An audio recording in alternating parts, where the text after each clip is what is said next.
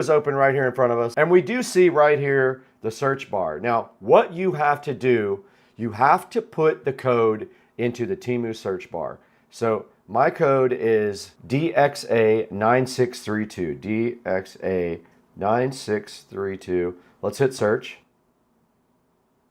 Look at that. Free gifts came up. And look at this, all free. You can see it right here. It's saying, am I ready? All these gifts are completely free from Temu. There is so many cool things here. If I scroll right here, you can totally see how much stuff. It is not a scam. Type it into the search bar, DXA9632, and you'll look right here. There's a drone right here. I know you guys have to try this out. There's a Bluetooth speaker. There is a camera here. There's a tablet. There's a translator. Look at all this cool stuff. I mean, all this stuff is completely free. $0 for new users. Download the link through my bio right here and try it for absolutely free. $0 for new users. Scrolling through this, there's like all kinds of cool stuff. There's like battery banks. There are drones again. There are fishing stuff. All this stuff is free on Temu if you use my code DXA9632 down in the description. You'll see that. Drop it into the search bar in Temu. You got to use it there. You don't use it on checkout. You don't use it anywhere else. All free on Temu. Make sure that you go ahead and check out my code. It's DXA9632. It'll be in the description, and you can get all your free stuff here just like I did. Go ahead and check out Temu.com. Go ahead and check out the Temu app. Get your free stuff today. Tell them Supercar Street Racing sent you. Have a great day. We got to get out of here, though. But I think I have a new plan that makes more sense.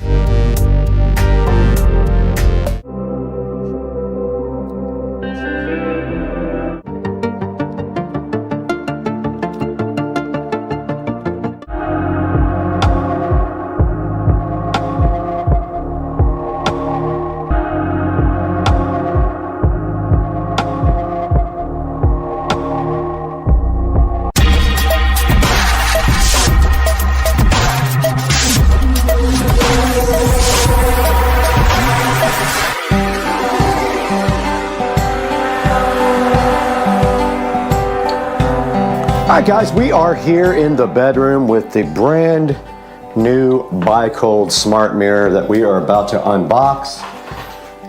And I'm looking for my scissors or the SCSR knife, but I can't find them.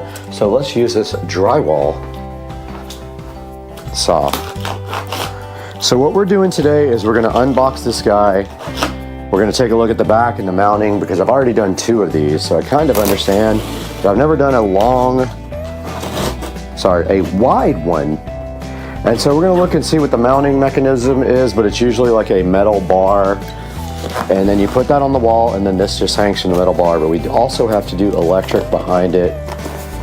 So let's see what's in this box now as it dirties up my nice white comforter. All right, first of all, it is boxed nice and secure. I almost have no energy left, man. Been a crazy couple of weeks. Like people running over my stuff and stealing my stuff. So you guys don't know this, but my pavers all got stolen last night by some guy who thought he could just pull up and get my stuff. So all the pavers for the new mailbox are gone because somebody just thought it was cool to go ahead and steal something without pulling up and asking if it's actually junk or not. And they're brand new pavers sitting on the driveway, and they are gone. Gone. All right, here's the mailbox. Ha! Edit.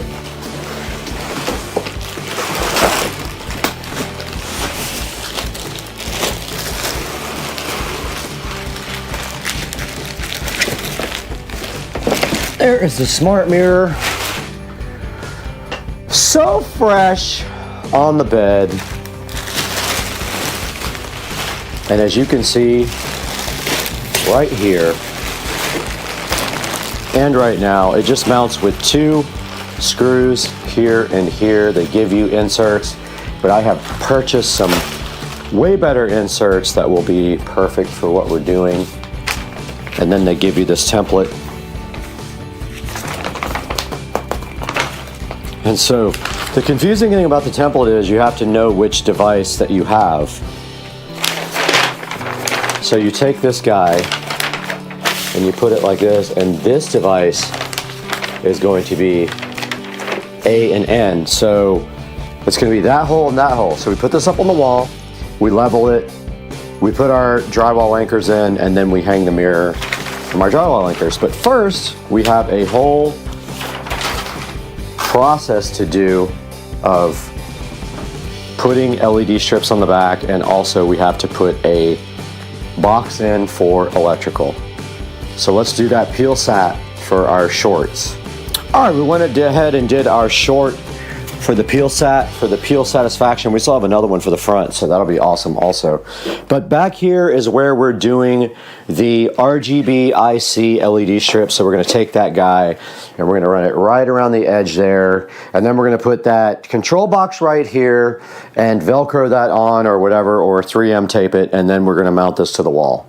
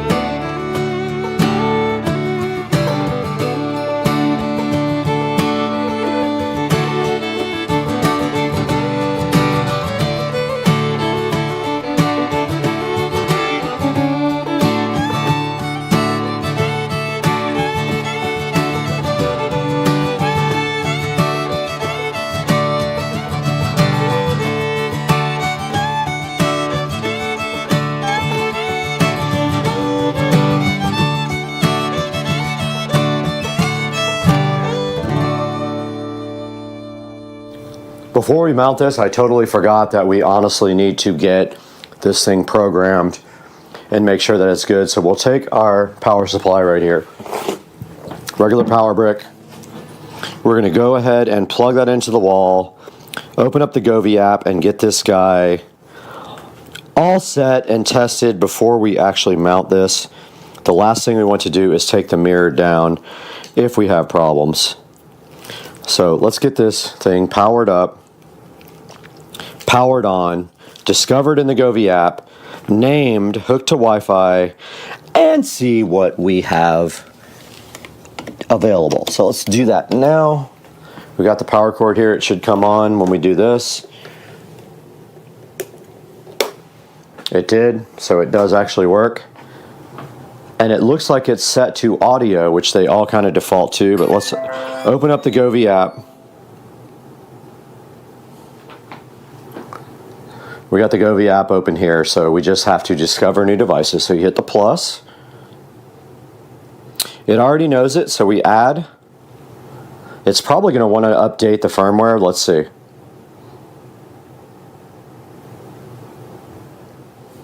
Oh, please short press the on-off button. So in order to pair this, you have to do this, that, the power button.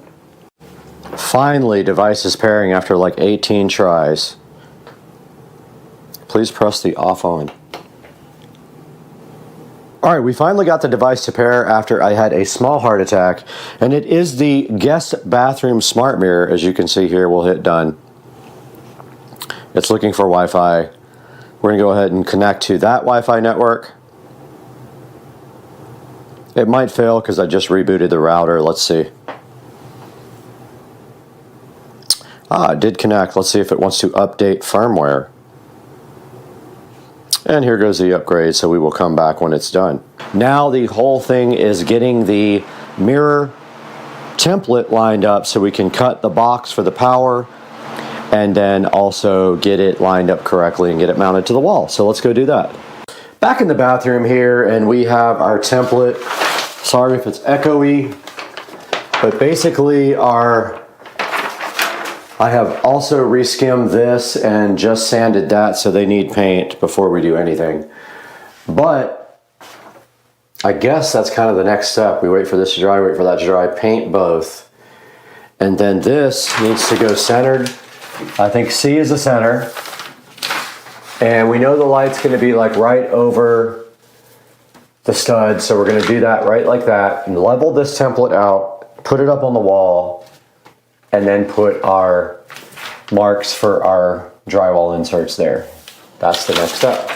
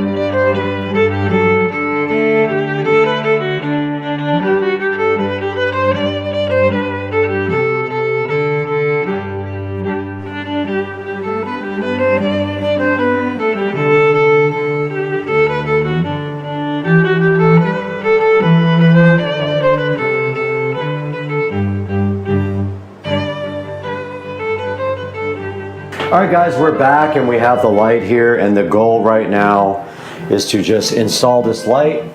So keep in mind there's a lot of weight on this light, and they give you like pigtails here and wiring nuts. And so when you do this, you're going to want to make sure that the weight is not so much that it's going to pull the light out when it's connected. So just keep that in mind when you install this light.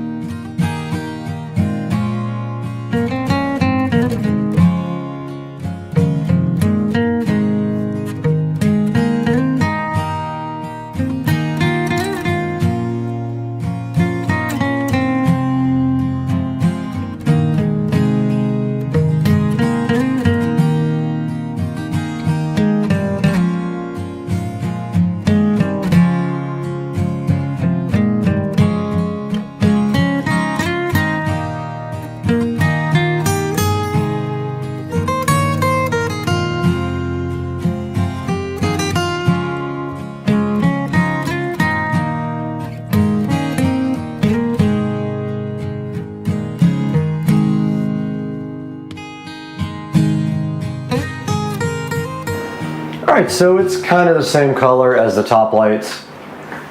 No, it's perfect. No issues at all. I just got to fix that little screw hole. This other one's completely covered, but yet looks crappy because I can't ever do good patch.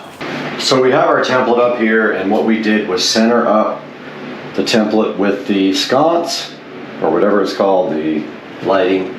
We leveled this guy right here, very carefully. A little off. Level this guy very carefully, yep. And now, that's where the mirror is gonna be, but this is 48, so it's gonna come way out here. So we put 24 in the center.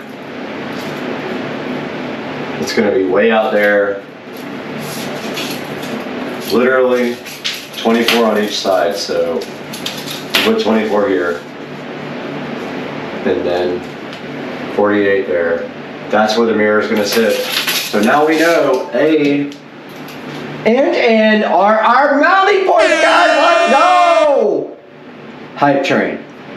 Guys, welcome back, and we have the template up here, the center marked out like right between the lights. So 24 is right between the center of 48. This is 48 by 24 this way. The bottom of the mirror will hang here, which is great. We're gonna put our marks right here and go ahead and put our drywall inserts in there so we can hang our mirror. But after we do this, we'll test that, then mount our electrical box somewhere in here. Let's go. We got our Hillman toggles, and we just have to put a hole right here.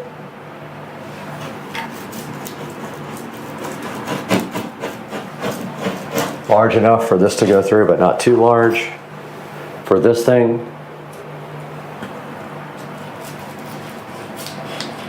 Let's go.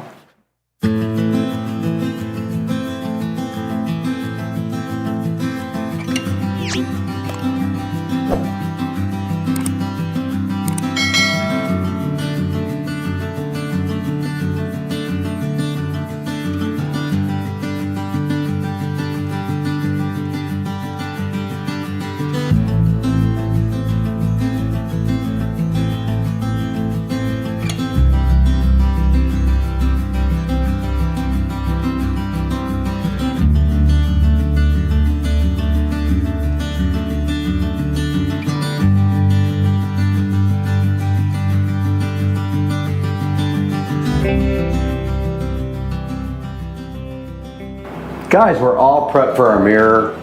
We have our hangers here, our electrical hole here, our false positive here, and what we're gonna do right here and right now is figure out electrical through this hole, and we'll tie it into the back side of the wall. But I need to figure that out now, so I gotta make a little extension cord to go through to the wall and make a electrical box, guys. Let's go. All right, so I had a meltdown yesterday and threw the mirror after it was broken. And I kind of scratched up my floor, so I ordered a kit to kind of touch that up.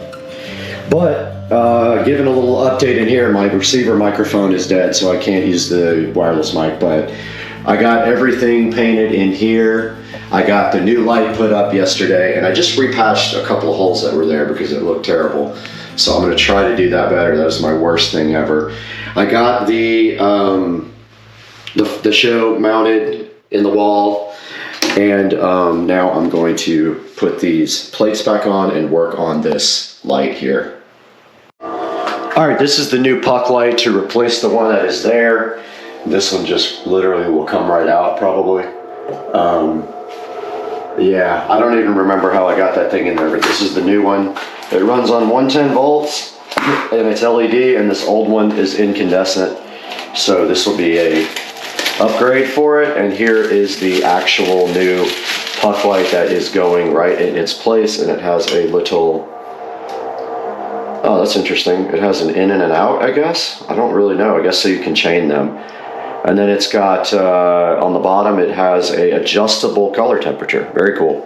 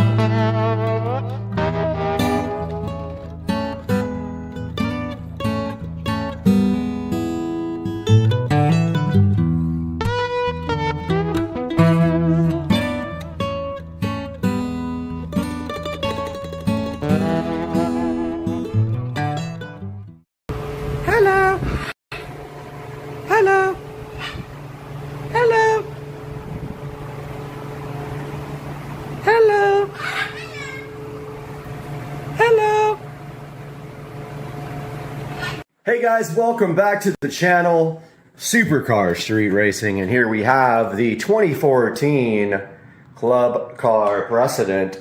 Today we're going to be doing our first mod. We're going to see what happens when we try this. If you take a look at these side skirts here, someone thought it was a good idea to put a ugly chrome diamond plate side skirt on here. We're going to be taking these off, and maybe, I don't think we can take this off. This is actually part of the, I don't know why every single thing on a golf cart has to have a logo on it. That's ugly. It wraps all the way around here like this. Can't get the Ingersoll Rand off of there, but we're going to take these side skirts off and attempt to paint them matte black. I've got the paint up here on the table, and I got it from that orange store, Home Depot, and it is Fusion all-in-one. And I did pick up new screws for the steering wheel. However, I thought they were tapered like this, but they actually are not. The ones that are in there are just regular old screws. So I bought the wrong screws, and I don't currently have a vehicle to get back to the hardware store. But yeah, that's what's happening today. Supercar Street Racing.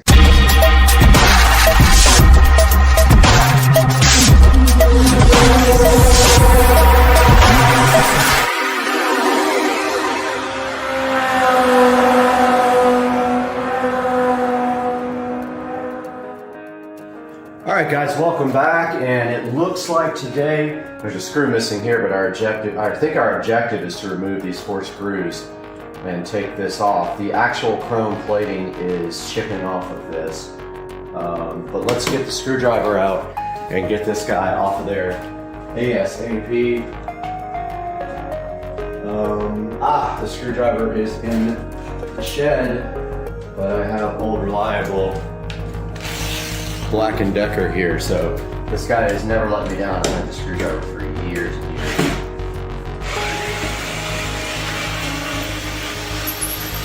This screwdriver is really good. For a cheap Walmart screwdriver, it's a lithium-ion battery. It has come through many times. That screw won't come out.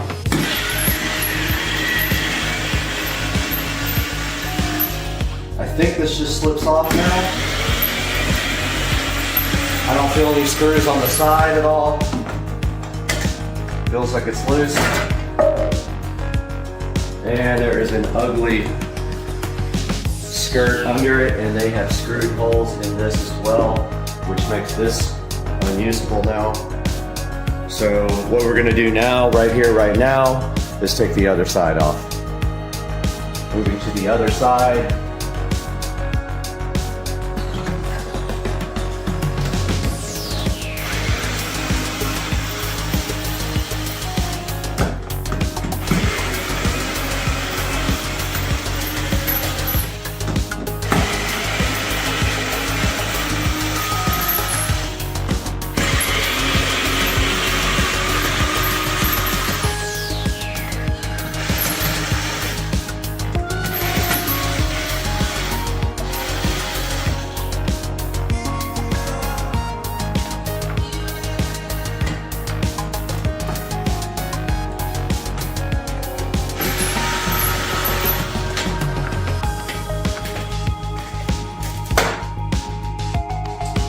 So the side skirts are the Ingersoll Rand side skirts. I can't even say it.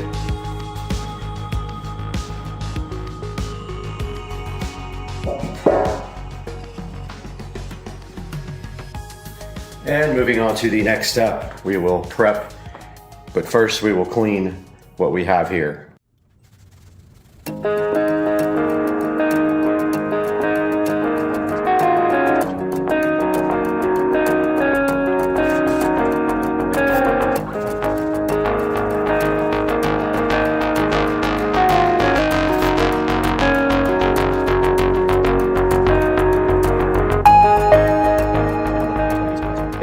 Okay, so I got the deglosser out here and I went over these one time. I'm gonna go ahead and go over them again with deglosser. This basically takes off shine and helps the paint to stick. And these things are absolutely trashed.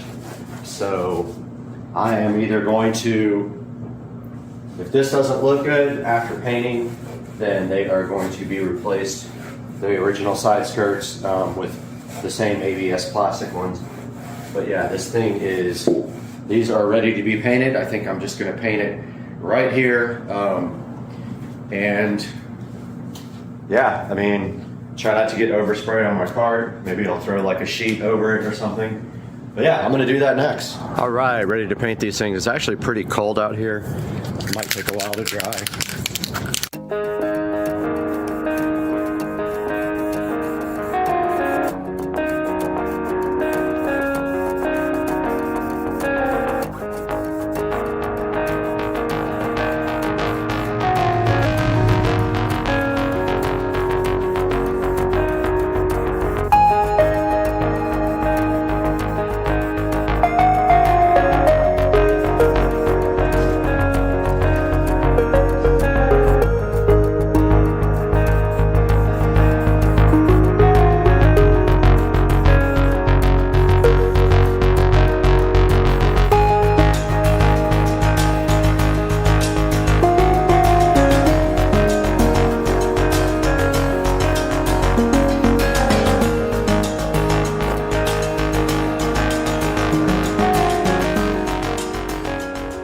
My yard guys got here. That would cause an absolute mess. I went ahead and brought the side skirts back inside the garage, and I got the heater out here because it's pretty cold. The only thing I don't have any black screws, so I don't know if I should paint these screws or what. I'll probably throw a little paint on the top of them.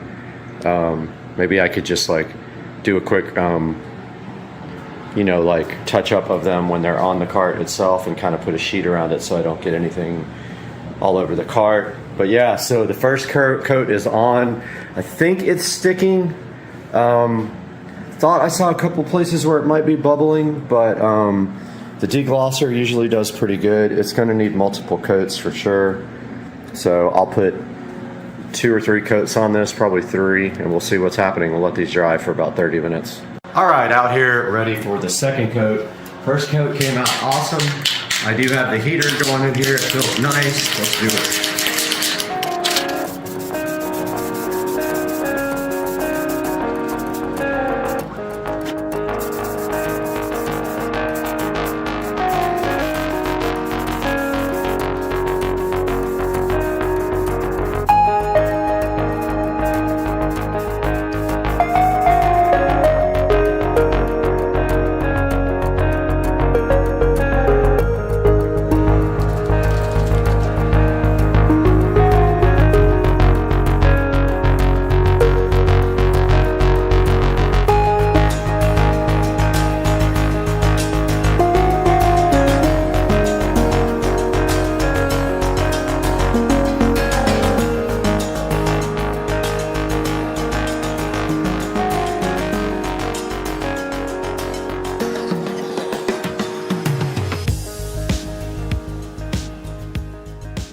I'm going to go ahead and try to put them back on and see how they look.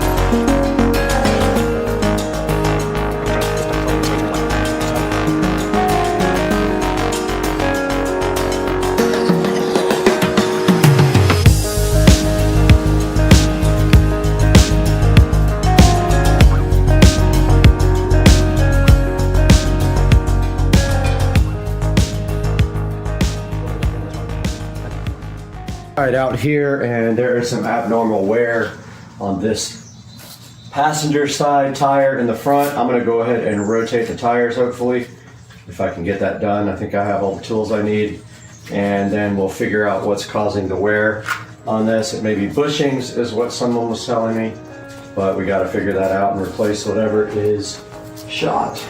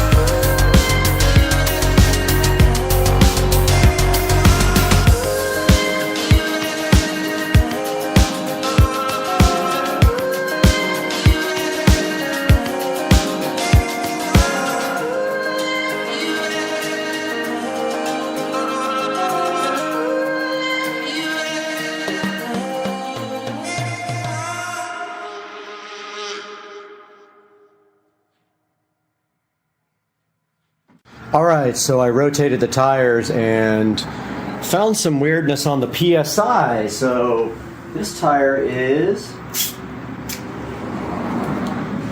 they're all over the place basically. This tire is at 32, the other one is at 17. I read online a good PSI is 20 PSI. So I'm gonna go ahead and take some air out of this one and air the other ones up.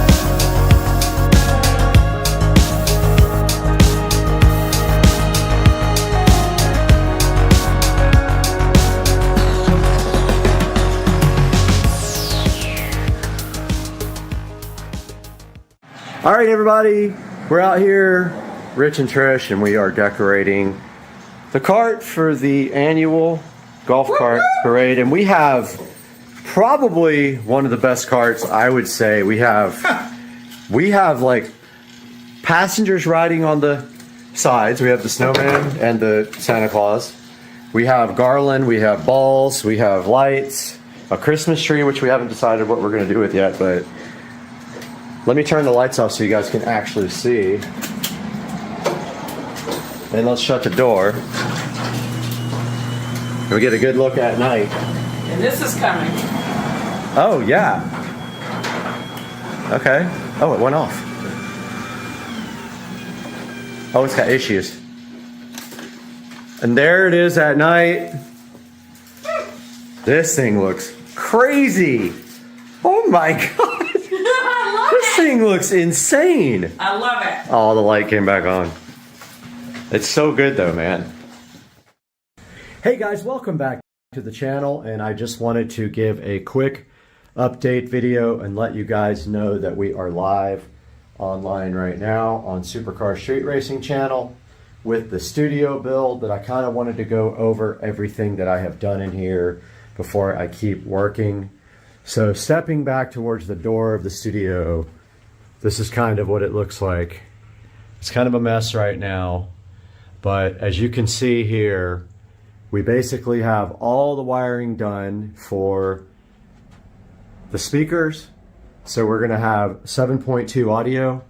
So there's speakers. My main speakers are these Harbinger powered monitors that will go up in that corner and that corner. We have a center channel going there. We have side surround here and side surround there. And then we have the rear surround there and in the other corner.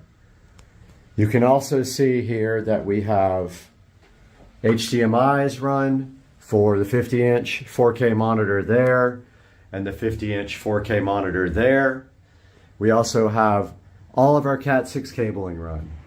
So we have all the Cat 6 going up here to the corner where there will be a switch. We have a Netgear, I think 25 port switch that goes up in that corner, and Ethernet runs here for a television there, and I don't know what I'm putting there yet, probably one I already have. It runs back here for 2 workstations, one there one there, and it runs to the TV up here. Now I had some issues here with the wall box because I had never done it in foam, and now I understand how to do it a lot better. So I messed that one up completely, but it'll be covered. You won't see it at all. It'll be covered with the wall plate. All right, so yeah, so long story short, 43-inch television here. This power here is for a wall light. So just like a regular, you know, regular old wall light goes there. That's a little bit poking out, but that's okay. It'll be covered too with foam. And this will be a wall light. I still have to do the power for that. I haven't done that yet. That will be power for the Echo Show 15. And I still have to make a mount that comes across here for it. It's going to go right there, Echo Show 15. Down here is the other workstation, and we're going to have HDMI available here. That goes up to this 43-inch TV in case someone wants to have a second monitor, or I want to do a second monitor up here from a workstation. I can do it right there. There's power right there. There's going to be Cat 6 there. Again here, there will be power Cat 6 for that TV. I think I already said that. And up here, this is actually moving. We're going to have a webcam either in that corner or in that corner looking down at the studio all the time so we can go live. And I have all the power pretty much run everywhere. AC unit is going down here at the bottom, right at the very bottom. It is remote controlled, so no big deal. And I want to be able to plug it in right here. So super easy, reach over there, plug in. Futon will go over here. This whole wall will be completely covered. I already started sealing the door up. It is mostly sealed. I foam sealed all the bottoms of the joists down here, all the way across there, and all the way across there, and then out here in the rafters. I ran out of clear silicone caulk, but I started sealing all of these joints up here. You can see it's still kind of wet right there, and it did shrink, so I got to fix that. Yeah, all that was caulked in yesterday. I'll probably come back and do a second coat there. And that is it. There will be power down there, but you can see here all my wiring runs down here where the editing PC will be. The editing PC will sit right here in the center with two 4K monitors and then the two 50-inch monitors there and there. And we'll have 7.2 surround with a 7.2 home theater receiver. So that is what we have going on now. And by the way, the Harbingers are powered. So I ran RCA cables up from the preamp. It's going to hit the preamp output on the receiver to run the front speakers that are powered. And they will actually be hanging from these corners up here with chains and bicycle hooks. This power is for the Harbinger to be powered, and that power up there is for the Harbinger to be powered. Now all I have to do is finish a lot of power work, a lot of no fun cutting of drywall because it's very hard to cut. I don't have the right tools or a nice big long straight edge. I really need to go buy like a drywall T-square super long one, because that was this cut right here. I got lucky because it's on the ground and it'll be covered up. Oh, I forgot to show you guys. So the plan is for the walls is going to be foam sound insulating tile. Now, yes, I know that this stuff is cheap and it doesn't really insulate sound, but I like the look. And so as soon as the roof gets on, we will start right here on the side and start laying foam tile all the way up against the ceiling, all the way across in one pattern. You know, like we'll start with this pattern and then we'll, on the next row, we'll go up and down like that. And notice it's going to cover the whole wall. It'll be glued on. And then when we get up to these switches, we just literally cut around them or either cut holes in the actual foam. But it looks like we'll be able to just cut around the switches. It'll be pretty easy. These cut with scissors. So that'll be the whole entire studio will be covered with these foam sound tiles, including the ceiling. And that is it. I have ordered a bunch of these already, and I wanted to see if they were going to work out, and we're going to add them to the wall with this Super 3M multi-purpose adhesive once all the foam board gets up. So we're attaching the foam board directly to the studs and the ceiling joists, and that is how we are doing the wall covering. And I have been working through electrical because of course now we have wall boxes that are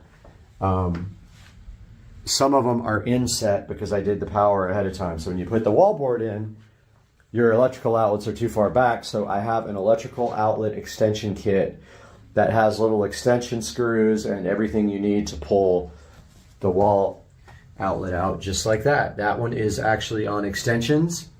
And then I use this box here for Ethernet. So that is a, I think that's called an old work. I can never remember the difference, but this is the one that kind of bolts and clamps to. This clamping to the foam just fine, but that one I really messed up because I didn't cut the hole big enough and I didn't have a template. I have a nice template for these guys. So that is going to do it. We are live streaming on supercarstreetracing.com, so make sure, not .com, Supercar Street Racing YouTube channel. Make sure you're watching the build live here with us on the channel. There's some nice music playing in the background. And I'm going to go ahead and get this uploaded, and we will see you guys soon with another update, and we will be moving into the studio within a couple of weeks. This screen foam protector has lodged itself to my table and wants to be part of the peel satisfaction guaranteed.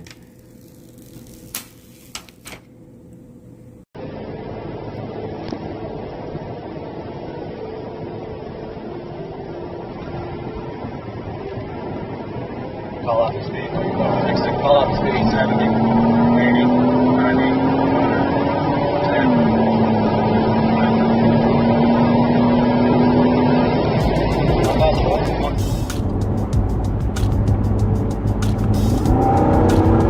Oh yeah. Feels good, man.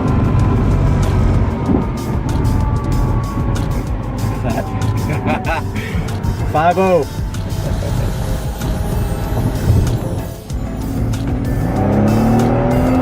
Damn, wheel spin. Call out the speed while you're going. Next thing, call out the speed. 70, 80, 90, 100, 10, 20. How fast, bro? 140. That's definitely the fastest you've gotten up. 100.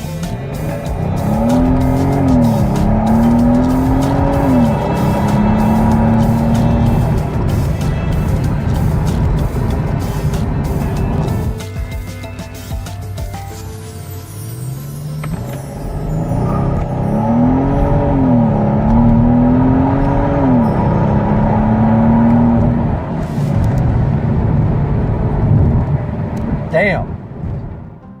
Welcome back to Supercar Street Racing once again.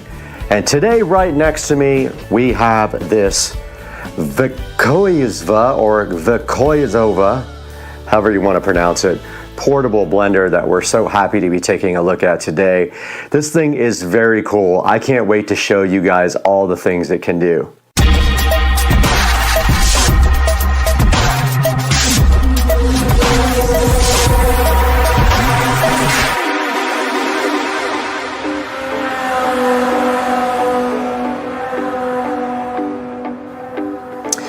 Here's the outside of the box of the Vikoyzva before we go ahead and take a look at it unboxing.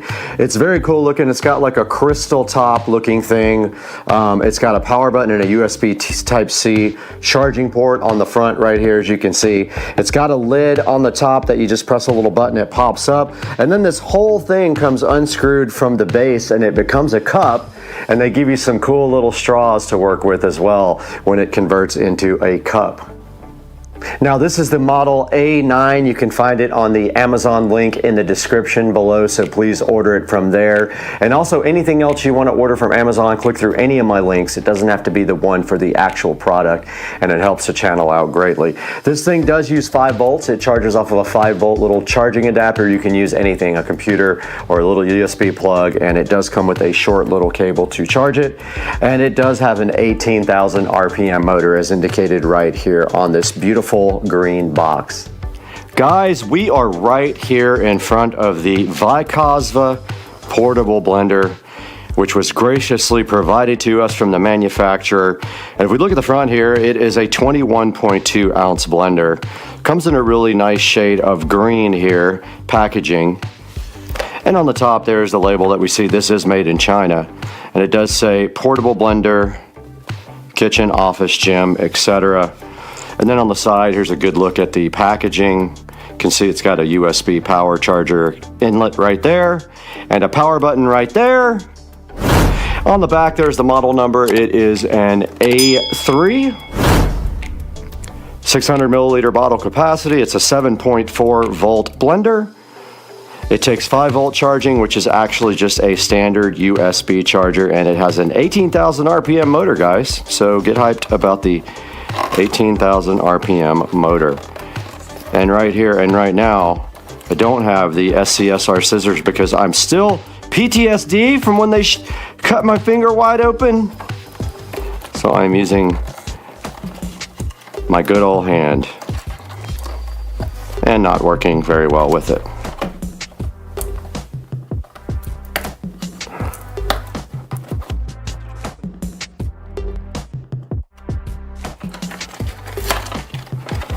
Yep.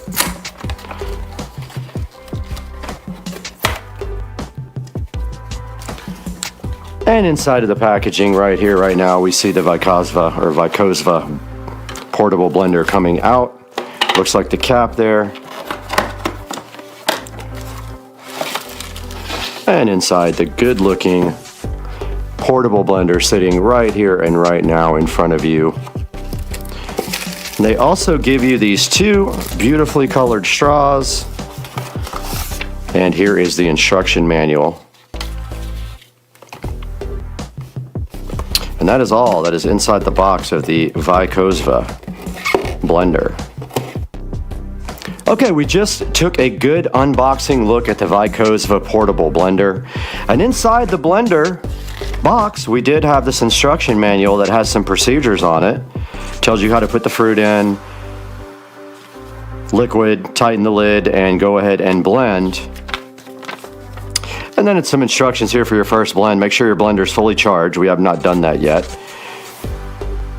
And it tells you that the blend mode is for smoothies, shakes, and mixed drinks, and the pulse mode is for salsa, jam, small ice cubes, frozen fruits, and extra tough ingredients.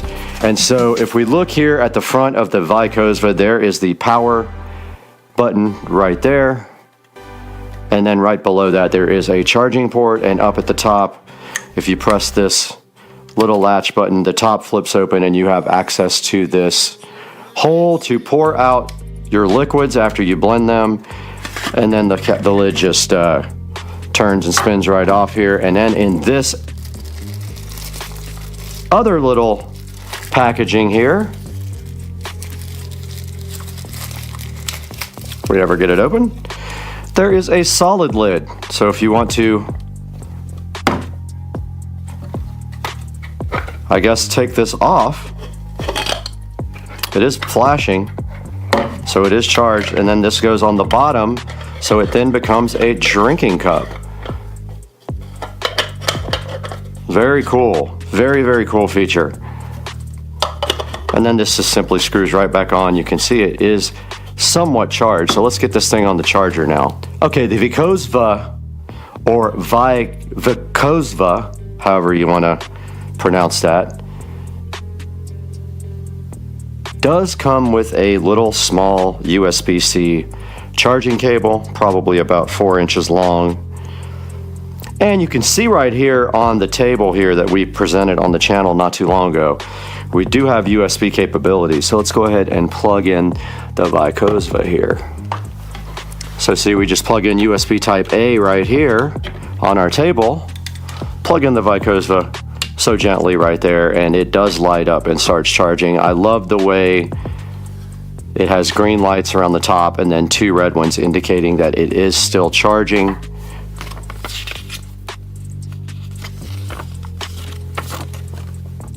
And it actually tells you in the manual what the different green lights mean.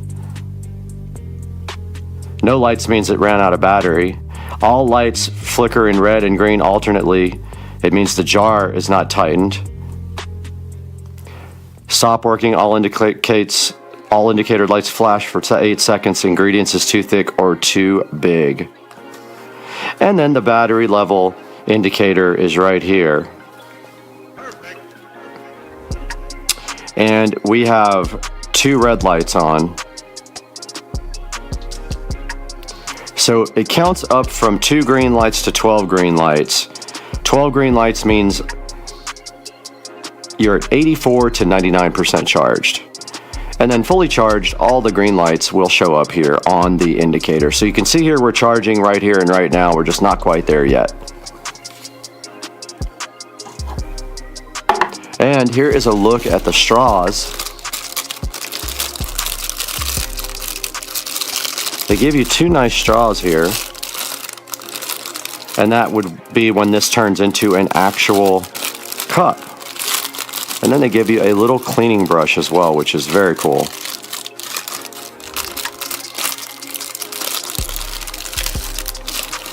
There's the 2 straws and the cleaning brush that come with the device. We do have the Vicosva portable blender right here, completely charged. It did come with somewhat of a charge. And these little green indicator rings down at the bottom is what lets you know if the blender is charged or not. And you can see right here and right now, all the green LED lights are on now after about 15 minutes of charging, and the thing is ready to go. So now all we have to do is test it with food. Guys, we are here in the Supercar Street Racing kitchen. Get hyped for making a smoothie. Now, we're not going to do any protein powder. I don't eat this stuff anyway because it's full of carbs, but I will show you with this fresh fruit how to make a smoothie with this electric blender from Vicosva. So the first thing we need to do is put some fruit in.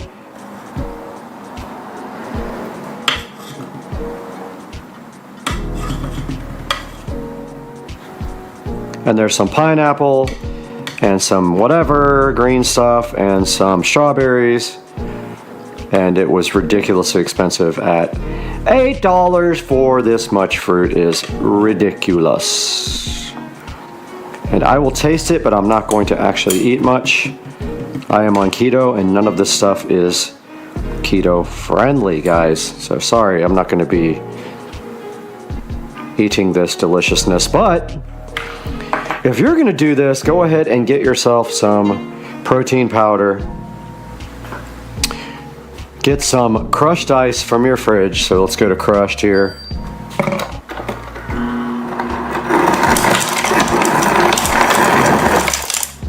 Let's stop it right there. And we have our top here for the blender to go ahead and put on. And it is good and tight, gluten tight. And we can now test our blender out. Let's go. So all you have to do supposedly is push this button. Okay, it's giving us an error message saying that this is not tight. Try it again.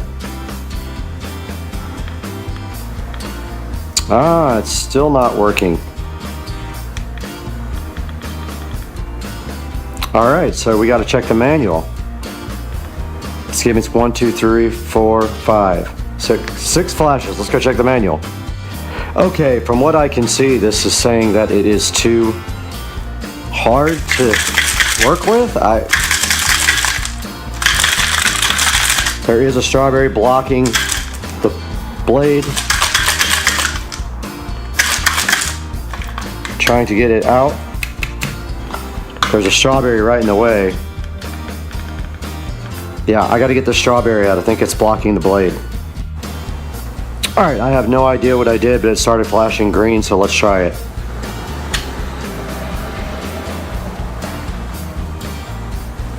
Wow.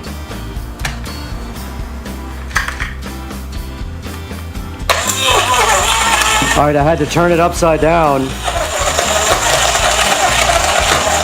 Now it's ripping. So if you have issues, turn it upside down and it'll start ripping.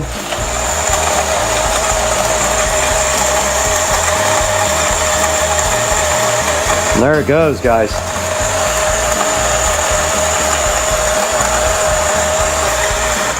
So 1 press is regular, 2 is pulse.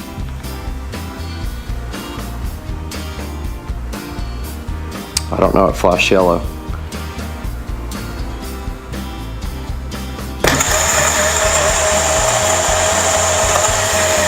All right, I heard some ice at the bottom.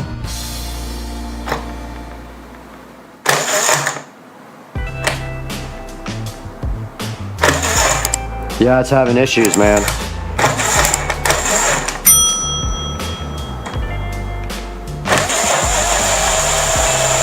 It goes into overload a lot, but it is working.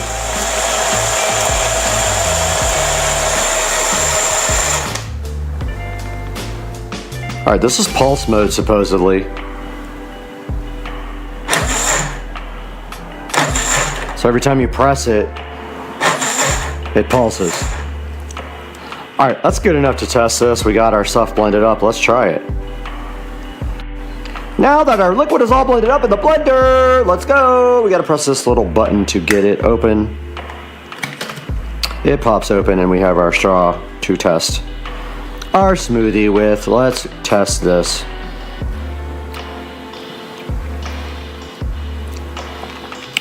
Yep, it's terrible. Super bitter and bland because there's nothing in it but fruit, but it did the job. Test. All right, guys, the blender works. It does protest a lot about the ice, so make sure you have a bunch of very crushed up ice when you do this. Other than that, the thing does its job. It blended. Now that we've taken a good look at the VESA blender and what it can do, let's throw it back to Brad in the Supercar Street Racing 4K Production Studios.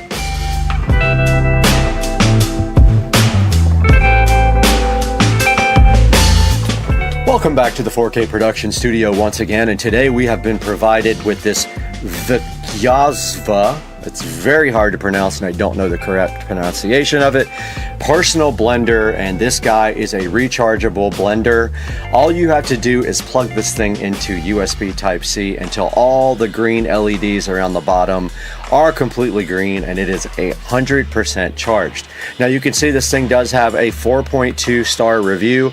I had a few issues with it, with the actual power of it not being able to do the fruit, but I did have a piece of fruit stuck in the bottom of it. So once I got that dislodged and figured out also that the top wasn't tight enough onto the blender, everything started working better. So yeah, it does have 4.2 star reviews. It is $28.99. There will be a link in the description for it. Overall, I'm pretty happy with it. It does the job. It's great for making little smoothies or whatever for your nutritious, delicious meals. So go ahead and order up the VESA personal blender from the link you see in the description, and anything else you might want to order from Amazon, click any of my links to order anything from Amazon and I get a little bit of a credit for it, and it helps out the channel greatly because we lose money on the channel, as you know, and this is just a hobby for me. So help the channel keep going, help Supercar Street Racing be strong. Go ahead and like and subscribe, and we will see you guys next time on the next episode. I'm out of here. Peace.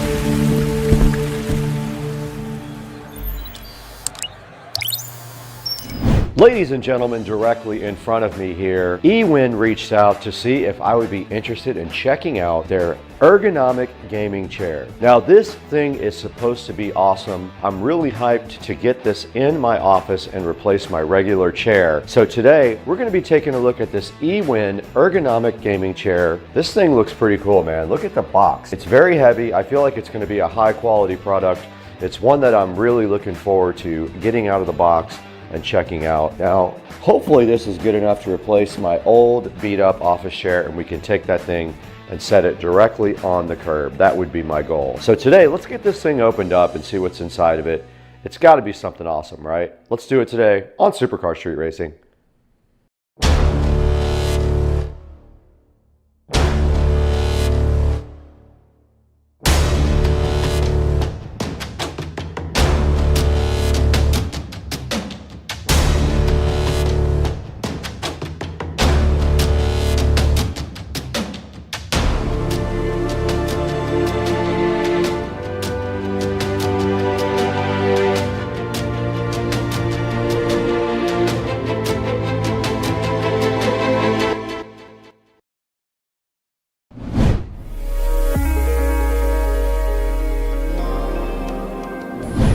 Now, I don't know where I got this old chair from, but I've been using this in my office for a while. Right here in front of me, this office chair will hopefully be replaced today. So my goal is to get the eWin out of the box, directly out of the box right now, so we can go ahead and get this thing built and put over in the Supercar Street Racing office. But to get this out of the box, we have the trusted SCSR patented scissors.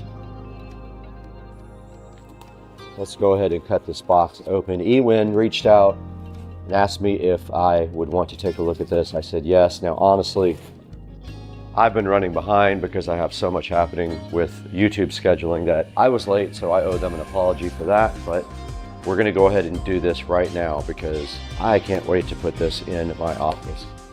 As soon as we open the box, we see crazy good packaging, which I always love to see that with these content creation videos. And this packaging looks so cool. Check it out, guys. Shows you all the features of the chair. Drop test it passed, stability test, backload test, overturning test, swivel test, mechanism test, vertical armrest, and packaging drop test. All done before the package got here. And over here, there are some funny little things that you're not supposed to do. Don't sit on the edge. Don't lift weights on it. Don't let somebody sit on your lap. Don't put your surfboard in it or a sword. It's a sword. Don't surf on it, and don't go crazy and use it for a vehicle. All that stuff is on the box. Pretty funny. At least I have a sense of humor, right? This box is very heavy, by the way. Now, we got a nice big poster with instructions on the back. I can read this. This is the only thing I can read. So we're gonna put that over here, just like that, while we go ahead and open up the rest of this. Now right here is a nice folder, and the rest is just the chair. Let's get this in a position where we can actually build it.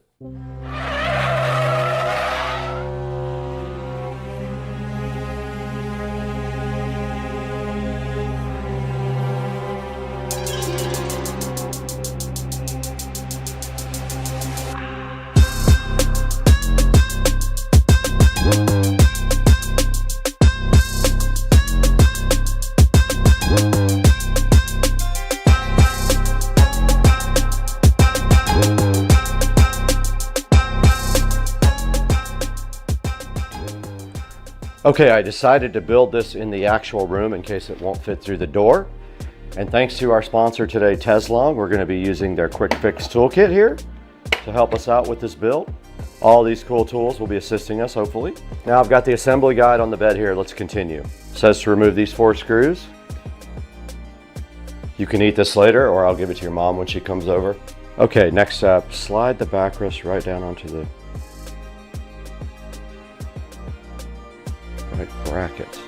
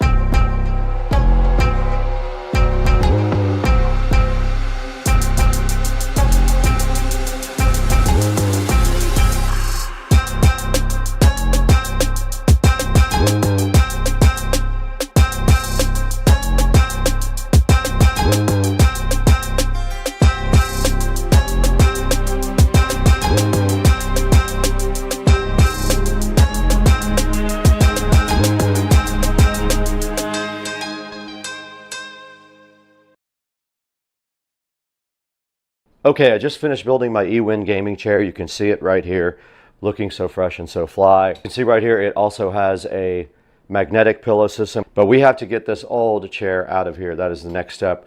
We're getting this out and getting this one in. But to do that, we got to get this thing out to the street so someone can have it. I don't want it anymore.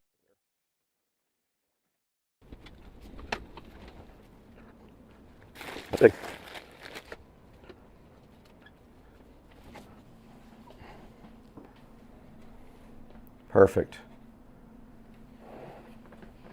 Thanks, eWin. I trust my golf cart more than my swing. At least one of them goes where I aimed. Yeah, that's fair. Hey, what's up everybody? Today we got something a little bit different but very exciting. If you're into electric vehicles or upgrading your power setup, we got something right here for you. Yeah, so today we're going to be checking out this 48 volt, 100 amp hour lithium battery brought to us by DC House. This is going to be a serious upgrade from the prior lead acid batteries that they have in here. So today we're going to talk about specs, installation, and everything all about getting this brand new battery installed.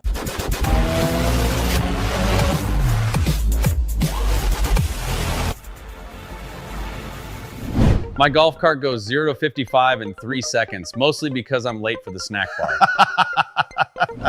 Now this is Supercar Street Racing, and if you're new to this channel, usually we focus on house projects and reviews, but today we have something that makes your performance, reliability, and efficiency better. And this battery definitely checks those boxes. So we already have it unboxed, but after that, we're gonna go ahead and get it installed, talk about the specs, and then obviously after it's installed, talk about real world impressions of what we think about the battery after it's installed. Yeah, absolutely.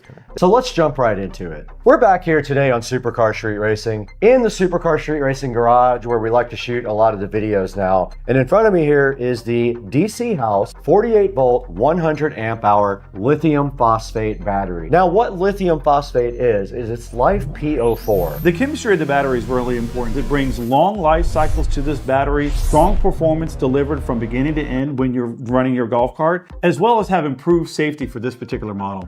Now, as far as capacity, you're talking about 100 amp hours. That is a lot of capacity for electric vehicles, golf carts, or other 48 volt system. Another big upgrade here is weight. Compared to traditional lead acid batteries, there's a significant weight difference. So with that, you're going to see increased performance, efficiency, and handling. Now, one of the cool features about this battery is it has a built-in BMS. The BMS is the battery management system. It prevents overheating, short circuiting, and more. And it also prevents over discharging. Also with this system, it comes with a dedicated Bluetooth display. This thing is really nice to have because it's going to be able to show you your voltage, battery percentage, and your system status. Very helpful. Now we have everything in front of us right now that came in the box. We basically got two packages. One was the charger right here. This is the charger that mounts inside of the actual vehicle. You can see it has a standard 110 volt plug on the end right there. We got the battery itself. We got this cool Bluetooth display. It runs on any number of power voltage inputs. It has two tiny little wires there for positive and negative. There's a mounting bracket for that also. There is a cable to connect the charger to the battery, and there's some miscellaneous hardware there to help us install it. Everything that we have here is pretty much what we need to install this, so it's great to not have to hunt around for stuff. That said, the only thing that did not come with the package is a way to mount this particular battery. And having installed a few of these batteries, I actually kind of like the idea of having create our own way to install this battery. So we'll show you how we installed it to make life easier, because there's certainly many options that we can take. Now this thing doesn't intimidate me at all. So this is going to be our first installation of a Yamaha, but we checked out the battery bay. This thing is clean. It's in pristine shape. So now that we talked about this battery, all of its specs, everything that came in the box, we showed you all the parts here. We've got everything literally sitting right here and right behind here. All we have to do right now is get this thing installed. Let's do it. We're gonna figure it out on the way. Golf carts are just sports cars for people who say things like 4 and a back 9. That's actually pretty good. So the first big step of doing any battery install is that we're going to take this seat off here, put it to the side, which will expose our battery bank that we have in here. Currently, as it sits, there are 6-8 volt lead acid batteries that are tied down, and also there's cables connecting them all together. So this won't take long, probably take about 10 minutes for us to go through there, rip all the batteries out, get all the cables, get everything kind of out of the way. We'll take the extra step to go ahead and clean the bay up a little bit, make sure it's nice and clean, and then from there, we'll start the install process. All right, so now we're going to start the process of getting all the batteries removed. So this is a Yamaha golf cart, and admittedly we've done a lot of work on club car, so this is going to be a little bit different for us, but I can tell you, like most golf carts, it's pretty straightforward. So what we figured out pretty quick is that there are 6 bolts that are tie downs to the batteries. These are all 12mm bolts. So we'll get those removed, which will expose the batteries and all the cables, and then from there we're going to start taking all the cables off of here, and then any other wires that may be tied down in the way. It looks like they have a charging port that we'll no longer use that goes to the battery, so we'll get that out of the way. And then we'll take the time to individually remove every single battery out of here, which is going to expose the entire battery bay. We'll take a few minutes to get in here and detail it out, make sure it's pretty clean, which as you can see, this is one of the cleanest battery bays that I've ever seen for a lead acid battery. So this individual has taken the time meticulously to clean this thing, which is good for us because it's going to be a lot easier. So we're going to get to getting these out, and then we'll flip right back to the next part of the process.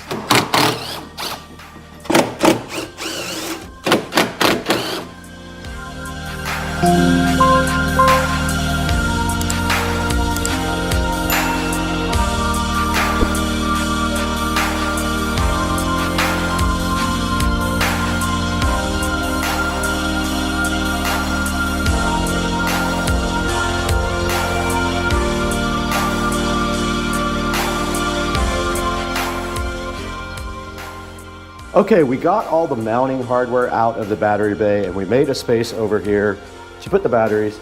We don't have a battery removal strap, but we have an alternate method. Oh!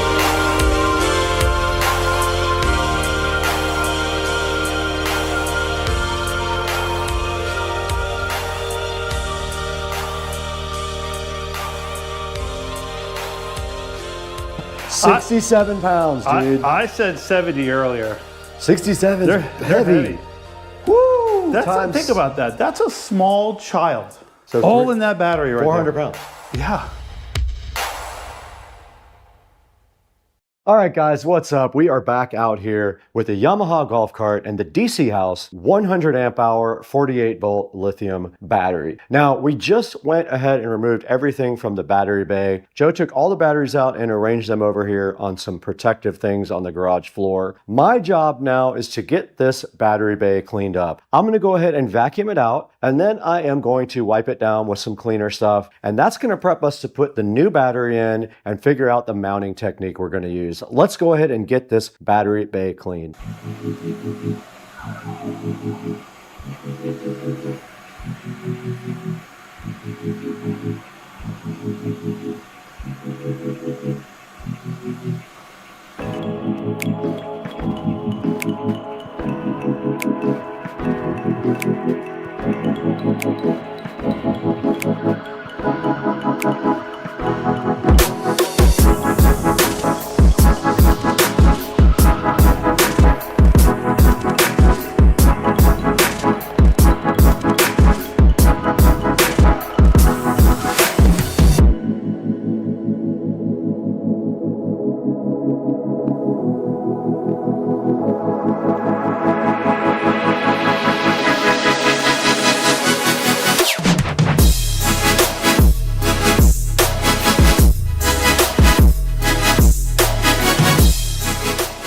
All right, so we've taken the time to go through the battery bay and give it a good washing. We sprayed it out at first. Luckily, there wasn't a lot of acid sitting in there, which is great. And then we took the time to kind of wipe everything out. So a couple of things that we're dealing with here, which are very easy things to figure out, is one, when the battery sits inside this tray, unfortunately, the stock positive and negative that come off the controller are short. So we're gonna have to get some things to extend this. So what we're gonna do is add a little butt connector in here to extend this out. We're gonna utilize the some of the other cables that we already have.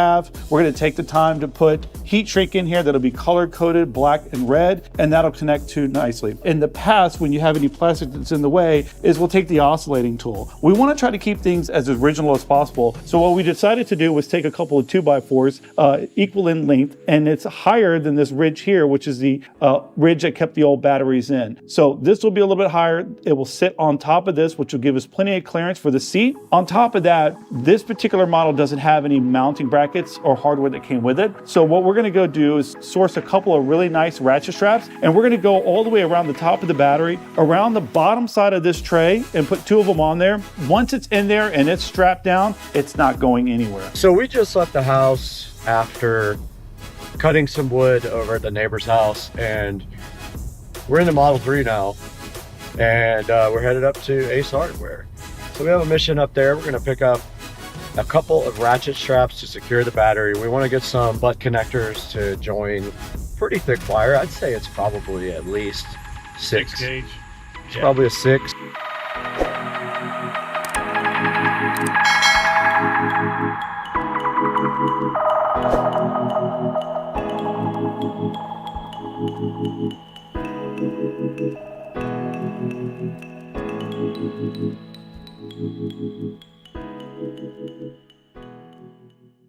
All right, so we just had to make a run, had to get a couple of things from the hardware store. One of the things that we needed to do is that when this battery gets installed, the positive and the negative terminals where we're going to be connecting are going to be a little bit short of the factory wire. So what we're going to do is we're going to use a connector that we got here that's going to allow us to take another wire, extend it by butting it into both ends with this heat shrink that's going to give it a good nice seal so we don't have any electrical issues or any kind of exposed electrical that's going to spark or anything like that. So we'll get these installed just as soon as we get the battery in so we can see how long we are, how long we need, and that'll be a nice fit for that. Additionally, we got the straps to take and strap this battery all the way around. With 2 of these straps here that I think are pretty strong, they're 1,500 pound brake strength. We're gonna really ratchet these down. This battery's not going anywhere. It's gonna be secure for the ride forever. All right, so our next step now is Brad and I are gonna go ahead and take the battery and fit it in here. I think that we're gonna be able to get it immediately in. We're gonna make sure that everything fits in there good, and then we're gonna go ahead and get it strapped down. After we strap it down, we're going to work on extending these cables so that we can go ahead and make our connection to the positive and negative. And then from there, we're going to go ahead and install the battery charger, which will take just a few minutes to do. So let's get working.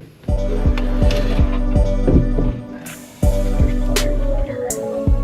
so that board's showing on that side.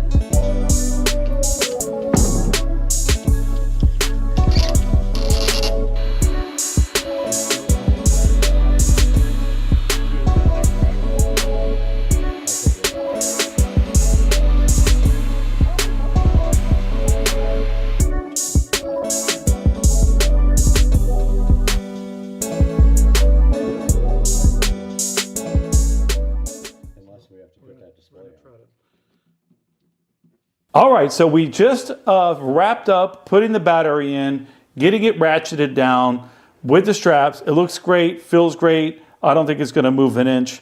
On top of that, we went ahead and installed the battery charging system. Very easy, 4 screws. We were able to put it right down the bottom. We got that connected along with the controller, which is the positive and negative that come from the actual golf cart itself. We extended the negative. It was a little bit short. We were able to get the positive on. We just added an extension for this. And right now, it's ready to fire up to do our first test. All right, Joe, I'm gonna press the power button over here. If it explodes. Okay, it's on run. So we're ready? Yep. You watch that Yamaha, you lit up. It lit up. That's a good sign. We heard the solenoid click. Yep, and it shows full voltage all the way across the top. A slight forward motion on it. Slight forward. Make sure we got everything out of the way. Oh, Brad. What if I went forward? Look at this. This thing is ready to rip.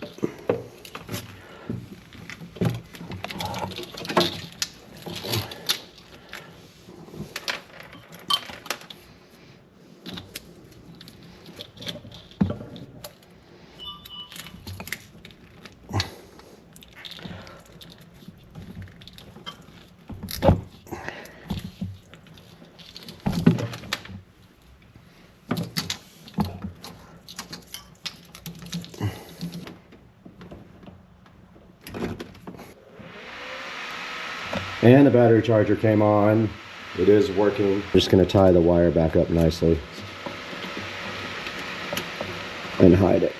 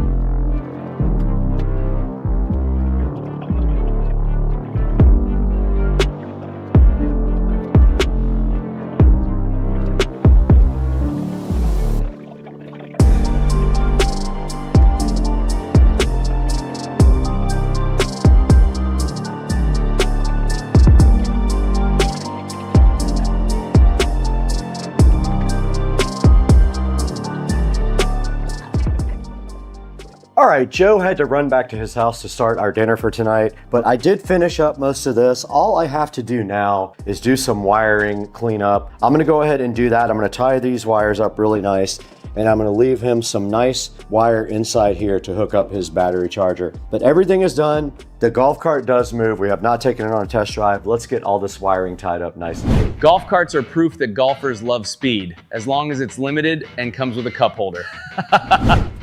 All right, we went ahead and downloaded the DC House app onto the tablet here. We're at the point now to add a device, so I'm gonna go ahead and click plus here.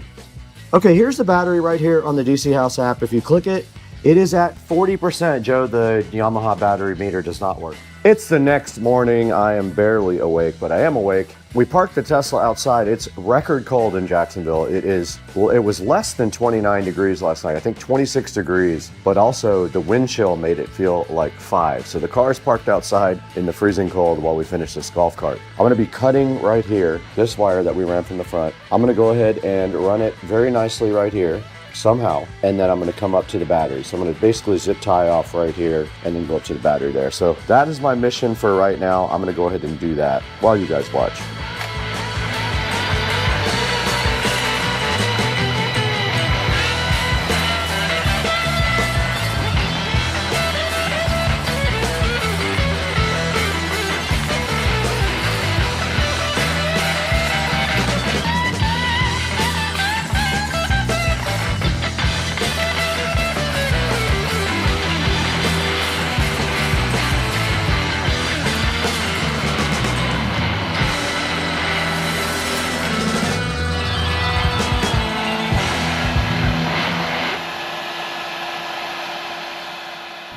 The most accurate thing on the course isn't my putter, it's the golf cart GPS. Good one. Right? Let's talk about the power behind it. We just got done installing this DC House 48 volt lithium battery, Joe. This thing was so easy to put in, it was ridiculous. We got this thing done so fast. We only had one hang up, but we figured it out eventually, and it was nothing to do with the actual battery. So why don't you talk a little bit about how we did this, what we decided to do with the mounting, and what we decided to do with the display. Yeah, certainly. So like Brad said, this is a really easy setup, super clean. With this particular one, we had to obviously remove all the batteries. From there, we decided against doing any cutting or trimming of the battery tray. We went with a couple of boards underneath it to bring it up so it cleared some of that plastic. And then we came back with a couple of really solid straps and strapped this thing down where it's not going anywhere. On top of that, we had to add some additional wiring that went from the positive and the negative cable from the controller. It was just a little bit short for the setup that we had, but that was very easy to do. We went back, heat shrinked it, so it's a really clean, tight look. And then from there, we obviously had to connect the battery charger itself. With that went very smooth. We were able to mount it because there was a ton of extra space. And that's always what happens when you remove all these batteries. You have so much space to work with. And we were able to put this battery charger in very clean, right next to it, wire that up as well. Lastly, what we decided to do, and this is kind of the option that the owner of the golf cart wanted, is that with the ability to look at it on the application, he wasn't necessarily wanting to do anything different with the dash that he had. So we did an easy mount right here in the back for the display itself. So he does have that in the event he wants to lift the seat up, take a quick look at it, make sure things are good. But obviously everything that displays on there is on the mobile app as well. Okay, we are here with the DC House app now. You can see on the app that we can see the battery, and we can see the power, we can see the battery status is in standby, we can see the capacity, 99.97 amp hours, and the remaining time. I think when you start running, that will actually show you that.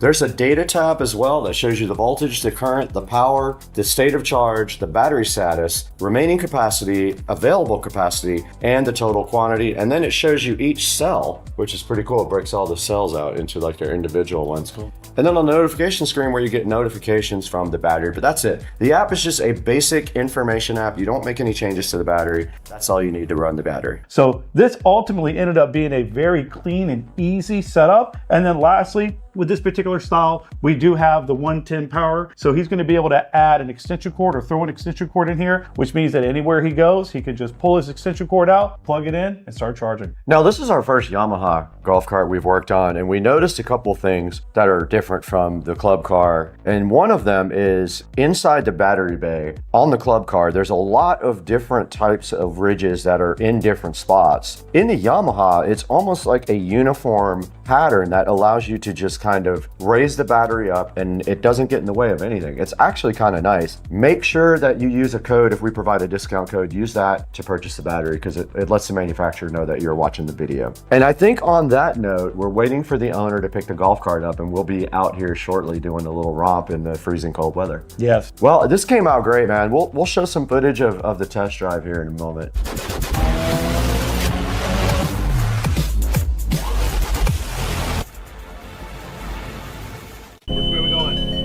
Whatever you want, man.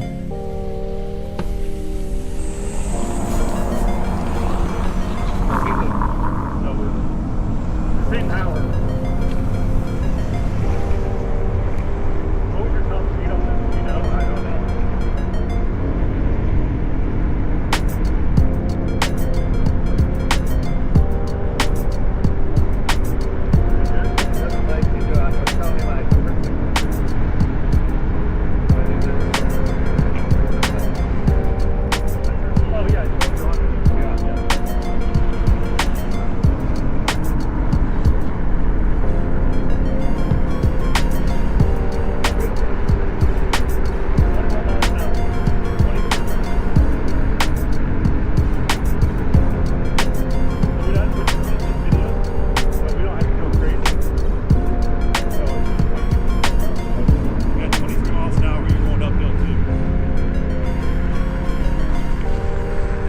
It'll be okay.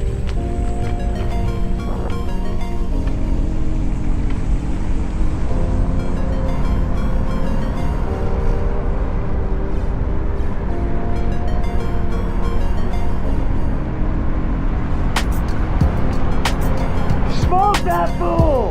Smoke that fool! Let's go!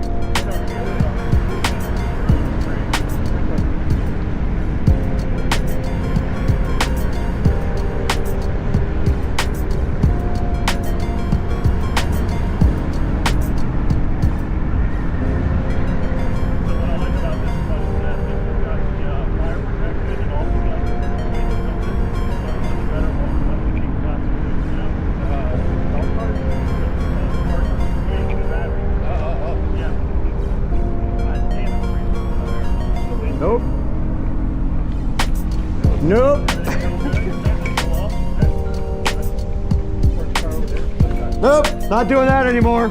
Yeah. Nope. Guys, thank you so much for, I think, 260,000 subscribers today.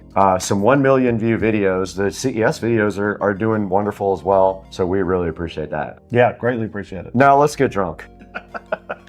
No, he's serious. That's perfect.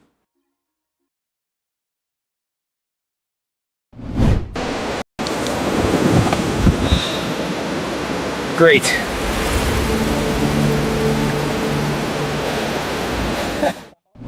Guys, welcome back to the channel today. We're out in beautiful Studio A with something exciting for you. Right here in my hand, we have the Alcatel WP58 Pro. Now, this is a rugged smartphone designed to push boundaries. Whether you're gonna go climb mountains, work tough jobs, or just need a phone that won't give up on you, the WP58 Pro might just be the phone for you. This thing is made to survive while also keeping you in top speed. So today on Supercar Street Racing, we're gonna open this thing right up and test it and let you guys know what we think. Let's get it done.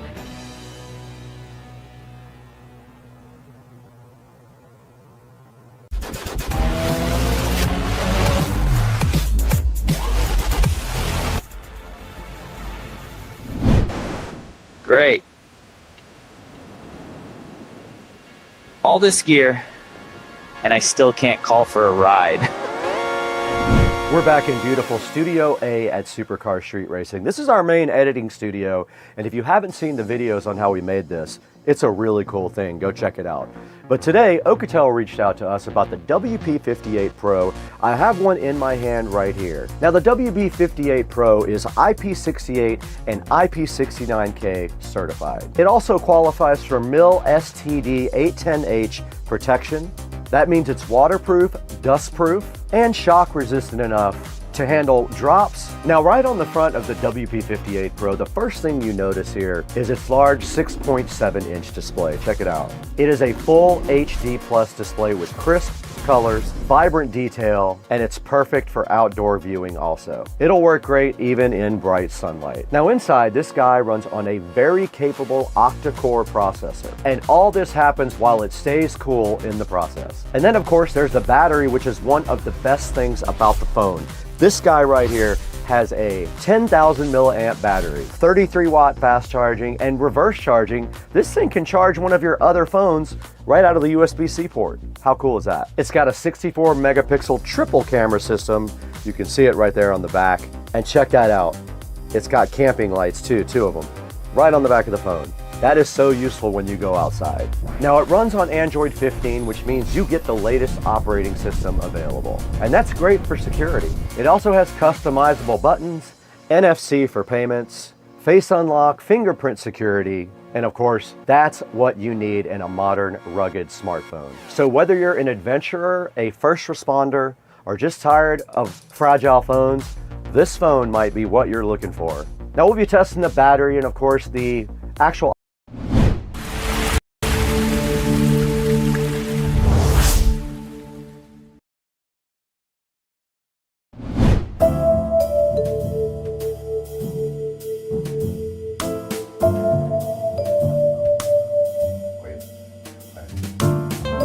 It looks like they got everything out of the closet.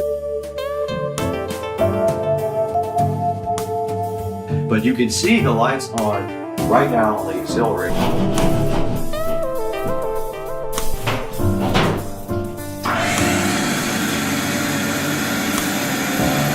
A good bit of the work done here. Shoe racks are right here in front of me.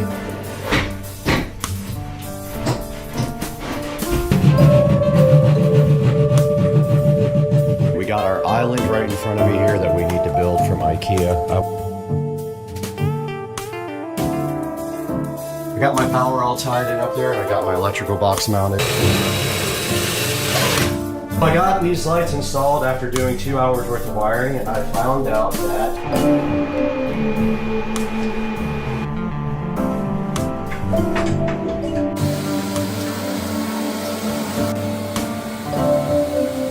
These have been going out for a while. This one up here. All right, the installation is done. I made a complete mess. Let's just go one by one. I'm gonna go ahead and go one by one and rename all these.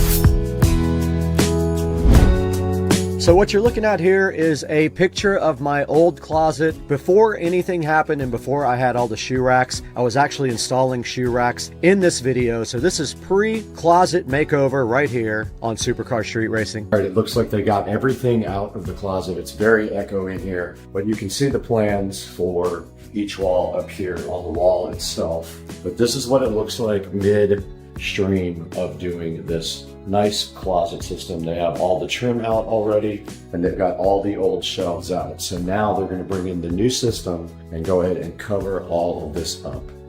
So guys, right here you can see the start of my closet installation. Basically, I am working on the lighting in the ceiling first. Lumery sponsored this project with their awesome AI lighting, and it is RGB recessed. It does white and all the colors around the ring. They look pretty cool. Check this out while I install all this.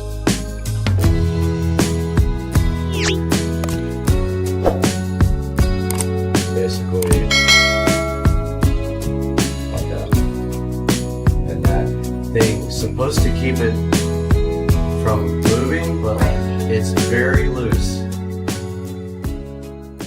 Now what you're seeing right here is basically me replacing my old can lights with some brand new Lumery AI RGB lights.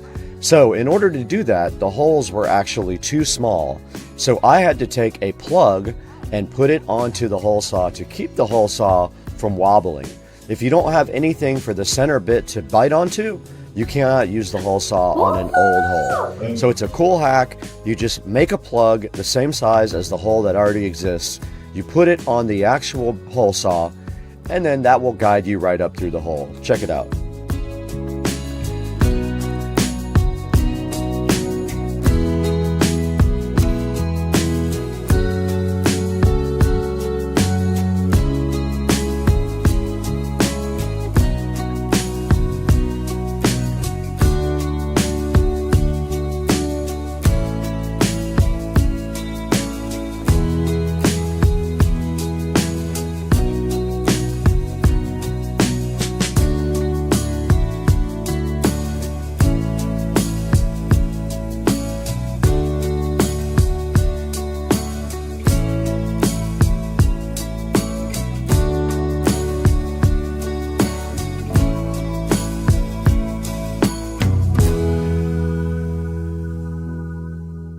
Okay, me and Tony just installed these 4 Lumery RGB lights in the ceiling, and now we have to go into the Lumery app and add them one by one. Okay, so when we first powered up these Lumery RGB smart lights, they were flashing. Some of them were flashing slow, some were flashing fast. Now they're solid colors.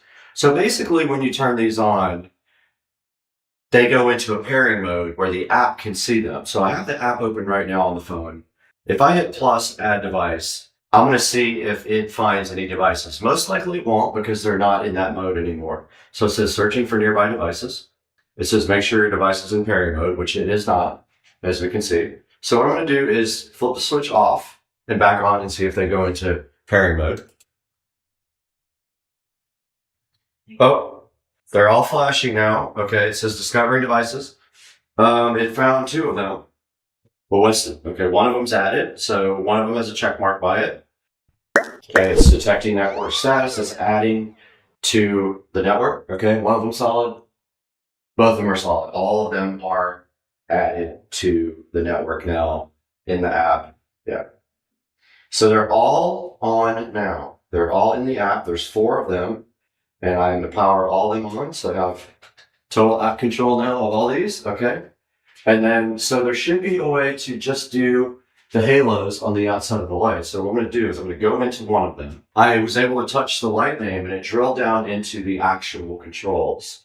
So it's got the main light, so I can turn off the main light. You guys can see that light went off. Now, oh, this is fire. This is fire. Do you see it? Oh, oh my God. Oh, shut the hell up. What? This is nuts.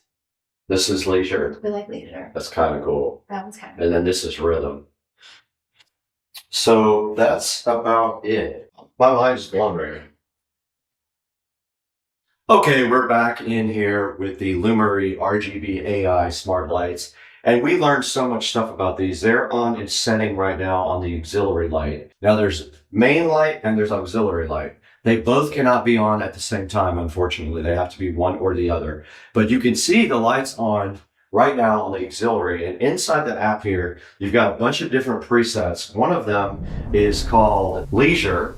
And then inside of the Leisure, there are all these presets. There's 4 tabs and presets for the lights that you can put in that changes their colors and their pattern. So yeah, these lights are awesome. They do a lot of different cool things. They can sync to music. And you have both the main light or the auxiliary light that you can turn on. And I will show you guys more of this online.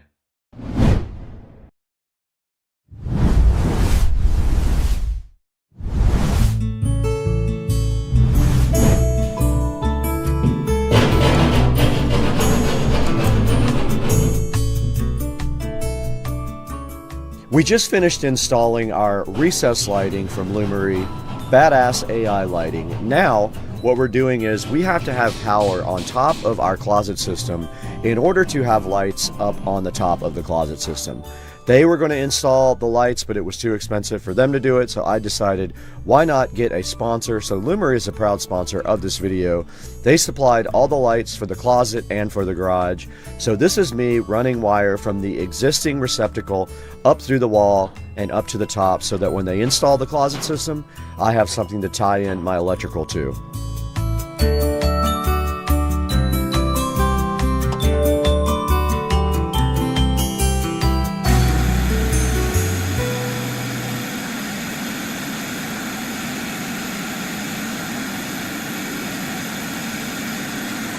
Okay, we got our island right in front of me here that we need to build from IKEA. I went ahead and started opening it up to see what was inside. I'm kind of dreading it, but there's no way around it. This thing has to be built, and this is going in the center of the closet. It's very heavy, so I'm just going to start moving things over to the other side of the room where I can work.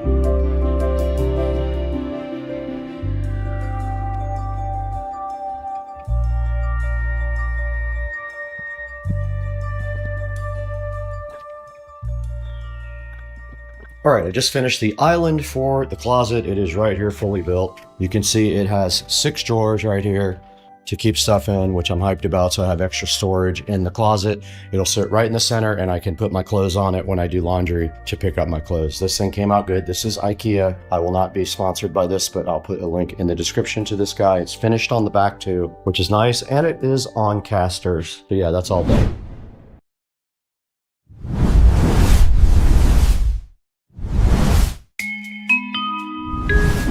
Hey, what's up everybody? You guys saw the first part of the video where we installed these Lumery lights into the closet. I have been putting this part of the project off for a long time.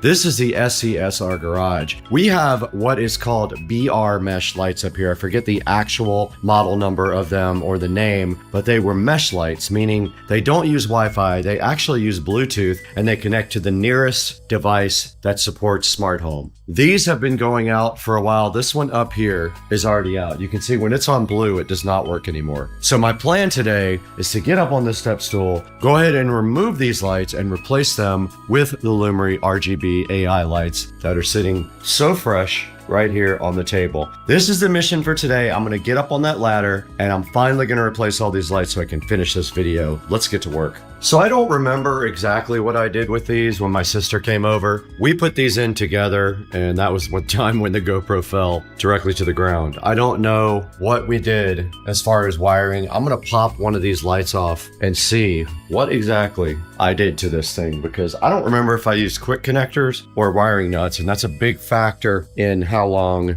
this possibly could take. So really, the only thing is these clips absolutely destroy your hand. So you got to make sure your fingers are not in when you take these clips off. Now there should be a light box right here, which there is. This is going to make a mess. Oh, this is that style. These are the push-in style. Oh man. Okay. I don't remember how these work. Oh boy. All right. Well, this style right here pushes in. I'm not sure how you get them out. Let's see. Ah, this little door comes off. They're not push-in. They are just straight up screws. So I got my screwdriver here. I don't know if it's going to work for these screws, but all I should have to do is, I'm trashing these lights by the way afterwards. So I should just be able to take this screw off and take these lights directly out. All right, I'm going to attempt this first one. Let's see what I can do.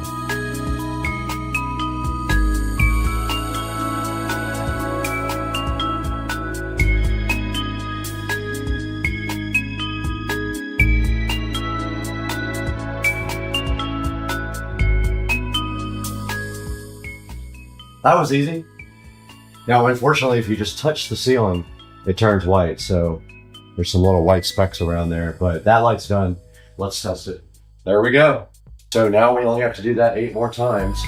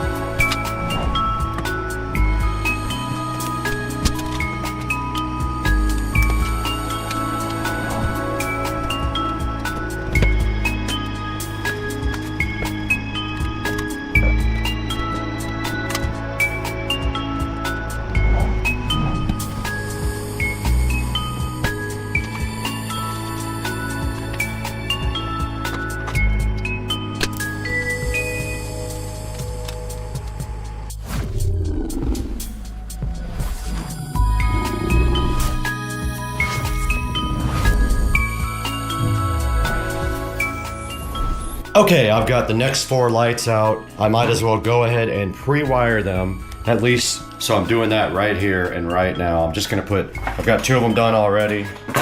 I need a total of 9 lights. They all come with wiring nuts that we don't need.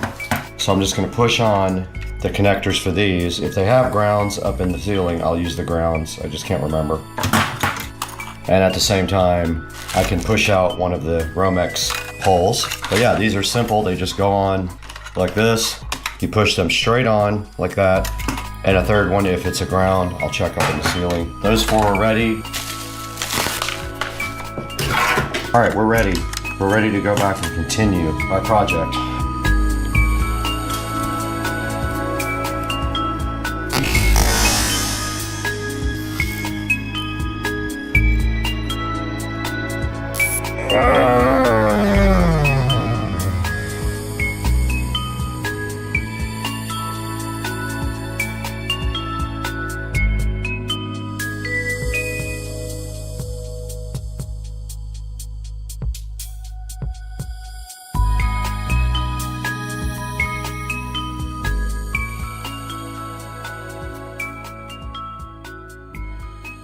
All of my new garage lights have been added to the app. Now, as you can see, we have separate control over all of them. I'm gonna go ahead and turn on the dream color. I turned on 2 of them. You can see the red right there, see red right there, and I am turning on all the other dream color. They are all defaulting to red. Those are all red now. Check it out. Are they all red? Forgot one of them. Now they're all red. Now let's go ahead and put a scene on these guys. Let's just see what looks cool. It'll be better at night. You can see Iceland blue running on that one. I'm gonna go ahead and switch off all of the main lights. I'm just switching off the main lights in the app and leaving the dream color. So now you can see we have all reds and one Iceland blue is the name of that scene. So all we have to do now is go to our old routine that turned the lights off and on at dusk and update it with these new lights, and they will come on at night and stay on most of the night, all the night actually, and they light up the garage door. Looks pretty cool.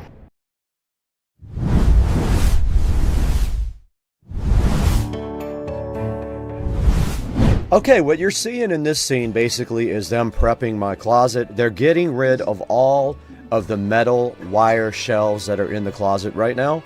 After they do that, they're going to start prepping to put in the new closet system. Let's watch them go and see how it goes.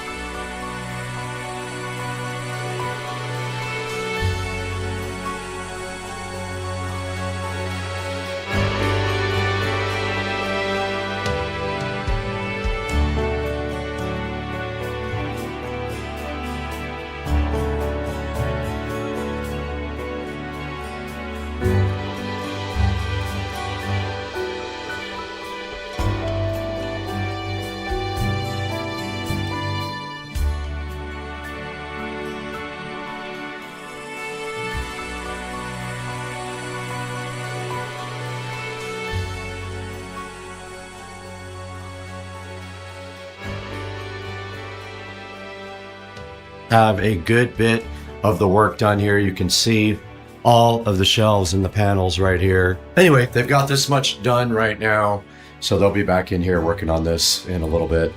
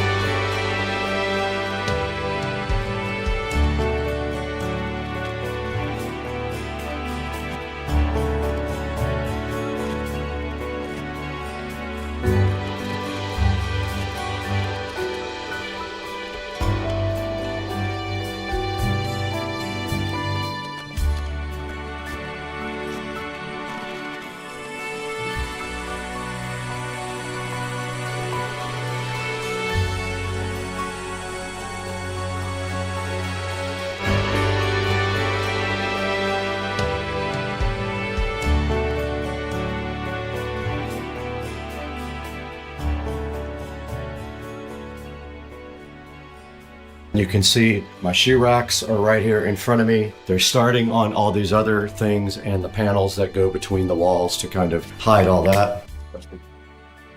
So yeah, everything is starting to take shape here. They're going on to the next step, which I believe is going to be installing all the things inside the cabinets, or either it'll be the panels on the wall. Not sure yet, but we'll update you guys when something changes.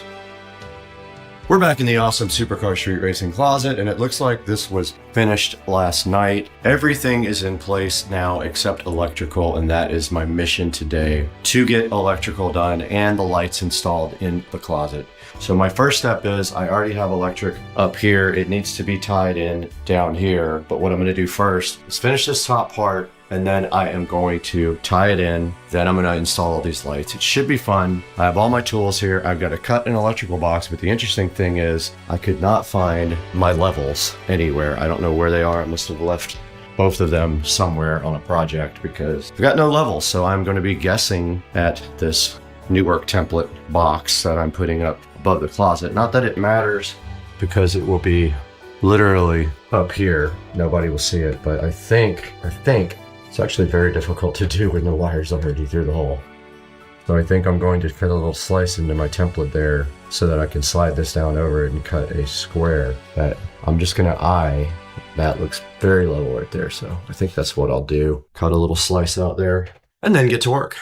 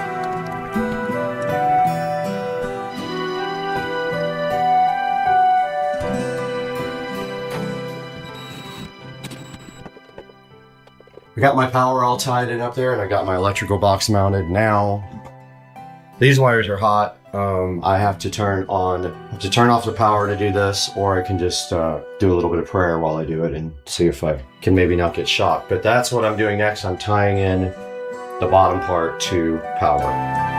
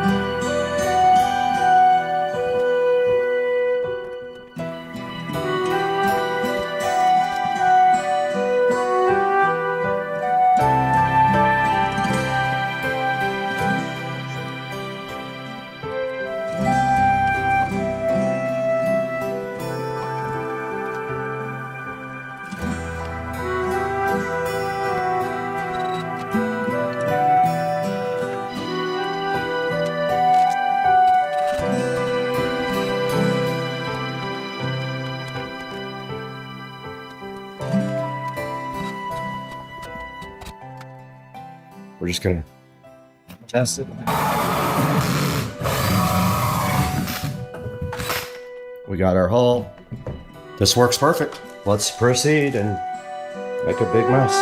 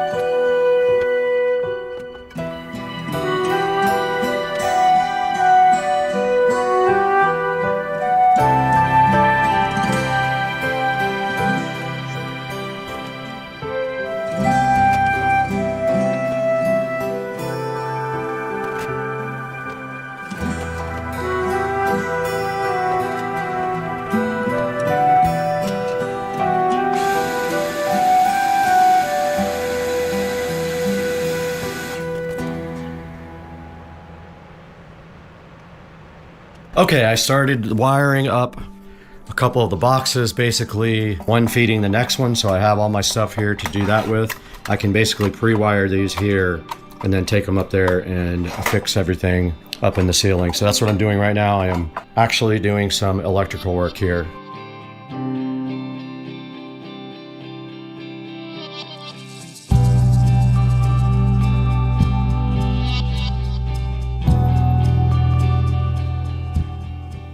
Okay, in this scene, you can see I took my already prepped wiring and I went ahead and started installing the recessed lighting on the shelves themselves. They look really cool. You can see me here kind of finalizing things and getting ready for the next steps.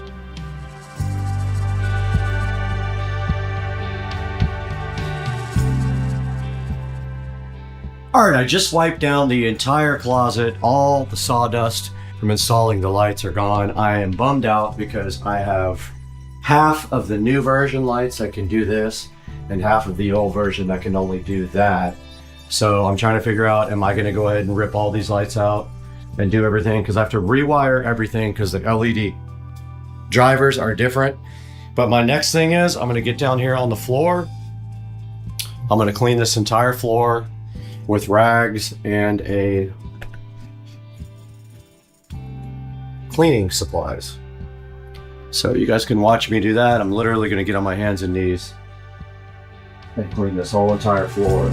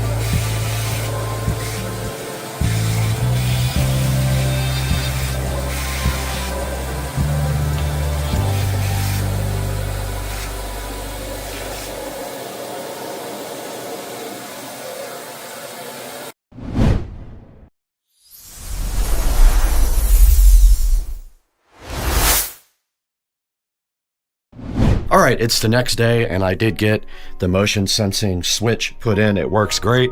It turns these lights on up here at the top that are in the ceiling. The other lights are not on the switch. They come on via the app or via smart. I have one more step, and that is I'm going to be using Lomarie's rope light on the top of the closet. So what I want to do right now is simply get this up there and wire it in so we can install the rope light.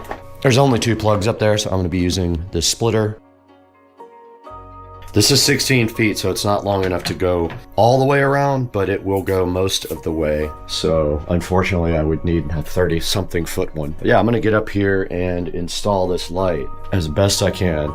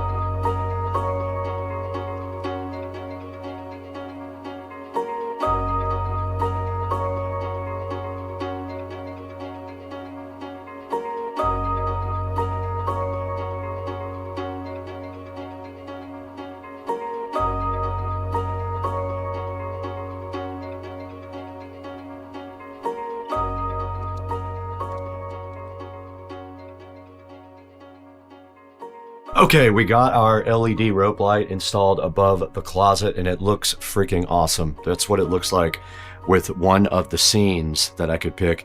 There is nothing up here, but then again, it probably doesn't need anything up there. It came out awesome. I'm very happy with the Lumery products. I just have to change out all the lights that are put in that are V1s. I have to change out to V2, which is going to involve wiring. Basically, the V2s can do white light and dream light at the same time. The V1s cannot. So I only have 2 in here that can do that. But anyway, so that's it. That's a wrapped up project here, and you can see my IKEA island just rolls nicely right here into the center.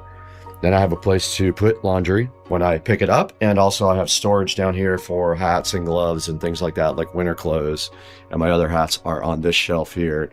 And I still have plenty of space. I have room, well, I will have room for 4 more pairs of shoes at the top as soon as they lower those shelves. So for now, it is full though, and I have 1 pair right here. But yeah, it's definitely very cool and I love it. All right, guys, we're back in Studio B again with this Lumery project and my closet being wrapped up. Basically, it was a great project. It did cost a little bit of money, but I always wanted a better closet. Now I have a cool closet. Lumery and Closet Factory both hooked me up on this project, so we got it done, and we used the Lumery 4-inch Pro smart Wi-Fi downlights, and the outside edge of them changes colors, which is very cool. We also use the Lumery LED rope light on top of the closet, and we have a motion sensor switch in there to turn everything on. They're all smart, so they all work with the motion sensor switch. And then also we redid my entire garage with the same Lumery 4-inch lights, and we did 6-inch Lumery RGB lights in the garage as well. We added those. Pick up your Lumerys from the link in the description. Thank you, Closet Factory. Thank you, Lumery, and thank you guys for 255,000 subscribers. It is absolutely awesome. You guys just gave me my first million-view video too, which I'm really hyped about. Thank you for watching this. We love Lumery, Closet Factory, everyone else on the planet Earth. We got to get out of here.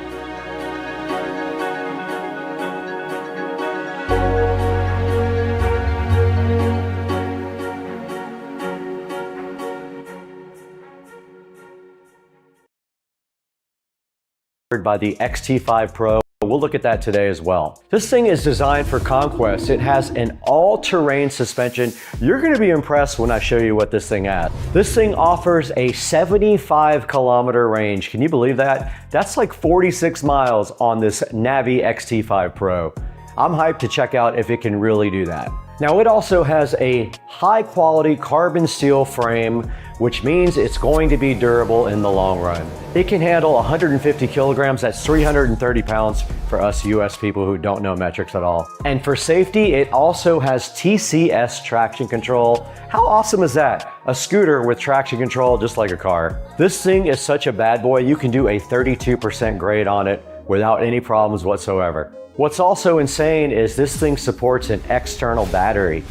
And if you do that, your range goes up by almost double. That's so cool. I can't wait to see if I can get an external battery for my XT5 Pro.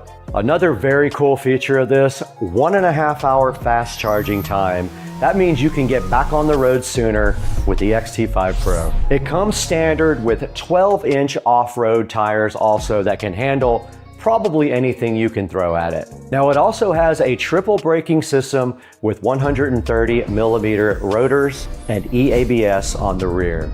Now, the guy comes standard with a 597 watt-hour battery. If you need more, you can add the external 468 watt-hour battery and increase your distance as well. It's got a 9-watt headlight and Mecha-style Navi lights. It has front and rear turn signal indicators, just like this ST3 Pro does, which is very cool and very safe. Now, another cool feature is auto unlock on this thing. When you walk up to it with Bluetooth, it's just like my Tesla. It auto unlocks for you so you don't have to do anything. That's pretty cool. Okay, now that we've seen some of the features,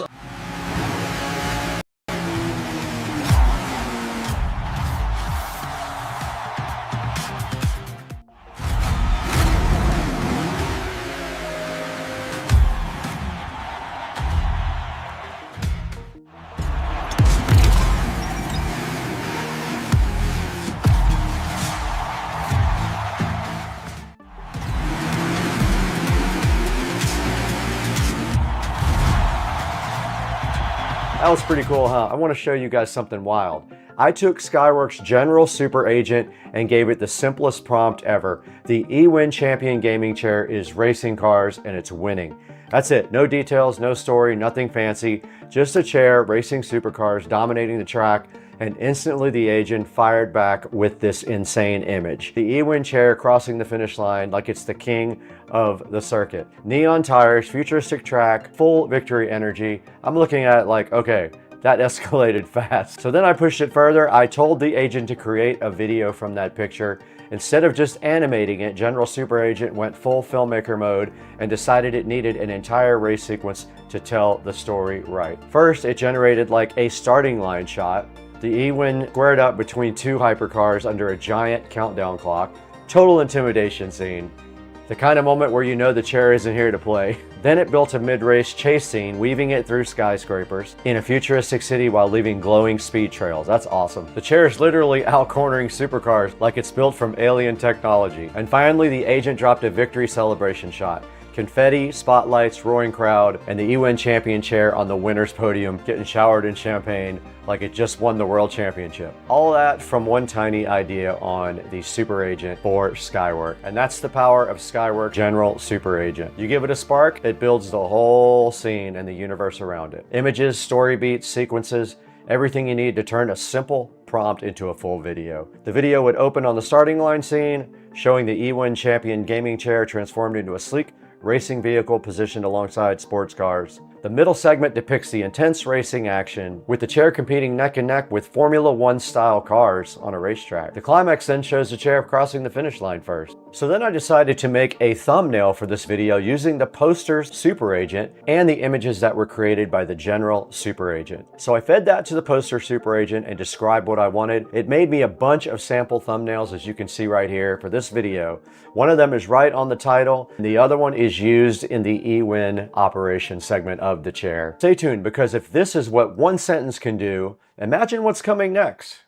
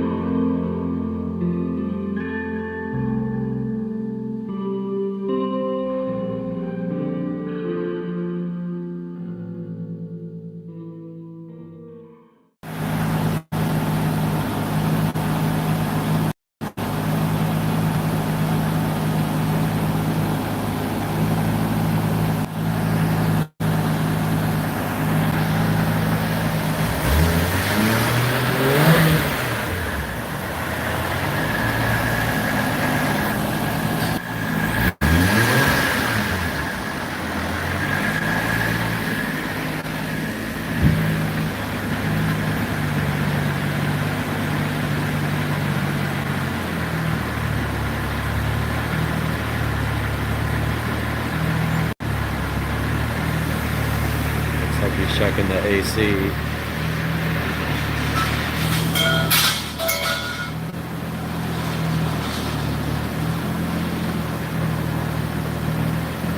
Air conditioner's on. He's fixing the idle.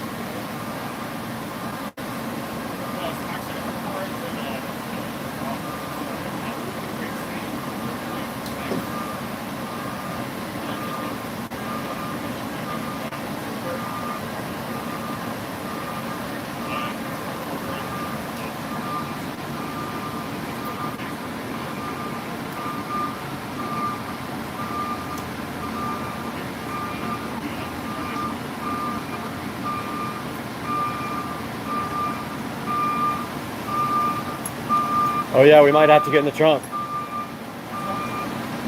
Like I said, that's where I shine.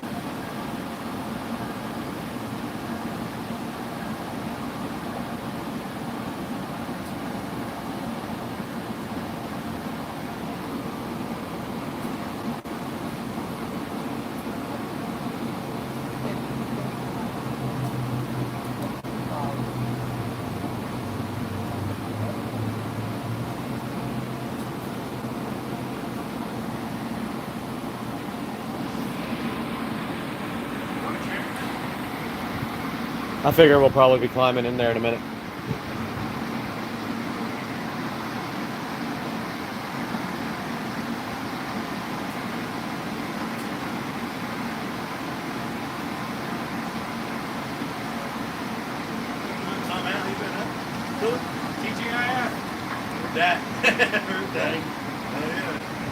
All right, maybe you should get in the trunk.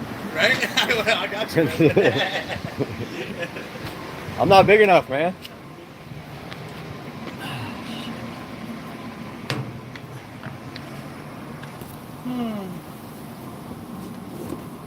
This plus 5 gallons of fuel. Yeah. Every bit counts.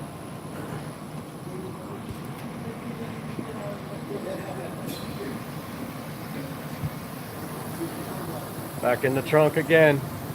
My buddy. Sure. I forgot your name. Michael. Michael is Titan. We're in the trunk.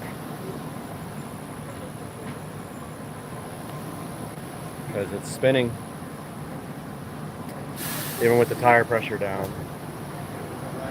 It'll spin.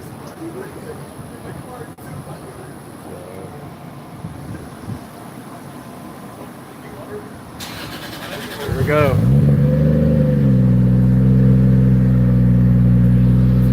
All the way in. Loud as hell. Need earmuffs.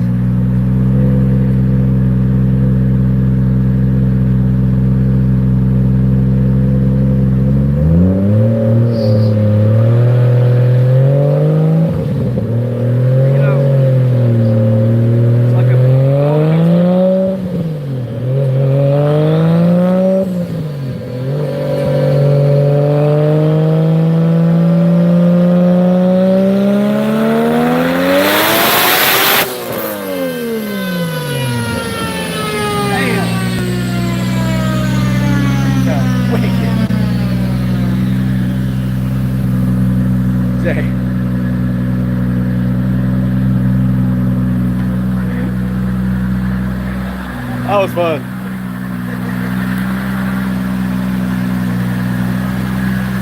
Oh, sweet. 2,000 horsepower. Perfect.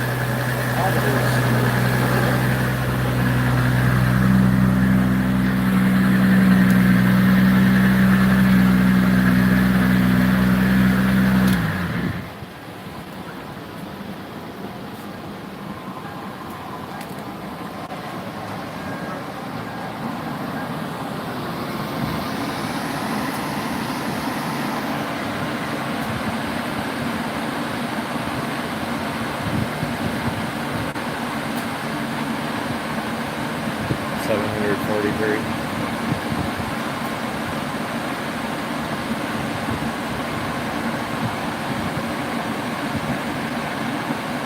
That's what I saw.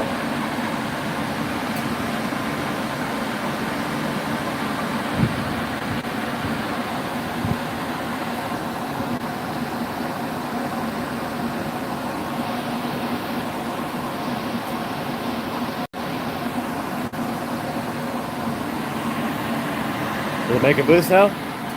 Maybe 28 now. And still maxed out on the D-cycle? Yeah, it's maxed. We got another 2. It's not bad. Yeah. It's not great, but... I mean, I honestly don't think that turbo is going to make any more than that.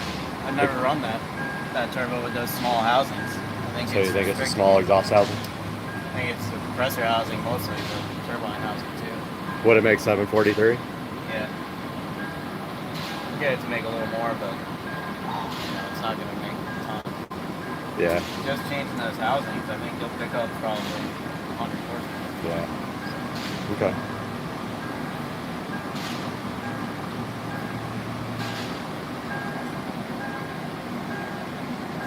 You try to force it to make boost, then you're just back pressure just going up. Yeah. It's not good. Okay.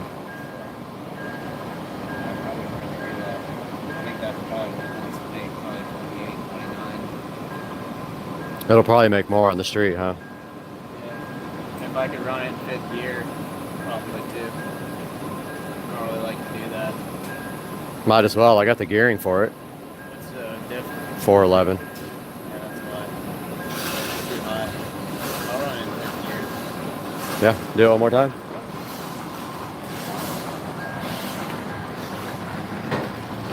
Hey, you think you can get in the back so I can video it? I don't mind it. All right. Thanks, man. I wonder if you guys can fit. You think that's too much, sir? Yeah, I think that's good. Just one person? Just one person. All right, he said just one. One person? Yeah. Especially now with 5th gear. Okay. Thanks, man.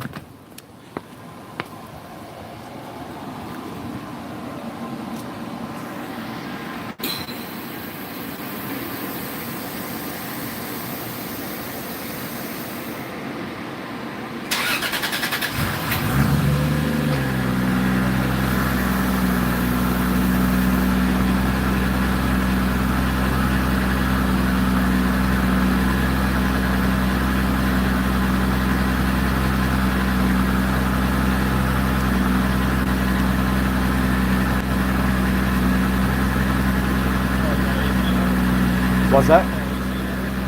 A what? Yeah, fully works. It's running the factory ECU and AEM, and they're tied together, kind of a hybrid thing, because they don't make an AEM for this car, so there's no plug and play like for the IS. So people just kind of fake it. It's got a Honda AEM.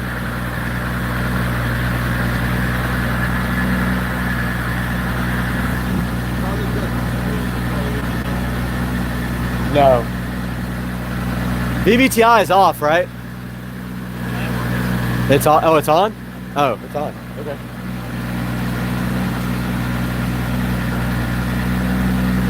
Good question. I have that same question as how it's working with the Honda AEM, but I guess I don't know. I have no idea.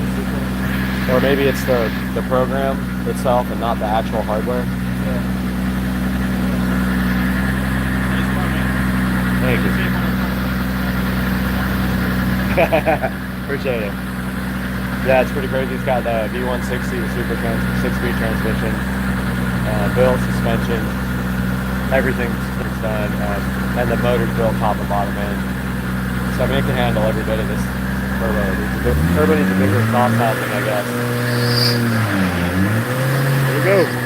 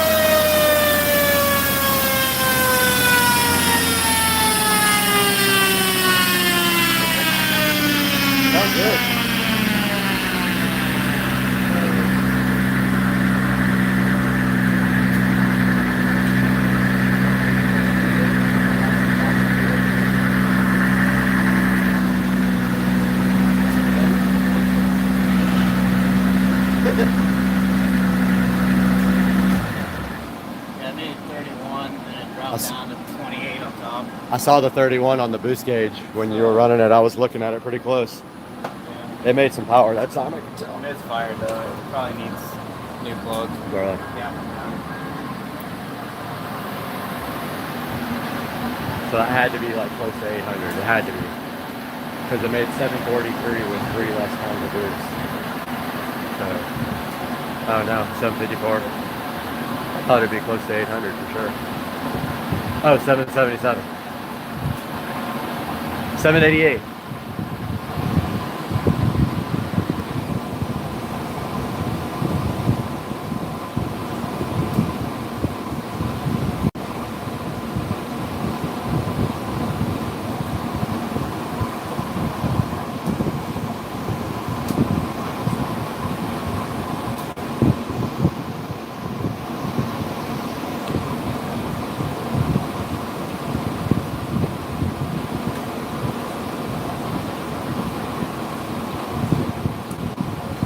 There you go, 791.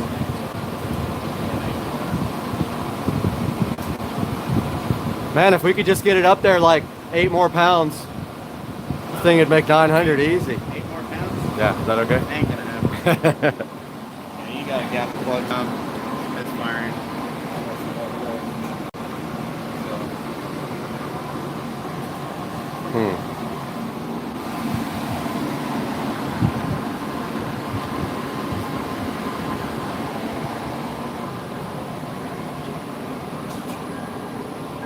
Do we need to do that right now, or can we do it right now? I mean, I can get it done.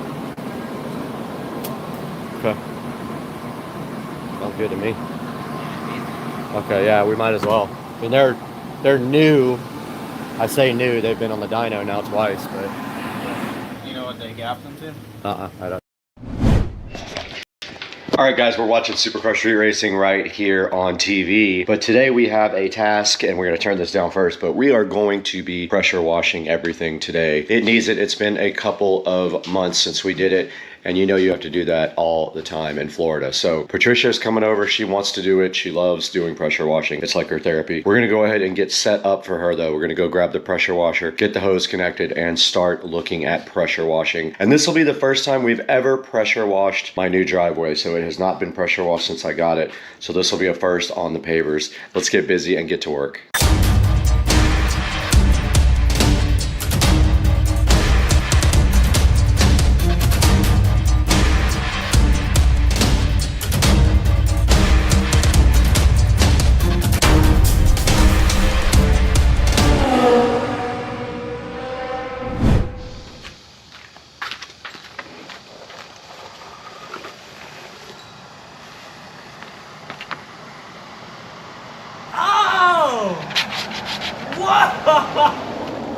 Yeah.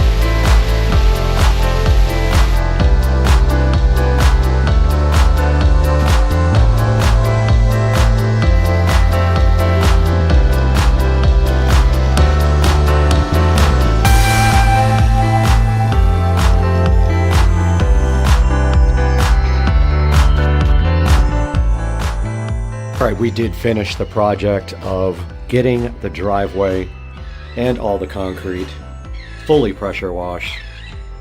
You can see how good this came out here in the front. The concrete is super white again, and then we will take you around the house and show you the other parts that did get pressure washed. Right, and it is raining a bit out here, but you can see we did get the pool deck done, all these pavers, and the entire side of the house right here on the same day. And all this got done here all the way up to the front. And that is the new pad that is supposed to run water off and keep it from going into the actual studio. But yeah, guys, hope you enjoyed this video and all the pressure washing stuff. I know it's satisfying for some people, but there's a good look at the pavers that got done there and the pool deck. And of course, everything on this side as well. All of this got done and it looks amazing. And that is going to do it for today, guys. Thank you so much for joining us one more time on Supercar Street Racing. Oh, I forgot to mention before I let you guys go, we did have massive problems with the GoPro overheating, so we lost a lot of the footage that we did because it just kept shutting off. It's so annoying. Even in the shade, it would not stay on. So yeah, guys, that's going to do it. Thanks for joining us today. We'll see you again next time. Guys, we are back in the Supercar Street Racing 4K production studio where my computer has died because apparently the CPU cooler pump went out because it is overheating. So I ordered a new CPU cooler. It's a water cooled cooler. But anyway, we are down to the backup editing break here, and today we have this generic Bluetooth smartwatch we're going to be looking at on Supercar Street Racing.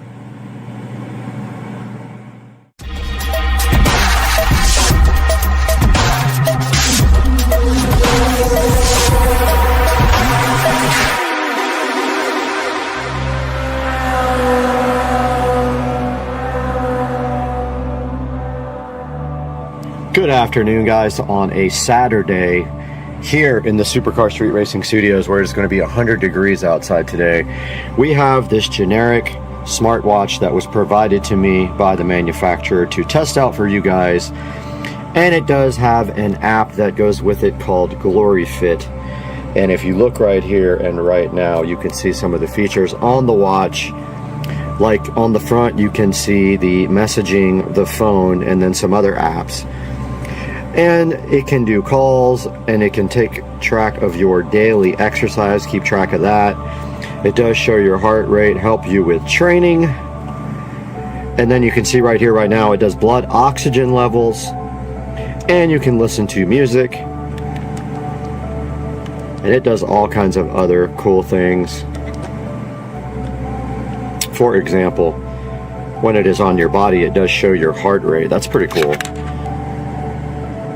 And then there's breath training, an alarm clock, a weather. If we just tap the weather here, we can see if it understands where we are. It may not.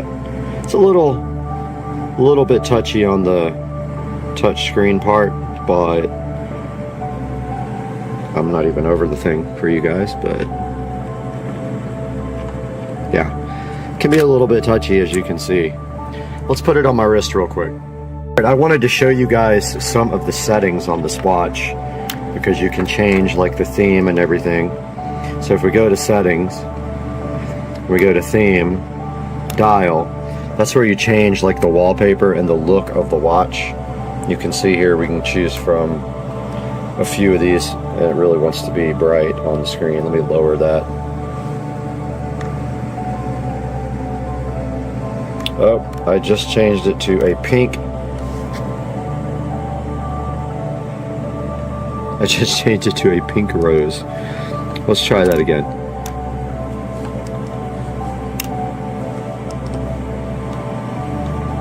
All right, settings, theme.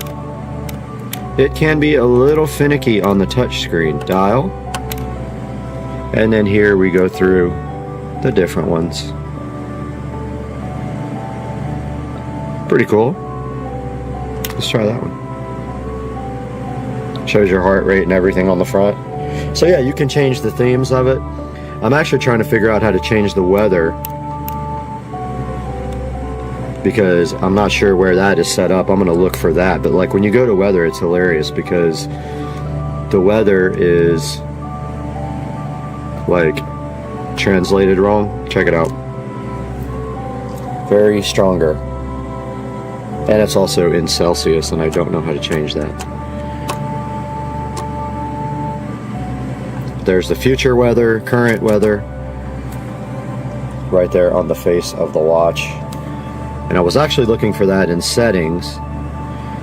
It may be on the app. I don't know. Not a whole lot is set from the app. But like info just shows you like the version. System doesn't have anything in it about the, well, maybe it does. System. Okay, no, there's nothing in it about the Celsius or Fahrenheit.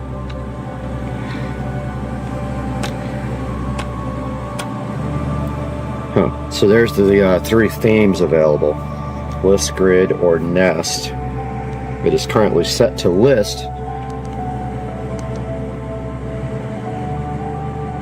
And there is no place in here to change. Yeah, there's nothing in here to change the Fahrenheit to Celsius or vice versa. Let's check the app. All right, we are now on the phone and we're going to take a look at the GloryFit app here. Here's GloryFit, and right on the front here, if you see home, it will show you your heart rate. I'm not wearing the watch, so let me put it on. It is connected to the watch. It connected through Bluetooth when I opened the app the first time and said it was synced. And now I am wearing the watch. And it says that my heart rate is 73 beats per minute. I have taken no steps today. And it doesn't have my blood oxygen level. But what we're looking for first is the settings. Device. Let's see. Universal settings. Unit. There we go. British. Let's see if it actually worked on the watch to change the weather. Oh no, the weather still says 31 Celsius. It didn't change. Okay.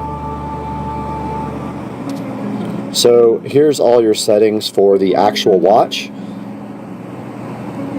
Here's where you sync your contacts, enable your Bluetooth calling, which it does work. I already tried it. Your heart rate monitoring. These are all your switches to tell your app how to act. You have to have this SMS reminder on to get text messages on the watch. I did find that out. Not sure what the quick reply does. I guess you can reply from the watch.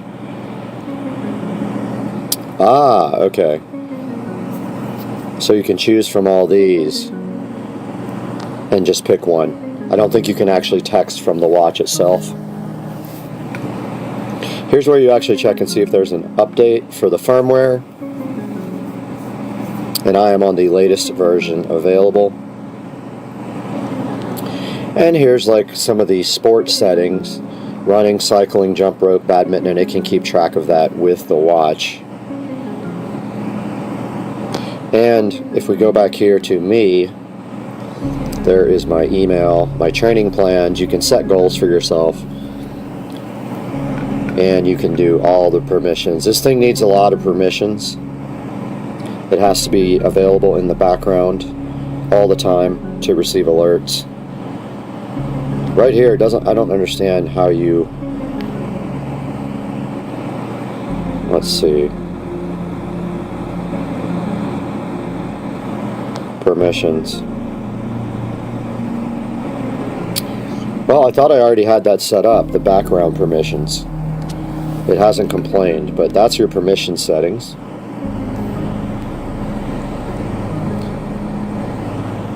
And of course, you can make a phone call, like cancel.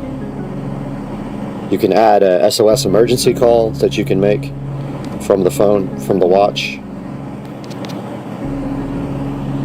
And yeah, basically this app is where you do everything with the watch, keep track of your sports, check out your blood oxygen. It says no data at this time. Let's see, it's testing me right now. So just FYI, your blood oxygen should never be below about 92 to 93%. When you're really sick with COVID, that's when your blood oxygen level gets in the low 90s and you need help. So the watch does say I am at 98% right now on my blood oxygen, but it has not transferred that over to the phone. So I don't know why that hasn't updated. But it did work when I said testing. It did show up on the watch as 99% right now. So I don't know if it actually goes for a while before it can show your blood oxygen level on the phone part. The watch now says 99. And it just vibrated, so I don't know. Oh, there we go. It already transferred over to the phone. Very cool. All right, awesome. And here's the heart rate. And you can see here that I am tranquil. But I still don't know how to make the phone, the actual watch, go to Fahrenheit. It's still set on Celsius, which I can't change. I'm not sure why. There's actually no place to do that. I guess the app setting is just for the app. I don't know. It says universal. Device language follows system. Time system. Let's change that to 12 hours. Unit. It's on British. I don't know. Maybe it hasn't synced the settings yet. Let me try turning off Bluetooth and turning it back on.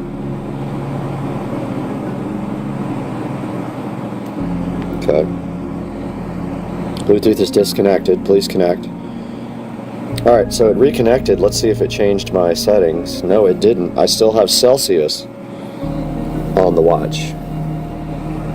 So, not sure what that's about. But that's a pretty good look at the app itself. It is called GloryFit. You will have to download that in order to use this watch.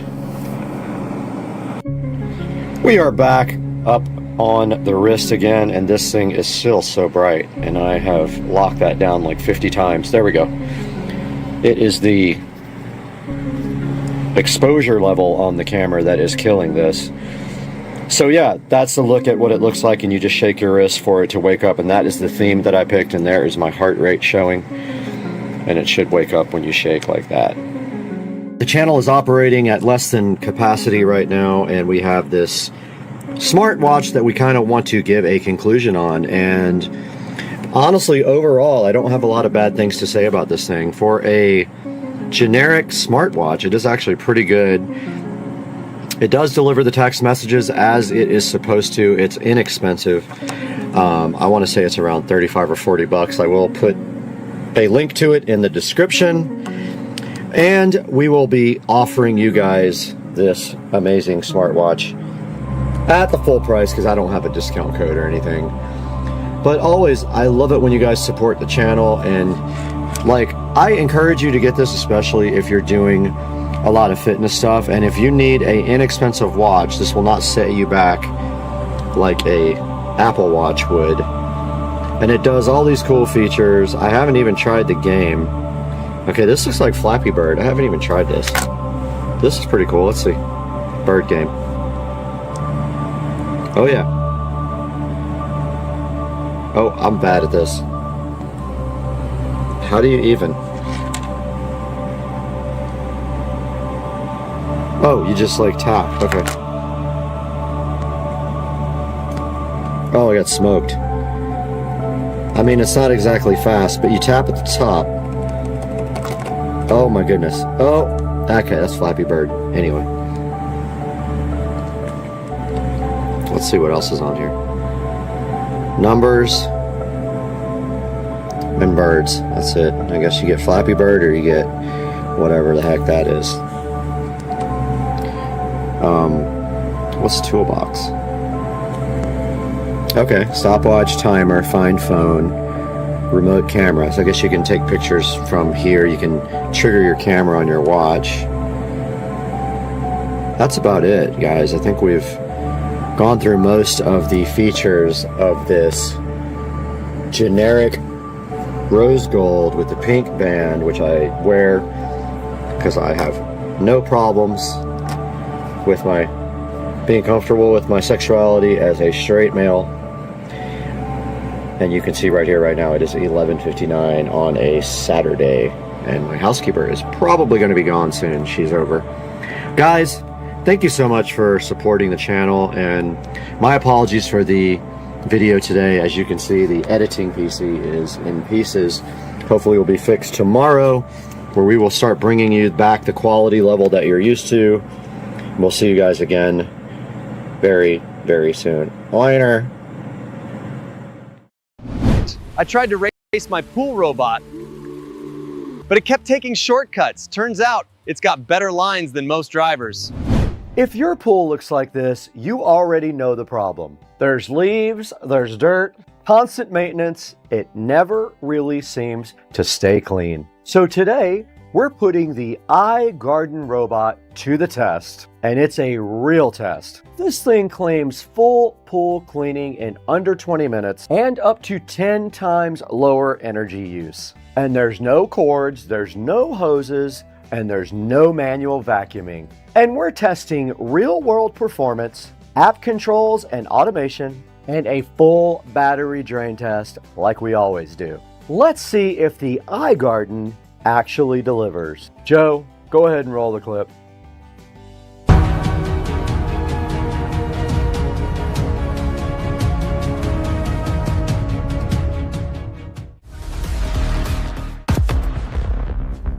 Where speed meets innovation. So here's what makes iGarden stand out in the robotic vacuum space. Now first, this uses a dual camera AI system with an onboard chip. And instead of just aimlessly bouncing around like all the other old pool cleaners, this guy builds a map of your pool in real time and builds an efficient cleaning path. Now that's how it's able to clean fast and maybe hit that 20-minute mark claimed. We'll see. Now next is the hands-free operation. You can schedule it to clean every day, every 2 days, or every 3 days. And once it's set, it just runs automatically.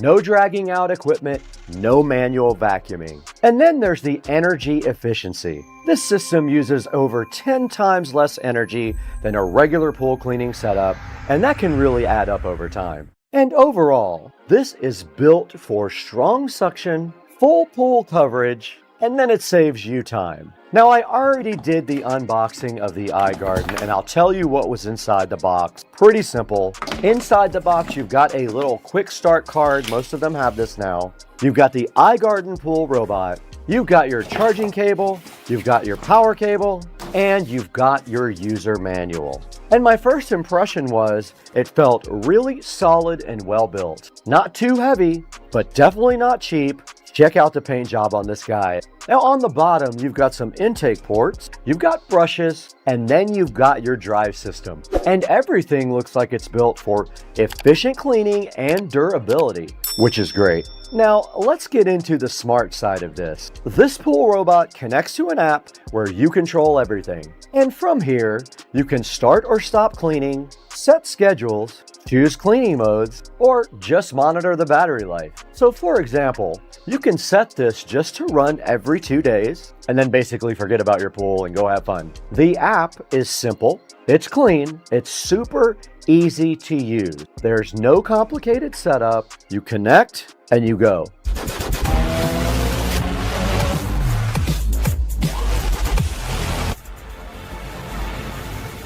And here's what actually matters. We've got dirt, we've got debris, leaves, real world conditions for sure, right out there in the pool. Now let's go ahead and drop it in. We want to go ahead and press the power button until it is solidly lit and then drop it in the pool. We power it on and then we just go. And right away you can see it is not just moving randomly. It's following a pattern, it's covering the pool, and that's the AI mapping doing its thing. Now, this pool is extremely dirty. The 20-minute clean claim would be if you clean regularly. This pool has not been cleaned. It is very dirty. So we're gonna go ahead and let this thing clean the entire pool. It is gonna take more than 20 minutes because there's gonna be multiple basket empties during this time. And after we're done, here's the result. Almost all of the debris is gone. The pool floor looks clean.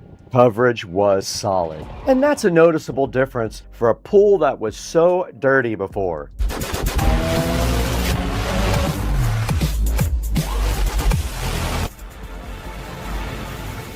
Now, let's see how the battery holds up. Because we have a very dirty pool here, it's gonna take some time to get all this stuff out. Let's see if there's enough battery life to go ahead and do that. And what's interesting is, it doesn't just run at full power. It uses shorter, efficient cleaning cycles, helping extend battery life and support scheduled cleaning over time. And check this out. You get efficient runtime, smart power usage, and lower energy costs.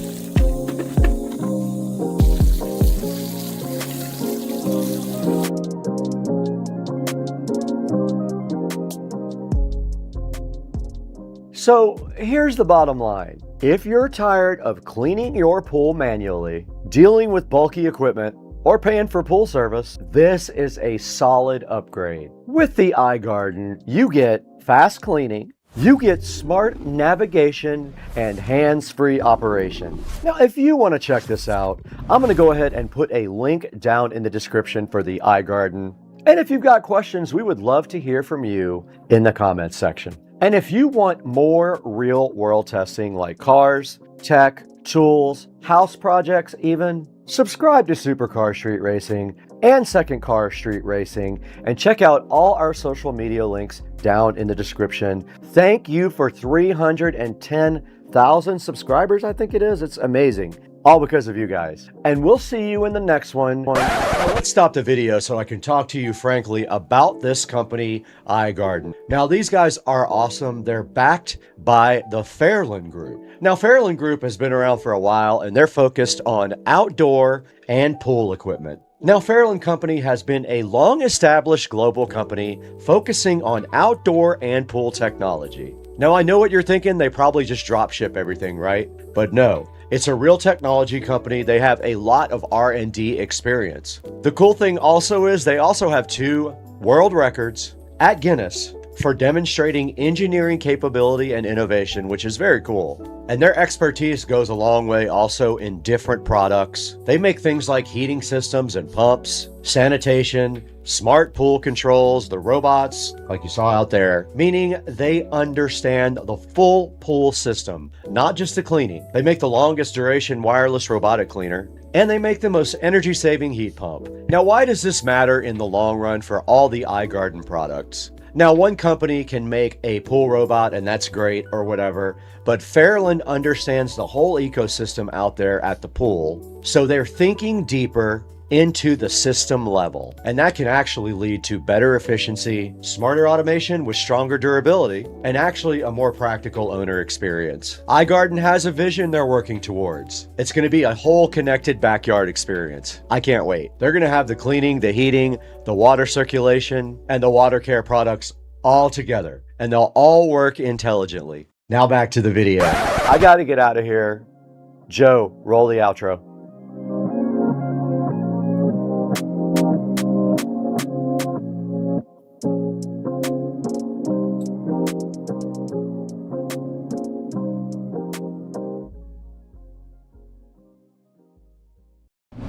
All right, we're out here in Mexico again, scouting out a location for a high-speed pull here that I've never done. So we're scouting this long bridge in Mexico to see if there is any police parked anywhere.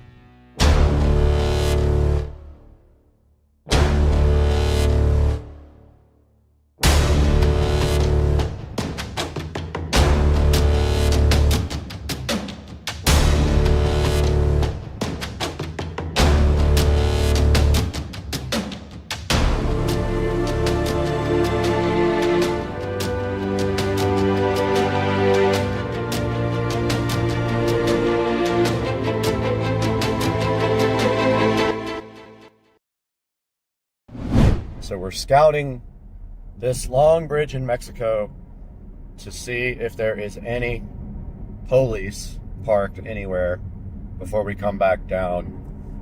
And there is a dude riding some kind of weird something on the other side. But so far, this Mexico bridge is pretty good for a short pull in Mexico. We'll see what happens once we get to the other side, but I'm looking for Mexican police officers parked on the side of the road here, and does not appear that there are any parked here, so we'll try it in Mexico. All right, we're coming over the top of the bridge now, and there should not be any reason why right here on this stretch right there we can't open it up a little bit and maybe get out by ourselves. There's a nice, probably quarter long, maybe a little bit longer than a quarter strip over here where it goes uphill a little bit, but this car doesn't take long to hit top speed, so we'll see. I've never done it, and this is a abandoned road in Mexico that it's really easy to get up to speed on, so let's see what happens.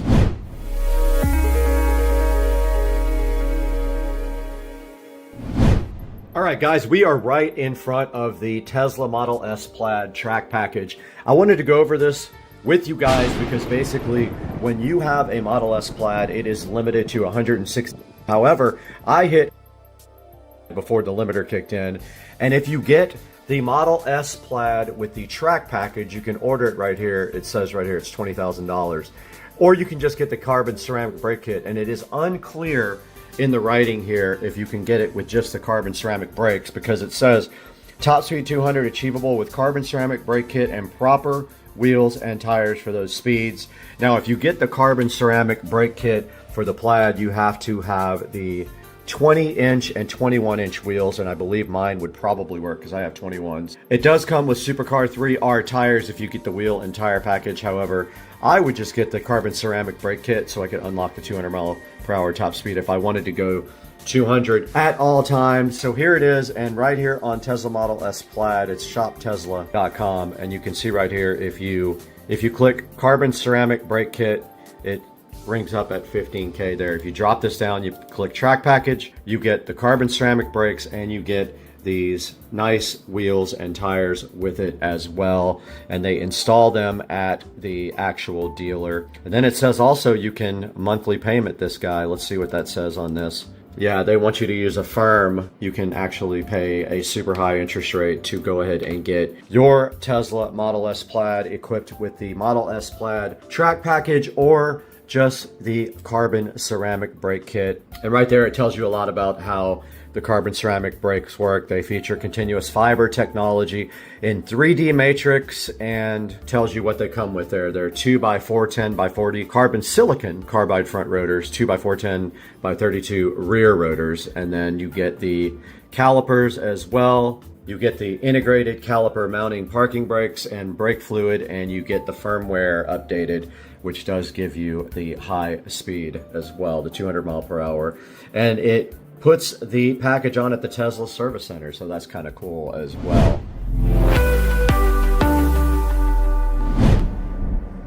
All right, we're not going to want any traffic anywhere near us when we do this, so we're going to let this go by and then flip a U-turn at this light here.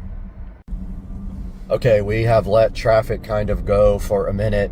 We have a straightaway right here. I'm gonna just do a roll-on pull and see right when I round this corner and see what we can get the car up to.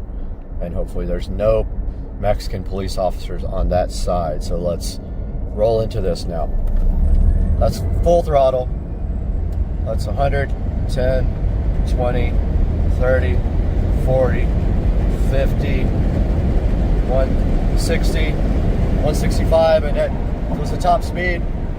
165 is the speed limiter. I hit the top speed, and now we are coming off and on the brakes, which are terrible. I smell the brakes. That's the first time I've ever hit the top speed. I believe it's 165. And then this car has awful brakes, so I didn't push them too hard. And that was it, guys. That was about 30 to 165. All right, I double checked online. The top speed of this car is 162 miles per hour. And we did achieve that just now in the deep, deep South Mexico terrain. And you can see it didn't take long to hit that top speed.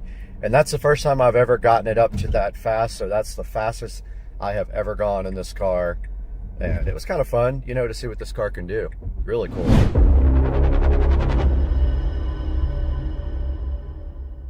Now let me show you guys another option for carbon ceramic brakes, but you do not get the unlock firmware. So that's the one thing you won't get.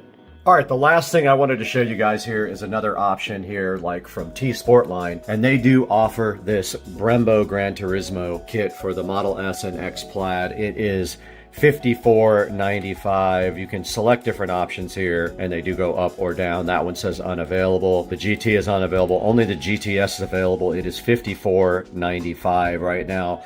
That gives you another option. It does come in a bunch of different colors as well down here, as you can see. However, this will not unlock the top speed if that is what you're after. Just simply getting these big brakes from T Sportline will not give you the Model S Plaid top speed. You have to have the firmware also unlocked in order to do that, and you cannot get that done by anybody that I am aware of. I think that you can only get it from Tesla.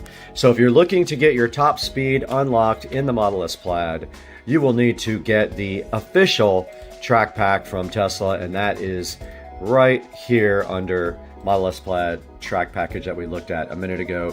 You will spend $20,000 for the wheels, tires, and brakes, or $15,000 for just the carbon ceramic brake kit.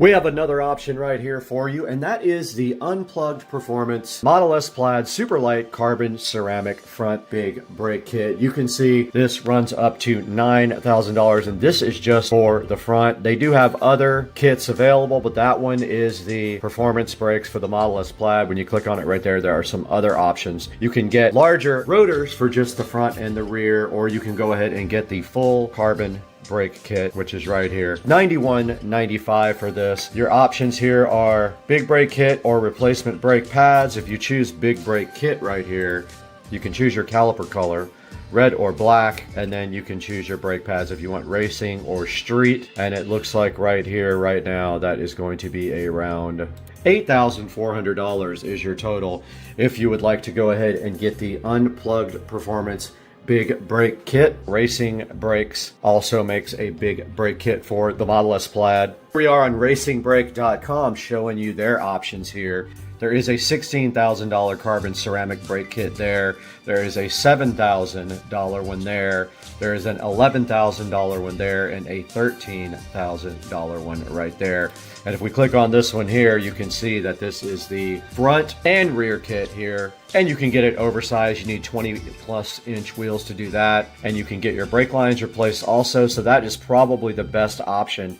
If you do this and you go oversized, it is $8,000 for both the front and the rear brakes. Now this also fits the OEM calipers, which is why it is cheaper. If you want everything, you're gonna have to go ahead and step up to go ahead and get the calipers and the rotors together. This one does fit OE calipers as well. But if we go to the $17,000 kit here, you can see that it has everything for $16,960. Front and rear brake kit for the Plaid. It's going to have everything you need to go ahead and get your car up to big brake standards, and it is cheaper than getting the track package, but you do not get wheels and tires with it. The Tesla option for the Plaid is $15,000. This is $16,960, but you are getting some of the best brakes made. I had these on my SL65 AMG, and they were absolutely awesome. Way cheaper than that for the AMG, but of course you're paying for two. You're paying for the front and the rear, and you're paying, of course, for the Plaid, and with all of the inflation that we've been having lately as well. And I hope you guys enjoyed the video. We'll be doing some more stuff like this with the Plaid, racing some things and things of that nature. So hang out and please like and subscribe. We'll see you guys soon.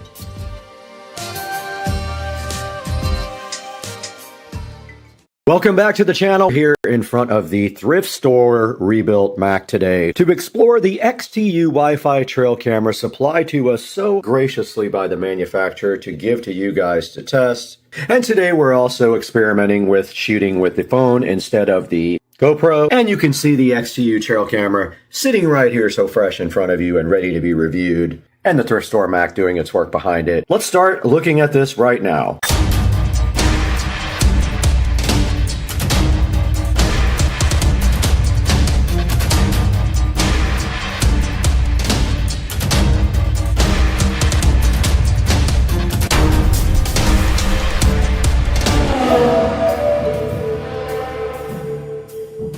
XTU trail camera was supplied to us by the manufacturer. They were so gracious to help us out and let you guys check this trail camera out. This is a Wi-Fi trail camera, and our Mac is rebooting, and you can see right here on the box, it has a 0.2 second trigger time, operates between -30 and -70C, and has Wi-Fi and Bluetooth connections. Now, the last trail cam we reviewed did not have Wi-Fi and Bluetooth connections, and so this is definitely an upgrade from that. Now you can see here the model number is the SV-32YW. It has a 5 megapixel lens. Again, the trigger speed, the sensor angle is 120 degrees. And it does 2.7K, 1080p, or 720p. Photos, it does, up to 48 megapixels. Bluetooth wireless up to 66 feet, and it is IP66 waterproof. And on the front here, it's showing you Bambi ready to get hunted down. And it's showing you some other details down here about the HD video quality and the night vision, and there's a picture of it on the box, looking so fresh. Included with the XTU Wi-Fi trail camera, you see they give you a strap to strap it to a tree or other device. Keep in mind, this is not USB Type-C. They have not moved to that connector yet on this device, so it is the old school where the top is wider than the bottom. They give you an Allen wrench right here, assuming that is for this mount, because it looks like there's an Allen mount right there. And then you have the trail cam sitting in its glory, and it does run on AA batteries. Or underneath it, it does have a power mount right there. It can run on power full time, but you'll need a battery bank or a power adapter for it. And it does use SD cards, as you can see right here in this card slot. They gave us a 64 gigabyte SD card. How nice of them. Okay, we got the old reliable Google Pixel out right now. We're going to start recording while we download the app. And the lovely instruction manual did come with a barcode. Let's go ahead and do that. And it is going to the Trailcam app. And that is installing right now on the Google Pixel 3. And it's good to go. Let's open it up. And we have to hit agree. And at this point, we have not powered up the device. And it wants to add a device. So let's get this thing connected to power. And go ahead and power it up. I went ahead and put batteries in it. And it said it is PR is preparing. Let's try to add it with the device. Camera found. Okay, it says camera waking up. It did wake up. Searching for device here on the other screen.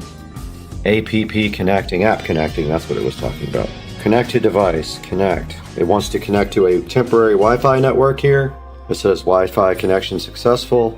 Let's call it test cam. Save that.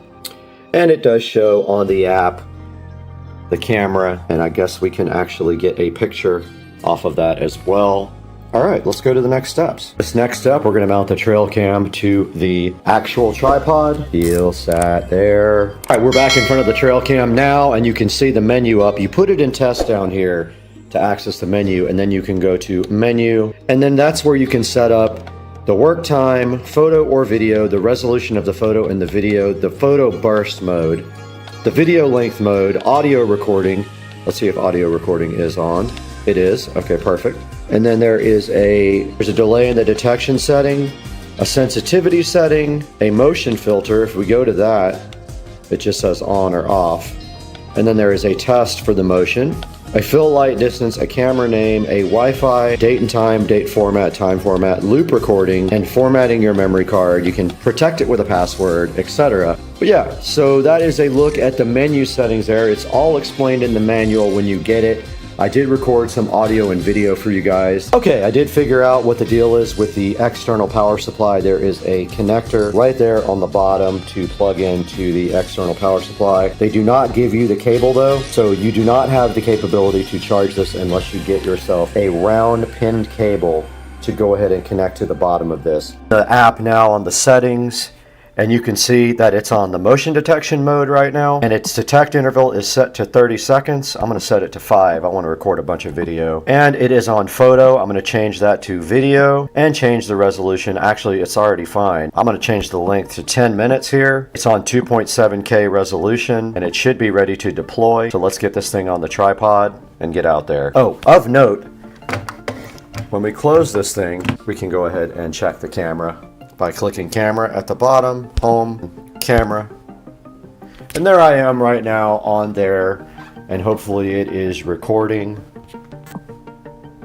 And now I am also recording on this phone the video from the camera so that you guys can see the quality level of Supercar Street Racing right now. So that is how it looks for me right now. Now let's go ahead and keep doing this and go ahead and mount it on the tripod. Ready to go out into the Supercar Street Racing backyard.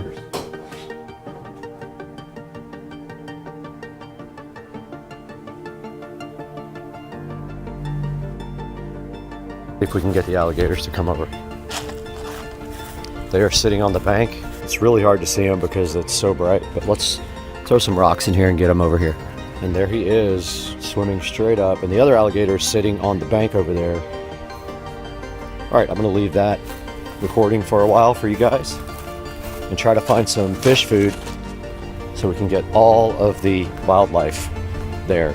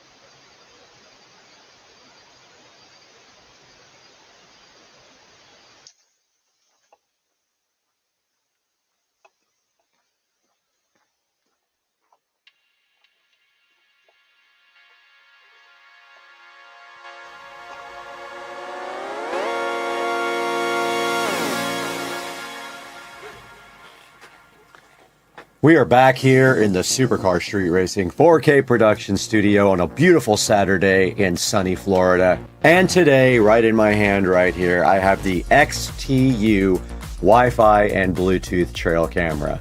Now this Wi-Fi and Bluetooth trail camera does run on either AA batteries, and it does take 8, or you can connect it to the AC power underneath here. I recommend if you're gonna have this thing out in the field that you just take a power bank and go ahead and get the cable to connect it from this to the power bank. And you can see right here, it does have a color LCD screen as well. And down here are the menus. And when we flip this thing to test mode here, it will fire up and you can see the menu say welcome right now.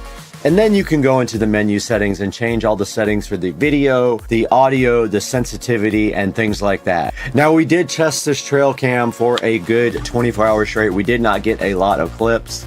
We did get a bunch of fish, you could see, and we got the alligators out there as well. And the video quality is pretty good. So what I'm gonna do is after I get done editing this video, I'm gonna go ahead and put all of the video from the SD card on one timeline, go ahead and render that out, and I'm gonna put a link to that in the description of this video. That way you guys can go see the video itself raw, unedited. And some of the things I really liked about this trail cam, and it actually is, and some of the things I did like about this trail cam is it was easy to set up. And some of the things I did like about this trail cam, it was easy to set up. The app was really easy to use, and you could also stream right from the camera. The app is pretty self-explanatory, and it was super easy just to open up, throw the batteries in, get this thing going, and start making video. Now there's going to be a link in the description of this video to go ahead and purchase this from XTU on Amazon. Please go ahead and click through my link if you'd like to buy the XTU trail cam. Now, taking a look at it now on Amazon, you can see right here, it is $69.95. And let's take a look at some of the pictures here on Amazon. It does have 2 ratings, 4 5-star reviews. And you can see right here, it does have a 2.7 sensor, and it does better than 1080p and 1440p, obviously with a better sensor. And it has Wi-Fi and Bluetooth. You can actually view this remotely if it is connected to Wi-Fi. It says it's got a 20-meter range when you do use the Wi-Fi connection. And it says right here, it has a 0.2 of a second trigger speed. And it has 3 PIR sensors, and it says the detection range reaches 120 degrees of field of view. The detection distance is 25 meters. It says it has great night vision. You could actually see the minnows swimming in the pond when we had the trigger last night in the middle of the night. And there was probably motion going on the whole entire night because of the fish.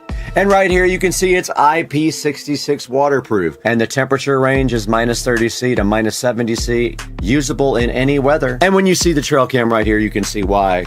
It does clamp together like this, and right there, now it is completely waterproof.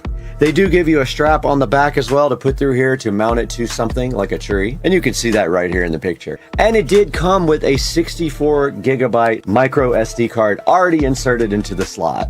And it's showing you different ways you can actually use the camera here. You can use it for home security, for hunting, for a farm, or for wildlife monitoring. And taking a look at the screen here, you can see right here, it says no memory card, but if we go ahead and slip it to the test mode, you can see the picture right there is nice quality color picture. Now taking a look, it only has 2 reviews, but they are 5-star reviews. So let's see exactly what people said about this. It said it works great. Great camera to watch the wildlife in our backyard. Easy to set up, works great. And they did put a picture of it sitting on top of their tractor. Now back into Amazon and comparing, there are several different wildlife cameras you can buy on Amazon. If we search for trail cam, there's going to be a lot of options. But this one is tried and true. This one is $199, but it has 4G LTE. Here's one for $79, 60 megapixels, IP66, only 4-star reviews. Here's another one for $35, one for $39, one for $49. And then there's some other ones down here for you to choose from. This one even says it is 4K. I would be wary of the ones that say 4K that are this low in price, though. I doubt that they're that great. Now we are back on the Supercar Street Racing page here. And this is where we take the opportunity to ask you guys to please support the channel. Please buy all your Amazon products through any of my product links. You don't have to buy the actual product in the video description. You can buy anything you want by clicking on any of my links. And it does help the channel out greatly. It gives us a few dollars to keep going and purchasing products like this, although this was provided by the manufacturer for us to show to you. Please like and subscribe to all our videos. The videos are starting to take off and it's great for the channel. I put in a lot of work on this stuff every day. And make sure you have the bell icon clicked so that when we do publish a video, you'll see it right away. And we usually do a video per day. Guys, we gotta go. We gotta go buy a bow and arrow and go hunting. So we'll see you guys later. Peace out.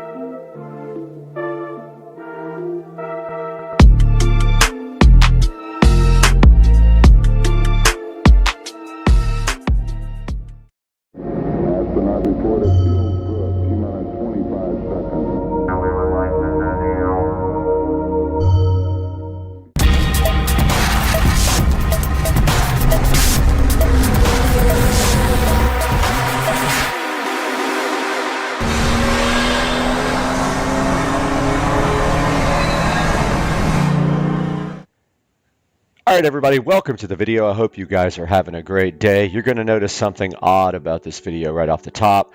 That is, the audio did not work with my lavalier microphone for the entire shoot. Don't know what was wrong with it yet, but this is the first time in the history of the channel that I am doing a live voiceover for the video. Anyway, welcome back to the channel. Good to see you guys again. I am so happy to provide content for you guys and hope that you will hit like and subscribe.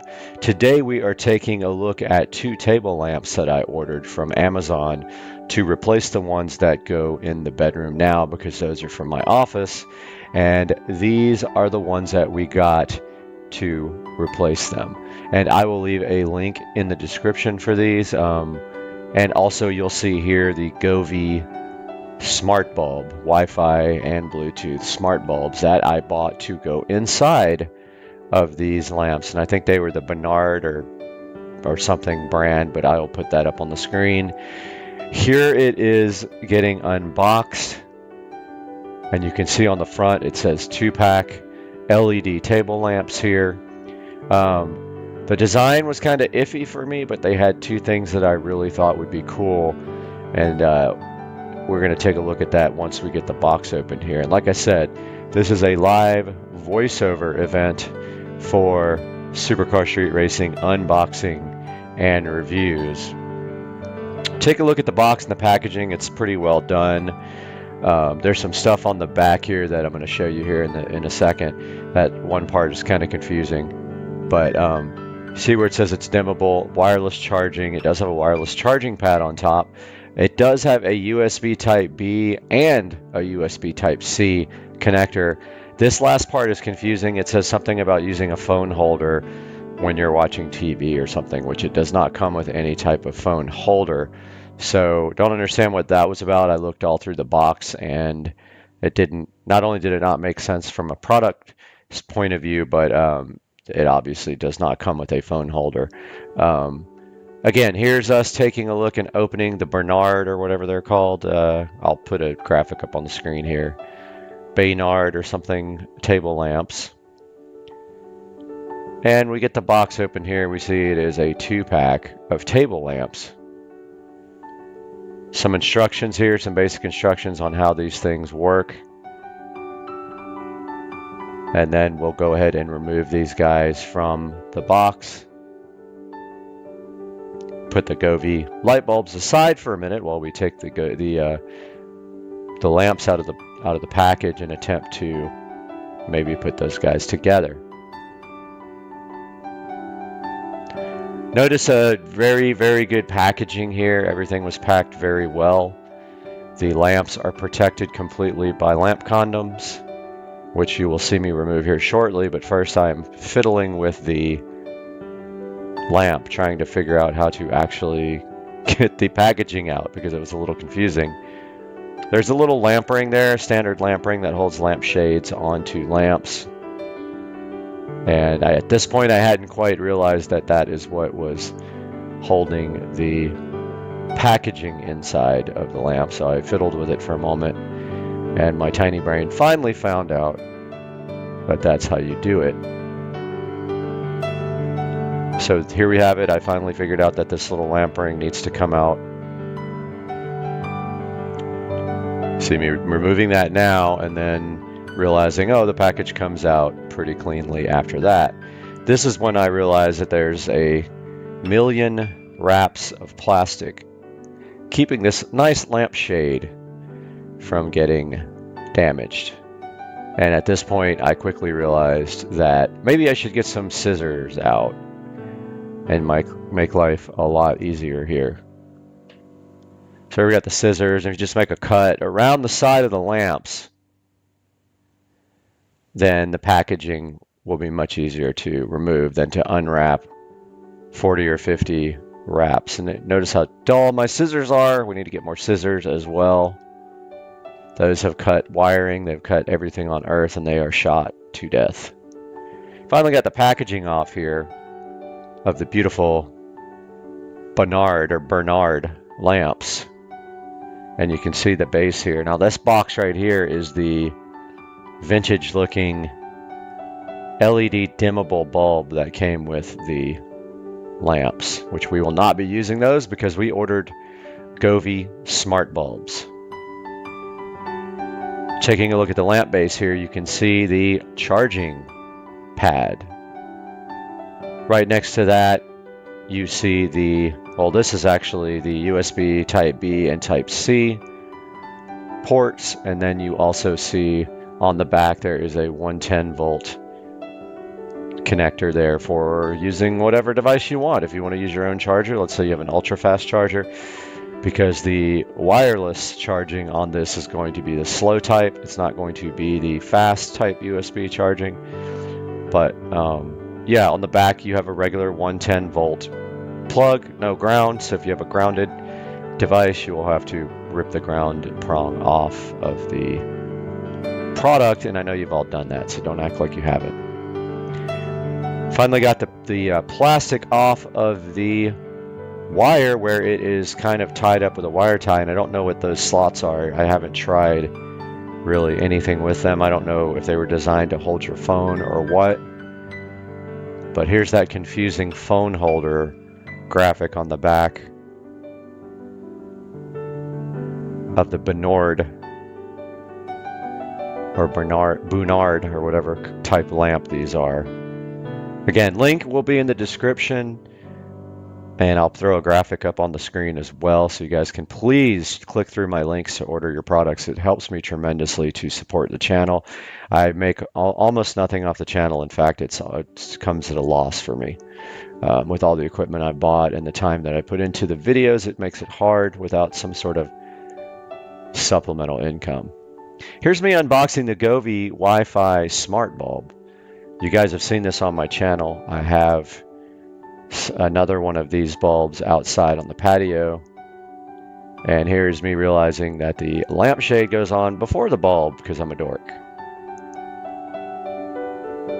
Got the lampshade put on now, and this is me putting on the Govee smart bulb. Link will be in the description. They're fantastic, wonderful smart bulbs, and all Govee products are highly recommended.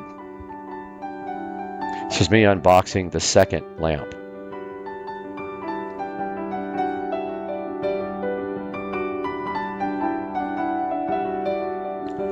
Same process here as the first lamp, except it went much faster because my tiny brain finally realized how to quickly unbox, and then here's me scissoring, so to speak. No pun intended. But yes, that is coming off quickly there, the plastic, and makes my life way easier.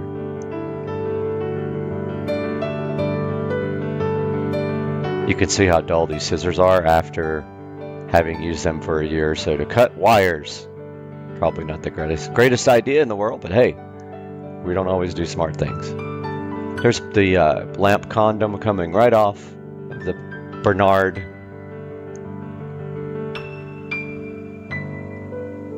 Amazon products have the strangest names. Have you ever noticed that?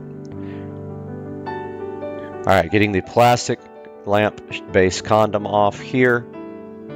And now this plastic is literally tied into a knot around the cord, pulling the cord off and out of the plastic, and grabbing the other Govee Wi-Fi smart bulb. And here's me putting the lampshade on again, upside down because it's tiny brain. Go ahead and put the lampshade on and screw the black ring to tighten the lampshade. And this lamp is complete. Here's a look at the Govee smart bulb and me unboxing it and trying to find the model number. When you use the Govee bulbs, anything from Govee, and you use the app, you're going to have to know the model number to find the bulb. They don't give you a QR scan or anything like that. You just type the model number in and it searches for it. Here's the Govee smart bulb coming right out of the package. I thought this was the model number, but that's actually just some kind of barcode number. And here's me looking for the actual model number. And I believe I finally found it at this point, H something. And me screwing in the Govee bulb. Little cleanup effort after, as usual.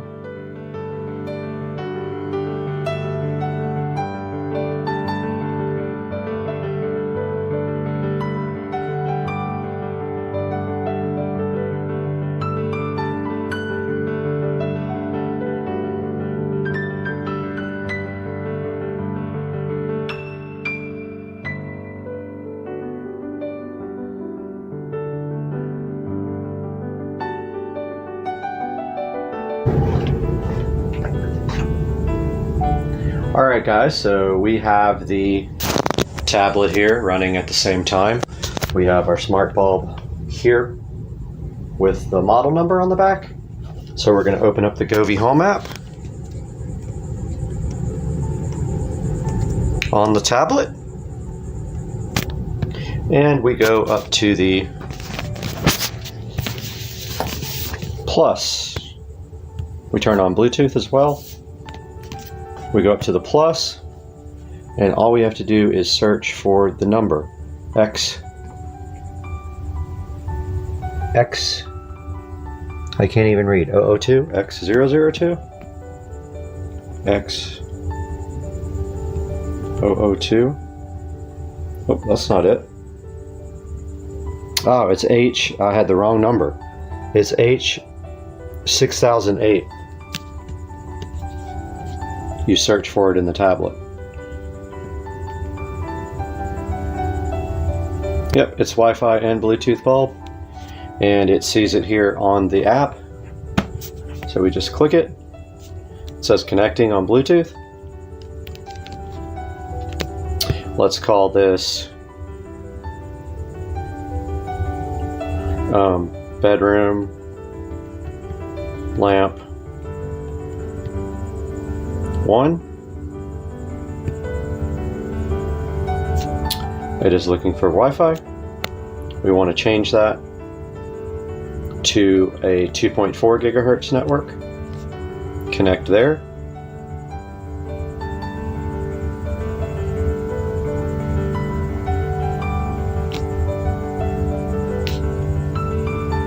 It does say it's connected. I don't see a firmware version. Let's go see if it needs an update. Firmware is not lit up. I think it's on the latest firmware. And let's see if we can change the color. It is not changing for some reason. Interesting.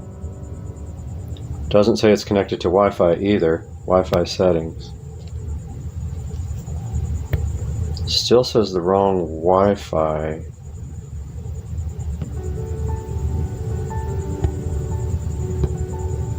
Let's see if it's connecting now. It says Wi-Fi connection successful. But yet, okay, there we go. It's working good, guys.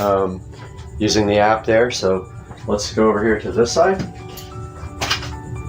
and get this guy installed so that our millions of times we have sleepover guests, they can charge their phone, which is never. They're uglier, absolutely. But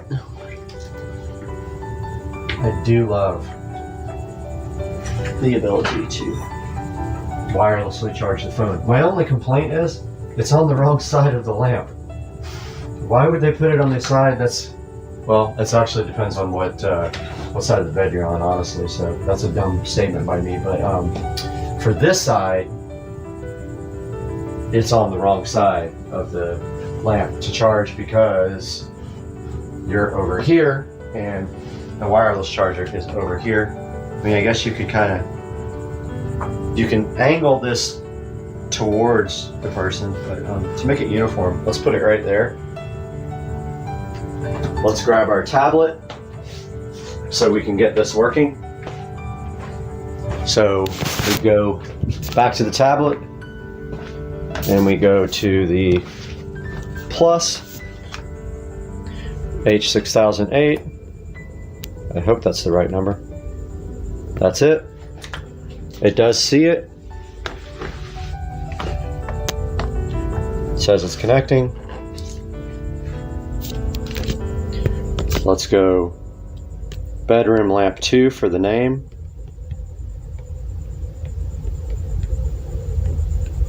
Done. Searching for Wi-Fi.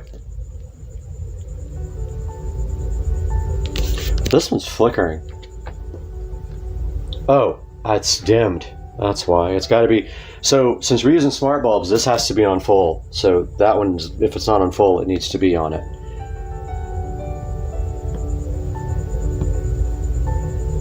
All right, connecting to Starbase SmartNet. I'm going to check the brightness control. Make sure your dimmer switch is on full and leave it on full, or it's going to flicker the bulbs and it could burn them out because there's not getting enough voltage. It says Wi-Fi connection successful.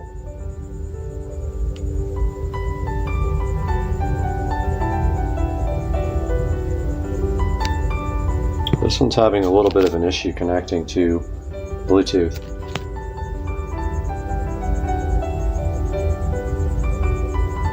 Oh, it says connected. Okay, so that's working fine on the app. Now the interesting part about these bulbs are that we can actually sync them to the backlight on the TV. It's going to be hard to capture this on video at the same time, so we'll probably take the phone off of the tripod, but as you can see here, let's make sure that this guy is also on full power. It might not be.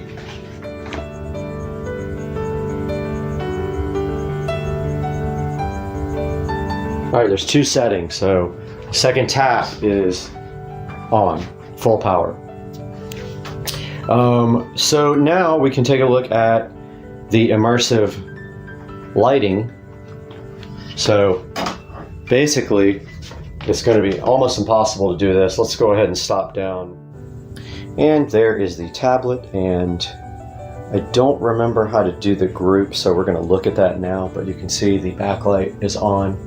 Let's throw this guy on something like a 8K immersive lighting video.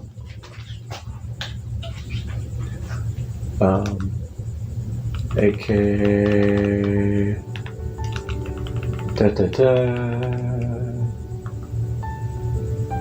I must not be signed in here. Oh yeah, yeah, okay.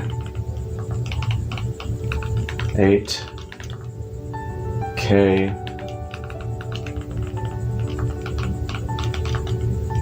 Ultra HD. Let's do this one.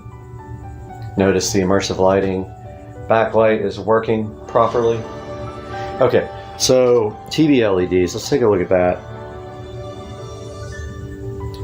Should be seeing the tablet now. I think there's a way to... I saw a way to do a group for this.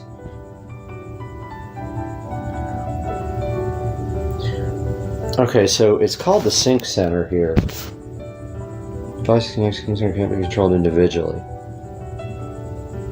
Okay, well that's fine. So we have to control, so here's the TV LEDs. So we have to add bedroom lamp 1 and 2. I guess click a segment to set the corresponding area. Wow, okay. For getting the best color, do not point the light source at the screen and the camera. Click a segment. Okay, so you're supposed to tell it where the lamp is. So it's here. It's... How do you do this? Getting the message, do not point the light source. Alright, let me look at this for a second, because I don't... Okay. So it's... Okay, so you click the... Okay. You click this. I don't know which one. One is on this side. Is on the... One is this guy. Because that's the one I put in first. So this guy, you click the color wheel. Choose the corresponding area to the segment. It's 19. Wait, what? 19. Okay, and then 2 is 16. I guess. It's not doing anything. Device is off.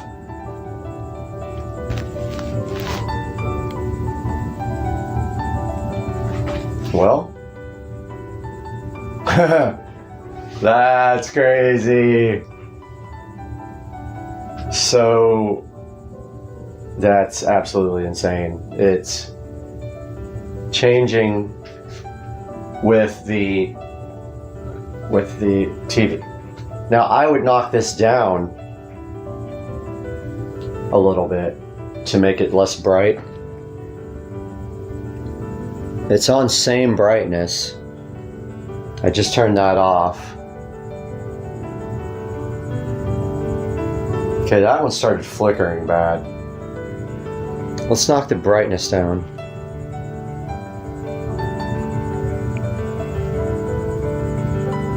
So I knocked the brightness down on that one a lot to like 20%. I'm gonna knock this one down to like... I'm gonna knock them both down to like 15. So that's at 15%. Saturation is full now. And that one's flickering pretty bad. Something's going on with this one. Maybe it's not turned up all the way.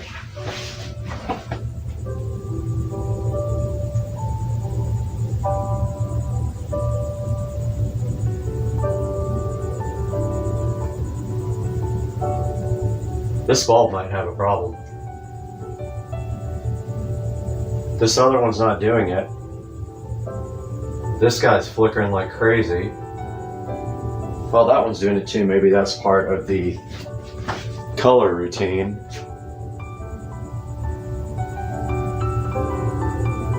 I think it's just, yeah, it's just changing.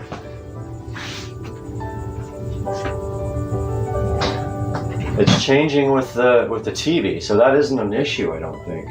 because the bulbs don't flicker when they're not in this mode. So, area setting, this is interesting.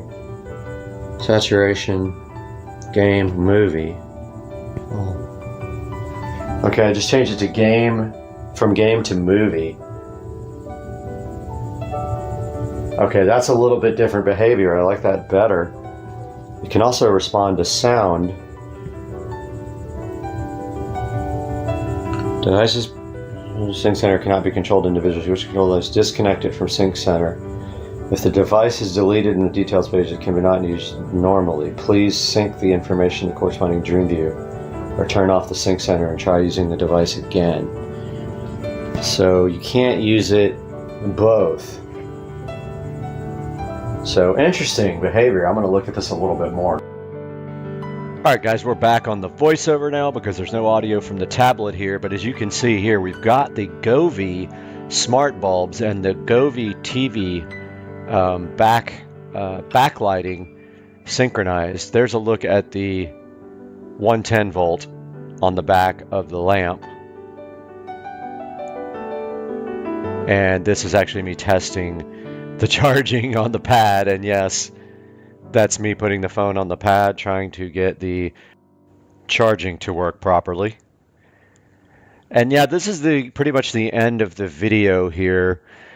And I am just using the power button. So the power button needs to stay on all the time for the smart bulbs to work properly. Since you're using other methods here to power them and control them, it can't be off. You'd have to use the app or the smart device to actually switch these off and on. Here's a look. The color's probably a little oversaturated here due to just the camera being irised up all the way. But here is a look at the immersive lighting technology going on. There's a look at the Govee smart bulb laying on the bed. And I don't know if I don't think I actually recorded here, but yeah, this is the Bernard lamp with the Govee smart bulb using Dream View to watch anything you like on television and getting your backlighting synced up with your other Govee devices. It can sync to a number. It can even sync to my smart mirror LEDs that I have, the Dream strips. And I really enjoy making these videos for you guys. Please like and subscribe for me as it supports the channel.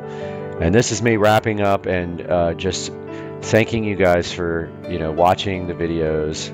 It means so much to me to be able to bring content to you. Kind of do this voluntarily on my spare time. And I hope you guys have a wonderful weekend and enjoyed this video about this fantastic product from Govee.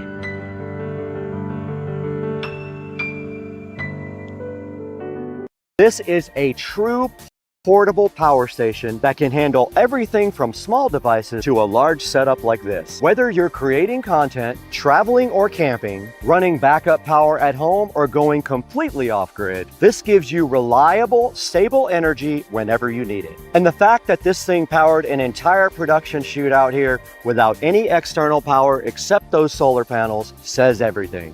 Also, I just want to say thank you for 305,000 subscribers. That's amazing. It's a huge milestone. From where the channel started to what we're doing today has been an incredible journey. And none of this would have been possible without you guys. If you want to check out the N1000 and the S200 solar panels, there will be a link in the description down below. And the S200 solar panels are perfect for going off-grid.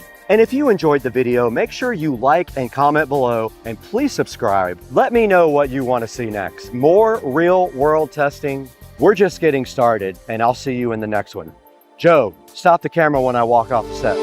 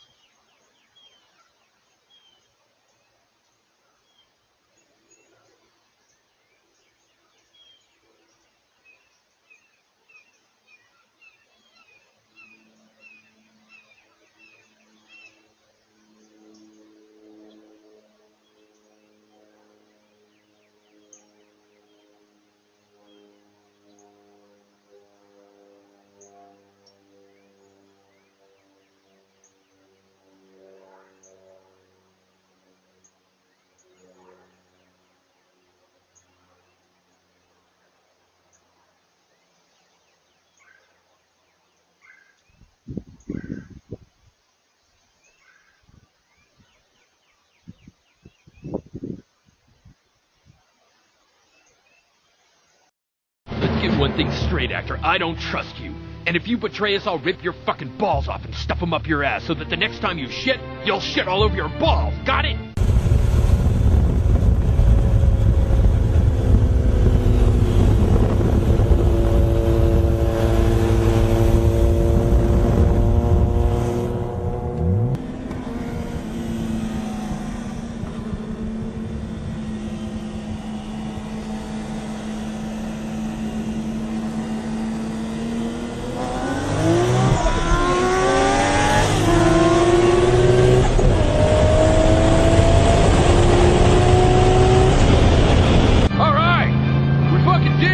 Next time you pull a stunt like that, I'll drill 2 holes through your dick so that when you pee, it shoots out in all different directions. You got it? Scooters are perfect for downtown Jacksonville because parking is easy. Yeah. You just lean it against something and hope nobody thinks it's a free rental. Exactly.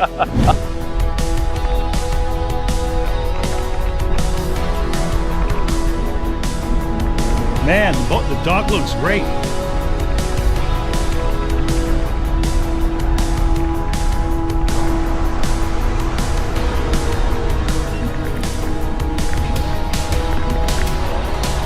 No, go ahead. Is this a tour?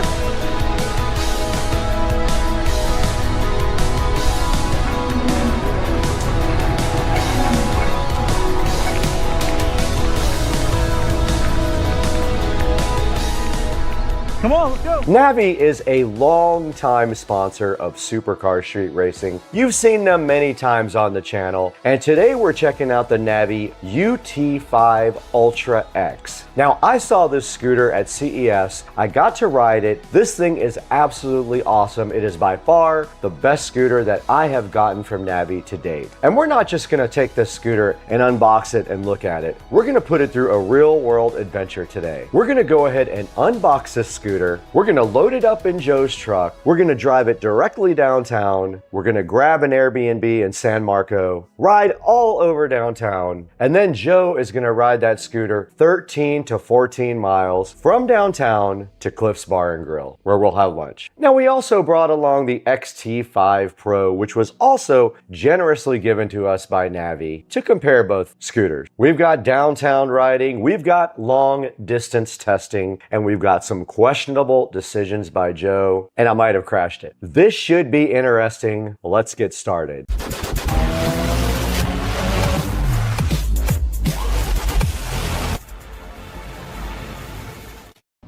This Navi UT5 Ultra X is incredible. I parked mine outside and 5 minutes later someone asked if it was part of a modern art installation. That's hilarious and totally accurate. What's up, everybody? Welcome back to the channel. You just saw FedEx drop off the brand new Navi UT5 Ultra X. I am hyped about this brand new scooter. We've been trying to get this since we went to CES, and right behind me here we have the UT5 Ultra X ready to be unboxed on the channel. Let's get this thing opened up right now. It's right here. Let's start with the unboxing of the Navi UT5 Ultra X. This is, like I said, probably the 6th scooter that I have from Navi. Awesome company. All right, we're back today and representing Navi. Navi sent us this UT5 Ultra X to check out and see if we like it better than the ST3. We literally have 5 Navi scooters. This is our 6th scooter right here. So we're gonna get this unboxed right now and see what's inside. Are you ready? All right, let's do this. Let's unbox this thing.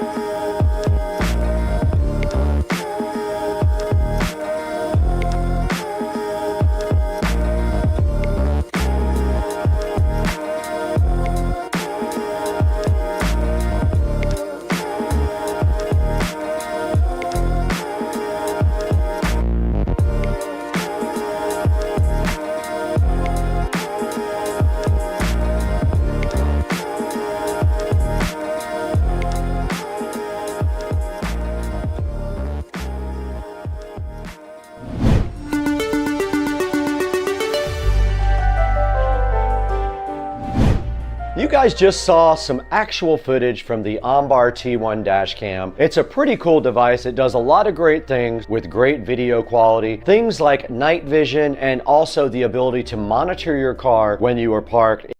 Good morning, guys. Welcome to the channel. Supercar Street Racing here, and we have another wonderful unboxing today that we are going to be taking a look at these FitLife expandable garden hoses. These are the 50-foot expandable garden hoses from Amazon. Now, the reason that I purchased these 50-foot hoses is because in the backyard on the pool deck, I actually have added a new spigot for water to be close to the pool deck, which I've never had before, and it's really nice to be able to have water there. I also ordered 2 hose pots, so they look like basically big brown pots. They are like the kind of like the plastic looking things, because I read a lot of reviews and the actual metal pots are very prone to rusting, and they don't last more than 6 months to a year, and they just fall apart. So my plan is now to take these expandable garden hoses, and I've never owned one before.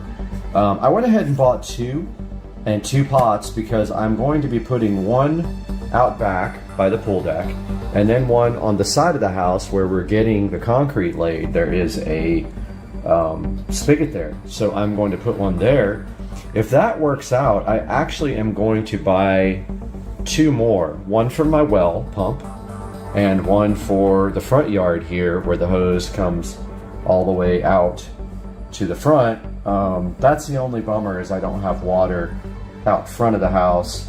The hose does run from this side of the house over here to the front. So that's one thing we got to take a look at. But we've got these FitLife expandable garden hoses,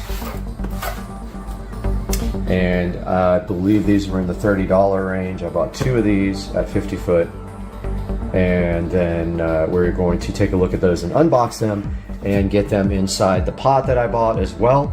The pot will not be here till Saturday. So these actually have pretty good reviews, and there's some good information here. It tells you, like, you know, about the water pressure, the expansion, and they also give you it's supposed to come with a nozzle. So inside of here there should be a nozzle. So we'll unbox one and see what's in there.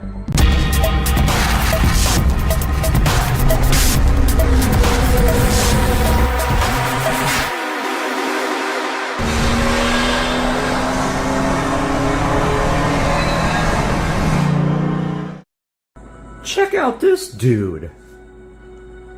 Off in the middle of the week. So non-basic. Hey guys, the second part of the hose project showed up, and this is it. These are the hose reels. You can see here they have holes on the bottom to let the water run out of and let the snakes go in. But anyway, they do have a hole right there for you to run the hose out of. So what we're gonna do is go outside. I'm gonna give you guys a little update on the entire pool project, and then we're going to install one of these guys. The other one, we're gonna wait. I did buy one for my well hose, but I've literally never used it. I think I'm just gonna hold off on that and save one of these for the side of the house after the concrete's poured. But let's do that now. I'll give you guys an update on the rock situation. All right, guys, we're outside where it is blazing hot to give you guys a look at the situation with the rocks. So they did come and refresh all the rocks. You can see here they refreshed the regular rocks and the lava rocks right there.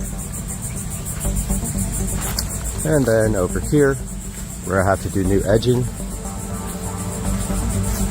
they refreshed all this.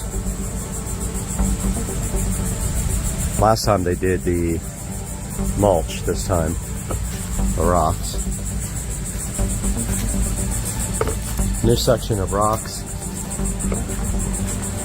added here for the well, and we will be getting a hose reel to go up on that wall. Let me zoom out here for you guys. All right, we are back and going around to look at the rocks. All this is refreshed. You can see here.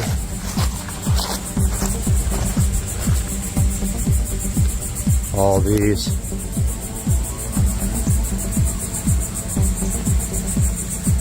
lava rocks here, which it's been needing that for a while. All this.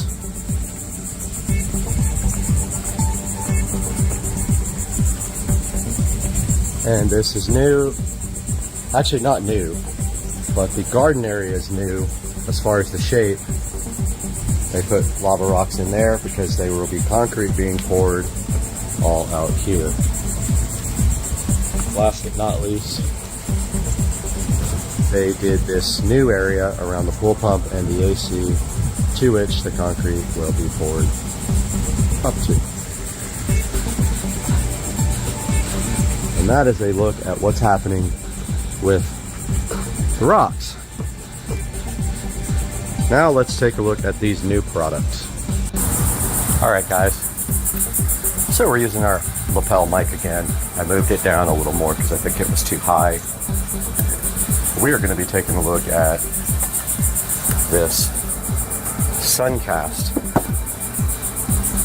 resin wicker designer hose pipe and this FitLife expandable garden hose. Now we have this typical old hose that's supposedly a lifetime warranty or whatever hose, of course. Good luck getting your money for one of those, but this hose is going into the absolute garbage. This is our new spigot. This was put in by the plumber, my sprinkler guy, last week because I never had water back here at the pool. Well, that's kind of a bummer that they put a hole in it to put this stupid tag in. So it is very light, so I would say if you can anchor it to the ground or put some kind of weight in it first, that's probably your best bet. What I'm going to try to do eventually is move it down into the rocks a little bit, and I can probably even do that now. And then put some rocks around it to keep it anchored.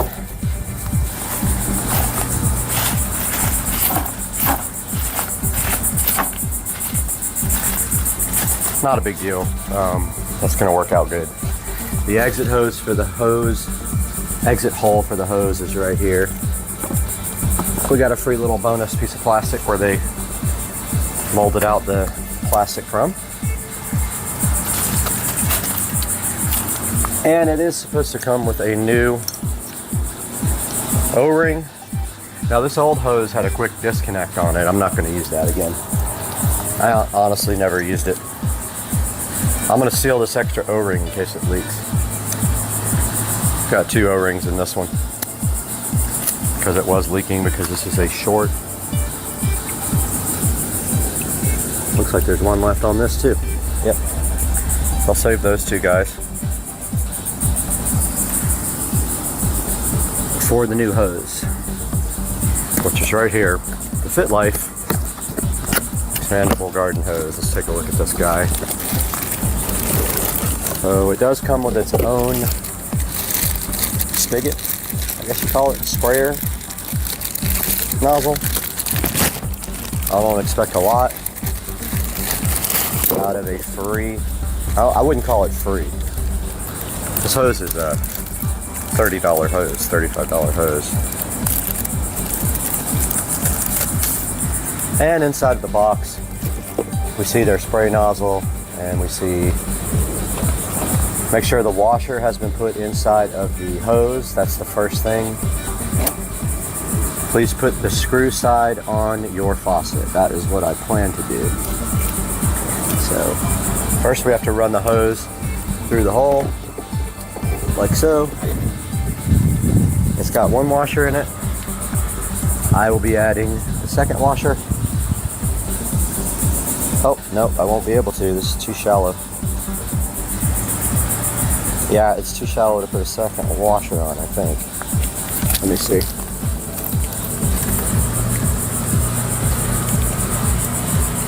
Maybe. Okay, it's gonna let me. It's one of those shallow faucets. I hate them. Spigot. It doesn't have a lot of threads on it. It's prone to leaking. Next thing it says, keep the valve closed and connect the nozzle. Turn on the faucet and let the water fill the hose. And it should expand.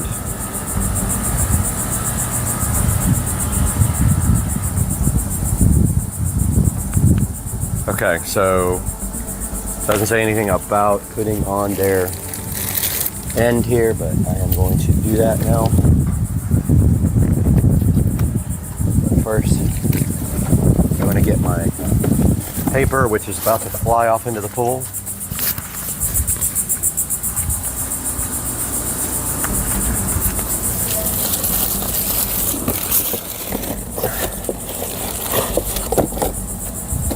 So double check when you do this that you have your O-ring inside here, or else it will leak. This sprayer feels like it's of good quality. Now we'll slowly turn on the water before we coil it up in there. Let's just give it a little test. Hose is pretty solid. As you can see already, this thing likes to move just with the easiest of pressure. So let's turn it on slowly and see what happens.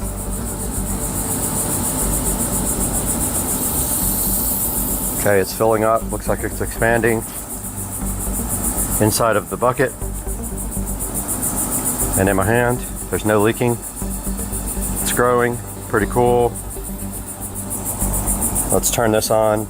Nice high quality, it looks like brass or copper connector here. I like that. No leaks at all here. No leaks at all here around with the extra gasket I put in. Let's turn the hose on, the valve.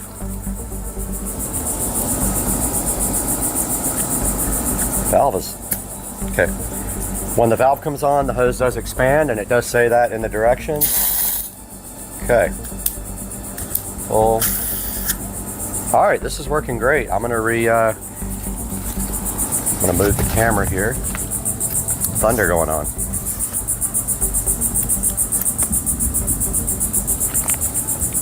Okay, so here's our new hose, guys.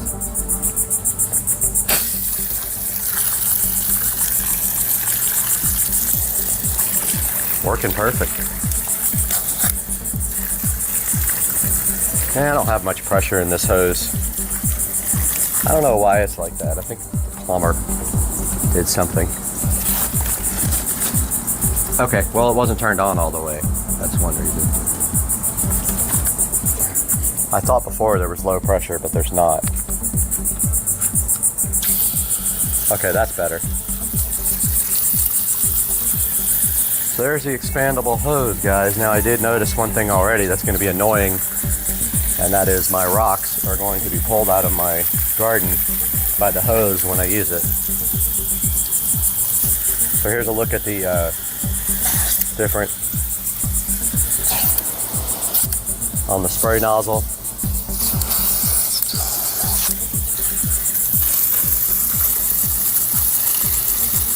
That's full.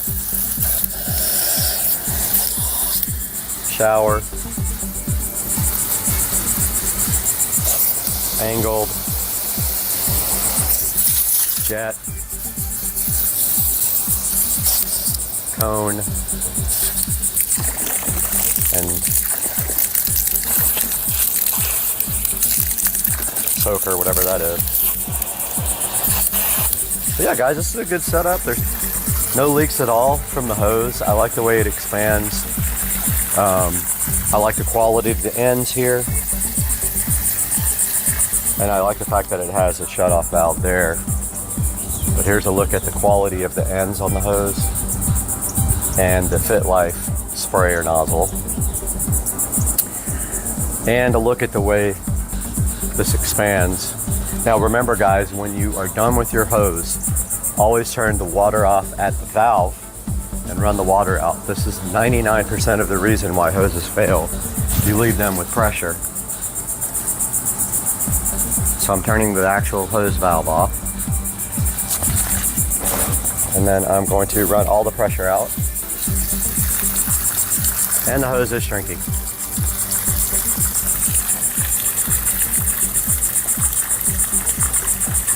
It is shrinking back up to its smaller size. That's awesome. That is so cool. You guys couldn't see it, but it shrank down back to the size, which is, I guess, what it's designed to do. Now it also says, when you're done, close the faucet while keeping the nozzle and valve open. Completely drain the water. That's what I just said. Store it in a bucket or hose in the garage. And there is a big amount of tips here on the sheet.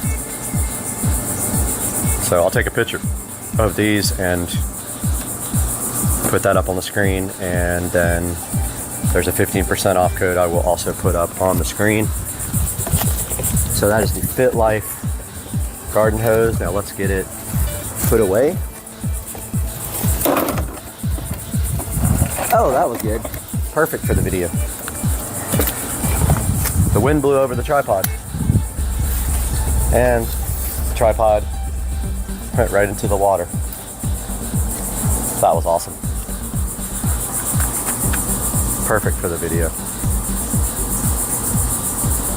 There, now you guys are ready. All right, let's put this thing away. Now you can see what some people were saying on the forums, that this bucket moves very easily because it is made of plastic. However, all the metal ones in the forums had bad reviews because they would rust. After 6 months to a year, they would be basically ruined. Once that is in there, I think maybe a brick or something inside of the bucket, or even a stake driven down through the ground, would be ideal to keep this thing from going anywhere. I can see in a high wind, this could possibly move, even though there's a heavy hose thing in there. So yeah guys, that's gonna do it for the review of the Suncast hose pot and the Fit Life expandable garden hose. Highly recommend both products. I'll let you know in the future how the hose pot holds up, but I'm thinking some garden stakes, those screw-in ones, straight down the center with a big rod on it to also kind of make a place for you to loop up your garden hose. I think I'm going to order and then hope I don't put holes in any pipes or wires when I go straight down. So this is what it looks like with the hose coiled up. I didn't even show that. And you've got ample room for a larger hose if you want the 100-foot expandable hose, which I might recommend that because this one is only 50 feet. Although I do only need it for around the pool here. You might opt for the 100-foot, seeing as how little this takes up now. Probably would do that if I did it again. But there you go, guys. That's going to do it. Thanks.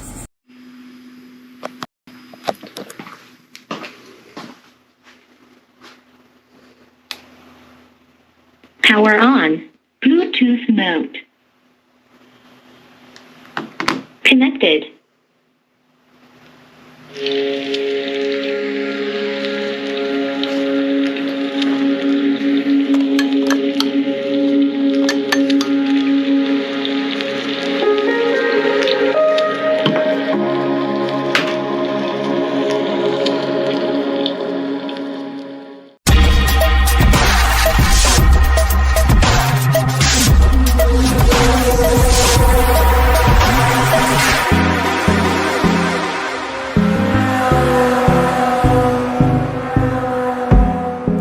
welcome back to the channel, and we are here in the SCSR bathroom today to take a look at this IPX7 waterproof Bluetooth speaker. Now this was graciously provided to me from the manufacturer to go ahead and check out, so today we're going to unbox it, see what's inside, test it out, and let you know how good it is. Back in the supercar street racing bathroom again with Brad, and today we have this IPX7 wireless Bluetooth waterproof speaker for the shower on the channel to check out with the funniest name ever, PRSCFUM. It's like perfume misspelled, so I don't know what that's all about, but it does have some pretty cool packaging. I was kind of impressed by this right off the bat when I saw the packaging, like they're trying to copy some higher end packaging or whatever. But next, let's open this up and see what's inside. We got the IPX7 here in Supercar Street Racing, and inside of the box, which I've already opened so I could charge it for you guys, we are going to find the following goodies. Like I said, really cool packaging and a very nice display here when you open up the box. And right inside the box, you do see the actual Bluetooth speaker in here. And when you take it out, you can see it is kind of like a show device, so or a dot.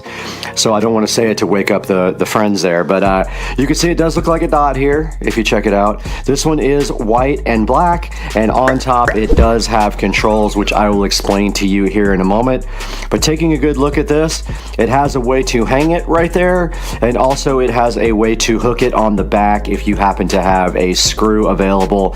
A lot of people don't have that in their shower obviously because they have tile, but this has a couple of different ways to hang it up. One of them being you could just put it on a string and hang it from your shower curtain rod there. And then now let's take a look at what's in the instruction manual. So taking a look at the instruction manual, here on the first page, just some gentle reminders here about keeping it away from children and things like that. And then it shows you how to operate the on-off key by holding the power button for 3 seconds to turn it off or on. And then resetting it, you hold the power button down for 8 seconds. And as we move to the next page, you can see it shows you how to go next and previous to play the next song, or you short press it to turn up the volume or turn down the volume. You can adjust the light here, and you can switch between Bluetooth mode and FM mode here on this page also. And then it shows you your display screen, your display clock, the FM frequency, and then how to actually go ahead and wirelessly pair. And it does remind you, you should be charging this thing for at least 2 hours before you go for your first rip with it. Next page, we got the TWS interconnect, which just shows you that you can connect 2 of these speakers together, which is pretty cool. And then down at the bottom, it shows you how you can reset the speaker by holding the power button down for 8 seconds until the red light flashes and the speaker turns off. And then after restarting, the pairing is separated. And then the last page just shows you your charging equipment, your activation and your warranty, and has some technical specifications about your Bluetooth speaker. And that's pretty much it for the instruction manual. Now that we took a look at the IPX7, we're going to take a look at what's inside the accessories box here now. So what did it actually come with? Well, inside of this box, you're just going to find 2 simple things. You're going to find this instruction manual, and then you're also going to find this USB Type-C cable to charge your brand new Bluetooth waterproof speaker. And they gave you one more surprise goodie that's buried way down in there, and it is a little suction cup. So you can take this suction cup and you can actually put it in the back there where that screw hole is, and then you can suction it right to the tile, and it sticks up on the tile really cool. So even if you don't have a place to set it down, you can use this suction cup and go ahead and put it up in your shower. Now let's take this IPX7 right into that shower and see how it performs while we get clean.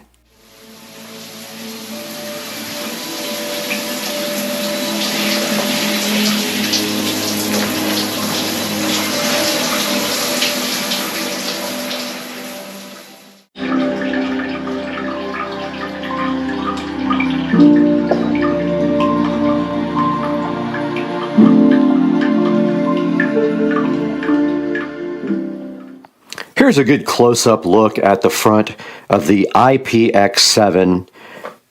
and a good close-up look at the box here that it comes with. But I wanted to show you guys the controls here. So basically we have the power button right here. You hold it down. Power on. Bluetooth mode. And then there are different ways for actually pairing it, but it did just show up. When you hold down the power button initially and keep holding it down, it is ready to be paired, and it come up as S3 on the phone.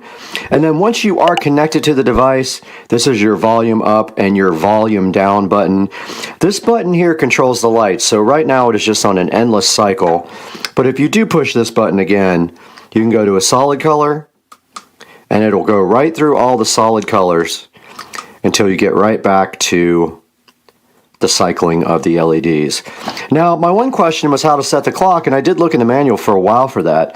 But as soon as I connected it to the phone, the time did update. So I guess it gets it from Bluetooth would be my guess. Now, once that is all connected, then you just have your other device, your phone or your tablet, and once you're paired to the S3, you can go ahead and play music from it from there. Okay, you just saw how this IPX7 performed in the shower, and I got in there and it sounded really good. We were listening to no copyright music. Now let's take this thing over to Brad in the Supercar Street Racing 4K production studio to check it out on Amazon.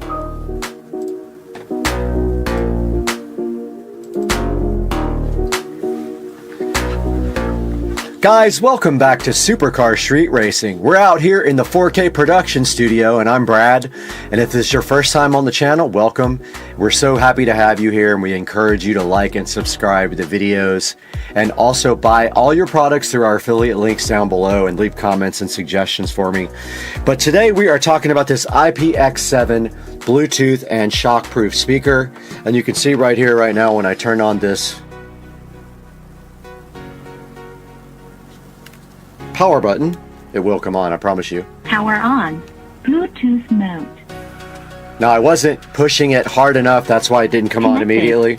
And you can see right here, it does have a clock right here, and it did say connected because it is currently connected to my phone. On the back, it does have a nice slot there to put in the suction cup or either to hang it from the wall. And I do like the way the colors rotate on this. And also you can actually change the colors just by pressing the button on the front. And then to power it off, you simply hold that down. Power off. And it does say power off.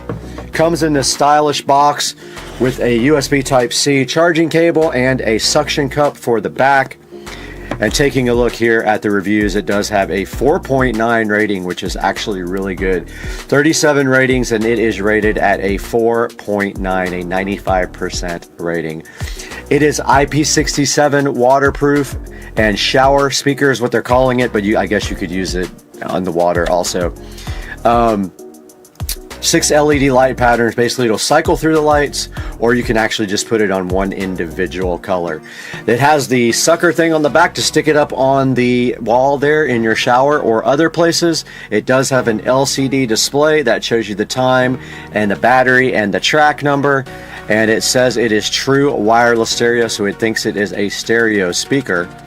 And now let's take a look at some of the reviews on the. And now look at the. I just wanted you guys to see the name, because it's funny what they think that they when they name these things that they think we understand the names. It's Perksfum, I guess. I have no idea. But taking a look at the ratings, it has 5 stars. Great sound quality for how portable it is. This next one says this speaker is actually nice, and it does show the speaker right here with the colors on it. And this says great little product, gets loud for its size. I'm using it as a computer speaker and it gets the job done. Absolutely agree. You saw me in there in the shower. I had no issues whatsoever with it in the shower. It did get wet, and also it sounded pretty good in there, I'm not gonna lie. Very satisfied with this product. Super fun. Great shower speaker, loud, and then there's some pictures of the box here.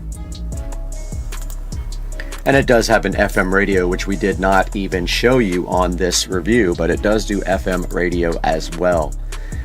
And this is from another country, so it is in a different language. Now, if we go back out to the main page here, there are some other speakers here for you to check out. There's one here for $29. Not sure if it actually does RGB LED where it spins around the top like that. There is some other ones here for $15 and things like that. There are plenty of options available for a Bluetooth speaker for your shower, but this one is actually a really good option. Let's take a look at some of the pictures here. Now you can see the front here, the buttons on it, and if we get to the side here, the USB Type-C jack does have a waterproof little plug in there to keep water from getting on the speaker. Now it only has one picture of the device, and it does have one video. Let's see if we can call that up. Speaker for the shower. Love that it just suctions on anywhere. It's a good strong suction. So somebody just did a video review of this. It works with Bluetooth, recharges. Awesome, has volume levels, has a fun little light. Seriously, it's been the best thing. It's waterproof, so it's fun too. Also, we can take it on the boat. It has like a little thing. There you go. Like a string too, so it hooks on and not worrying about it getting water damage because it's waterproof. Works super well, goes really loud. All right, so you can see in this review, she did say that they do take it on a boat, so that is very interesting. That's another use for the IPX7. And once again, please buy this through my affiliate link down in the comments section below. Anything you can do for us, and you don't have to buy this product, you can buy anything you want through any of my links. Click any of my links when you're going to Amazon and buy anything you want. And that gives me a little help with the channel because we do lose money. Now this one was provided for us, so we didn't lose anything on this, but it still helps the channel greatly if you could buy through our links. And please like and subscribe and hit the bell icon. And we'll see you next time. I don't have to take a shower, but I'm peace out.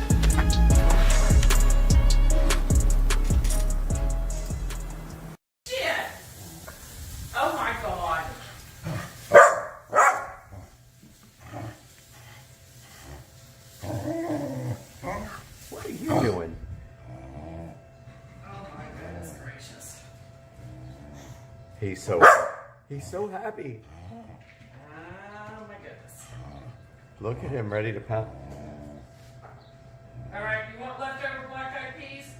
Sure. All right, I'm stacking it. Oh, all right.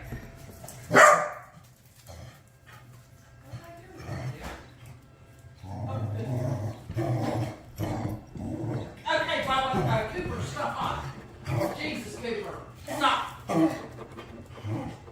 Cooper, why? You don't even care about mice. He is looking straight at it though. All right, you guys, seriously. Goodness gracious. This is the best.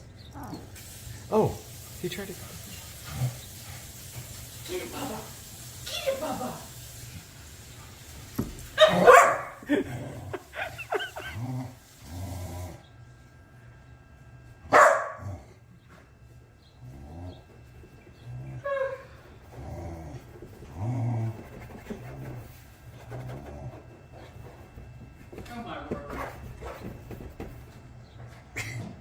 So cool.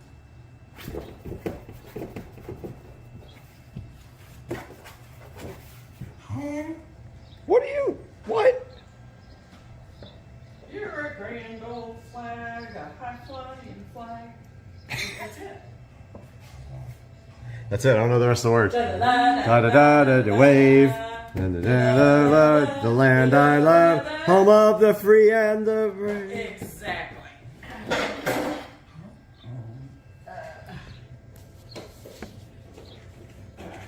Okay, so you got the peas, he's got the corn. Y'all are both good. You are just ridiculous, you know it?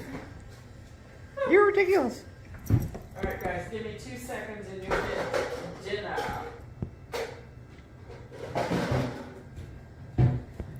This is the best video ever. You! Cooper, please stop. That's enough, buddy. Enough. Enough, asshole.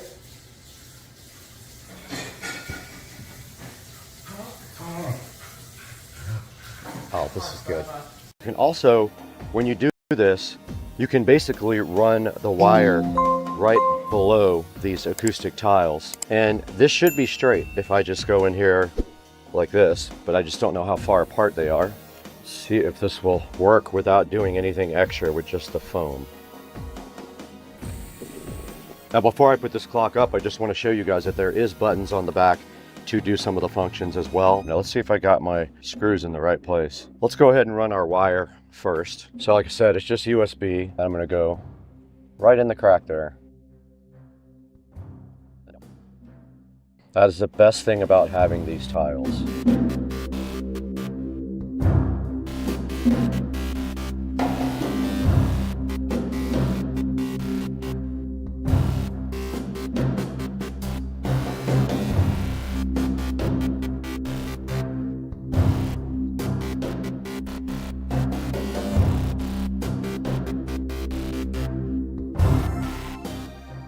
There is our clock installed, and it looks great on camera. You can see it on camera right there. You can see it on OBS Studio, and that's what it looks like. You can see behind the clock the nice glow that it emits on the wall right there. Pretty cool little light. Now there are some functions that it does as well we need to take a look at. There is a remote control included with it right here, and also some nice instructions on how to use this thing, but you can sync it to your phone via Bluetooth. I'm going to show you guys how to do that now. By pushing the Bluetooth button on the remote control, it does say BT right there. Okay, I'm in my Bluetooth settings.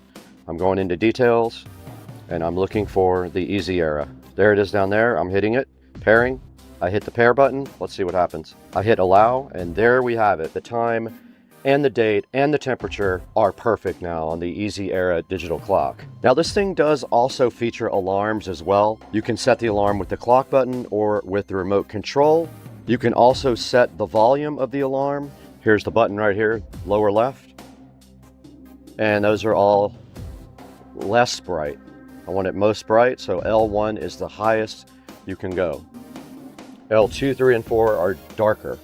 Okay, if you press the light schedule button on the remote, that lets you schedule, you can actually schedule it to turn off and on. Now there is also a music sync button. If you press the music sync button, it is this little music note here. You can adjust the sensitivity. You press and hold it again to return to the previous state. So for example, now we are on music setting, and you can see the back of the light responding to my voice, which is very cool. I love that. There's the next setting right there. And then there's back to normal. There's also a count up timer that you can run on it. There are 12 and 24 hour switches on it. Now you can also change the display color by pressing the display color button on the remote control. Check all the wildlife right there. Turtles, alligators, everything. Crazy. Oh, aren't all these webcams the same? I guess not. Hey, welcome back to the channel, everybody. I'm Brad, and if you found me, we're on Supercar Street Racing. We're actually out in the Supercar Street Racing sunroom, and it is cold in Florida. It was about 36 degrees last night, which makes it very difficult to do anything outside. But today, OBS Bot, now I did pronounce that incorrectly in the last video. It's OBS Bot. I was calling it OBS Bot. It is not. It's 3 separate letters when you pronounce it. OBS Bot did send us their new Tiny Light 3. Now, I might be one of the first people to actually have this, and I'm super hyped about it, and I love it. We have it right here next to me. This is the OBS Bot Tiny 3. They also sent me their wireless microphone here to check out. We're going to be looking at this today. Also, we're going to do this all on Supercar Street Racing right after this open hangout.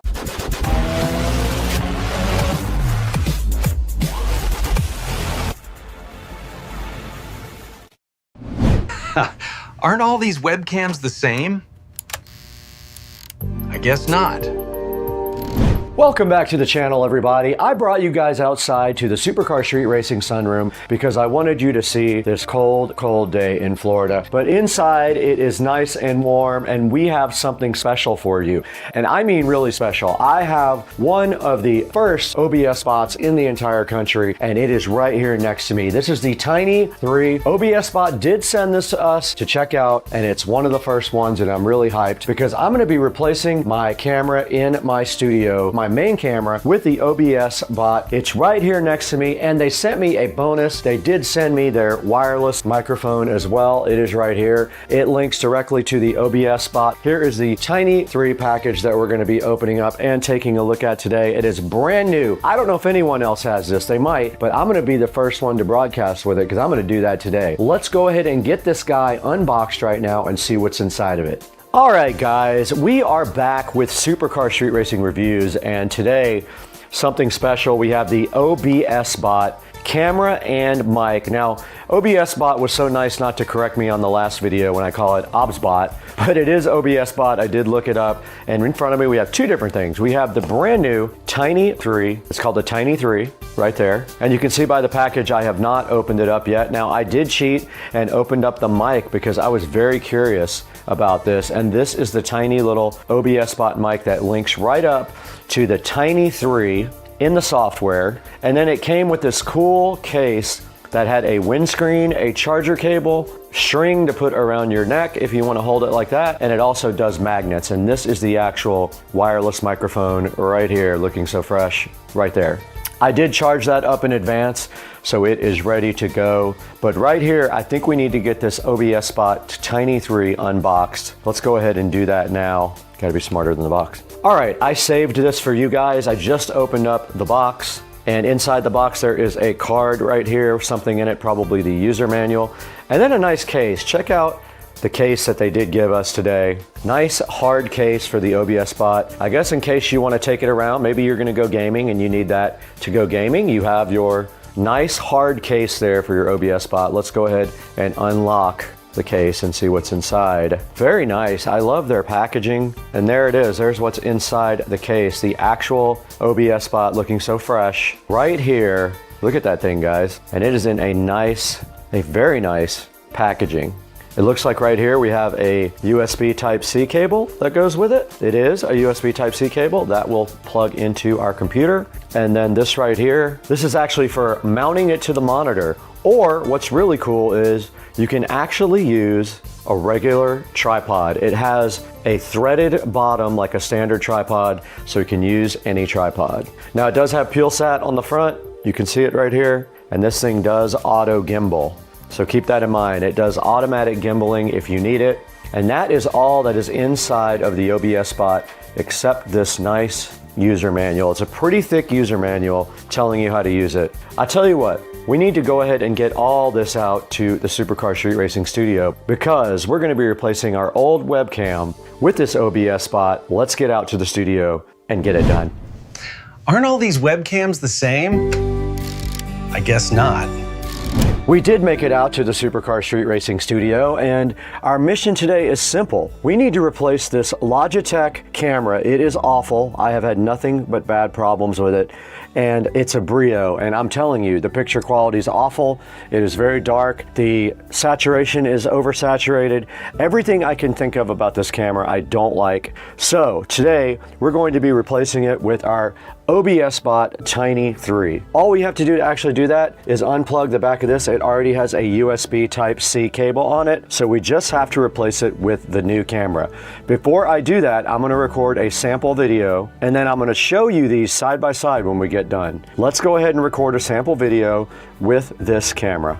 All right, we just recorded our test footage with the Logitech Brio. That means we are free now to go ahead and get rid of this thing. You can see us, we're right there on camera. Let's go ahead and get rid of it right now. And all we have to do that is unplug this right here. It's a nice thick USB cable, by the way. No complaints about that at all. There's the Brio leaving me, not sad. Now to set up the new OBS bot Tiny 3, we do have to put this bracket on it. And so basically the way this works is you just sit your OBS bot Tiny 3 directly onto the bracket like that, and then it sits right on your monitor like that. Now it does gimbal, so it's not important to where it faces. Let's go ahead and plug it in now. And there we go, we have it plugged in. We do have to install OBS Bot Center. It did recognize it up in my Logitech software. Let's go ahead and install the OBS Center here in the computer. I don't think I can pick one of these without some help. Where is Supercar Street Racing channel when you need it? Okay, we're rolling now on the PC. You can see where I'm frozen up there where we removed the Brio, but we do have to get the OBS Spot software. So we're gonna go to resources and download. And since this is so new, I'm hoping that the Tiny 2 Lite has the same software, or the Tiny 2. Let's try it. It's called OBS Spot Center. It's 2.0.13.29 right now. Let's see if they do have support for the one we have. And that would also include support for the microphone. Our camera is asleep now. You guys can't see that. I did launch OBS Spot Center. Let's see where it opens up. I did full mode, and we're going to allow it opened up on the top. Ah, it did light up. Okay, cool. Let's do video preview. Now it tells you how to use the OBS Spot in live streaming.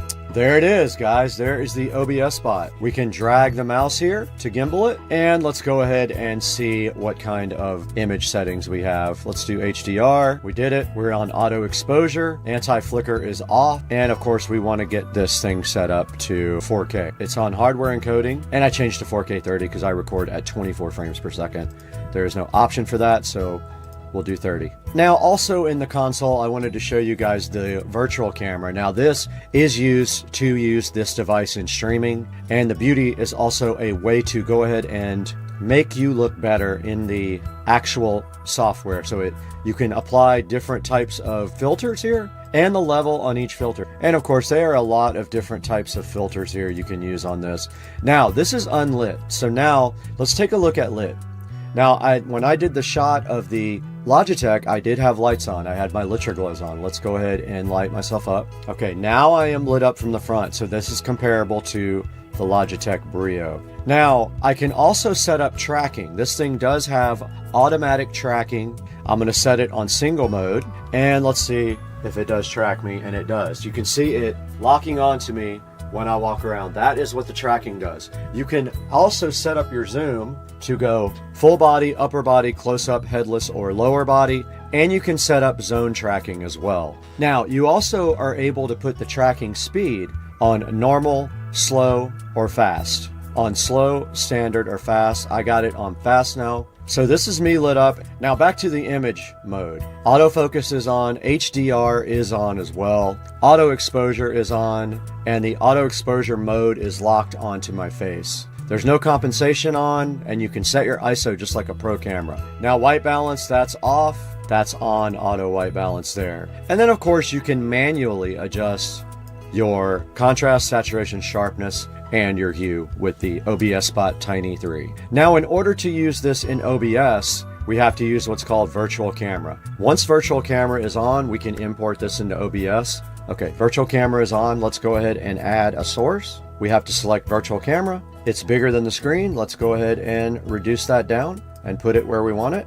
And there we are right there. Now, if you feel like you want to tweak the contrast, sharpness, or whatever, you can do that from the software here. A little bit of contrast. I gave it some more contrast. I like that better. I like a little bit more contrast in it. Let's see saturation. All right, I gave it a touch bit more saturation. The interesting thing will to see how this comes out in the actual end recording. That is the OBS Tiny 3 inside of OBS Studio. Now on the third page here where it says more, you can set up your sleep settings. You can set up your gesture control. So there is a way to zoom in and out. You can lock your target by just holding your hand up and just like a hello to the actual device.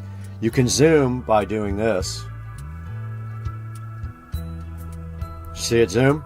You can hold up your hands like this and pull it out like this. That zooms you in. And you can push it back like that, it zooms it back out. That's helpful between shots if you want to adjust your shot. Now down below here is voice control, and you can set up your language to English or Chinese. And there is the voice control. All the commands are just right here in front of you. Now, also below that is something interesting that we're actually going to be checking out. We're going to be checking out the audio on this new OBS Spot external microphone. So I've not used this yet. I'm going to go ahead and power this up. I did feel it kind of haptic feedback and come on. It's flashing green right now. You can see right here on the side. Okay, now all we have to do is add TX1. Press and hold the button for 6 seconds while Box SE is powered off. Worked. We are paired. Now the question is, can we use this mic? If it's in stereo, it only brings one channel to OBS Studio. If it's in mono mode, it brings both. It looks like you can also click the mic button to human track yourself. which is awesome. And you can also do noise reduction mode. And then down here, there's some more miscellaneous settings. All right, this is a test of the Logitech Brio. I always had issues with this camera. The video would be oversaturated. It would be low quality. I don't know what's going on with that. I tried updating the firmware, nothing worked. So this is our video test with the Logitech Brio. We'll compare that to the Tiny 3 next from OBS Spot. Okay, we're back now. We are full screen with the OBS Spot camera. This is what it looks like full screen. I purposefully have the monitor off back there so you guys can see exactly what this looks like. This is also with my tweaks to video. Now I have increased the contrast a little bit extra saturation, and this is what it looks like now with. So that's going to do it for the actual setup and demonstration how to use your OBS Spot Tiny 3. And when this does actually come out, I will have more details about how you can buy it in the description. But for now, this is all we can do today. The OBS Spot Tiny 3 is not even online anywhere yet. It's so new. We have the first copy of it. I hope you guys enjoyed this. If you have any questions about the OBS Spot Tiny 3, please throw them down in the description. I'll do my best to answer them, but that's all we have for today. Later, guys. Check out the new studio. I am getting it done, and it looks freaking awesome. I am so hyped about the new studio, Supercar Street Racing. Guys, in the Supercar Street Racing bedroom right now, and today we've got Keener providing us with this eye protection desk lamp. They have asked us to take a look at this, unbox it, check out all the features, and then let them know what we think. So today we're going to get this thing unboxed, see what you think about it, see what I think about it, and then let the company know how we feel on Supercar Street Racing.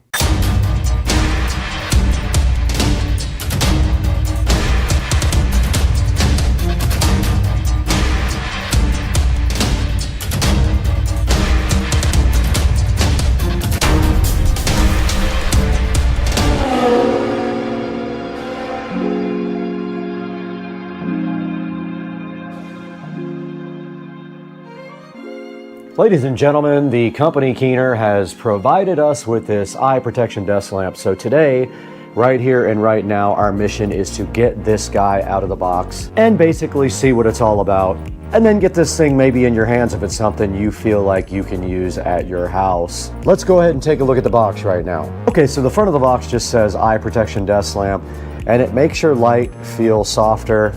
Not sure what that actually translates to, but I guess it means that the light is easier on your eyes.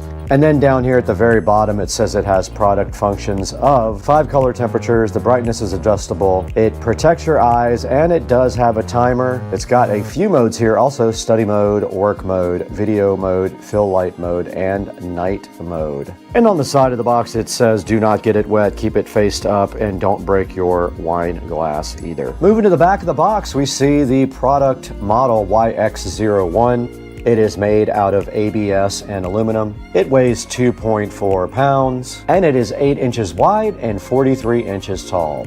Now it uses 100 volts or 240 volts.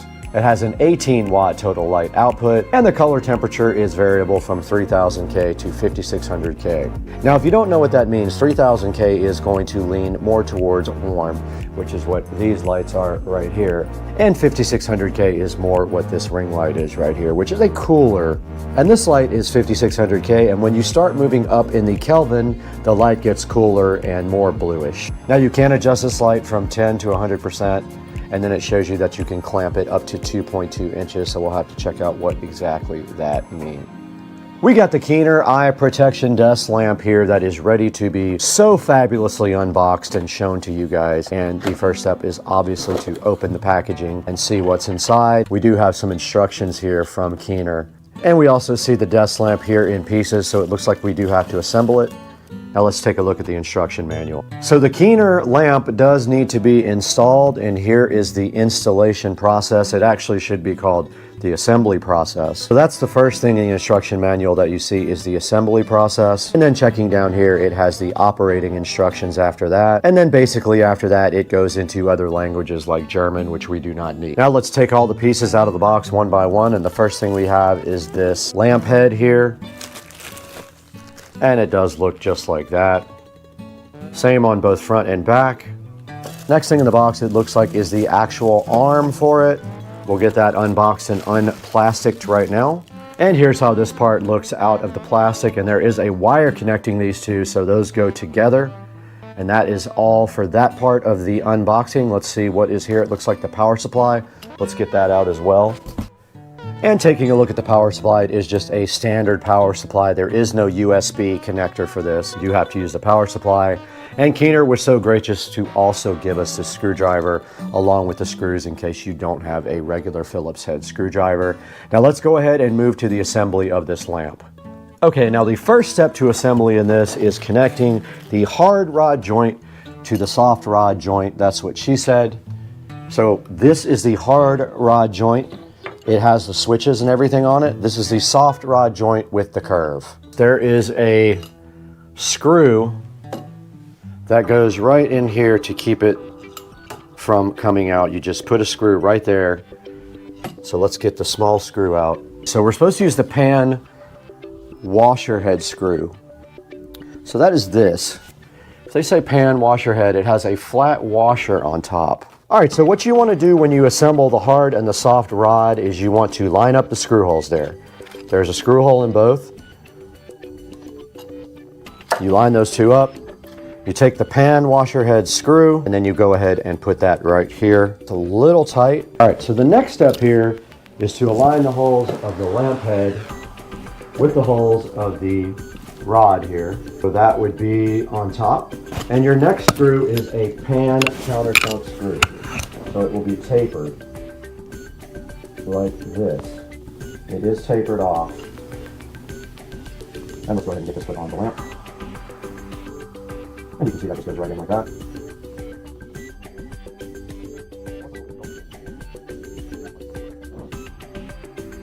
Okay, so basically this is flexible so you can turn it back the other direction, and you want to have your controls facing forward there. So this is completely assembled now. Okay, the next step of the installation procedure is the lens hood. So this thing says there are 3 buckles corresponding to 3 notches in the lens hood. So here is the aforementioned lens hood, and there are only 3 places this can go. It's these 3. And then it can be slid around like that. There you go. The lamp hood is installed. And that is going to do it for the installation procedure or the assembly procedure of the lamp. Okay, the lamp did come with this remote control here, so let's go ahead and take the peel off the battery. And on the front of this remote here, you can see it does have controls for the brightness, a timer, the mode of the light here, which color temperature you would like, and we will test that out momentarily. Now, clamping the lamp to a desk is as simple as just opening up this clamp here, and we are clamping this down.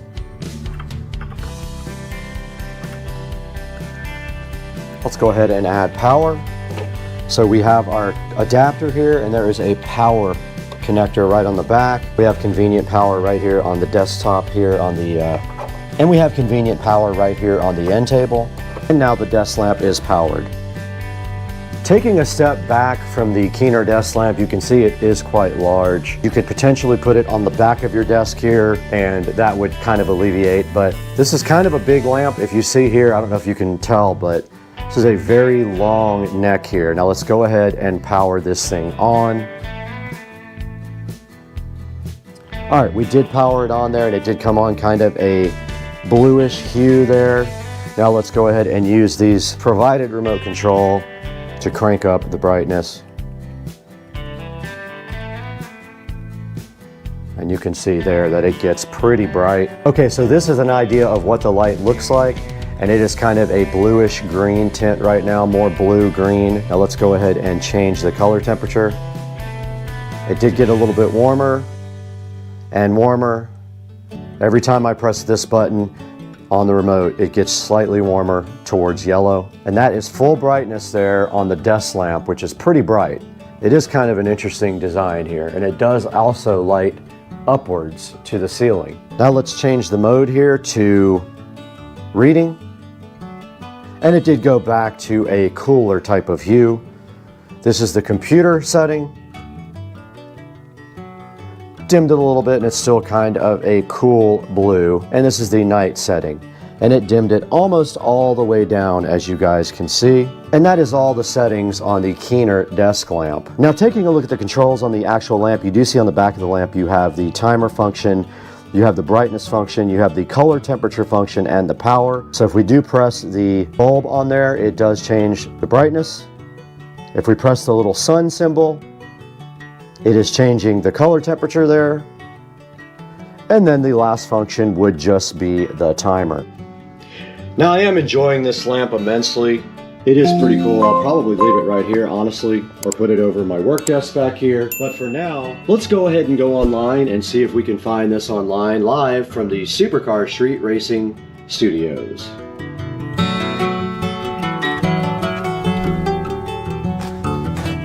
Guys, welcome back to another Supercar Street Racing product review. And today we've got the Keener iCare desk lamp for you guys to check out.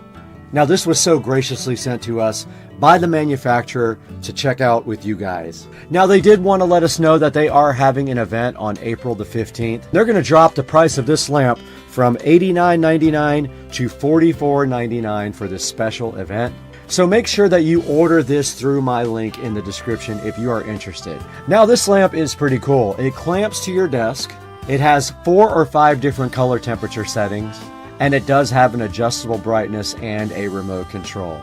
Now, if you see right here, it has 17 reviews, and it does have a very good 4.7 out of 5-star review. And let's take a look at some of those reviews right now. So for the 5-star reviews, it says it easily clamps on the desk, perfect for my workbench, highly adjustable position, highly adjustable high quality workbench light, outstanding task light. It does have some 4-star reviews, nice light, wonderful desk light, innovative clamp lamp, good quality, versatile, although pricey.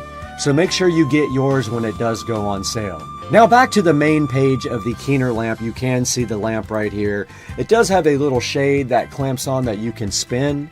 And then right here it says that it's really good if you are watching a monitor. It will help with eye strain. And here is a look at the dimensions and the control panel on the actual lamp itself. Now, the thing is telescopic, so it can move and bend and twist wherever you need it. And it is also very bright. Now, we want to remind you to please support Supercar Street Racing the best you can.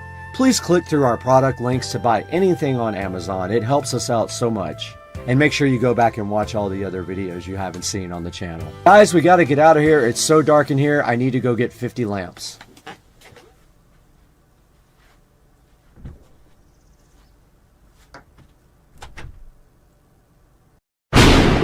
Furiosa had gone too far.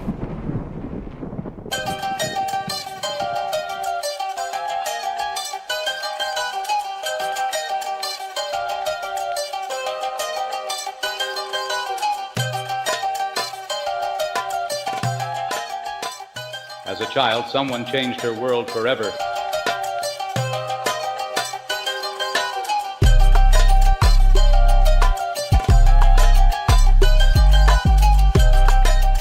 She thought her mother was magnificent. He took it all from her. He wondered exactly who she was.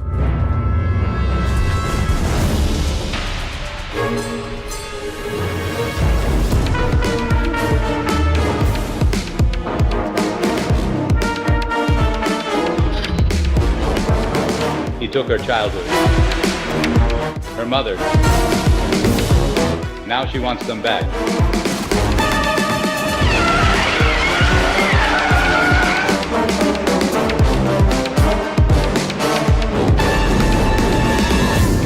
Even if it takes forever. She makes a promise to find her way home.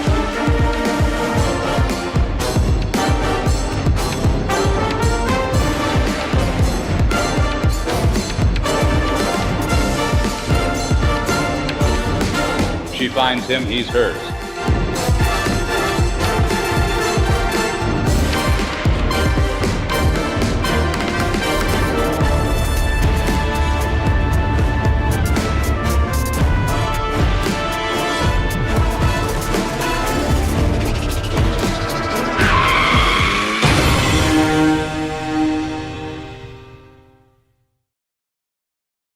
that video with Joe and his kids and the K100 Max. Navi was so kind, they sent Joe's kids 2 K100 Max scooters. You can see them sitting right here on the screen in front of you. Those things are so cool. They do 12.4 miles per hour. They are foldable. They have RGB lights, a smart app, and also a Bluetooth speaker. Very freaking cool, man. Now the ones they got are just like this one. They are that multicolored thing right there, which looks really awesome for kids. Now you saw the kids go ahead and take the scooters out. One is 9, one is 11, so it was perfect for them. These guys will go 11.2 miles on one charge, and they charge pretty quickly as well. They have rear drum brakes. They are water resistant. They have 7-inch hollow tires and all front wheel drive system. The motor is 260 watts on these and can fit people up to 132 pounds, it says. Now we were actually recording this whole video from the ST3 Pro, but also we had the K100 on camera as well there. Now we just got an announcement from Navi that we will be attending CES this year on their behalf. So you will catch us at the Navi booth at CES, so plan accordingly. We're gonna be out there, me and Joe, representing Navi and testing out their brand new scooters. But this K100 Max is awesome. Make sure you order it from the affiliate link down in the description and tell them Supercar Street Racing sent you. And thank you for over 240,000 subscribers. We could not do it without you. But make sure you like and subscribe and order everything from our affiliate links. But we got to get out of here right now. We're testing as we speak and we have to go ride that thing.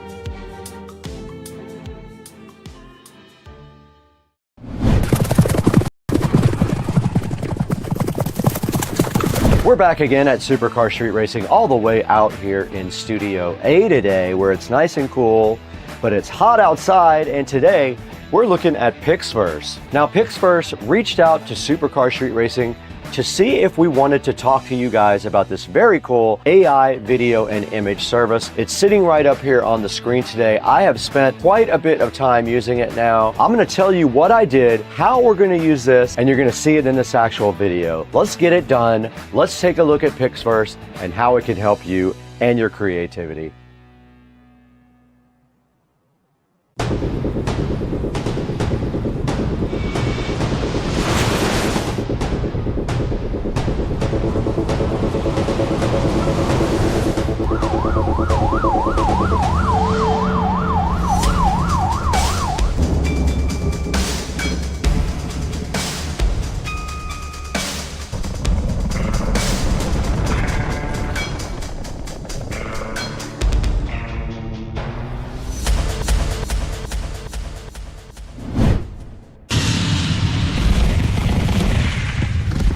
Back in Studio A once again with Supercar Street Racing. I'm so happy to have you guys in the studio with all the fly lighting and cool equipment we have in here. And today, Pixverse reached out to us to see if we were interested in working with them on the Pixverse AI video and image generation tool. And it's sitting right here in the background, and I have spent quite a few hours with it. I made some cool things that you're gonna see today in this actual video, and I might even switch from my traditional AI program to this. Now, as you guys know, if you watch my videos, I use AI a lot in them to add a little bit of fun to the videos and kind of as bumpers and on the opens. So I spent a lot of time working on this on camera for you guys. So the first thing we need to do is go ahead and throw it back into Studio B, where we can take a look at all the cool features of AI and Pixverse.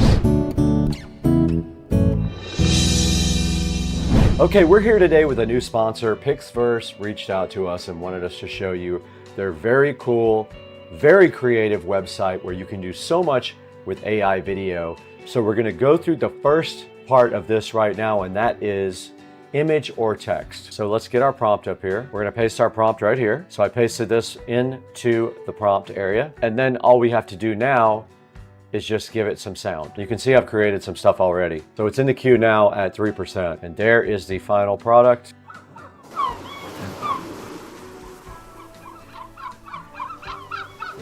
And that's kind of an idea of what the image to text can give you. All right, so the next thing we're gonna talk about here is called transition. Basically, you give it a first frame of video and you give it a last frame of video, and then you describe what happens. You look on my screen right here, I basically took a picture of the astronaut on the moon. That was my first frame. And then my second frame was another picture of an astronaut on the moon. And then I added a prompt down here. The astronaut on the moon turns to look at the American flag, then looks back at the camera. Here's some of the cool things that it did with that nice effect there. And you can see the 2 frames here, and then you can see what the AI generated. Looks very awesome, where the man turns on the moon and checks out the flag, and it looks very realistic. Now this is using their version 5 up here as well, which is their newest version. So this is cool. The 2 actual pictures are right here. I used this photo and this photo, and that's all I did to do the transition thing, and it looks very cool.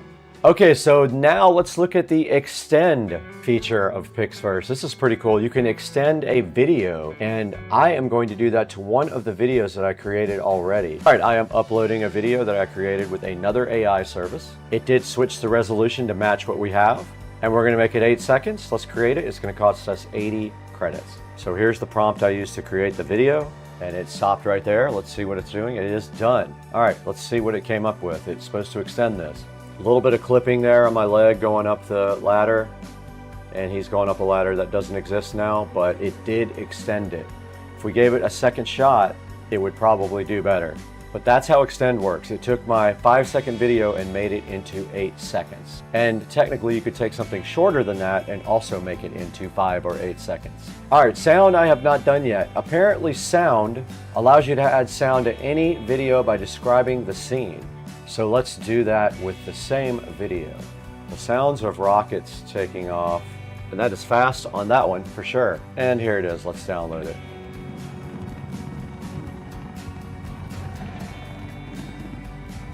And it did work. It did put that sound in the background. That's pretty cool. You can also select to keep the original audio as well, and you can go in off-peak mode, meaning it doesn't cost you as much because you're generating in off-peak hours. So this next one will allow you to upload a video and then generate a script for it. So I'm gonna do that for this video that it created. So I'm gonna put this in there. This is the video that Pixverse just extended. I just typed in, the man is walking up the stairs, he's ready for a trip to the stars. And it is going to automatically pick a voice. Let's go ahead and create this. The man is walking up the stairs, he's ready for a trip to the stars. All right, it did The man work. is walking up the stairs, he's ready for a trip to the stars. And of course you can pick your own voice. Hey, I'm Ethan, just... Hi, I'm Adrian, young and free. I'm Oliver, full of energy and... I'm James, been through a lot. I'm Liam. With time, I've gained wisdom from experience. All right, I'm gonna reproduce this with Liam.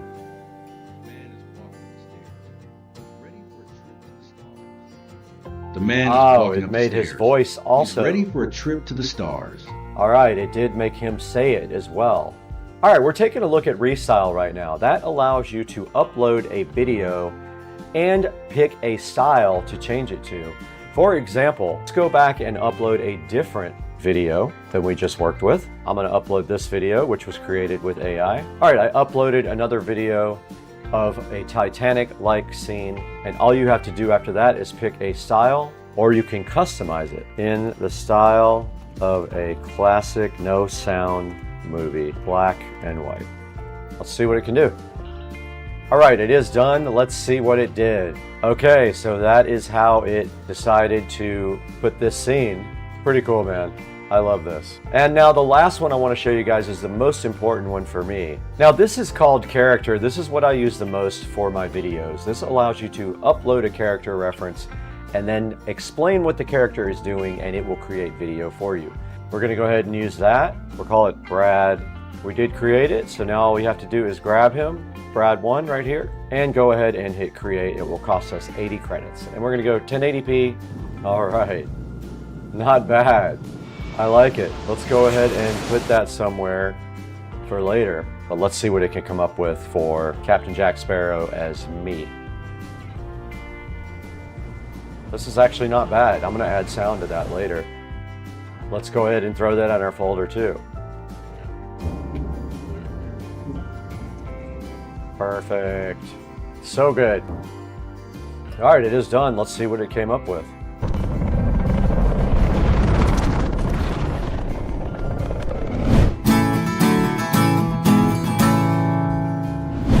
Guys, that's the new open that we made with Pixverse. So we made the whole thing in Pixverse, That was pretty cool. Now let's throw it back to Brad right here again to show you where you can get PixVerse and how you can get it. All right, you guys just saw how cool PixVerse is. We went through all of the different things it can do, and we actually created some cool videos with sound, and we also used them in this actual video. So what I gotta do now is throw it back to Studio B with Brad and show you guys how you can get PixVerse, and you can get your 30-day free trial on Supercar Street Racing. Let's throw it back inside to Brad for some more PixVerse stuff. All right, guys, I wanted to quickly show you this template creation, and all you have to do a template is pick a template out of all the available ones, and then you put a photo in, and it will generate a scene for you based on what you see right here on the screen. This one right here is called Who is Arrested? And it took my picture. And I did get arrested. And so, yeah, you can take any of their templates and put your picture in it or other people's pictures in there and generate anything you want. This one's called Welcome to My House. It says a sip of red and the rich life appears. Now, also taking a look at the rankings, check out where PixVerse stands. Here's your AI leaderboard here. PixVerse is at number 2, image to video, and then text to video. Check it out. Look at that. PixVerse is also at number 3 on that. They wanted me to show you guys those rankings as well. All right, guys, we're right in front of the PC now in Studio B, and you guys just saw how we made that brand new open with the cool PixVerse AI. It was pretty cool. We made a new AI open like the old one I made in another AI program, but this time we did sound and new music, and it came out great. I encourage you guys to try out PixVerse. The first 30 people will have a code down in the description. You got to get there fast though to get a code. Check the description out in Supercar Street Racing down below in this video and go ahead and get your 30-day trial for PixVerse. And guys, thank you for supporting the channel. Thank you for 200,000 subscribers. We have to get out of here right now though. We have to go to dinner.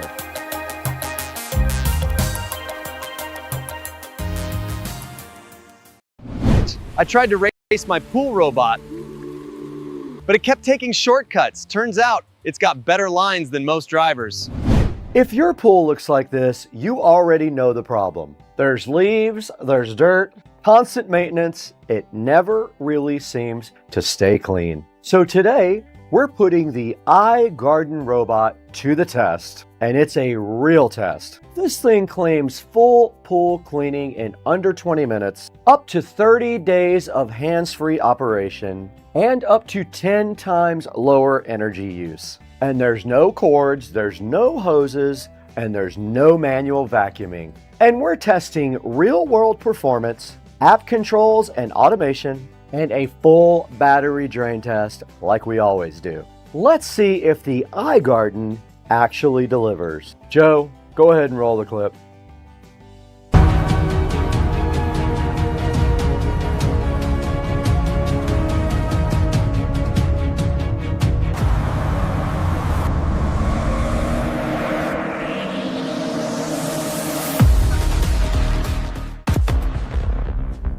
Where speed meets innovation.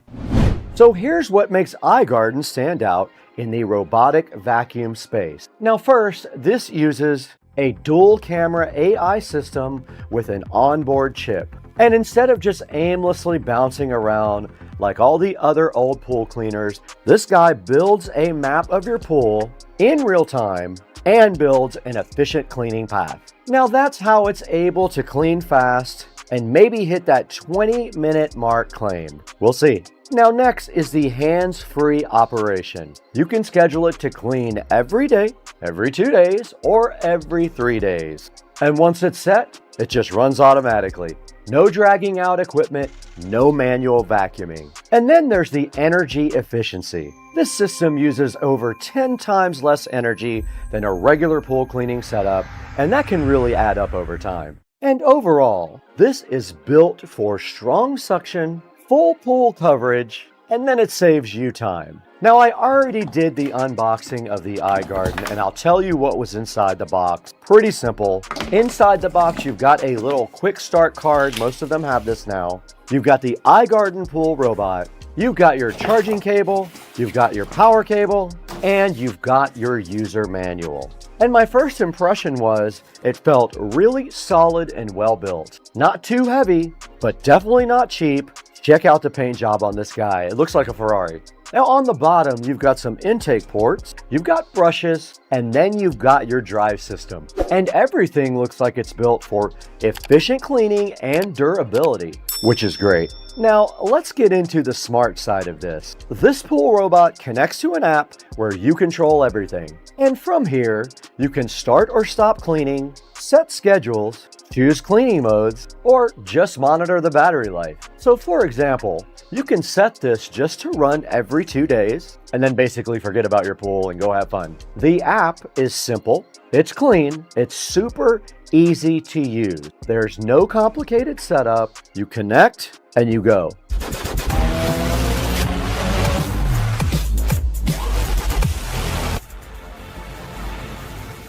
And here's what actually matters. We've got dirt, we've got debris, leaves, real world conditions for sure, right out there in the pool. Now let's go ahead and drop it in. We want to go ahead and press the power button until it is solidly lit and then drop it in the pool. We power it on and then we just go. And right away you can see it is not just moving randomly. It's following a pattern, it's covering the pool, and that's the AI mapping doing its thing. Now, this pool is extremely dirty. The 20-minute clean claim would be if you clean regularly. This pool has not been cleaned. It is very dirty. So we're going to go ahead and let this thing clean the entire pool. It is going to take more than 20 minutes because there's going to be multiple basket empties during this time. And after we're done, here's the result. Almost all of the debris is gone. The pool floor looks clean. Coverage was solid. And that's a noticeable difference for a pool that was so dirty before.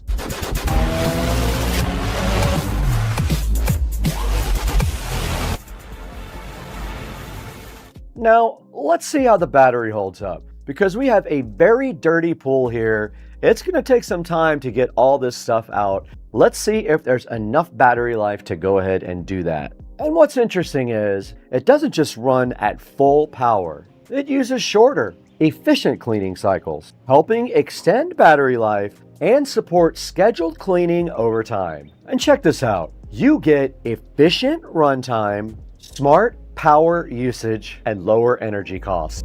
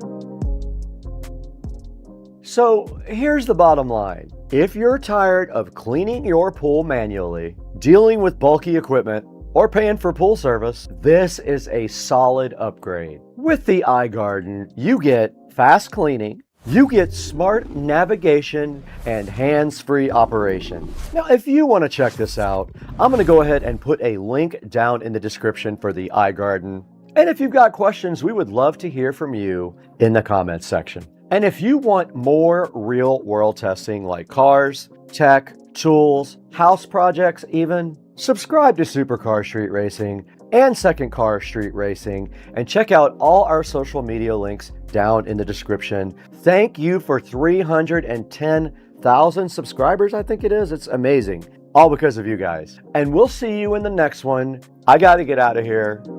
Joe, roll the outro.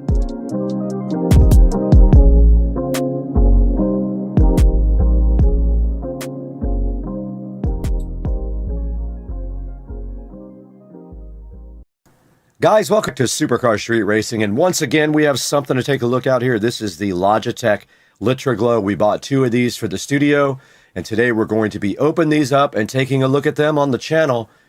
Hang out with us, it's going to be fun.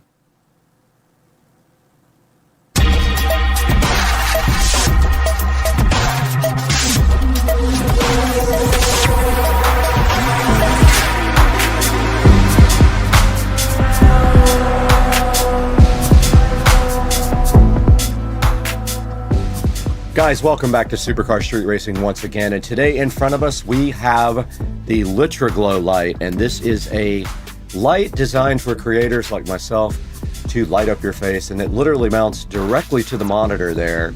So I did buy 2 of them for the studio because our ring light did go out and we needed something so we can do content from inside of the studio. Now, taking a look at this, we're going to unbox it today, actually set one up and use it and see how it performs. Welcome back to Supercar Street Racing once again. We're here in the 4K production studio, as you can see, and today we have this Logitech LitraGlow that we are going to be checking out on the channel. Now, this light is designed for creators like me because you need some sort of front lighting source when you do voiceovers, exactly what we're doing right now, and we are actually being lit by the LitraGlow right now. And to give you an idea of what that looks like, check this out. So right here in front of me, we have the LitraGlow, and we are recording in OBS Studio, and that is lighting us up from the front. And behind me, of course, we have some interesting LED lighting. Here's another view of what it looks like from inside the studio, but not really much there you can see on me because the camera is tilted down a little bit. This is kind of the environment that the studio has, so that's what we are dealing with. Now, the light that we were using before, the ring light, did die, so we went ahead and got the LitraGlow. We actually ordered 2 of these. We are currently being lit by one. There will be one on this other monitor here. If I go ahead and show you one more time the view here, we're going to put the other monitor the other light right on this monitor here, so we have 2 of them. We're back here again in the front camera, and we have the LitraGlow in front of me, and we have not opened this one yet, so I wanted to go ahead and open it with you guys. Let's do that now. Right in front of me, we have the Logitech LitraGlow, as you can see right here. We haven't opened this one. I wanted to do it on camera with you guys so you can get a look at the packaging and everything. And on the back of the packaging, it just says it has an adjustable mount, TrueSoft technology, and adjustable brightness and color temperature on the back as well. There are controls on the back for all of that. You can make it either warm or cool light by pressing buttons on the back of the actual LitraGlow by Logitech. This is how the packaging looks. This is how it comes right from the factory. There is the LitraGlow looking so fly inside the box. And when you pull it out right here, you can see that it does have a long stand to keep it pressed up against your monitor. And then this part is like draped over the top. It does have a USB Type-C connector here for power. So when you guys power this up, you can power it up with any 5-volt USB adapter, that as long as it has a USB Type-C. And they do give you a USB Type-C cable here in the package as well. And to use this, you simply do like you use any other USB device. You can plug it in any USB outlet that provides power. And then on the back of the light here, there is the USB Type-C. You just plug that in. And this is a look at the Logitech LitraGlow and how it attaches to the monitors.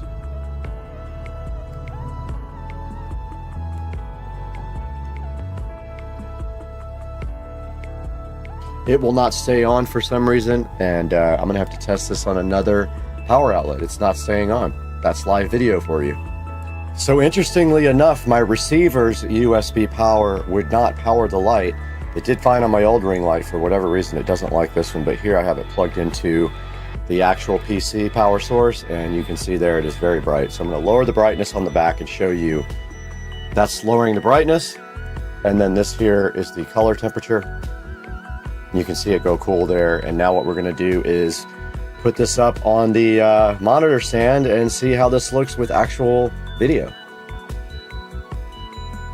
All right, guys, we do have both of our Logitech LitraGlow lights pointed right at me. One on the left monitor, one on the right monitor.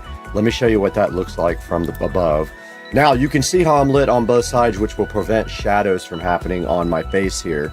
And they do just mount right to the monitor stand so easily and kind of rest on it like a webcam does. Right here in front of me, guys, we have the instruction manual for the Logitech LitraGlow light. And in the instruction manual, it simply has pictures such as an IKEA product would, and it literally just shows you putting the light onto the monitor, and then that you can tilt the actual top of the light forward or backwards as well. And then also it says that it can spin on its axis as well. You can put the light wherever you really want to and turn it in any direction, so it could be on either end of your monitors. Now, giving you a better view of what it looks like here, you can see right here we've got one almost on the end of this monitor and one over here on this monitor. We actually need to rerun the USB cable because it is kind of tight back there, and it is showing. Guys, right next to me here, we have the LitraGlow from Logitech premium LED streaming light with TrueSoft, an adjustable monitor mount, and it does adjustable color temperature as well. And if we see right here, it has 4.5 star reviews, so not a bad rating out of 2,200 ratings. Some of the 1-star reviews say ruined by a few critical flaws, and it's not a camera. I don't know why they put camera, it is not one. Soft and very bright, but lacks appropriate controls. I don't know, all you need is brightness and color temperature in my opinion. There apparently is a software for it, so if you want to use that, it's called G-Hub, and somebody was just talking about it right there. You don't have to use the software. And it says right here that it makes you have natural skin tones, a radiant look, and it is a full spectrum LED light, and we knew that already. And it's safe for all day streaming. It doesn't get hot or anything like that like big, large lights do. It says it's got a freedom of light placements because basically it's really easy to place anywhere on the monitor that you want. Now they're fully customizable, it says, with your keyboard and mouse, which I have not looked at that software. Maybe we can take a look at that. And it is plug and play. It just literally plugs in for streamers and content creators with absolutely no drama whatsoever. So right here in front of me, you can see the Logitech G-Hub software that you can download and install. And this lets you be able to program the light and control it from the keyboard. However, I did notice in one review, someone was saying that to really control this the proper way, you need the Logitech keyboard, and you can't really do function keys or whatever on a normal Windows keyboard. So just be aware, it's not easily controlled unless you also have the Logitech keyboard in front of you. All right, so you can see right here, there are a lot of other options for lights if you so wish to. There is one here for $17.99 from Letwing. There is a Nexaglow right here as well for $37.99.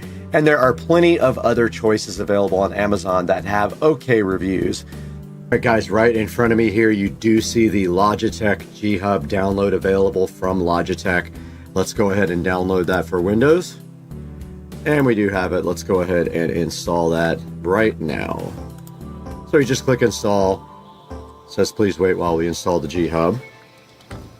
Now we want to see what kind of functionality we're going to get with our lights when we have the G-Hub software installed on the PC. All right, we got the G-Hub software open in front of me right now, and you can see that you have 3 different options here. Now, if you click this edit button, you can name them, and you can see I've renamed them right and left. It will not let me drag them into the appropriate positions like you can a monitor though, unfortunately. But if we go here and double click the right one, you can see that we can change the color temperature, and it did change to a yellowish hue right there. We can also change the brightness. You can see it can go from no brightness to quite a bit of brightness. And then on this side here, we can go to the other one, change the brightness. And those are about the same color temperature. You can see I'm oversaturated here, so we don't need that much light. Let's go back and lower the brightness a little bit. And that's better, but still a lot. The camera seems to be oversaturating the brightness levels when I crank up these. Now you have this activation with camera here. You can turn on the lights whenever you get your camera turned on. And it does say camera depth tech webcam. We can choose which camera we want this thing to bring the lights on when we turn it on. And then you can change the tile view, or you can change to a list view here. And then you can actually create an account with Logitech to go ahead and log in. So there's no way to set this up with a keyboard or anything like that. You can see if you double click it, there's some manual adjustment here where you can just pick your colors instead of using a slider. But you can see there's no way to associate this with a actual keyboard shortcut, so it just does it automatically. So yes, the camera is in use with another application, which is actually why we can't see it. So yes, the camera is in use with another application, which is actually why we can't see it. Guys, next to me right now, you can see the Supercar Street Racing channel, which is growing greatly, and I really appreciate all your help and your viewership. But I just want to ask you for one thing, if you could please like and subscribe and click the bell icon so you get notified when I put out a new video. I do try to do daily videos. It doesn't always happen. Sometimes there's not enough content, but I really strive to do daily videos. And do me a favor, when I give you an Amazon link, go ahead and click through it. Let's give you an example. So if we go into YouTube Studio here, and we just go to one of my videos, and inside of my video link here, there will be a link to something like these Hexaglow lights. Now, you don't have to necessarily buy the Hexaglow lights. Buy anything through that link, and it does hook me up with just a tiny amount of money to keep the channel going and to keep bringing you guys great content from Supercar Street Racing. I'm really happy you guys joined us today, and we will see you next time. We got to get out of here and go find something to do on Christmas.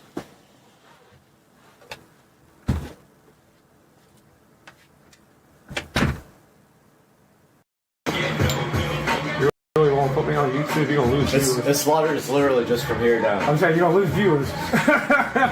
Let's My game.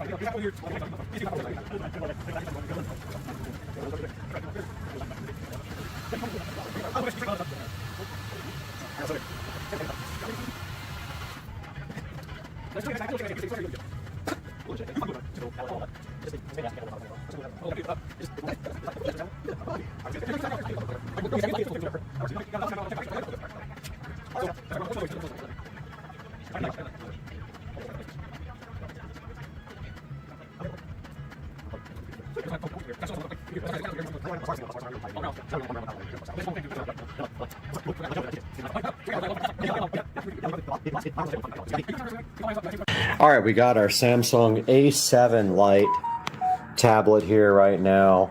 We got our magnetic mount already mounted in the dash. I hot glued it to the back of the dash.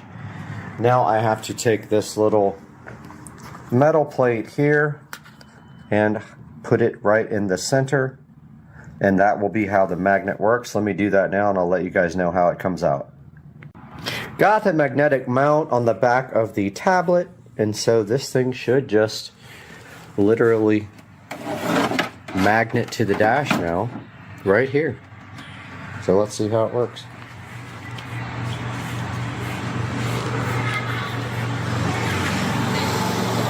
And they are,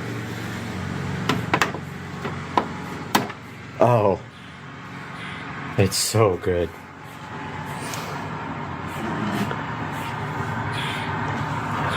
Like, perfect.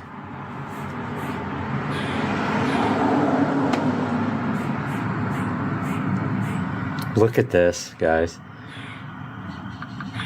It looks like it was meant to be there. This is awesome. Look at the tablet. And it sticks perfect. Okay.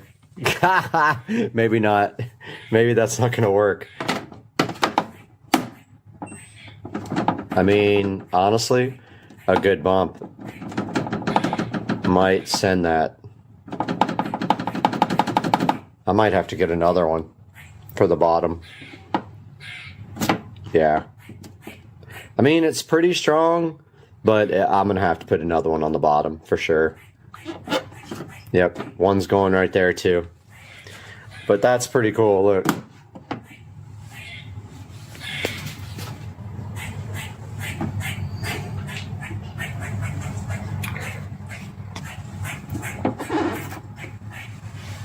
Yeah, it's gonna have to take two.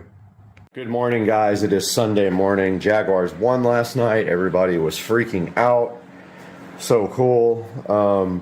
So just a little update. So we got a lot done yesterday. This is the current state of the amp rack. We've got the 12-volt inverter here. We've got the Rockville amp here. We got the voltage reducer here. We've got the fuse for the amp here.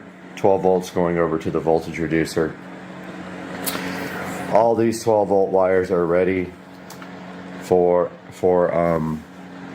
whatever they need to power. We've got a 48-volt wire ready here to power the voltage reducer, and actually on this side it's going to the master switch. So I haven't figured out where I'm going to mount this yet, how I'm going to do this. This switch is going somewhere under the seat to turn off all the 12-volt accessories if I want to when I stop the cart. You know, that way just so the amp and everything else turns off. This stays on all the time, and this will actually turn off with the cart. I'm thinking somewhere in here. I just don't know yet. Not sure. There's not a great place for it.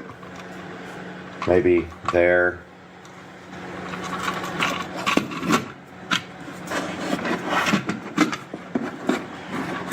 That kind of would work right there.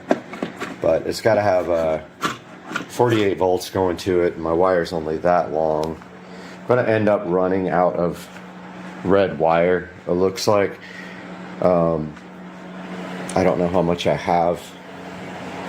Yeah, I don't have that much left. Unfortunately, I got all that. One of these 12 volts goes to this Invertec. We just weren't sure about the seat rails yet, so we didn't do that. I'm sorry I'm like half asleep, but it's like 5 in the morning. And the most important thing is I got the magnet system and the tablet. So let me show you the tablet first. So this is the Samsung A7 Lite. And the reason I got the Lite is because it has cellular. If I wanted to do cellular, I could do that. The A7 doesn't. It's bigger, 10-inch, but honestly, I want to show you how perfect this is. So the tablet sits right there with the magnet. Now I ordered a second magnet for the bottom because this isn't going to hold when we hit a big bump. It can slide out pretty easy, but I don't think it will once a second magnet is on the bottom. And if that doesn't work, I'll do a third and a fourth on the sides. But I think a second one's going to hold it, if not a third one. But check out how good that is. It just came out absolutely perfect. I've got a ton of video from yesterday. So much video that I'm going to have to edit it down. The camera ran for hours and hours while we worked. We got the rear speakers installed here and the rear quick charge USB port, however, and the front quick charge USB port. However, we were drinking at the time and I didn't even think about it, but we didn't wire them up, so now they're really hard to get wiring to. Yeah, so that's the current state. I have a lot of work to do here. I'm actually going to have to probably pull a couple of these batteries so I can work right there and get the fuse block in. This fuse block is what is going to drive everything that doesn't have a fuse. And so if we want 12 volts, we got to put 12 volts here and ground here. So that's what I'm doing today. I am working on all this today, and I'll keep you guys updated as I go. I don't even know what to do first, honestly. The hard part is once this seat is up, it's going to be almost impossible to get to the controls here, which I'm kind of worried about. Our RCA contraption is a little bit haggard. I don't like it, but it's all we had. We have come out of our Bluetooth adapter and we had to split that to feed 3 channels, so we did Y adapters, and we'll just crank the gain up on the amp if we have to make that work. But yeah, that's our current state, and I will keep you guys posted as we go.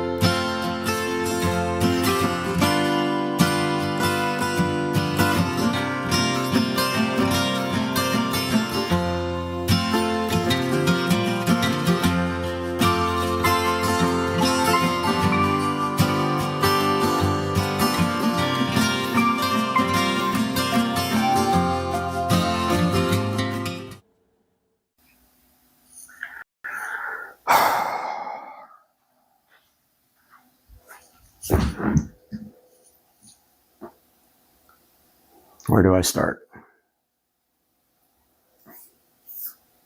Good morning, everybody. This is a video that is painful for me to make, and some big changes coming in my life.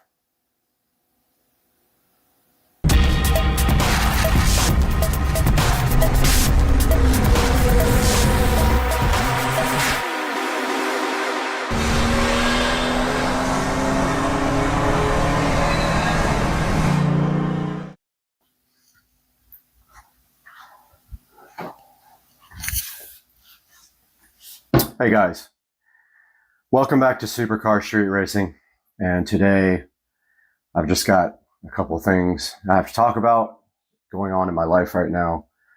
So, as you guys all know, my channel all started with car. It was all about my Toyota Supra, which regretfully years ago I sold.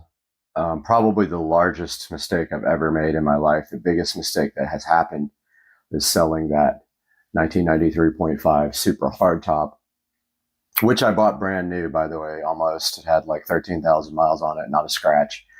And I modified it and ended up selling it. And I did make money on it, but after all the mods and stuff, I actually lost money, of course. Which brings me to the current situation that we are in right now.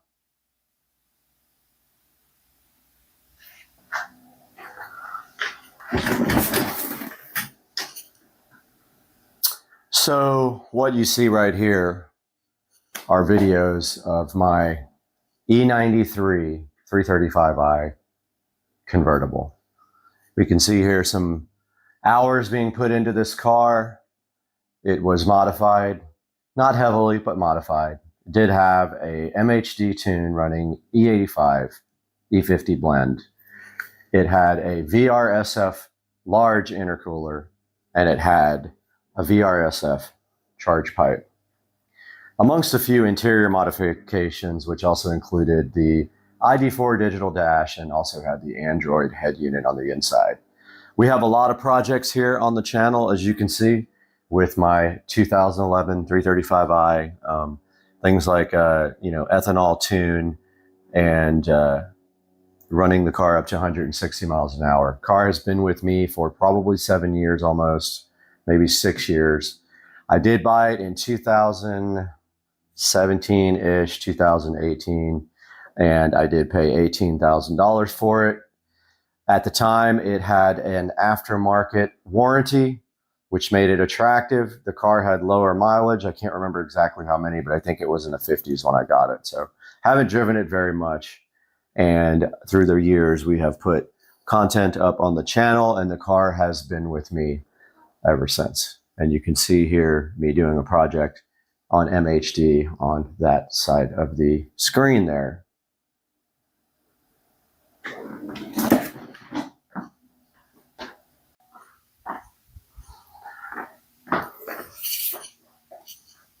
And here we are next to the Supercar Street Racing channel. Obviously, the channel is named for car videos, but has kind of evolved over the years to also involve reviews and unboxings of awesome products to deliver to you guys, that I just enjoy doing that now. Not that I'm not dedicated to the car scene anymore. I absolutely love cars, but there's almost only a certain amount of content you can get with the same vehicle unless you want to take that to the next level. For this BMW 335i, though, for me, I didn't want to take the car to the next level because I always had issues with the car. Now, I won't say I always had mechanical issues, but the car has been kind of bad luck. I've had issues with wheels and tires over and over and over again. And of course, with the VMR V810 wheels, 2 of them got damaged by me, and I waited over a year to get replacement wheels for the car, during which time I suffered with curbed up and bent wheels. So you can see here, the car right here on the channel, it is on the banner on the channel as sort of a, an ode to my love for cars. However, the time has come to do something else.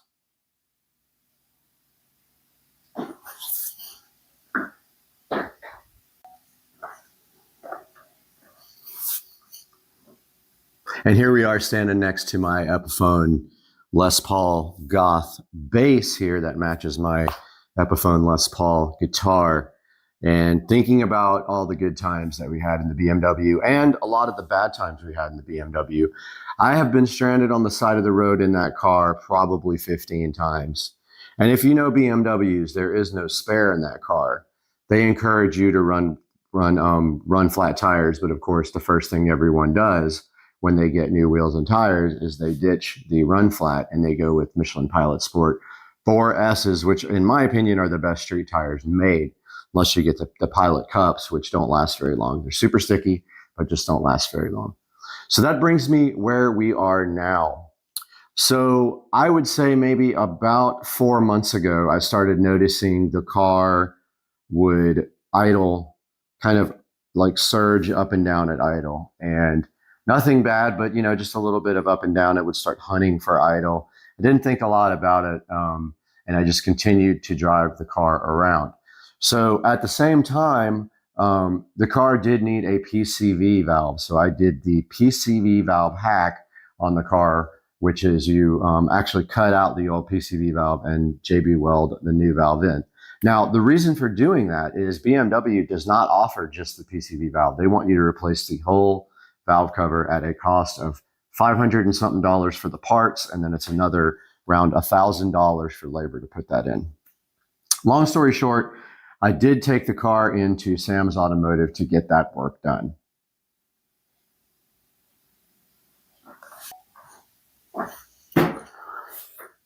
So Sam's Automotive took my car in about 4 months ago, and we made a point while we were in the car doing the valve cover replacement to go ahead and do the plugs and the coils on the car, because you're already in there and there's no labor. They already have to disassemble the whole car to get that valve cover out. And the reason we went with the valve cover replacement is it was leaking oil, and I wanted to get all the maintenance done that I could get done on the car. So long story short, we put the car into Sam's Automotive and we asked them how much that was going to be. And it was going to be around $1,800 to get the valve cover replaced, do the plugs and coils, and that is with parts and labor for everything out the door. So we put our car in Sam's Automotive.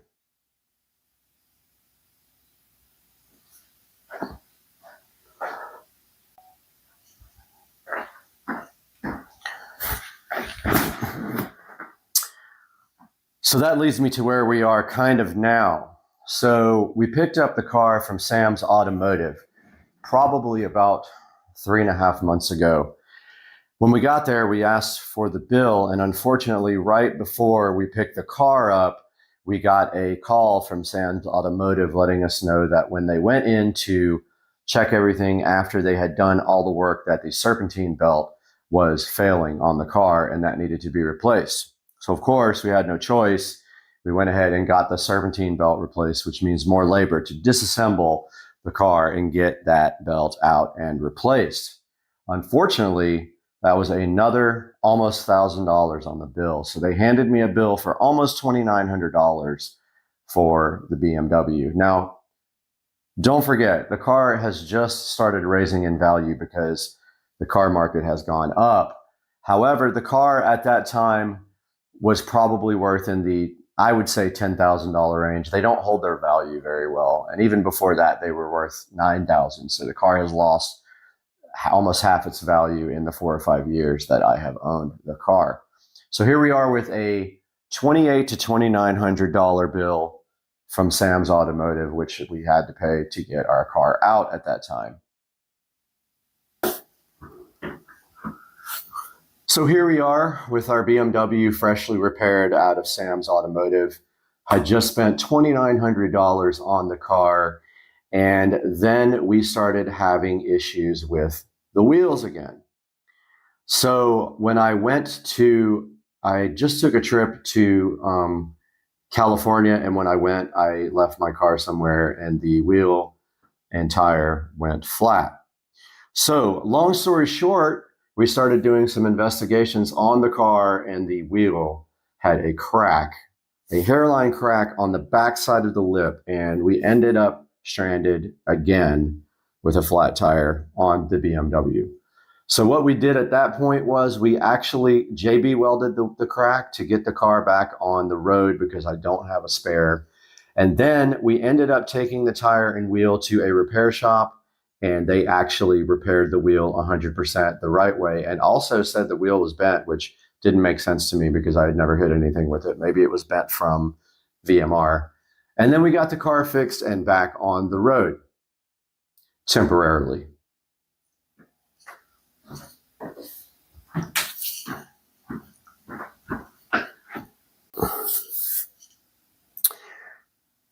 So we get the car back from Sam's Automotive at that point, and we get the wheel fixed, and everything is going great on the car. At that point, I started noticing some weird sounds coming from the car, and I wasn't sure what it was, but I was a little like worried about boost leaks, and also the car was throwing codes when you would get on the throttle more than like 25 or 30%. It would throw a code related to, it thought that there was a pressure difference in the turbo, between the turbo and the intake valves. So at that point, I made the probably not so smart judgment to race a very fast Audi. I believe it was an RS6, I'm not sure, with a good amount of power. Probably felt like it probably had 600 plus horsepower to the wheels. On the freeway, raced him, did very well in that race, and after that, the car was running absolutely terrible. So after that point, we did have some issues, more issues with the idle stumbling. But other than that, the car was still running okay. And we kept driving the car because I wasn't ready to put it back in the shop yet. But eventually, we had to put the car back into Sam's Automotive.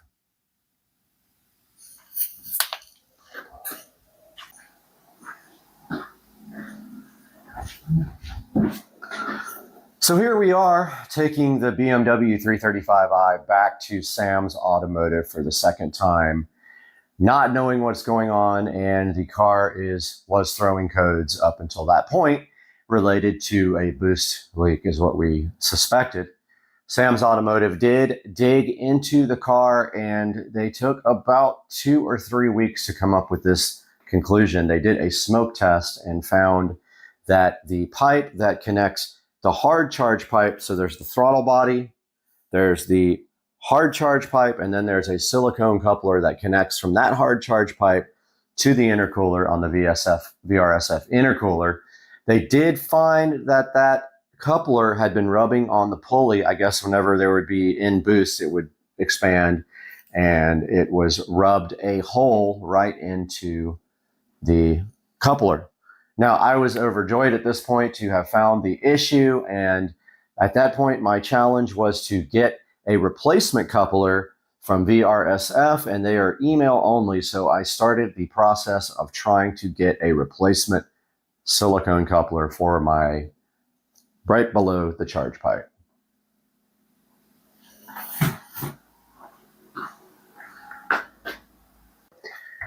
So let's back up a little bit. When we took the car to Sam's Automotive with having just raced the Audi, the car was running poorly, but not terrible. But however, on the way to take the car back to Sam's Automotive to get that part looked at, the car was running terrible. It was backfiring. I could barely keep it running.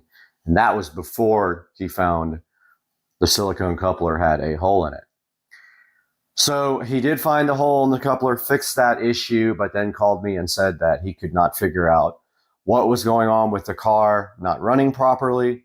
It would start and idle fine and then start hunting up and down the rev range. And I think I have a video I'll throw in here to show you what the car is doing. And then when you actually drive the car, you can't go over 5% throttle and the engine just completely cuts out. Feels like someone cut the fuel to almost none, and it almost wants to go dead on you. But if you let off the throttle, it backfires and stuff and then continues moving.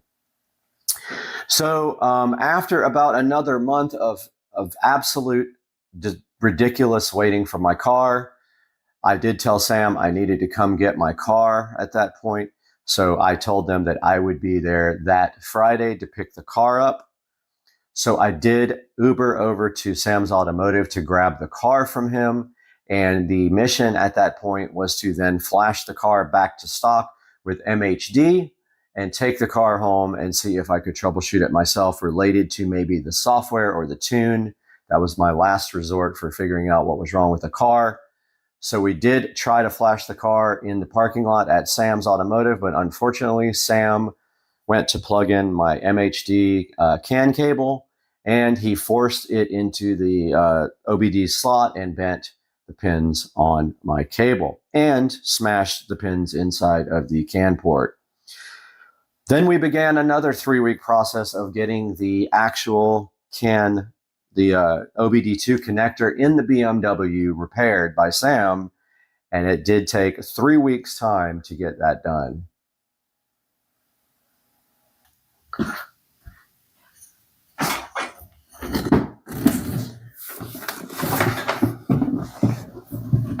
So here we have our 335i, and at that point, we have flashed the car back to stage 0 MHD, and it made no difference. So then we attempted to flash the car back to completely stock, and we were able to do that with a battery charger, which we had not been able to do before, which leads me to believe our voltage was just too low to flash over at the shop. We get the car flashed back to stage 0, and the car is still running absolutely terrible. So at that point, we weren't sure what to do. I started thinking about maybe selling it or taking it to the actual BMW dealership to see if they could figure it out. There is also another high-performance BMW shop here called Bavarian Rennsport, so we thought about taking it to them, but I made the tough decision to sink some more money into the car and bring it to the actual BMW dealership.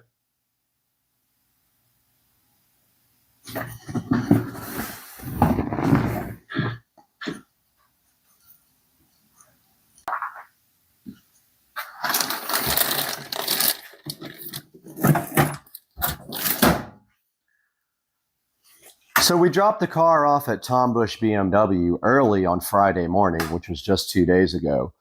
And we had explained to them the modifications on the car. So the car does have a downpipe and a charge pipe, which is not a big deal. They should still be able to work on the vehicle. And they said, okay, that they would give it a shot. Now, keep in mind, the car has stopped throwing codes completely for the last probably couple of months, and the car runs absolutely terrible, but throws no codes at all, which is very strange.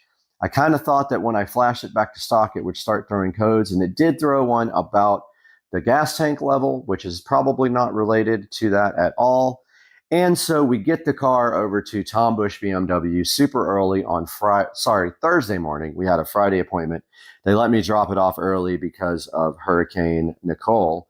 So we got the car to them, dropped it off, barely made it over there. It was a very difficult drive because the car was cutting out the whole time. And we left the car at Tom Bush BMW here in Jacksonville on Atlantic Boulevard.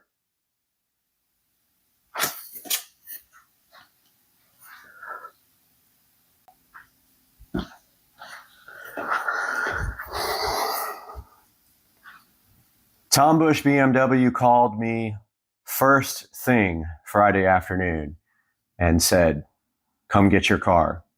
We don't want to work on it, and we have no clue what's going on with it. It doesn't throw any codes. Can you please come pick it up? So that leads where we are right now.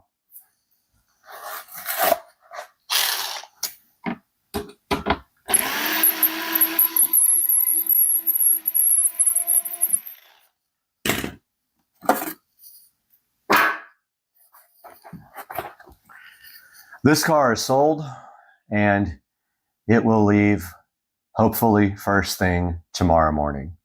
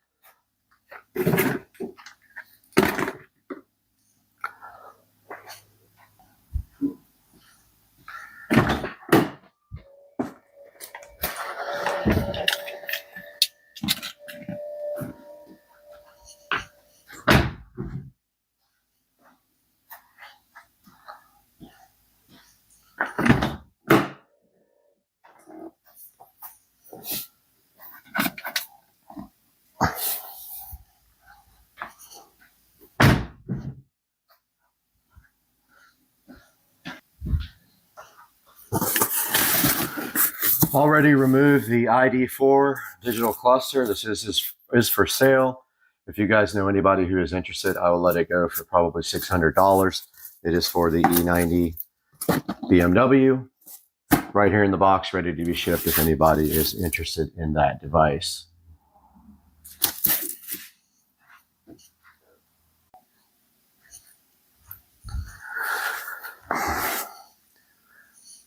So that's where we are right now. I have sold the BMW 335i, and it will be leaving tomorrow morning between 8 and 11 a.m. Hopefully, if everything goes as planned, and I believe everything will. And so that's where we move on to the next step in this channel evolution, as we will be buying a new car. However, it won't be very soon, and I will tell you why. I have been on a mission for the last almost year to pay off my house, and that's what I intend to do. I'm set on this. I won't change my mind about this, and I will not buy another car until this house is paid off. Previously, we spent over $70,000 on the pool. That project has completed, which leaves me time now to start paying this house off so that when I retire, I will not have a house payment. So there will be a car coming. We don't know when and we don't know what. I have my eye on some things that are interesting. I have been considering a lot of expensive cars. I've looked at McLaren 720Ss. I've looked at 911 Turbo S Porsches. I have looked at Tesla Plaids. And I am not leaning one particular way or the other, although the Plaid is attractive to me in a number of different ways. We can make that move to electric if we do that, but we don't know yet. But you can follow the channel and keep up with what is going on our channel. And you will know as soon as I know, and maybe also you guys will look for another car with me. But that's going to do it for today. Guys, this video is very difficult to make. I am not doing well as far as my attitude right now. I'm pretty sad about selling the car, letting it go for well under what it is worth because it does not run properly, but that is what has happened. And we are going to move on and make the best out of it and maybe get a new car. So guys, I'll see you in the next video.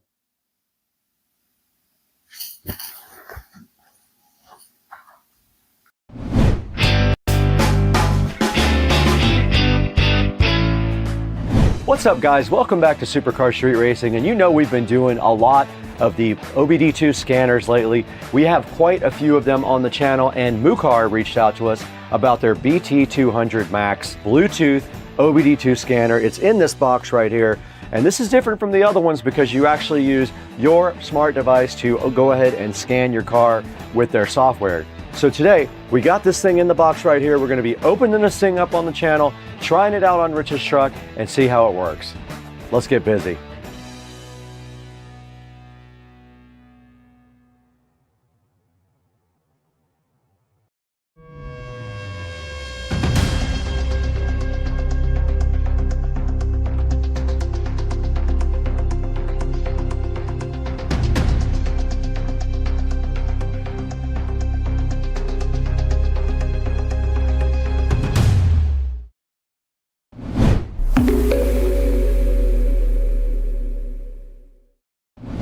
We're out here in Studio A, which is the main editing studio here at the SCSR compound. This is the best studio we have to edit in. Our other studio inside is Studio B, and it is just a little bit smaller of an area. So we're out here today with the Mucar BT200 Max OBD2 scanner. Now this thing covers a ton of different things and a ton of different scans. It deals with things like air conditionings, transmissions, has auto VIN retrieval, and automatically recognizes your car. This thing also does things like oil resets. You can do it right on their software. You get all that stuff for free for 1 year, no cost to you. Now, when this thing uses auto VIN, it very easily identifies your car and retrieves the correct codes for that vehicle. It supports 10 OBD2 test modes. And it's great to let you know if your car is ready for emissions. Now they're saying that this thing is worldwide compatible. This thing handles a lot of cool features like TPMS, ABS, SRS, your steering system, your transmission, and many, many others. And look how convenient it is. It's just this tiny little adapter. So the next thing we have to do is get this guy opened up. Let's throw it into Studio B now, where you can get this thing out of the box and see what's inside.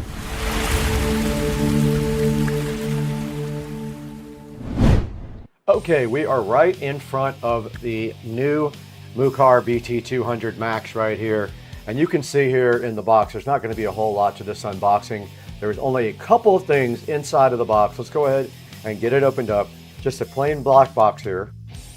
There are some facts on the back about the Mucar, and that is about it. It tells you a few things about the Mucar, about what its compatibility is and that sort of thing. There's some specifications on the side right here as well. And that is it on the box. There is a serial number on one side, and then there is a nice carrying case right here inside the box as well. And a nice quick start guide. And if you open up the carrying case, you should just see the Mucar BT200 Max sitting right inside there. It's pretty cool looking. It's got a sleek, nice metal looking shape with an LED on it. And there is the OBD2 connector right there. So that is literally all there is to unboxing the Mucar BT200 Max.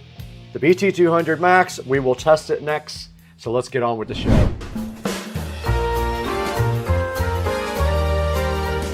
All right, guys, we just unboxed the Mucar BT200 Max. You saw everything that was inside, and what this guy can do now, we have to find out by connecting it to someone's vehicle. It's either going to be Joe or Rich. Let's go ahead and test this thing out now and see what it can do.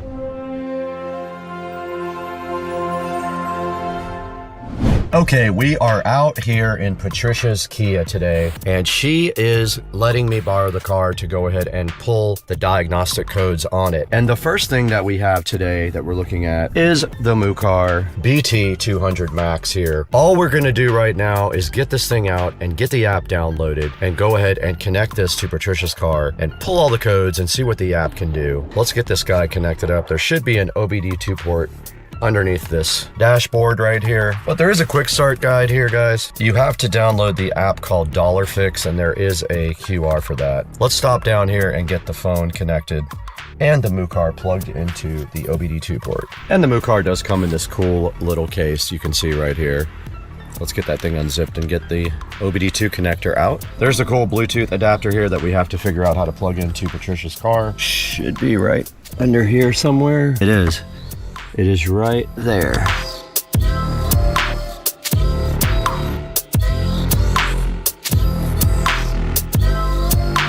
Okay, you gotta be smarter than the actual device, and I was. All right, we're recording on both the phone and the Insta360. Let's go ahead and find the $Fix app.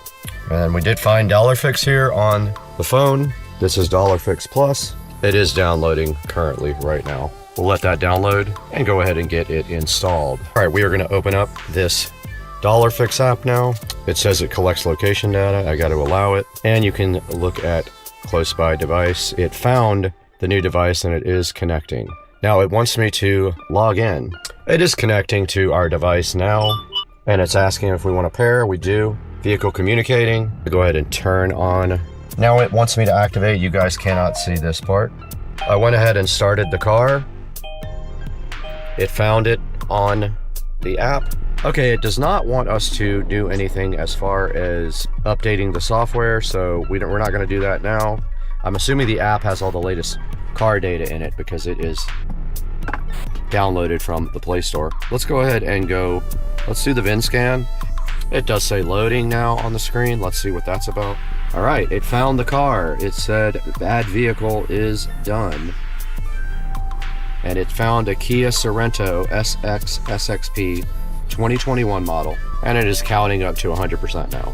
It is downloading actually and installing the Kia add-on.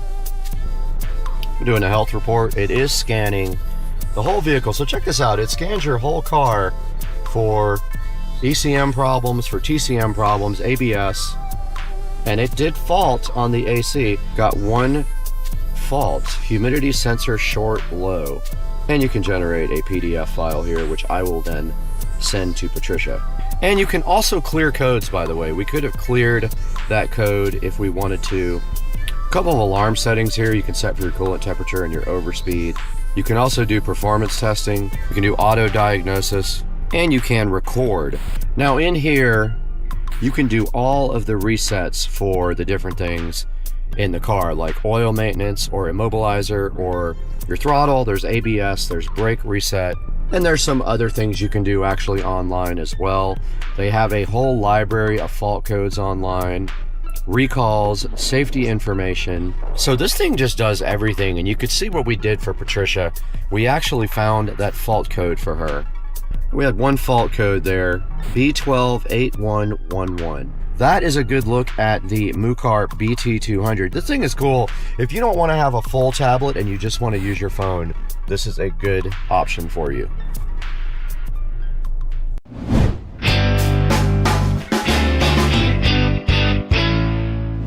All right, we just tested out the Mucar BT200 Max. You saw what it could do. You saw it pull codes and identify the vehicle. This thing is pretty cool. It is on sale right now. There is a coupon. Don't know if it still will be by the time this airs. Check it out on Amazon. And to see that, let's throw it back into Studio B to see where you can get yours. All right, guys, we are right in front of the Mucar BT200 Max. And yes, this is different because I could not find the product on Amazon. I will talk to the manufacturer, but this is the actual one. The other pictures had a different model called the BT200, not the Max, but we have the Max in front of us, and you can see right here, this guy does all kinds of cool OBD2 functions, and it uses your phone, so you do not have to have a large tablet to do it with.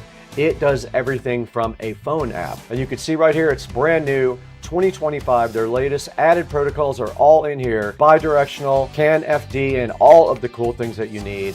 And then here's another picture of it showing that it does support Android and Apple. And then here's a lot of the cool functions it has. Intelligent diagnostics with AI, a lifetime of free updates, intelligent sleep mode, 15 plus essential resets, and 125 brands of coverage. And then here's some reasons why you should choose the BT200 Max from Mucar. It shows you all of the cool things it can do right here in bullet points, and then another set of features down at the bottom. Now here's the difference in the Pro and the Max and the driver scan. The one we saw earlier was the Pro, I think, but this is the Max. It has a lot more features. You can see all of the stuff that it can do that the other two cannot do. So keep that in mind when you do buy one. Now it's saying that this is the first AI intelligent diagnostic system, the first Bluetooth OBD2 scanner with an AI system to help you diagnose. Says that you get free lifetime updates, bi-directional, so check that out. Now, not all vehicles can use the bi-directional tests. They have to actually be supported. Here's all of the available systems that it could possibly do on your car. It's quite a few things like engine, transmission, airbag, immobilizer, ABS, seats, instruments, other things like that could possibly be done with this BT200 Max. And it says that you get a lifetime of free resets, and there are 15 of them total. So that is the BT200 Max from Mucar. You saw us test that thing out over there. You guys should pick one up if you need some diagnostic tools for your vehicles. Tell them Supercar Street Racing sent you, but also tell them I had to leave, and thank you for 225,000 subscribers.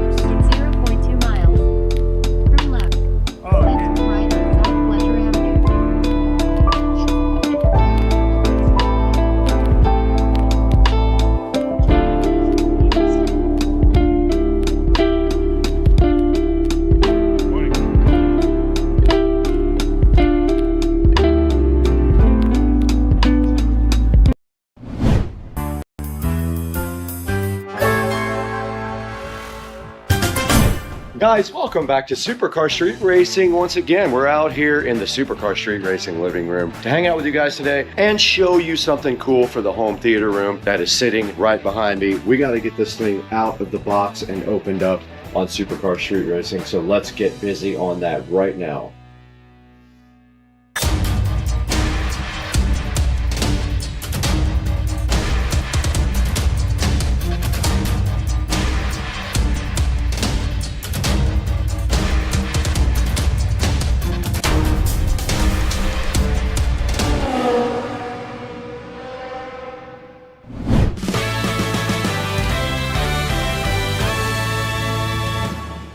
Welcome back to Supercar Street Racing, guys. You got Brad here once again, and today we have a piece of furniture sitting right here, so fly and so fresh.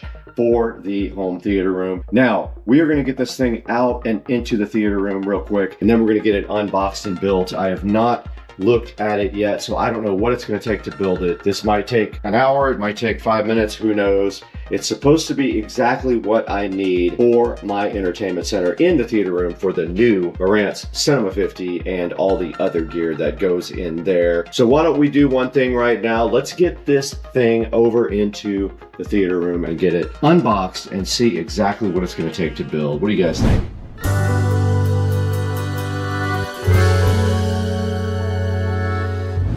All right, we're in the Supercar Street Racing home theater room, and right down here we do have our new Rockville shelf here that we're going to get unboxed. It is supposed to be configurable. It's going to go right there along with all of the other stuff that has to go there. We're probably going to disassemble this, but we're going to get this built today. So let's go ahead and get this thing unboxed.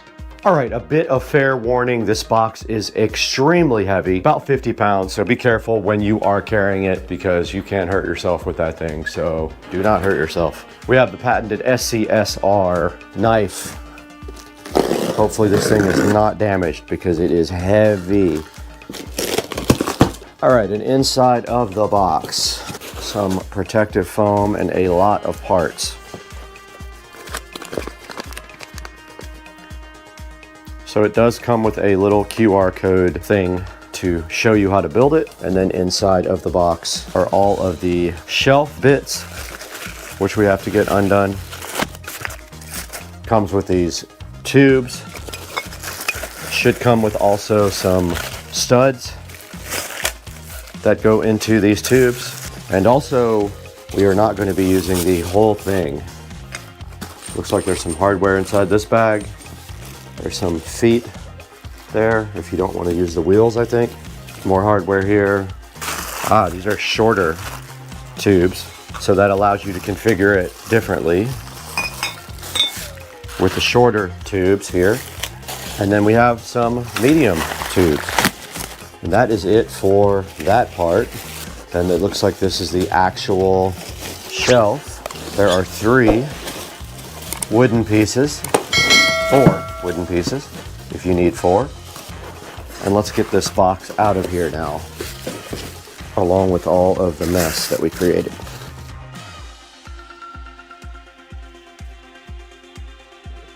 All right, also in the box was this bag of hardware. Let's see what's in here. Okay, looks like these are pointy things if you want to put this in the carpet. You have pointy connectors at the bottom for feet if you don't want to use the casters that they provided. And then in this box should be the studs. Yeah, so these are all of the studs that go between the shelves. Here are the actual shelves. Now I got the wood, not the black. I wanted a different look. Now notice these have holes. We're not using all these. We don't want to be that high. We have a center channel speaker coming. This one also has a hole. Ah, okay, so this one is different. This one has small holes. I'm assuming this would be the top. So our goal here is to get this as short as possible and only have 2 shelves. So we need enough space for the Marantz at the bottom. Looks like that spacer will do it. We also have a runner for the bottom here we're gonna put in. So I guess let's get all this disassembled here so we can actually work. We're gonna be throwing away a lot of stuff if I didn't already.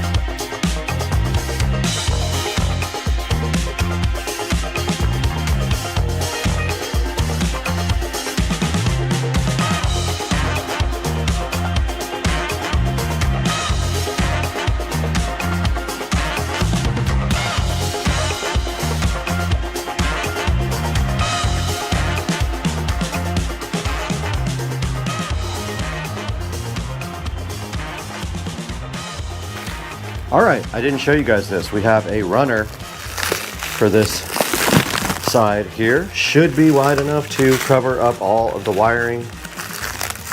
There's some instructions inside here on how to open it, how to use. Ooh, it's shaggy.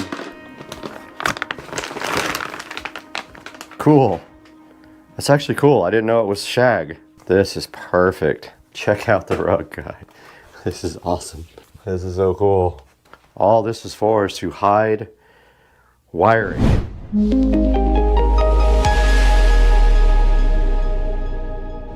All right, guys, we got brand new wire for our Polk audio speakers here. We are still missing one Polk speaker. It will be here next week. They are on back order, but we have brand new banana plugs to replace these junky old flat cables. I'm gonna go ahead and use these on the fronts. Now, I didn't use them the first time. I used these old crappy banana plugs that I had before. So I'm gonna go ahead and plug in these guys and run the wire underneath the rug, which is what it was designed for.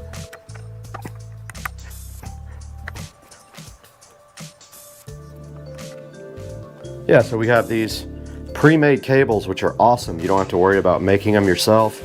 They say they're flat. They're not really flat. Those are flat. Unfortunately, for this side, we still have to use our JBL for another week. It's okay. We'll figure it out in a week.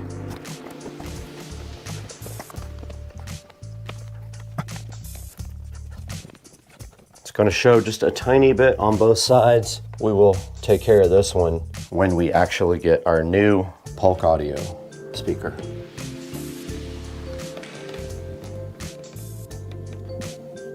All right, this thing's ready. All right, so we have 18.5 inches to work with here before our center channel would be touching the screen. So these small, but here's how you assemble this with the feet. You just literally push that through, and then you can put your tube.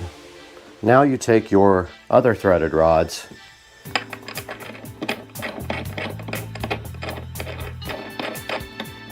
screw them in to the shelf legs all the way. Grab your second shelf there.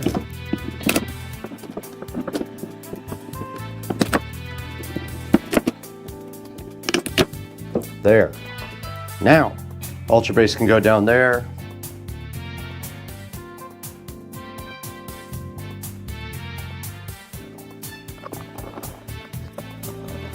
These were bent. The mounting is bent on these, so don't know what's gonna happen now. All right, and then to finish it off, you get these. The holes aren't big enough. Okay, huge problem here. The holes in the top shelf are not big enough for the screws to fit through. So I have to drill them out. So to finish this off, you just put the screws in, but take some advice from me. Never tighten anything until you're completely done.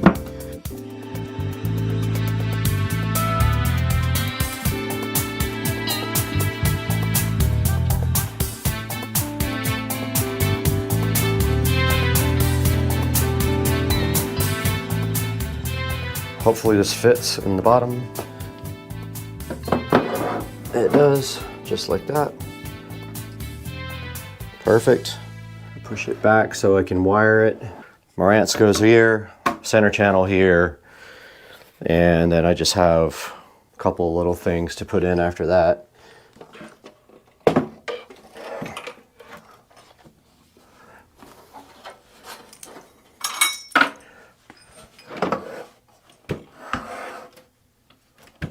That's kind of perfect.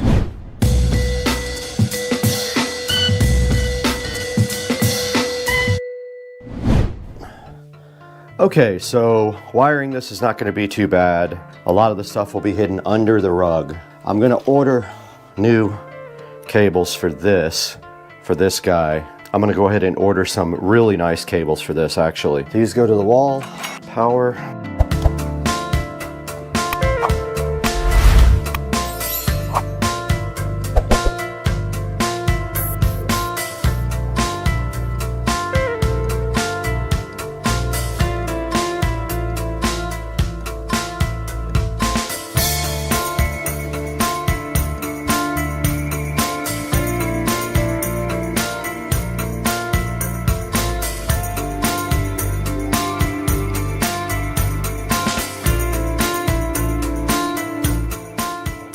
that is going to about wrap up the wiring for now. I got to order new cables for the Ultra Base. Now, this can sit back a little bit more, just like that.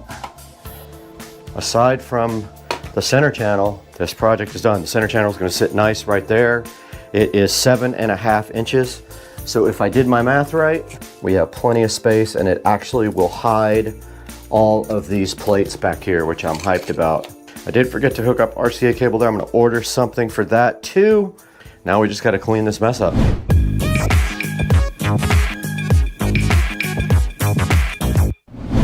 All right, guys, this is gonna wrap up our project here for the home theater room. For now, we are still waiting for our center channel from Polk Audio and our other Polk Audio tower speaker. But for now, you can see we did get the rug put down. We got our new entertainment center in and connected with the Marantz Cinema 50. We got our center channel up on top, which is being replaced. So this project is done until we have our new center channel and our other Polk tower speaker. But that is a good look at how it turned out. You can see we have our Behringer Ultra Bass down here at the bottom chilling. It just needs to be straightened out a little bit. And then right above that, the Cinema 50. We got our Fire TV Cube on the side here, and we got our Advent on top. And we also tied the wiring up and ordered some better wiring to shorten up a lot of the cables in the back. So for now, guys, that's gonna do it for today. I'll leave a link to this guy in the description so you guys can go get your own. I only use 3 out of the 4 available shelves, so I have 1 leftover shelf that I can do something with if I really want to. But yeah, guys, thank you so much for watching. Please support the channel by liking and subscribing. And when you purchase anything from Amazon, not just this, not just anything, you just click through one of my links and it will take you to our affiliate program and pay us no matter what you buy. As long as you use one of my links in the description, you're good to go. Does it work? It does work.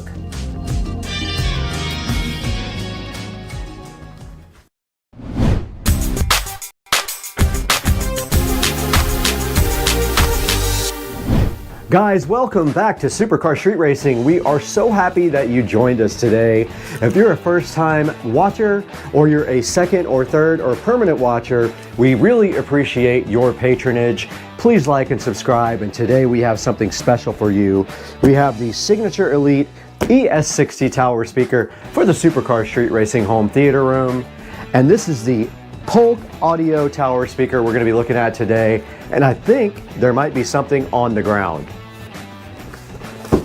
That's right, we also have the Signature Elite ES90 Dolby Atmos speaker, front height speaker that goes with the ES60, a perfectly matched pair. So let's get to work on these today and see what these look like on Supercar Street Racing.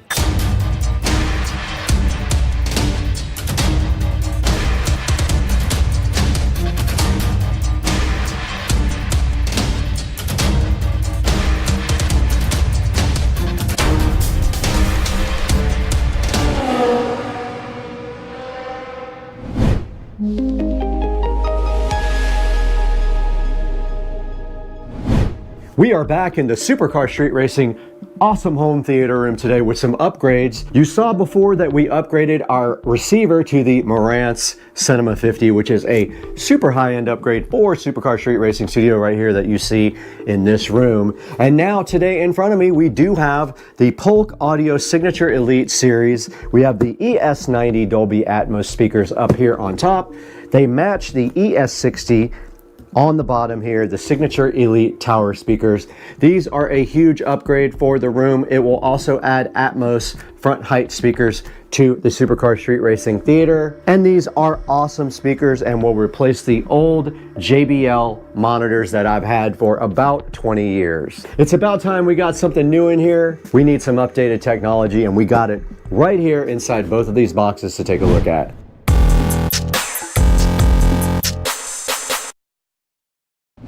Now, going along with these two guys right here, we also do have some pre-made wiring with banana plugs. It was supposed to be flat. And we also have some Amazon Basics banana plugs right here. These are the best. The ones that I have now are junk, so these will be replacing them as well if we need them. And I got both of these on sale for Black Friday. I don't recall the price, but this was around $300 and this was around $300, a little bit more possibly, but about around $350 on Black Friday. Got both of these at the same time and did the Amazon payment plan with 0% interest. Look into that if you've never done it. They will allow you to pay with your credit card on monthly payments and they charge you 0 interest. There will be a link in the description to both of these, but now let's get busy getting these things unboxed.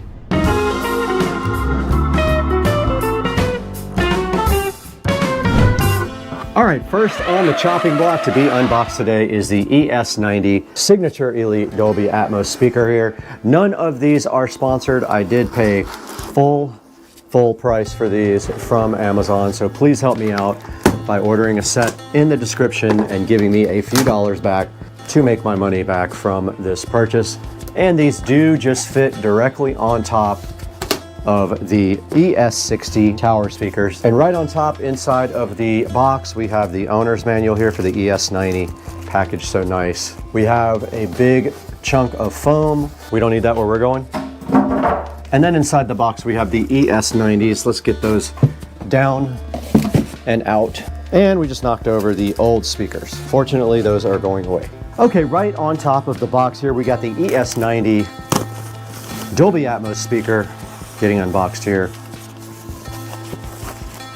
And there it is sitting so fly and fresh. And it is angled and molded for the Polk Audio ES60. It has a angled back here. As you can see, it has a cutout to sit straight on top of these. But that is a look at the ES90 Dolby Atmos height speakers. There's the way it looks with the Polk Audio badge up. This guy does feature a Terraline tweeter and a mica polypropylene woofer for a two-way experience on Dolby Atmos. So these sit just like this on top of these tower speakers, and the sound does go up to height. And then they do have speaker connectors right on the back for you. So yeah, these are the Polk Audio height Atmos speakers. Now let's get this tower speaker unboxed.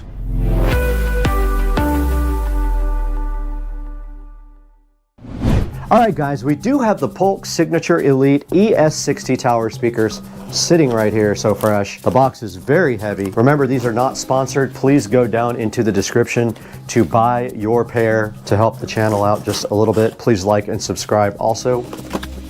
When you have a moment, that would help us out greatly, as we do not make any money on this channel at all. All the money goes back into the channel to pay for the things that you are seeing right now.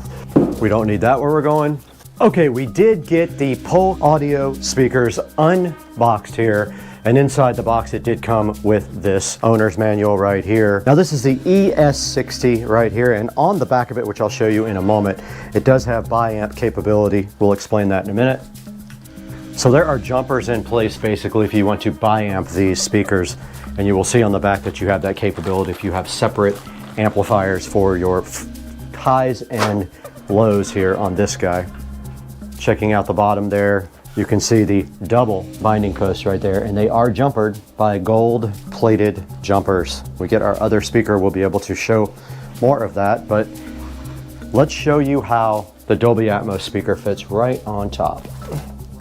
Just like that. Perfect fit. Just like that. That is how you pair the ES60 and ES90 speakers together, and that's how they will sit on this wall. We will be removing this JBL speaker permanently. Taking its place will be a delicious Polk Audio tower speaker, which we can go ahead and move into position now. This whole area here is getting redone. We have a runner to put down when we get our audio shelf, which will be here about the same time as the second speaker. The second speaker was a little bit back ordered. I'm going to go ahead and use the existing wiring even though it is shot. And there is a jumper here that allows you to not biamp. Okay, the caps come off here, to expose the banana plugs. And if you screw them all the way in, it does help that process. And there we go. This banana plug has seen better days.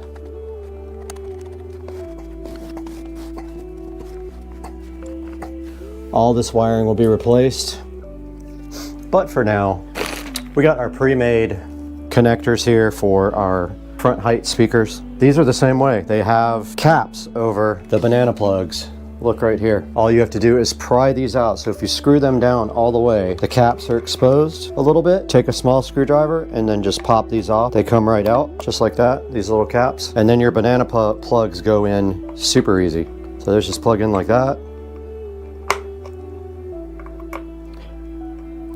Those are very stiff. And then the speaker does sit just like so.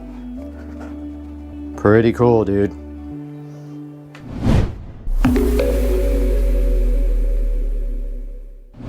Okay, while we're waiting for our other tower speaker to come in, we can go ahead and put this Atmos speaker on our JBL over here. I'm gonna go ahead and hook up the Atmos front height speakers. Go ahead and get the banana plugs connected. So we have to pry out the caps right here. Just like that.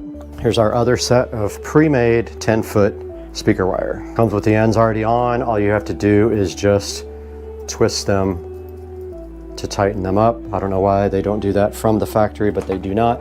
A lot of questions here today are not being answered, but yeah. They're a little difficult to get in. Take a little bit of pressure. That's the way they're designed to work. And obviously this is not going to be perfect till we get our tower.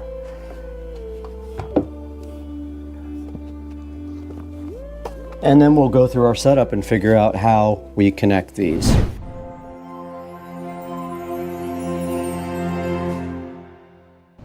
All right, we have set up the Dolby part of the speaker system now. We are good to go. Once that second tower speaker comes in, we'll get the rest of it set up and we'll give you guys another video with the full setup. Let's send it into the studio now with Brad to show you how to buy these online.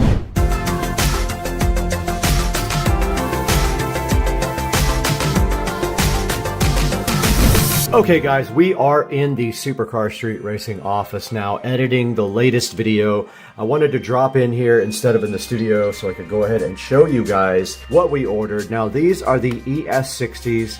You can see right here they have three 6.5-inch woofers there, and then they also have a tweeter up top. These are bi-ampable, and if you look right here, it says they have a 2.5-way cascading crossover, a Terraline tweeter, and three 6.5-inch woofers for the tower speakers on the ES60s here. And if we go to the next tab here, we have the ES90 height speakers. These guys right here have a nice set of drivers, two-way, a 1-inch Terraline dome tweeter, and a 5.25-inch mica fortified polypropylene mid-range woofer with 75% more surface area than typical 4-inch drivers do. And then I also did order the center channel, the ES35 here, which has six of them now, count it, 6 3-inch woofers, and it does have a 1-inch Terraline tweeter as well, and they are slimline. And so these are all actually on the way right now.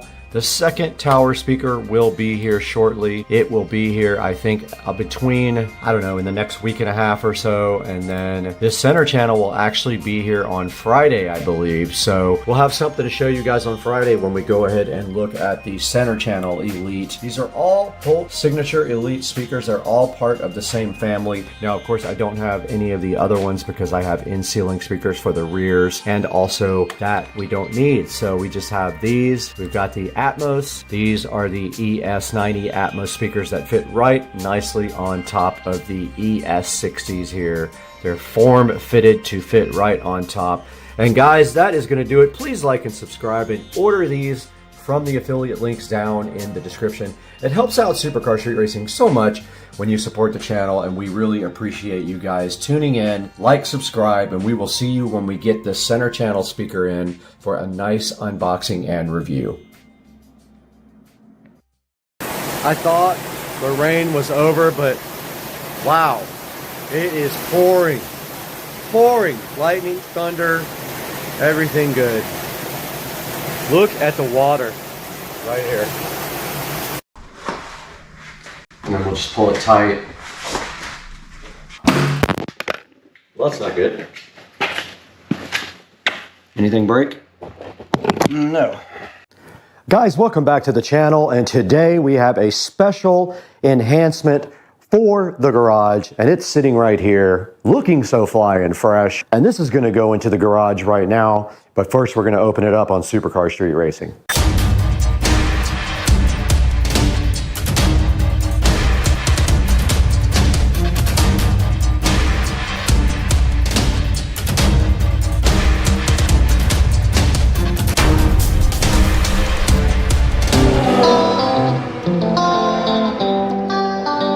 All right, guys, sitting right in front of me is an LED picture light for the garage to go over our Supercar Street Racing banner. And let's get this thing unboxed. And inside here, right here, and right now, you can see the LED light looking so fresh. And basically this light just uses USB power. It is very light. It probably won't need anything except drywall screws to hold it in. We will see. Does come with drywall inserts though, if you need them, and this little telescoping arm. And here is the mount. So basically you put this on the wall. It's almost got like a hot shoe mount. This comes out over and you can redirect your light any way you want. And it does come with this remote control as well, but you now shall not receive batteries with this.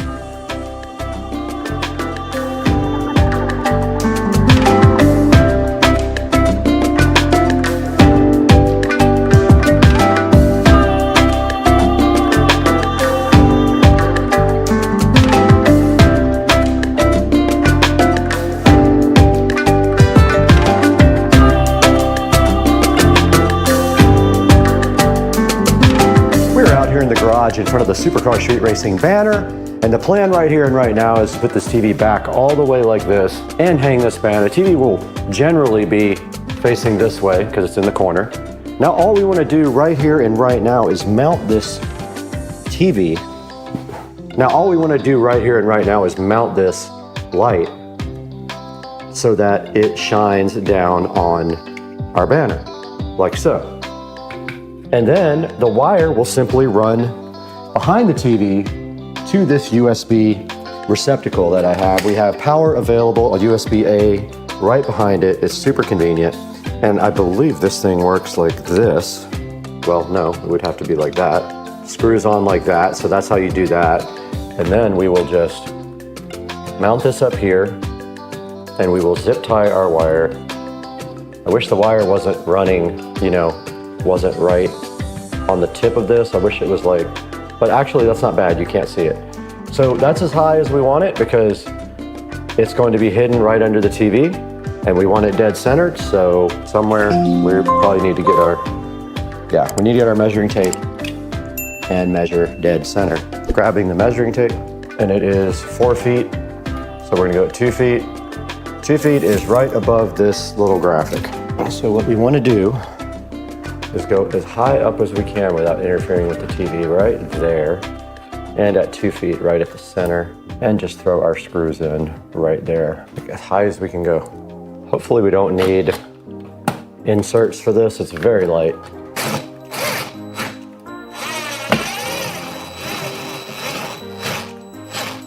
Screws are very long and it's very light. And now we will just try to level it out so it doesn't look crooked, right there.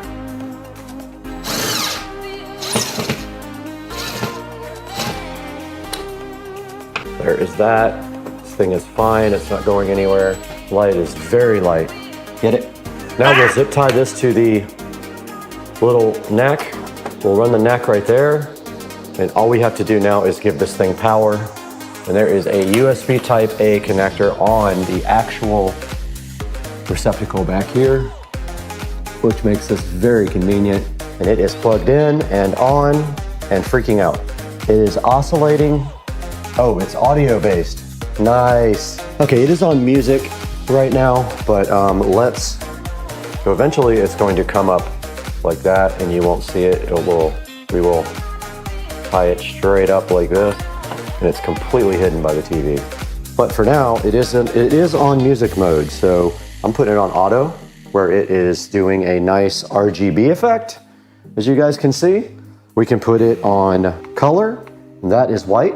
That's as white as it's gonna get. It's sort of a cool white, but you can see how it lights up the Supercar Street Racing banner right there. Pretty cool. And then back on, and that is the brightness level. You can do dim or bright with the remote. That is full brightness. Now back on auto is where it oscillates through the colors. Looks pretty cool, guys.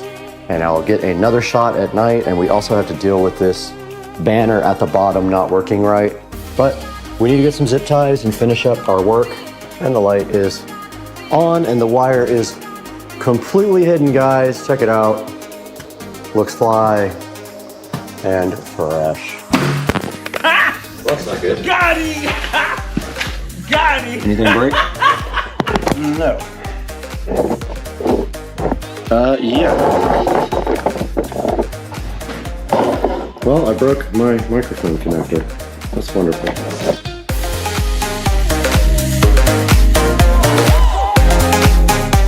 Hey guys, and welcome back to the 4K production studio. My name is Brad, and today we're taking a look at this RGB picture light. Now this RGB picture light is pretty cool, and what we wanted to do is also show you our custom vinyl banner. Now this banner was made specifically by me, and I designed it on uprinting.com. But first, let's take a look at this RGB picture light. Now basically what this light is for right here is for hanging on top of a piece of art, and it can light up your art in multiple different ways.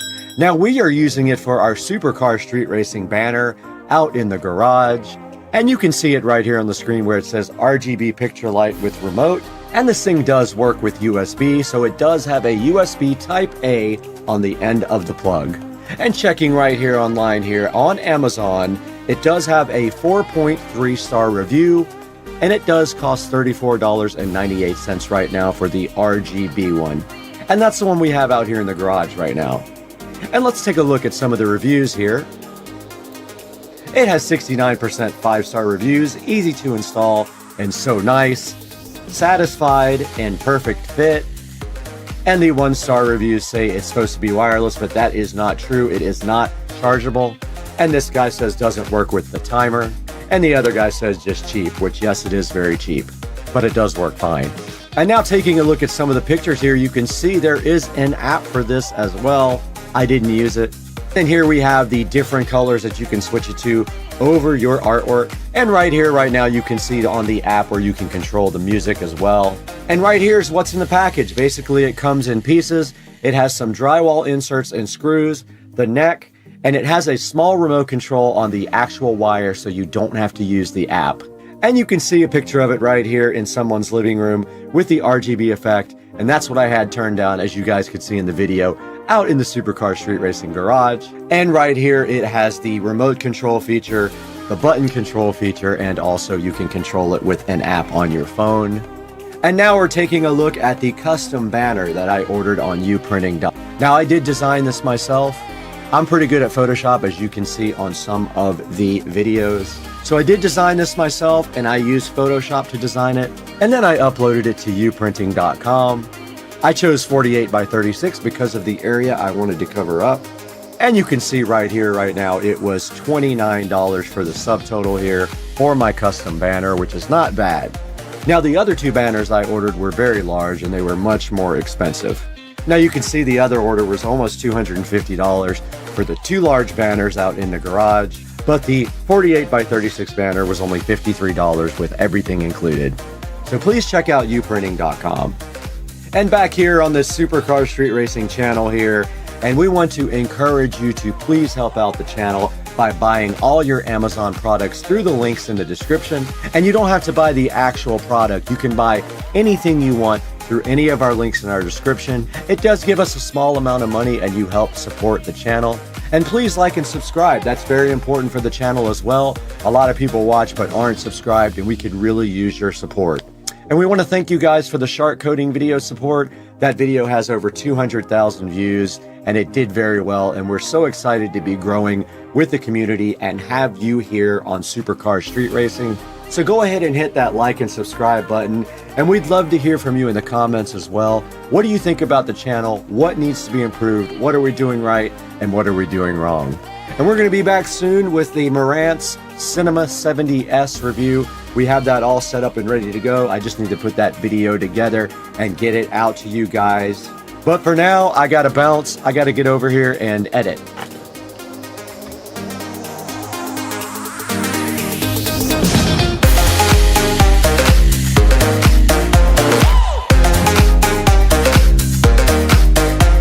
Out in the Supercar Street Racing garage, and of course we are recording on the phone, which has better low light video. We got the garage lights set to purple, but I wanted to show you guys the art print light that is chilling so nicely over the Supercar Street Racing banner, and it is set to a cool white, but we have this remote here that can do whatever we want. We can go red, green, blue, yellow, light blue, purple, and back to white. Or we can do oscillating colors, which looks fly. Guys, I hope you like this video. Please like and subscribe. I told my pool robot to take the day off. Error 404. Vacation not found. What's up, everybody, and welcome back to Supercar Street Racing, where we combine reviews, power sports, and high-tech stuff along with house projects as well. Now today, we're going to check out something that could completely change how you clean your pool. This is the Ultramarine P1 from Ecovacs. Now you guys know we've worked with Ecovacs before, and we were so happy that they wanted us to check out their Ultramarine P1. And if your pool looked anything like mine did when we started, you already know why this matters. Leaves everywhere on the bottom, debris everywhere, and this is Florida. Now that's a real world mess, not a staged demo. Now what we're going to cover today is going to be the features and what makes the Ultramarine different, a real world cleaning test, and whether it's worth picking up. And then later on, we'll show you a battery test. We'll run this thing until it runs completely out and let you know how long it went. Now let's get into it. Joe, roll the clip.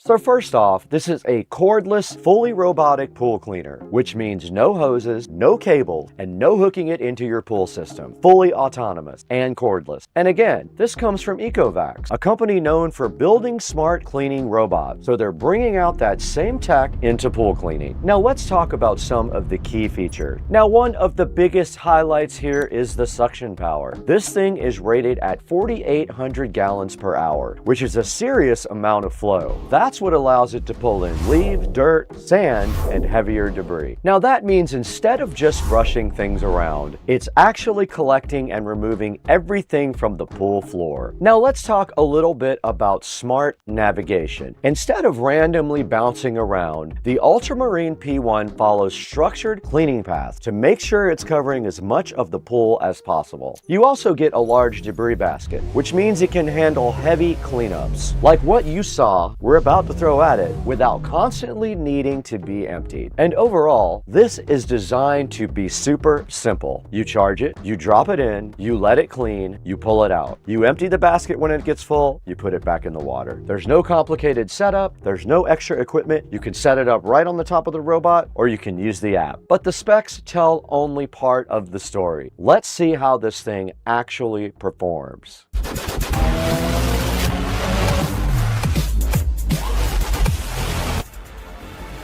All right, we're going to go ahead and download the app for Ecovacs, but I'm in luck because we already had the WinBot. So all we have to do is go find the actual app. Already have it because we were using the window bot, and we're supposed to scan this guy. Press and hold the power button for 3 seconds. We're pairing with the bot. Let's call this the SCSR compound. There we go. All right, let's see if it needs a firmware update. It does. We're going to upgrade to 5.21.0. Let's do it. It is upgrading the firmware now. All right, we got our pool robot plugged in and charging, and you can see here in the app, you can set a plan to clean floor, wall, or all. You can set your suction power to eco, standard, or max, and you can set a runtime of maximum, or you can actually go down to 30 minutes or an hour. Now, in order to do max, you need to have a full charge. We're gonna go ahead and let this thing charge up, and then we'll check back with you guys when it's ready. Now, all right, so this is actually a real test. We've got leaves all over the bottom of the pool, debris sitting all across the pool floor. And this is exactly the kind of situation where a pool robot performs, or either it doesn't.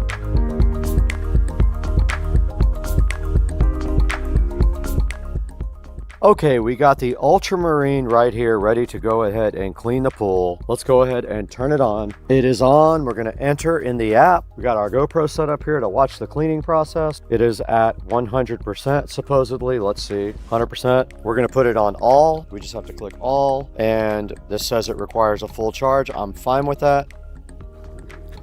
It's falling directly on the step. It's on, and it's moving, guys. It is ripping. Oh, it's moving. Check it out, guys. On the wall, doing the cleaning. It is on the wall, cleaning the tile. Look at that thing go, man. And now it's in a bunch of leaves.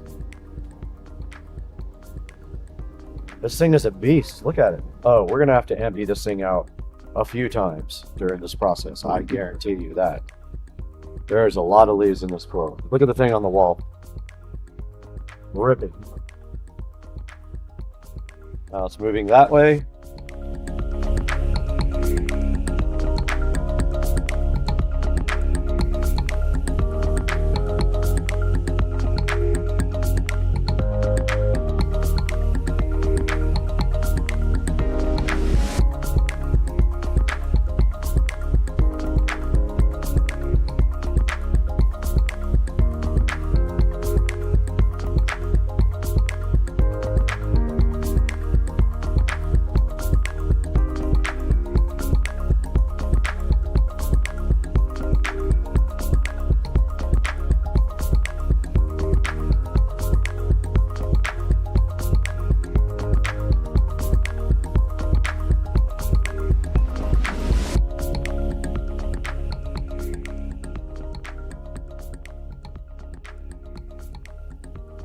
Now what you see right here is the fine filter for the EcoVax Aquamarine P1.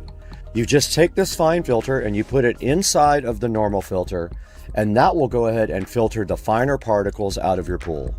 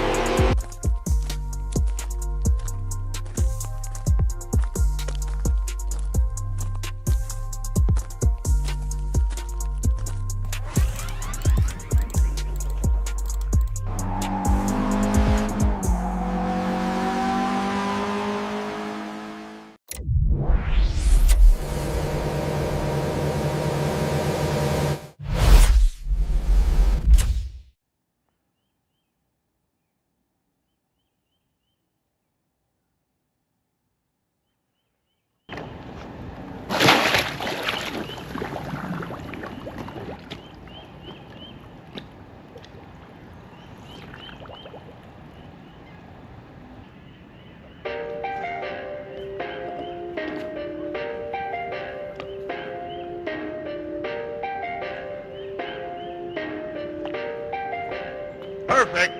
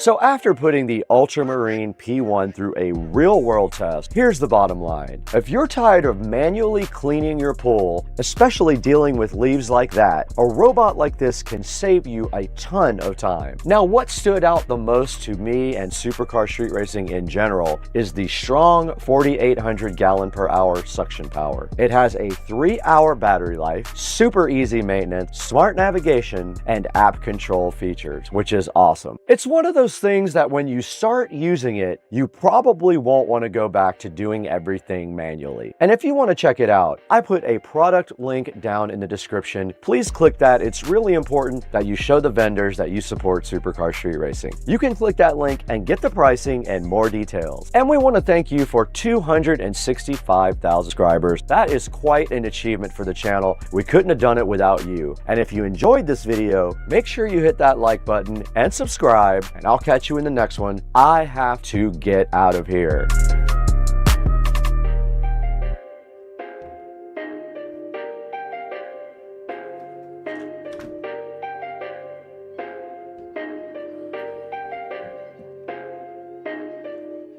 All right, we are out here at Englishtown. We're at Raceway Park here, and we're pulling into the gate right now, and you can see we got cars both. Let's get in here to the LZ Invitational and see what is happening. It might take a minute to get parked. We're a little early.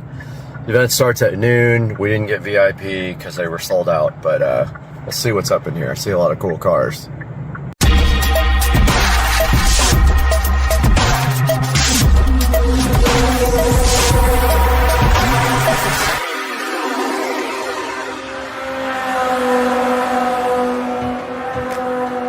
All right, we're pulling into Raceway Park now. Check out all the people here. It is absolutely insane today. I'm kind of hyped about seeing some of this drifting and seeing some of my YouTube guys out there. You can see right here, we are heading into the drift event now. LZ Invitational, Englishtown, New Jersey. Let's do this. Englishtown.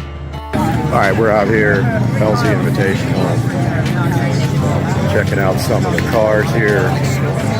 Tracks over there, cars here for the car show. Good turnout, a lot of people.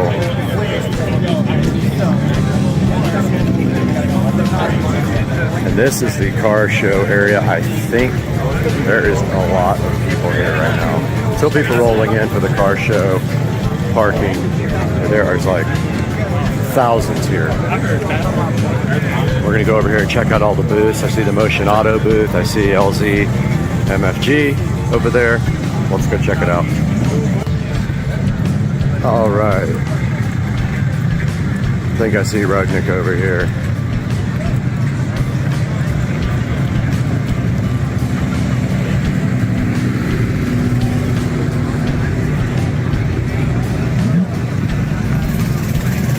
Over at the Ryzen Auto Shop.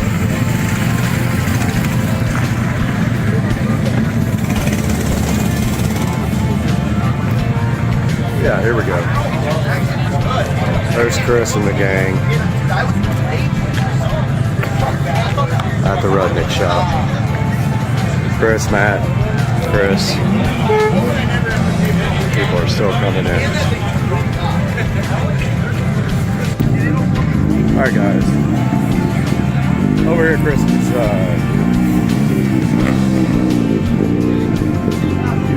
fellow YouTubers. Out here with Chris. Chris, stop by and say hi. Alright, here's a look at the Clean Culture car show. And maybe we'll do a little live segment here. Briefly, but there is tons of cars out here. Tons.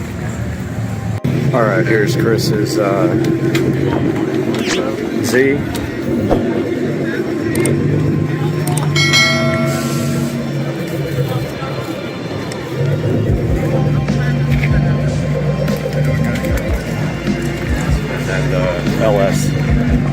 36. Crashed yesterday. Right back here.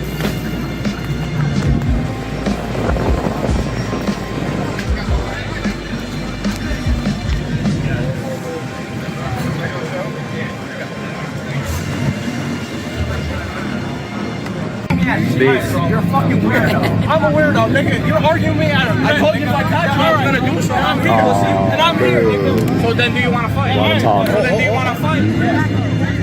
He's gone. Are you gonna send me all the money you sent? Like I had to send you? Are you gonna send me all the money I had to send you? Bro, you're not gonna do shit. You're a pussy. I'm still standing right here. That's everything. I had to fight somebody else. His girlfriend's hot. I don't care what he did. Still waiting for that video too. And on everything, if you guys want to see it, like I said, I have full receipts. I really just had to fight your face. We had our popcorn, that's all. We were just watching. I suspect the video. Oh, you gotta do it. You don't like. You really don't understand. Like everything I'm saying. Like. I want her to say something. She wanted to yell "fuck you, bitch" to me the other day at Sheets when I was leaving. Coming back. There was a cop there. Coming back. No, he's out of here. They're gone. Gotta fight his man. I've still been left on scene for the last day and a half. All right, they have started drifting out here. It is the loudest thing I've ever heard. It's like drag racing. Guys got no mufflers at all. Let's see who comes out.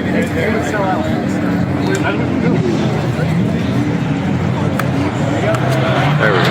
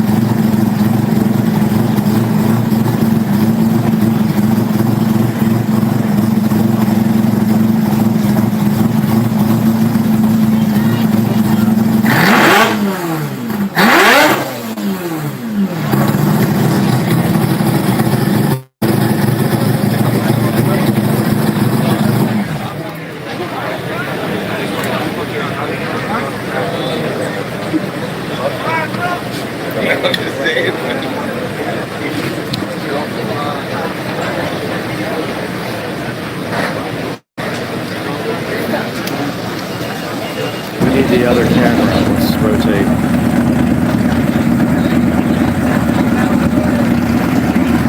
And that is Chris Rudnick's booth.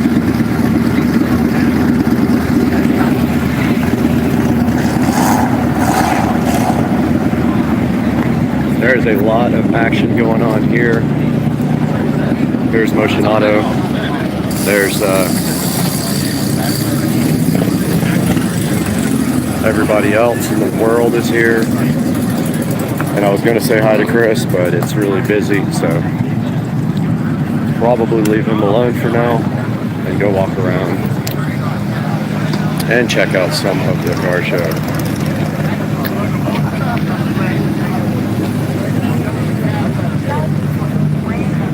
Nice looking GTR and an Evo.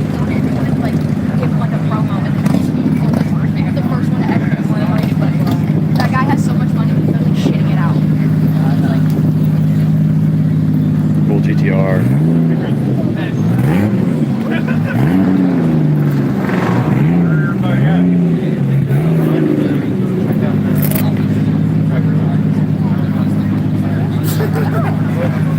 And we were just walking around checking out all the goodness here. And then I saw that one. We'll wait till I start drifting off of that. And I guess we can go back to the back. They're not restricting access to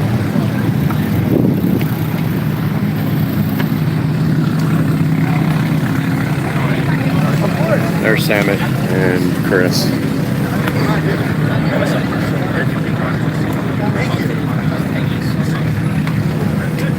And Matt.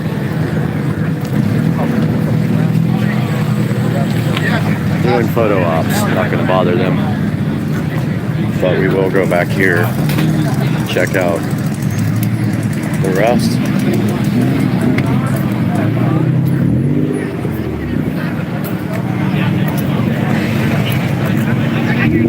Trevor's drift car.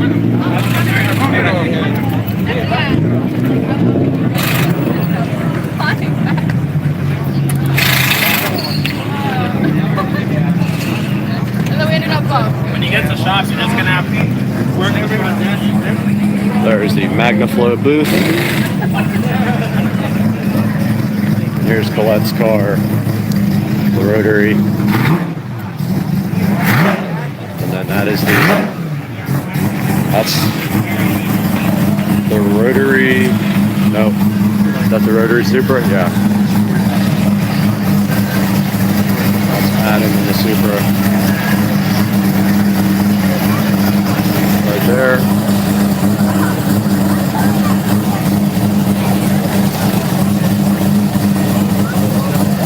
Doing a little bit of texting and tuning.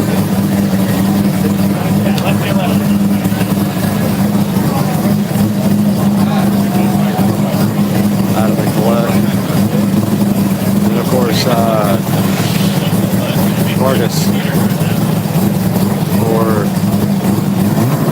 RX-7 tuning specialist, rotary Vargas.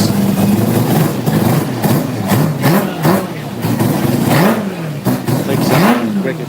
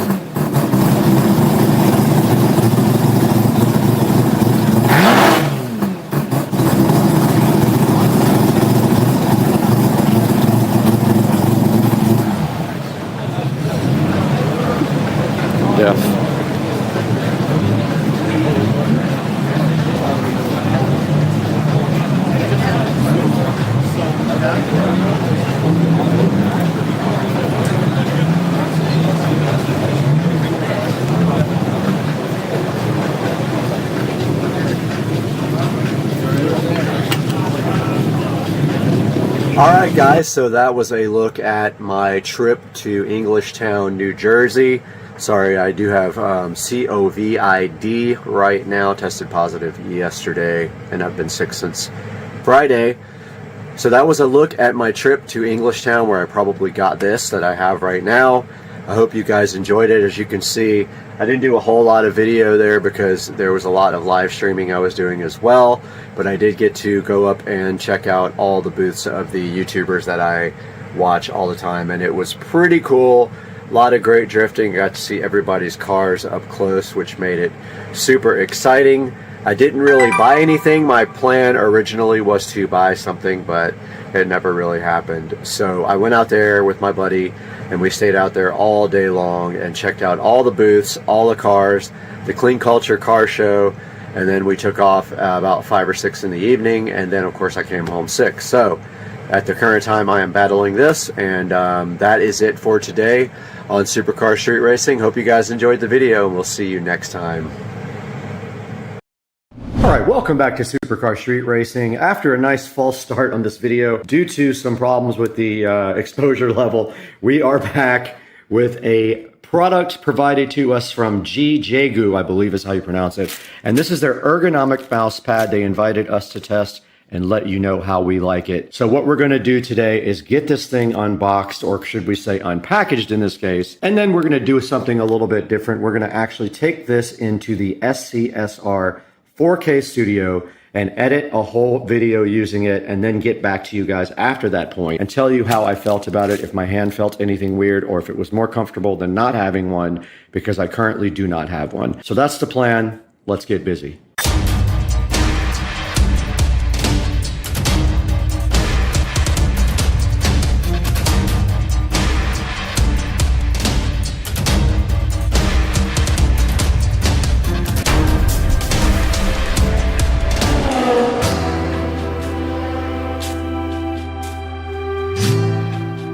Alright guys, we got the Jukebox mouse pad in front of me, and that is from an Amazon seller that I will link in the description.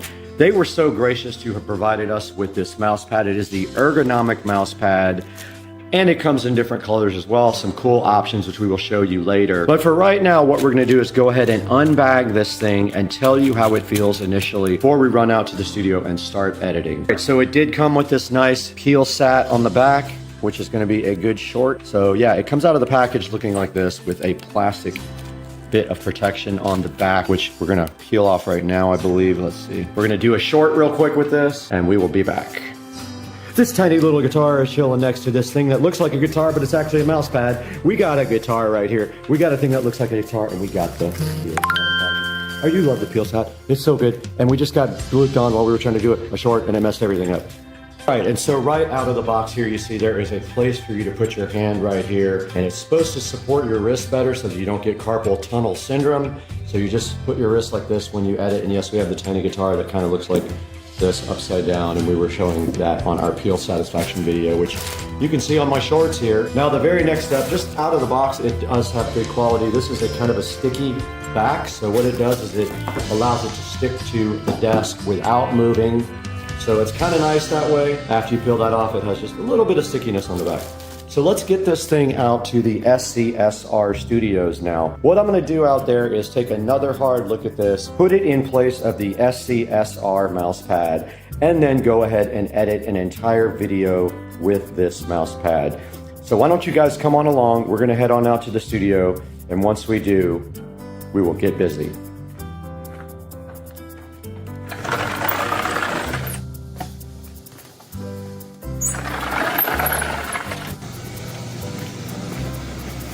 Already hot.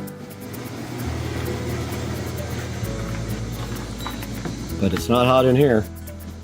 The AC is on 68, 70. Nice and cool. Oh, I forgot the mouse pad. Got him! Dang it. Got him! Oh! Out in the Supercar Street Racing studio, and I did remember this time to bring the mouse pad. So here's the mouse pad that we're going to be temporarily using. So let's take the Supercar Street Racing branded mouse pad out and go ahead and place that over here to the side. and go ahead and get our new mouse pad right here, and we will edit on this and see if we like the way it feels on our wrist. So we're gonna give you a top view while I'm editing, and we'll stop down a few times during the video. So let's get busy.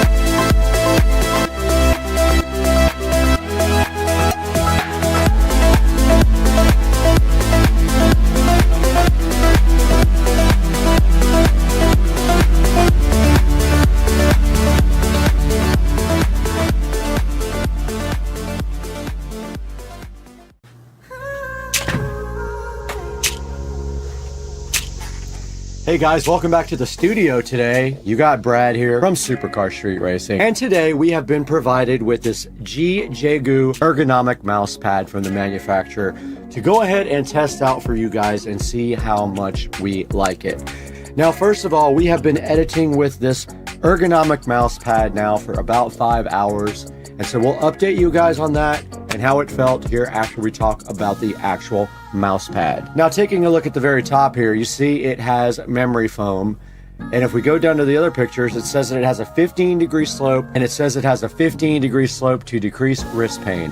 And now I do know somebody that just had carpal tunnel surgery because of this issue. Right there at the next picture, you see that they call this the massage bump, which is the part that you lay your wrist on right there. And then it says it has breathable memory foam for long-term use without deformation or collapsing. And then the next picture here, you can see it is made of Lycra fabric, and it has a, I don't know what PU means, but it's a PU base. And basically what that means is the bottom of it is kind of a sticky base. When you stick it on the desk, it does not move at all. And right here you got the dimensions. So the mouse pad is 8 inches by 12 inches, and it is a 1.2 height mouse pad. Right here you can see a picture of it sitting right next to what looks like a Mac keyboard and a Mac monitor. Now this thing has 31 ratings, and it is sitting at a 4.4 stars. Let's look at the different colors. I have the black one right here in front of me, and I have been using this all day long. And let's see what other colors they have. So they have this one with flowers on it, if you like that. Blow that up for you guys.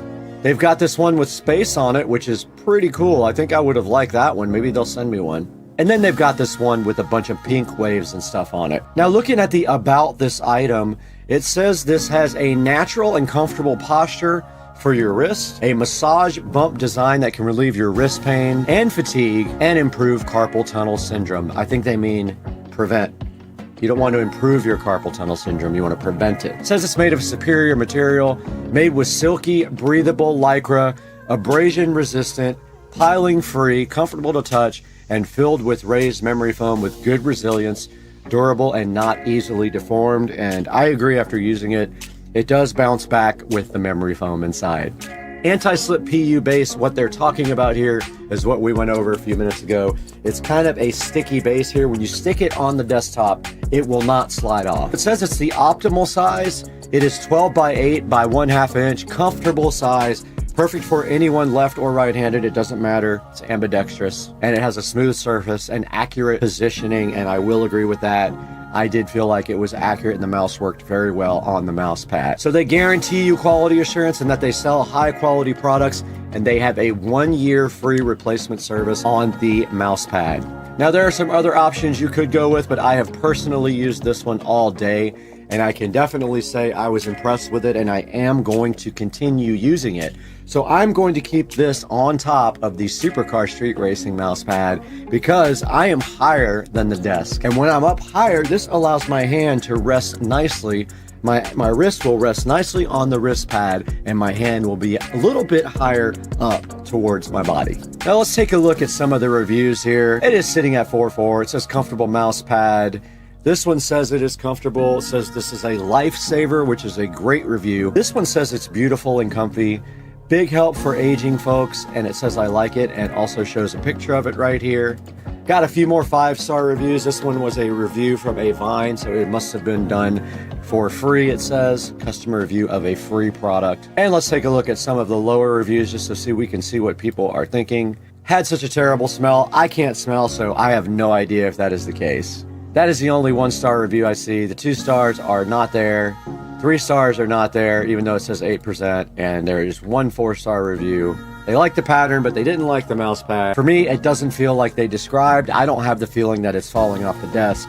It is a bit more restrictive than my Supercar Street Racing custom mouse pad because it is way smaller. The SCSR mouse pad is huge. Take a look at the Supercar Street Racing mouse pad, and you can see the difference from that and the ergonomic GJju mouse pad. Now guys, I have the channel content up right here in front of me, and I just want to thank you guys so much for the support and for liking and subscribing. Please like and subscribe when you watch my videos. And we are doing so well. We just had a video do over 100,000 views.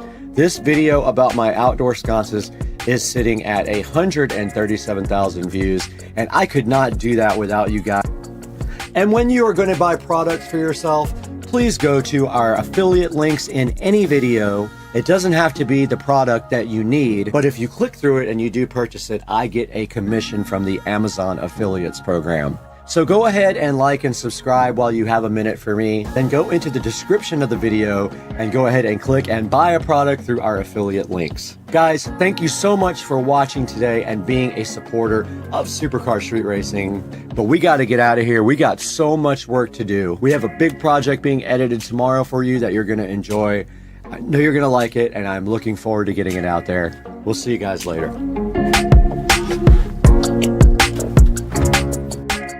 Hey, what's up, everybody? We are back with Higgsfield AI again, and we are going to take a look at Nano Banana. Now, Nano Banana is cool. It allows you to produce images from just other pictures or reference material, and we're going to do thumbnails for this video. I thought it would be fun if we tried to create thumbnails for this actual video. So looking here at Nano Banana over here, and you can see I've already uploaded the Higgsfield logo right here. Now let's upload a picture of me. So let's find one. And to do that, I have a special folder here with selfies in it. Let's find that. And let's just pick one of my awesome pictures here, like this one. So we just added this as reference material for Nano Banana. So then all you have to do is go down to the bottom and select the model, and we're using Nano Banana Pro. You can select the aspect ratio. Now it's going to be 16:9 for YouTube thumbnails, but for Instagram and TikTok, it is going to be a different aspect ratio. So we don't need that right now though. So let's concentrate on that. File size, so we'll keep it on 1K. You can select how many files you want to produce. Let's go ahead and produce 4, and then we have to type a prompt in. Create a thumbnail for Higgsfield AI and Nano Banana Pro. Now we're going to let this guy go ahead and generate 4 thumbnails. Check it out. So all these are in the queue right now. They all say in progress. We're just waiting for Nano Banana Pro to do its magic here, and everything is in the prompt. And if you want to, you can also go to ChatGPT. All I'm going to do in this case is copy this. I'm going to go back to Higgsfield. Now there's our first creation right there. This is cool. This is awesome. It's exactly what I wanted. That is so freaking cool. And the other ones are still going. It's actually a good thumbnail. Let's let that go, and then we'll paste our new one.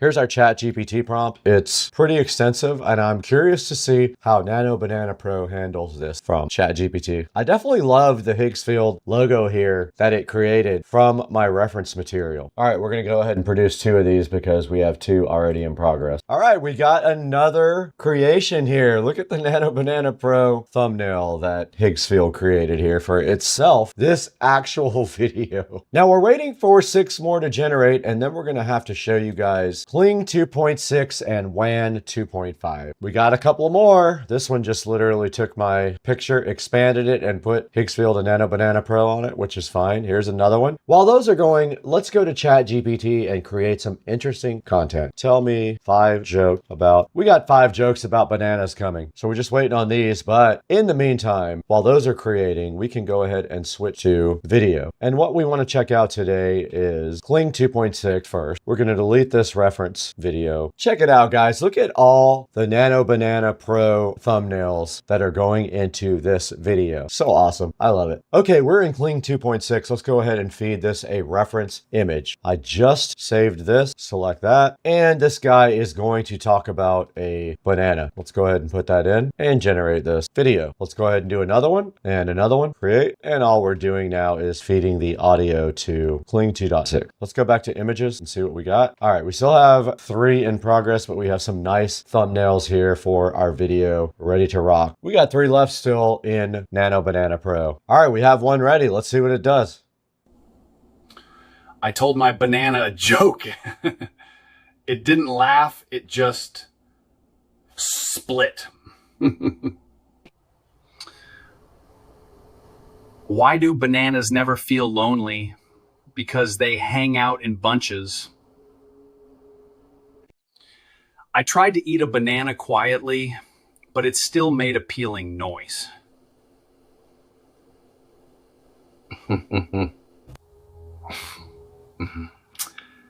Why did the banana go to the doctor? It wasn't peeling very well.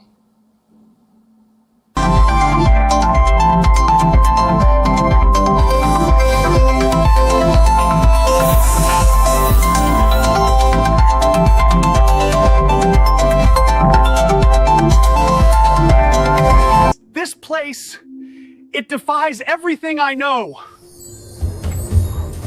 The universe is far stranger and more alive than I ever imagined. This place, it's nothing like anything I've ever seen. The air, the plants, it's alive in a way I can't explain. Every rule I knew about life and landscapes just doesn't apply here. The universe is far stranger and more alive. This is not just a new world, it's a reminder that the universe is far stranger and more alive than I ever imagined. Every rule I've learned about landscapes, colors, and life no longer applies here.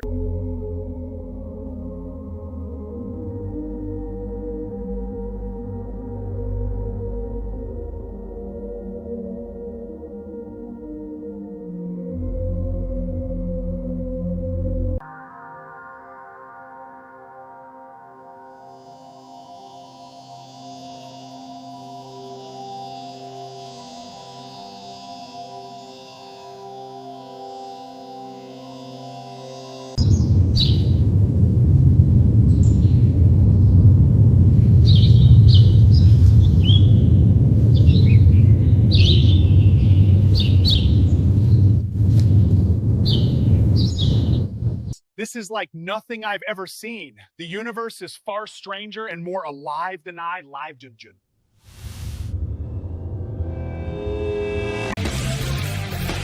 Welcome to Second Car Street Racing, brother of Supercar Street Racing. Welcome to Second Car Street Racing.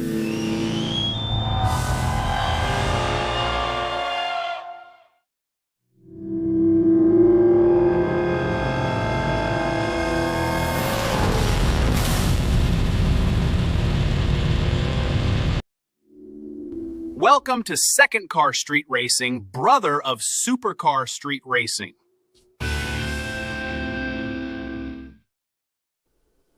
Welcome to Second Car Street Racing, brother of Supercar Street Racing. So guys, make sure you check out Higgsfield.ai. Go ahead and check out also Cling 2.6 and WAN 2.5 and Nano Banana Pro. We got to get out of here though. We got to go to lunch. Peace out. Guys, out here in the Supercar Street Racing Matte Black garage, there's a surprise coming for this guy. But what we're doing today is we are going to be removing the Trojan batteries from this guy. They are shot and they need to be taken out, so we're going to go in there and remove them, and at the same time we actually get to see what controller we have finally, and that's today on Supercar Street Racing.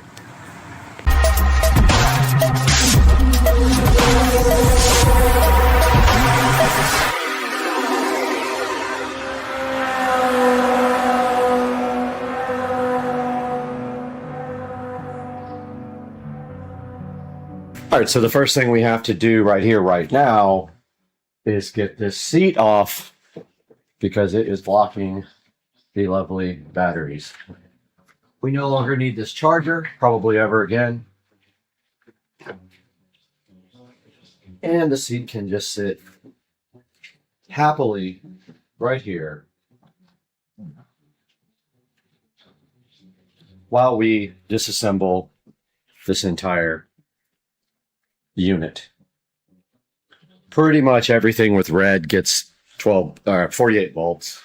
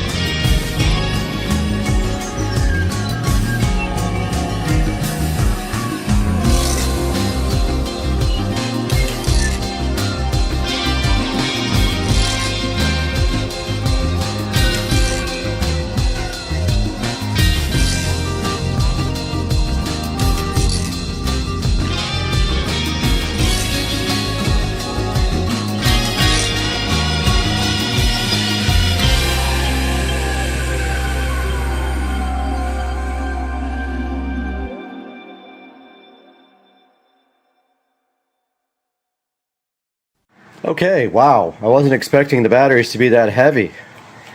They are beasts. Got all the batteries out, and now we are going to clean out this. Made a mess underneath there with all the corrosion that fell out.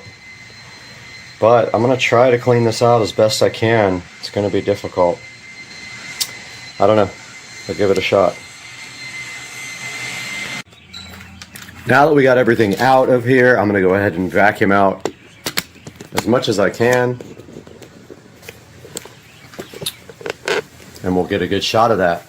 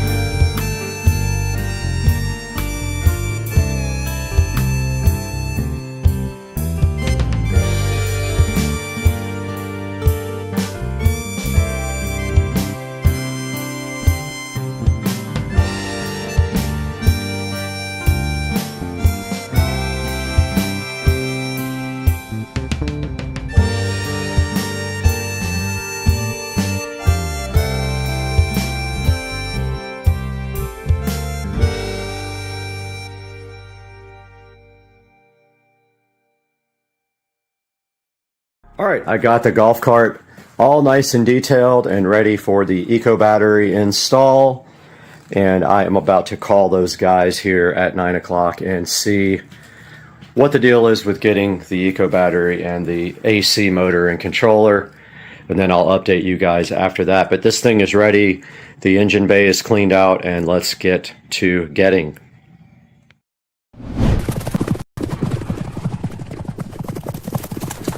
We're back again at Supercar Street Racing, all the way out here in Studio A today, where it's nice and cool, but it's hot outside, and today we're looking at Pixverse. Now, Pixverse reached out to Supercar Street Racing to see if we wanted to talk to you guys about this very cool AI video and image service. It's sitting right up here on the screen today. I have spent quite a bit of time using it now. I'm going to tell you what I did, how we're going to use this, and you're going to see it in this actual video. Let's get it done. Let's take a look at PixVerse and how it can help you and your creativity.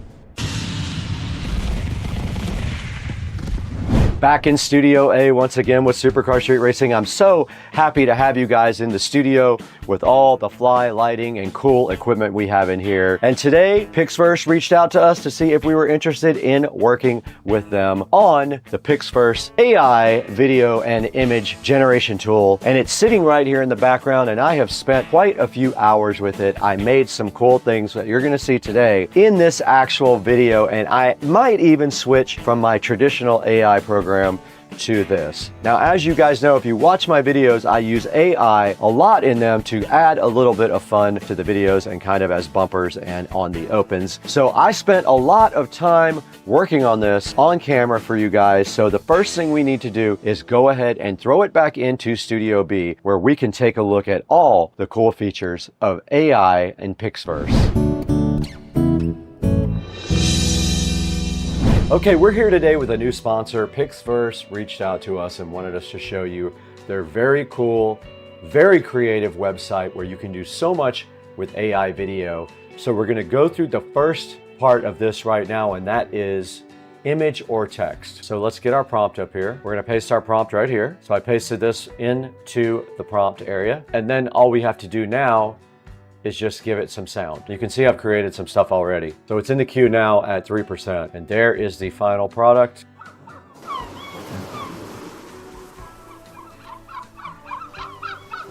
And that's kind of an idea of what the image to text can give you. All right, so the next thing we're gonna talk about here is called transition. Basically, you give it a first frame of video and you give it a last frame of video, and then you describe what happens. You look on my screen right here, I basically took a picture of the astronaut on the moon. That was my first frame. And then my second frame was another picture of an astronaut on the moon. And then I added a prompt down here. The astronaut on the moon turns to look at the American flag, then looks back at the camera. Here's some of the cool things that it did with that nice effect there. And you can see the 2 frames here, and then you can see what the AI generated looks very awesome, where the man turns on the moon and checks out the flag, and it looks very realistic. Now this is using their version 5 up here as well, which is their newest version. So this is cool. The 2 actual pictures are right here. I used this photo, and that's all I did to do the transition thing, and it looks very cool. Okay, so now let's look at the extend feature of PixVerse. This is pretty cool. You can extend a video, and I am going to do that to one of the videos that I created already. All right, I am uploading a video that I created with another AI service. It did switch the resolution to match what we have, and we're gonna make it 8 seconds. Let's create it. It's gonna cost us 80 credits. So here's the prompt I used to create the video, and it stopped right there. Let's see what it's doing. It is done. All right, let's see what it came up with. It's supposed to extend this. A little bit of clipping there on my leg going up the ladder, and he's going up a ladder that doesn't exist now, but it did extend it. If we gave it a second shot, it would probably do better. But that's how extend works. It took my 5-second video and made it into 8 seconds. And technically you could take something shorter than that and also make it into 5 or 8 seconds. All right, sound I have not done yet. Apparently sound allows you to add sound to any video by describing the scene. So let's do that with the same video. The sounds of rockets taking off, and that is fast on that one for sure. And here it is, let's download it.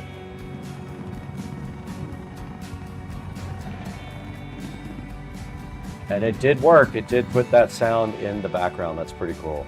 You can also select to keep the original audio as well, and you can go in off-peak mode, meaning it doesn't cost you as much because you're generating in off-peak hours. So this next one will allow you to upload a video and then generate a script for it. So I'm going to do that for this video that it created. So I'm going to put this in there. This is the video that PixFirst just extended. I just typed in, the man is walking up the stairs, he's ready for a trip to the stars. And it is going to automatically pick a voice. Let's go ahead and create this. The man is walking up the stairs, he's ready for a trip to the stars. All right, it did The man work. is walking up the stairs, he's ready for a trip to the stars. And of course you can pick your own voice. Hey, I'm Ethan, just... Hi, I'm Adrian, young and free. I'm Oliver, full of energy and... I'm James, been through a lot. I'm Liam. With time, I've gained wisdom from experience. All right, I'm going to reproduce this with Liam.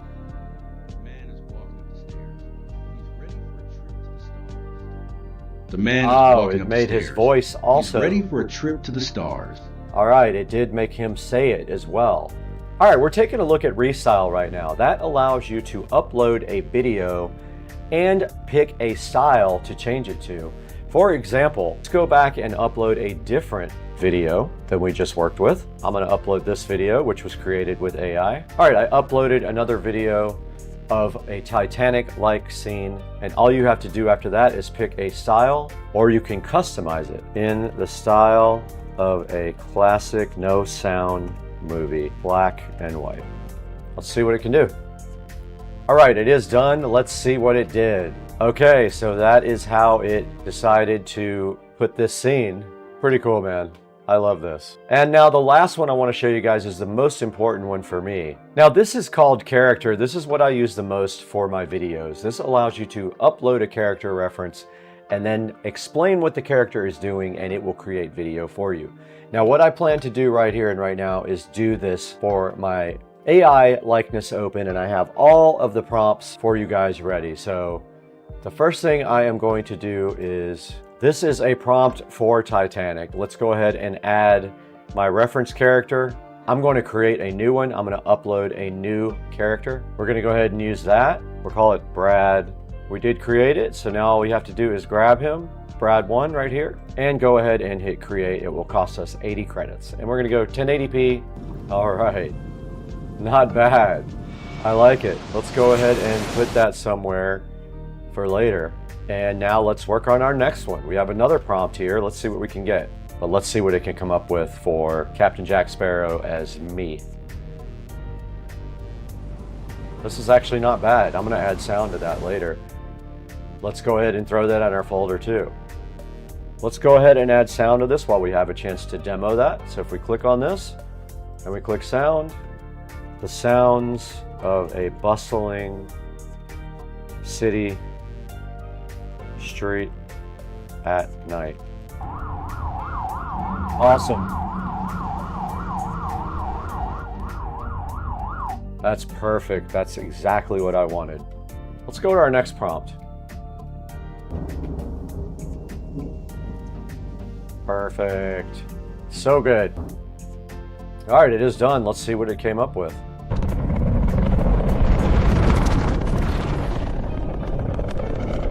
It is at 720p, so it did downscale that when I downloaded it. So it is not the original resolution. All right, now you guys have had a good look at what PixFirst can do. Now let's take PixFirst into our editing program and make a new open. All right, we're back in front of DaVinci Resolve right now, and here is our first clip drug into DaVinci Resolve. What I'm going to do is go ahead and super scale that. I'm not going to do that to the end because it puts a load on the CPU.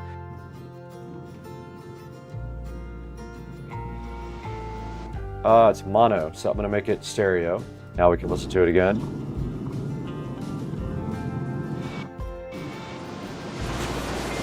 Cool. Next one is this, Captain Jack Sparrow. I put the sound of ocean waves with pirates. Let's see if it knows what that means.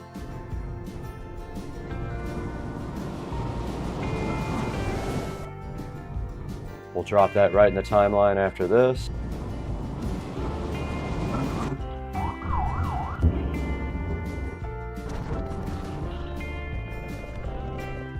All right, now all we need is an ending. All right, we're all done with our awesome, cool, brand new open, and this is what it looks like before we render.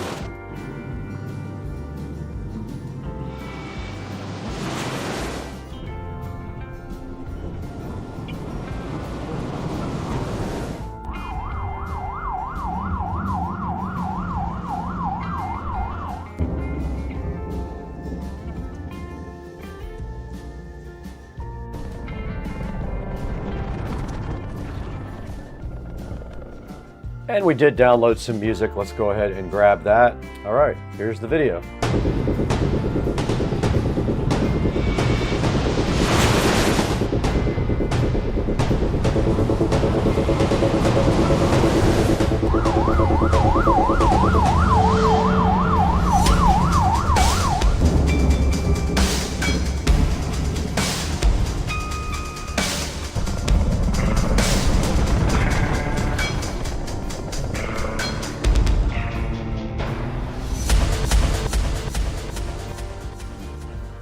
Guys, that's the new open that we made with Pixverse. So we made the whole thing in Pixverse. That was pretty cool. Now let's throw it back to Brad right here again to show you where you can get Pixverse and how you can get it. All right, you guys just saw how cool Pixverse is. We went through all of the different things it can do, and we actually created some cool videos with sound, and we also used them in this actual video. So what I gotta do now is throw it back to Studio B with Brad and show you guys how you can get Pixverse, and you can get your 30-day free trial on Supercar Street Racing. Let's throw it back inside to Brad for some more Pixverse stuff. All right, guys, I wanted to quickly show you this template creation, and all you have to do a template is pick a template out of all the available ones, and then you put a photo in, and it will generate a scene for you based on what you see right here on the screen. This one right here is called Who is Arrested? And it took my picture. And I did get arrested. And so, yeah, you can take any of their templates and put your picture in it or other people's pictures in there and generate anything you want. This one's called Welcome to My House. It says a sip of red and the rich life appears. That's pretty cool. I love templates. Now, also taking a look at the rankings, check out where Pixverse stands. Here's your AI leaderboard here. Pixverse is at number 2, image to video, and then text to video. Check it out. Look at that. Pixverse is also at number 3 on that. They wanted me to show you guys those rankings as well. All right, guys, we're right in front of the PC now in Studio B, and you guys just saw how we made that brand new open with the cool Pixverse AI. It was pretty cool. We made a new AI open like the old one I made in another AI program, but this time we did sound and new music, and it came out great. I encourage you guys to try out Pixverse. The first 30 people will have a code down in the description. You got to get there fast though to get a code. Check the description out in Supercar Street Racing down below in this video and go ahead and get your 30-day trial for Pixverse. And guys, thank you for supporting the channel. Thank you for 200,000 subscribers. We have to get out of here right now though. We have to go to dinner.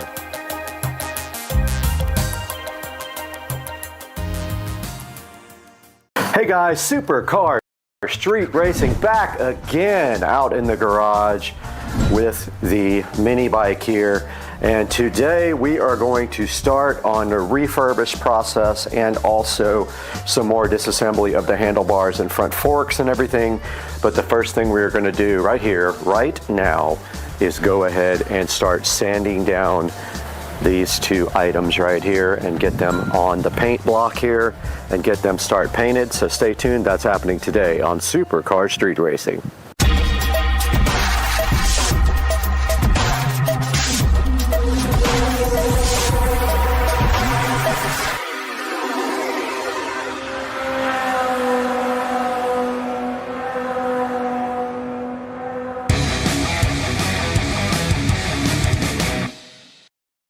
All right, got my sanding block here ready.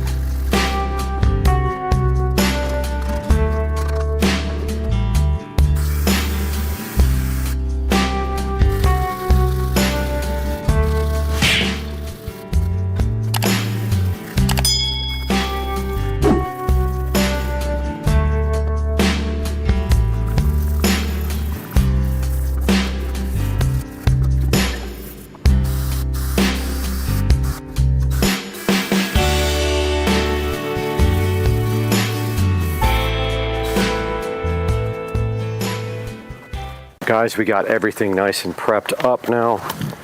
Banged out all the dents. And it's time to degloss everything now.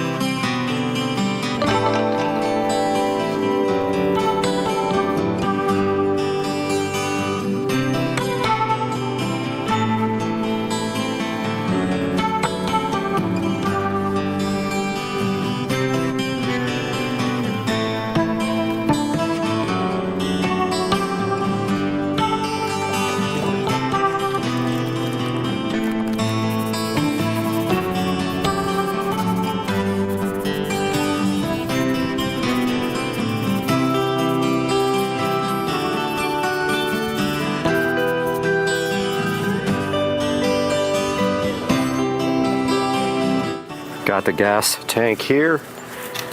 Just getting all the stickers off of it now.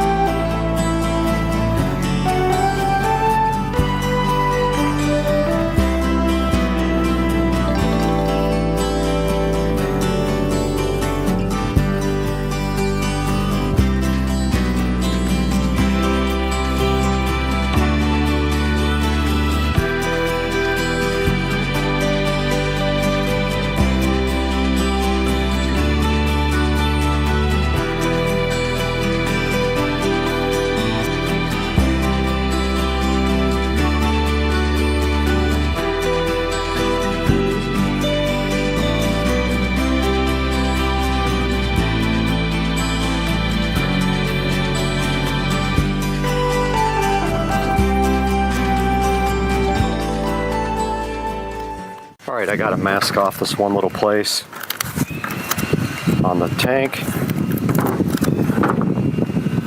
right here.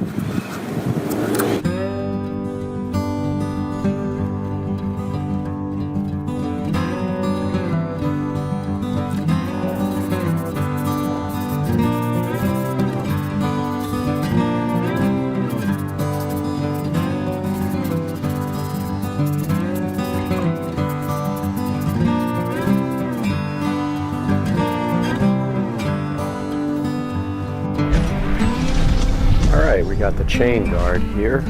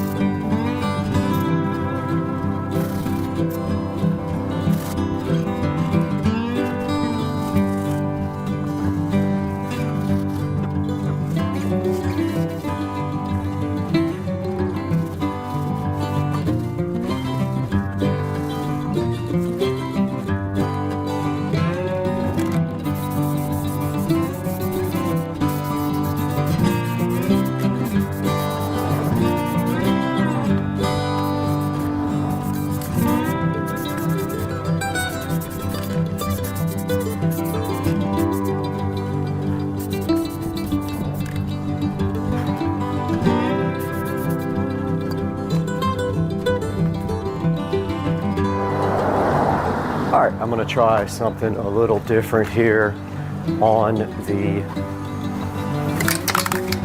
kick guard.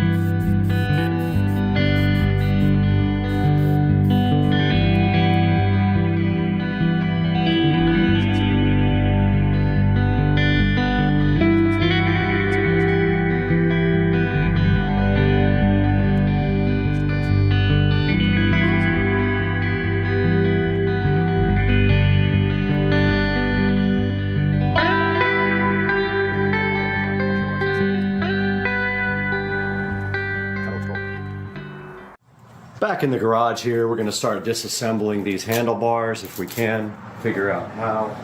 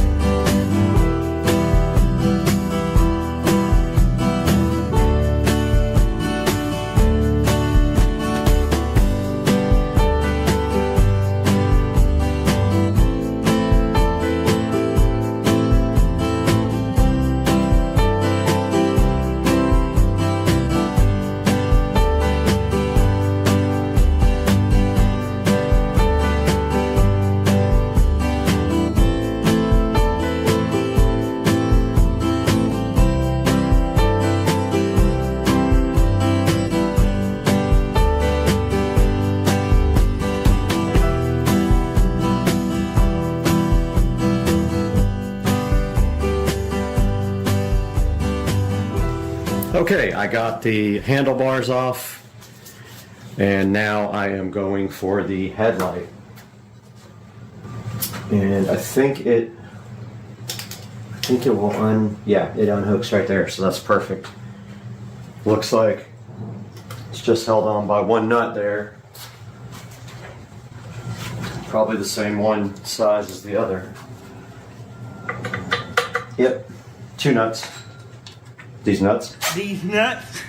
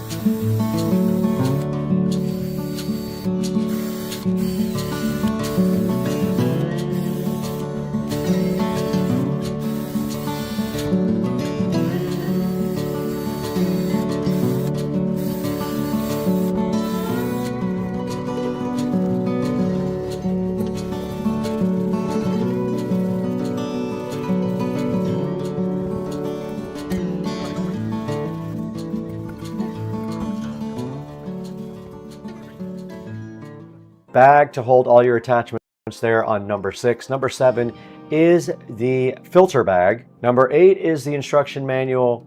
And then 9, 10, 11, and 12 are your hoses and your bigger attachments and extensions there. And then you see the Fly DeWalt vacuum sitting right next to all the attachments. This thing has a 4.7 star review on Amazon, and you would expect that. DeWalt are the highest quality tools that you can actually buy, so you can't go wrong when you spend a little bit of extra money by buying DeWalt. It assures you that you have a quality product. I have all DeWalt tools now. All my power tools are DeWalt, except for a really old tiny little lithium screwdriver. Everything else is DeWalt. It says right here actually that DeWalt is reliable and durable. It's always quality assured and constructed with high quality materials, built tough to endure working environments. It does have convenient onboard storage for both the accessories and the power cord, and it is a compact and portable design, which is important when you're doing work around your house. And we want to invite you guys to check out our new Instagram presence, relatively new. We just started posting more on Instagram to our story about videos that we actually published. We're going to put a link in the description to our Instagram. Go ahead and follow me on Instagram. And now we're also on TikTok. We are posting a lot on TikTok right now. Please check it out. We have already tons of videos. We have 20,000 followers and 2,847 likes already. Please check out my TikTok. It will be in the description as well. And then check out the Supercar Street Racing Facebook page is also up. I will link that in the description. Go ahead and follow me and like some of the comments. I will put everything that we do on the channel on all of our social media outlets for you guys. And we want to thank you guys, of course, for 214,000 subscribers. We couldn't have done it without you. Please like and subscribe if you have not, and buy all of your Amazon products through our links in the description. It helps the channel out greatly. It gives us a few dollars here and there to stay in business because we don't make any money off the channel really. But we got to get out of here right now. We got to go to lunch. It is 10:30. It's time for lunch. I'm out of here.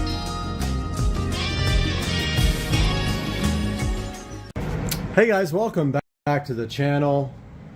And we have a little update here on the SCSR Studio. I worked in here literally all day today, so going on 12 hours now. But I've been out here in the studio, and let me show you what I got done.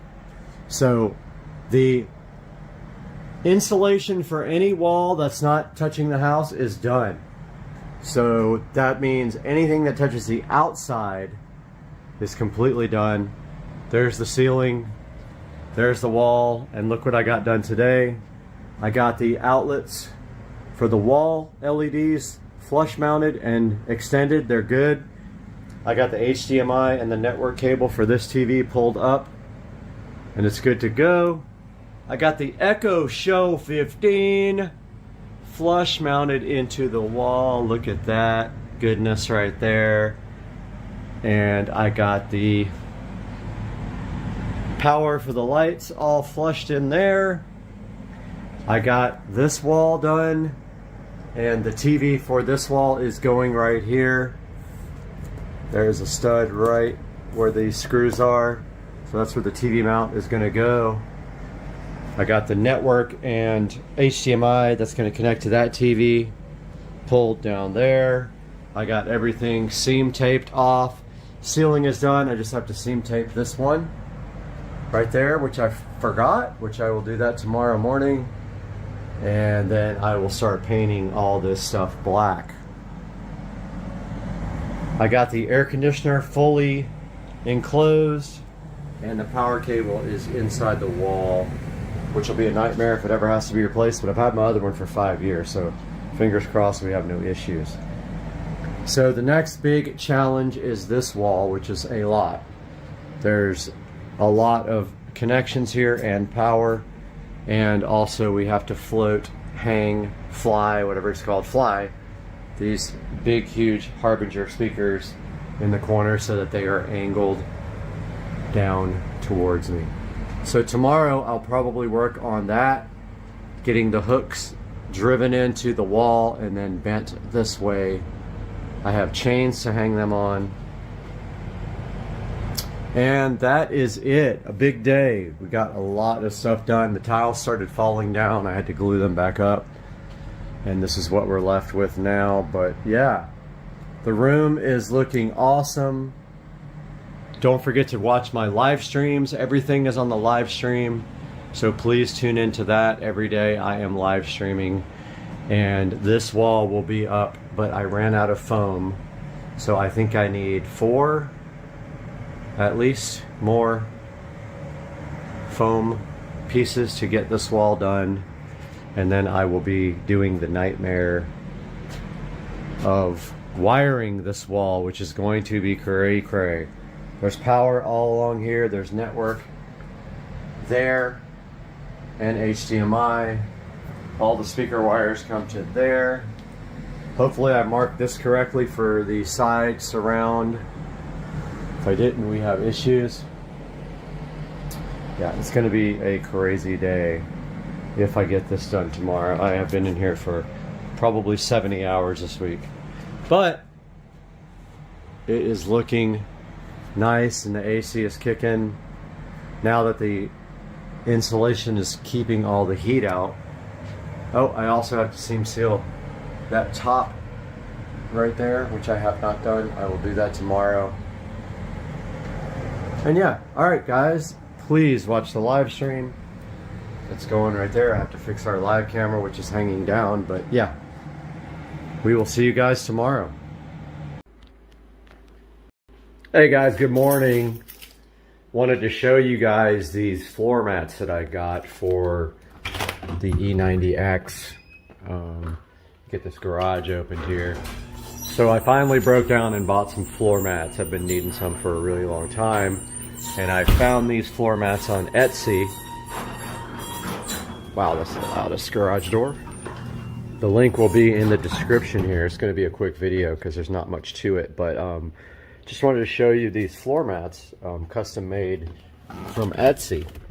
Now these guys are available with different color stitching, and they are leather. So as you can see here, they have the M logo on them. And if you look here, the fitment is pretty good. Now the back ones I had an issue with. So he is actually remaking those. They didn't fit. The front ones fit perfect. They do have Velcro on the bottom. Pay no attention to that 9mm right there.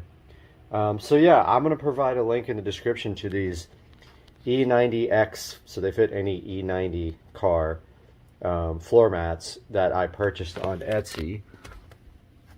And then he does have them for other vehicles as well. So just look through his Etsy store and you'll find what you need. But yeah, just a quick little update. And these things came out awesome, I think. I really like the way they look in the car. I would have done red too, but I tried the blue and it came out nice. See you guys soon. This guy was really trying to get me. He was like jumping at me. I don't know what he is, but his head is definitely not round. It's like weird shaped diamond. What's up everybody out here at Racetrack on 103rd with Chad over here somewhere. About to get some E85 here. Heading to Tuner's Inc. right now with Chad. Gonna fill up with this E85 right here and hope that it has good content. Who knows?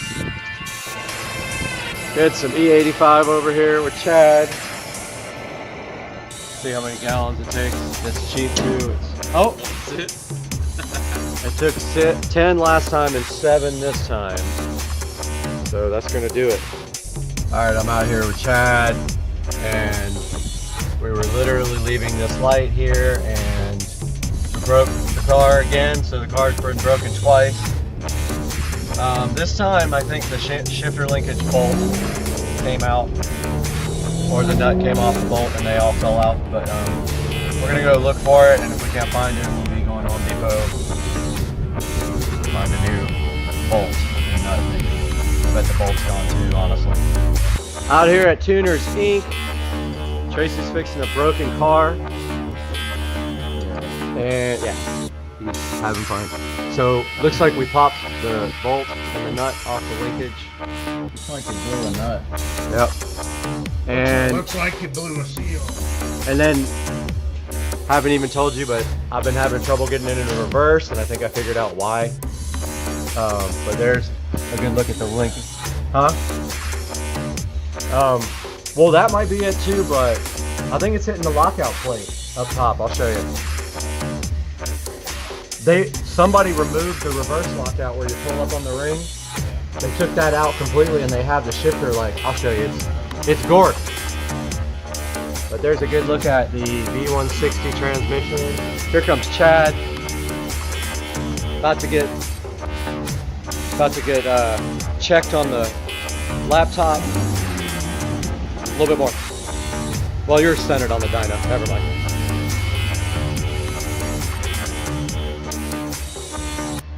About to get cartooned.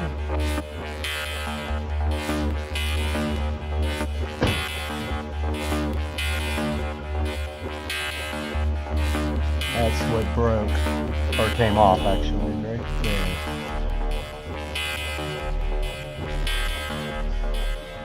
There's a good look at the billet Superstore transmission mount. And while we're under here, a look at the exhaust. Now we can see what exhaust this thing has. This bugs me, look at this. It goes from 3 to 2.5. From here to here. Let me take care of that. 2.5's not gonna. That's not enough flow. It's not. Even 3 Is pushing it. Yeah. Well, you can tune that out. No. Well, except for the Acrobat. Usually the caterpillar is like 420, 430.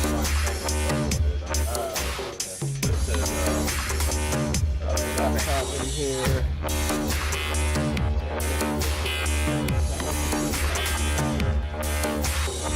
Could be the cap.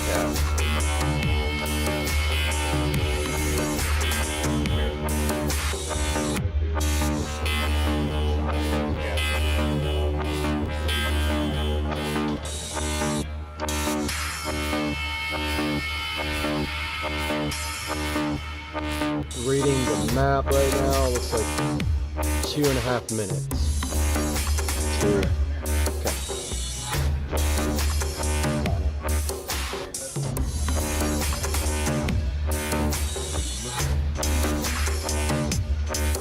Pull this over and down. Oh, got it.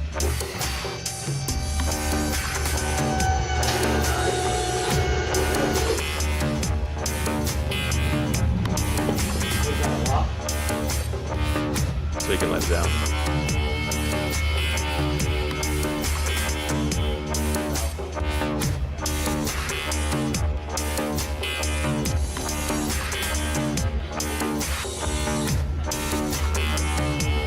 That was a quick fix. Thank goodness.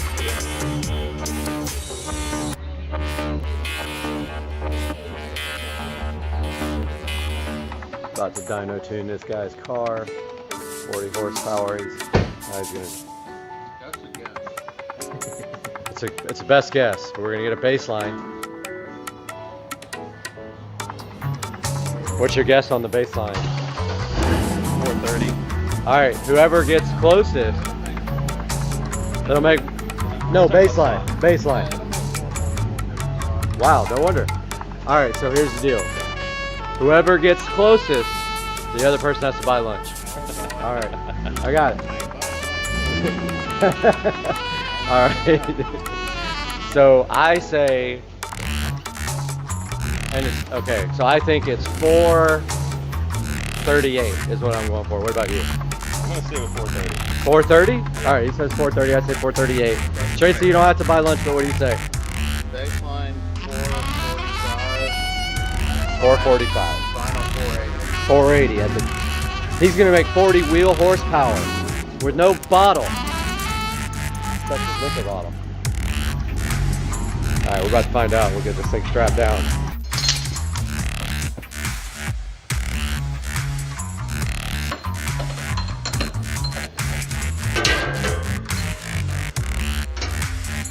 about to attach it directly to the drive shaft. Because that's... I like to wrap them around the shaft a couple times. That's so they're good and snug.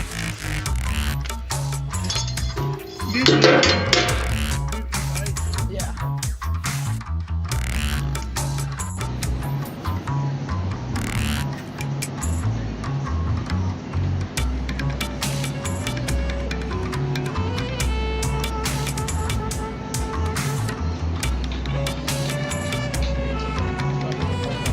I know. Ice Cube. Well, actually, it's Ice Cube. Yeah, the dude sampled it. Yeah. what? Ice Cube. That's the Ice Cube. Eiley Brothers. Yeah. Go ahead, look it up. Well, before doing, the heads and cameras. Oh yeah, sure.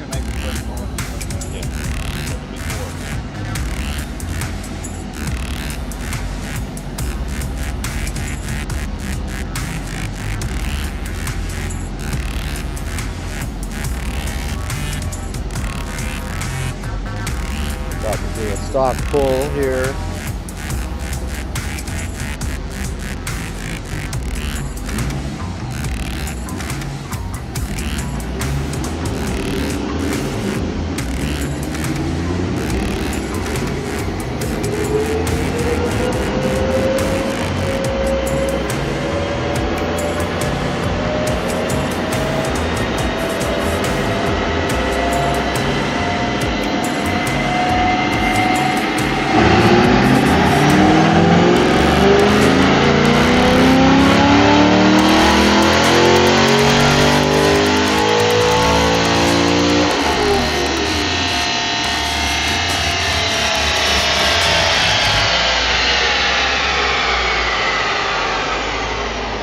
Moment of truth.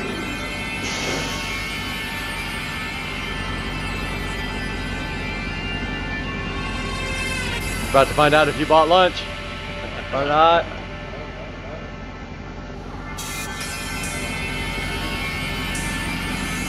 Oh, I only see torque.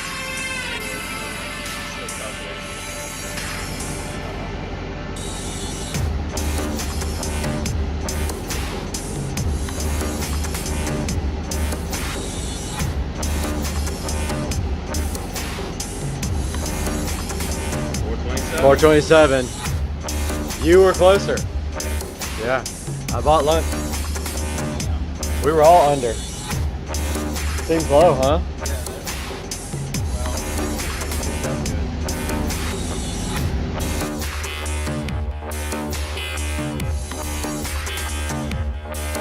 Where are you going, dude?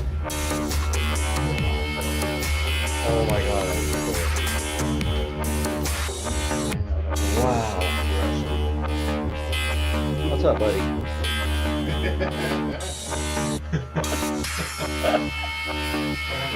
He's so cool.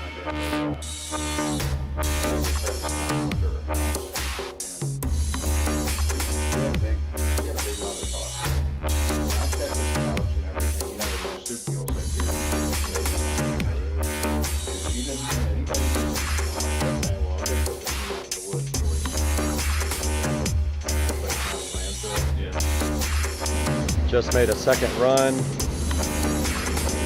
40 wheel horsepower with one adjustment. Look at that curve. Whole bunch of adjustments. One set of adjustments, I'm sorry. Yeah. Look at that. All the way from the bottom picked up. Big torque.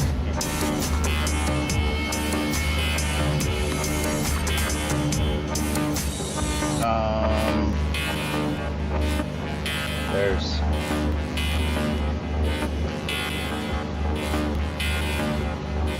so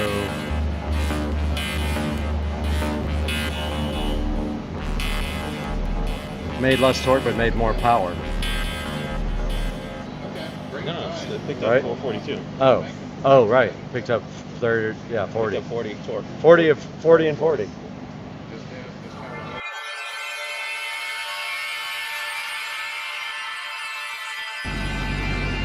About to make another run here, see if we can get more.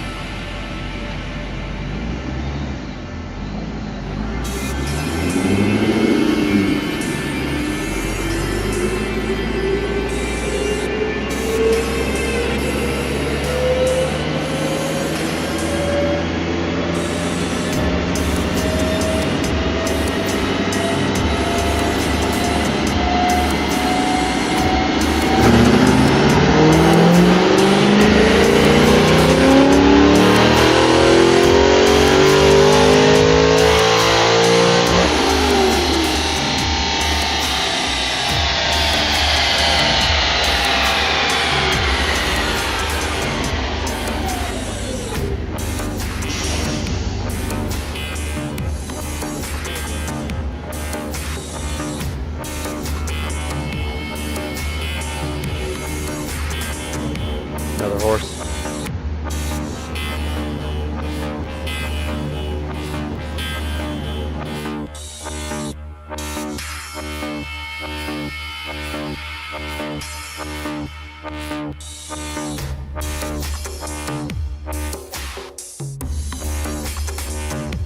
Dang! You got shocks, pegs, lucky. You ever take it off any sweet jumps?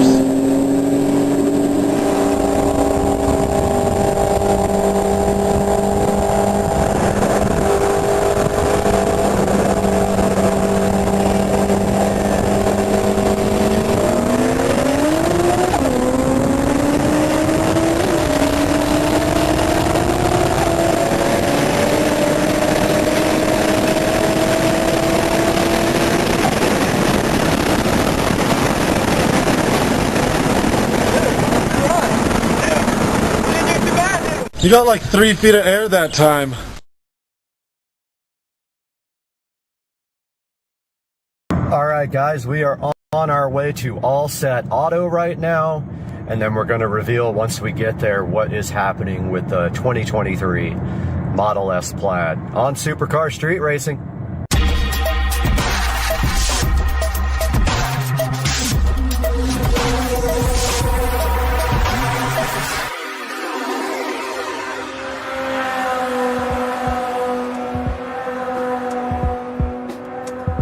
Guys, we are out here at All Set Auto, who is going to be looking at the car.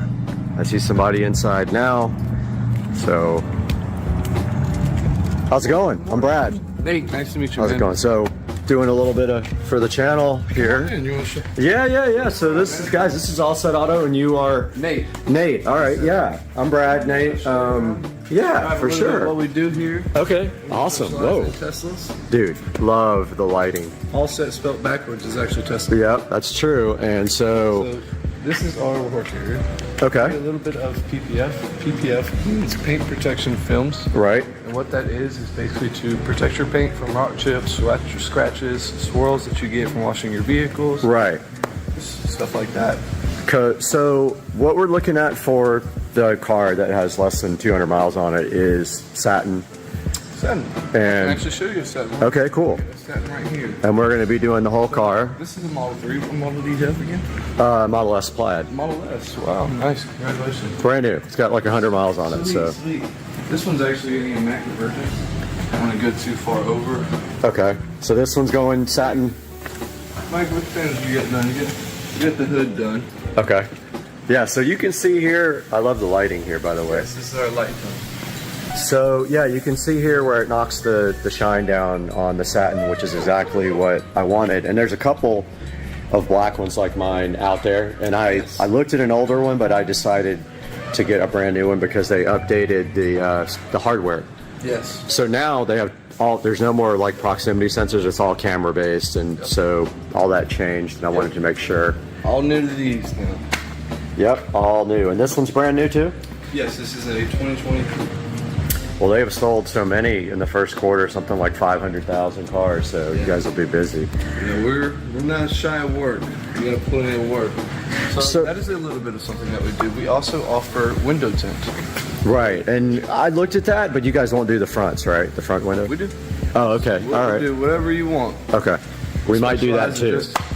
providing the best for our customers, whatever they want.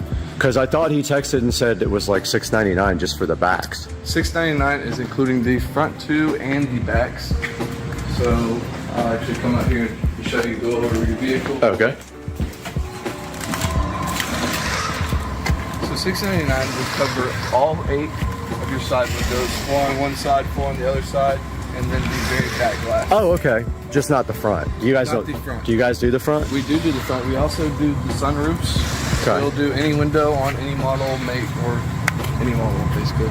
Okay, cool. All right. Well, we'll talk about that a little bit.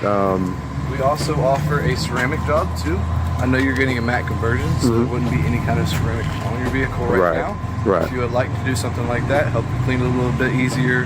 PPF, you're already getting kind of a clean. Right. It's really a preference thing. Some Like people on top of the some PPF? people don't. Yes, sir. Oh, okay. So what is if it ever had to be removed, what is that process like, and does it hurt the paint at all? Process is we take a steamer. You could fill it off yourself if you knew how to do it. Right. I wouldn't suggest it because Okay. if you slap it, we call it a slap technique. So sometimes when we get beginners in here, they'll take the film and they'll actually slap it off, which will actually strip your paint. I've heard that if too. you do that, yeah, you have to paint the whole car again and take care of the customer. So Okay. try to stray away from that. The best way to do it is to actually pull with it, stretch the adhesive on the back side so it doesn't pull in. Gotcha. Okay, cool. And we also use a steamer, and basically the steamer provides a little bit of steam, put it to the film, and it provides water on top of the film. Okay. And the paint. Gotcha. So it helps separate a little bit easier also. And when you wash full car PPF, do you wash it like a normal car? Yes. So you can use any, do you use products on it or what? In fact, with PPF, you can have your rag and distracted, accidentally drop your rag. Pick your rag back up off muddy ground and wash your paint again. It'll have those swirls in your paint. Put it out in the sun, and the PPF will actually self-heal. Oh, wow. So it'll take all those swirls out of your paint. Crazy. Same thing as scratches, rock chips. Okay, awesome. Well, so the car came with, I'll show you, so it had a few little imperfections from the factory. Yeah, we'll get it cleaned up and go over it again. So it's actually going to the dealer right now. That was from the factory. Okay. This chip here. Gotcha. And then there's stage 6, huh? There's a scratch somewhere right here. See it right there. I think. Well, there's one. I think that's just dirt. But there is a scratch somewhere on here that I found. And so, like, look at this too. Look at. I don't know what's up with that. I don't know if that's dirt or that looks like it's in the paint. Think that'll come out? No, it's in the paint, isn't it? I can get some alcohol out here if you want to try to get something like that off. I'm gonna make them do it. Yeah. So I don't know what they're gonna do. I hate that they might have to paint the car. I absolutely hate that. But your boss was saying might as well get it done now. There's your scratch. Yep. Sure enough, that probably buff out. You think? Yeah, we could buff. We personally could buff that out. Yeah, so I know Tesla is well capable of doing it. So also, you guys are going to take off the front plate for me. Yes, sir. When we Get rid of that thing because it's ugly. Yeah, there was a scratch somewhere. We also offer blacked out emblems too. I see you got a blacked out car, black rims, and being that you're going to have tint, you'll have blacked out windows too. We also offer blacked out Tesla Plaid or Tesla. Notice they don't have the logo anymore on this new one. That. But it would be for the front too. We could, if you wanted the back, we could install the back for you. Okay, but gotcha. The front too, because the front is perfect. Yeah, I'll probably get you guys to do that to that Absolutely. one. Because it's ugly. All right, well, Definitely so not ugly, but yeah, we can make it look a little bit better. Okay, so the plan is this is going to Tesla right now. Gotcha. It'll be there for who knows how long, and then you guys, I'll be out of town, but you guys are going to grab the car and do the PPF for me, and then maybe, I don't know if you guys have the ability to do like a capture when you're doing some of it so we can put it in the video. Do that. Okay, cool. And then we'll throw it all in the video, put it all up, and get you guys some coverage here. But man, thank you so much for the tour, and when we come back in like 3 weeks, this car's going to be completely different. Good morning. All right, we just left All Set Auto and then the Tesla dealer, and the Tesla dealer cannot take the car until May the 10th. So we have some time to wait before we can actually get anything done to the car. So we will keep you guys updated on what our plan of attack is here momentarily. All right, guys, here we are in the beautiful Supercar Street Racing Studio, and right in front of me here we have the All Set Auto website, and you can see right here on the front page of All Set Auto, it says, "We don't protect cars, we protect Teslas." So that just goes to show you how well they understand a Tesla vehicle and what they can do to help you and your car from protect your car from paint issues. Now, what we are doing with the brand new 2023 Tesla Model S Plaid that's sitting right over here in the Supercar Street Racing garage is we are doing full PPF film on the car, and it is going to be satin. Now, what does that mean exactly? So the satin PPF is going to give the car the look of a matte black finish, which I absolutely love. I have seen it on pictures and in person, and it looks absolutely fabulous. You know, all my vehicles got to be black with black wheels. I just like that look so much, and I think it's very cool. So looking on the front page here, they have several tabs, and you can take a look at their services. They offer a service where they do both ceramic coating and also the PPF. A lot of people want to do that, so they might do the PPF and then get the ceramic coating done on top of that. I am not getting that done due to the cost involved. I am getting full paint PPF done, and I am getting the windows tinted by them. They also do regular ceramic coating to your car if that's all you want. They do window tint, like I said, they're doing to mine. And then they can also change the color of your car. The owner actually has a Tesla that is changed in color with colored PPF. So if you're interested in a different color on your vehicle, they can definitely hook you up with that as well. Talks a little bit here about the All Set Advantage and what that means. With their innovative products, then their lifetime in-house warranty, so they definitely guarantee their products after you purchase. And they have a partnership with Carfax, so it goes on the Carfax report apparently here, and then down here you will see testimonials from customers that have reported 5 stars on All Set Auto, so that's actually a great thing. And then right here they have this Tesla paint area, so they can protect your paint here with PPF or ceramic coating, and they can fix rock chips, swirls and scratches, water spots, and things like that. You'll have to give them a call for specifics because I have not consulted with them on this part, so I don't know what they offer there, but give them a ring. And right here, right now, on the contact area, you can see that there is a contact right here, and that one is actually the wrong area, so that is for Dallas. Let's go back to, we for some reason are in the Dallas one when we should be in the Jacksonville, and there is the contact for the Jacksonville office there, 888-352-5738. And they are at 5105 Phillips Highway, and they are about 3 miles away from the actual Tesla dealership. Looks like both of the websites are basically identical besides the contact, but do not contact Dallas unless you're in Dallas.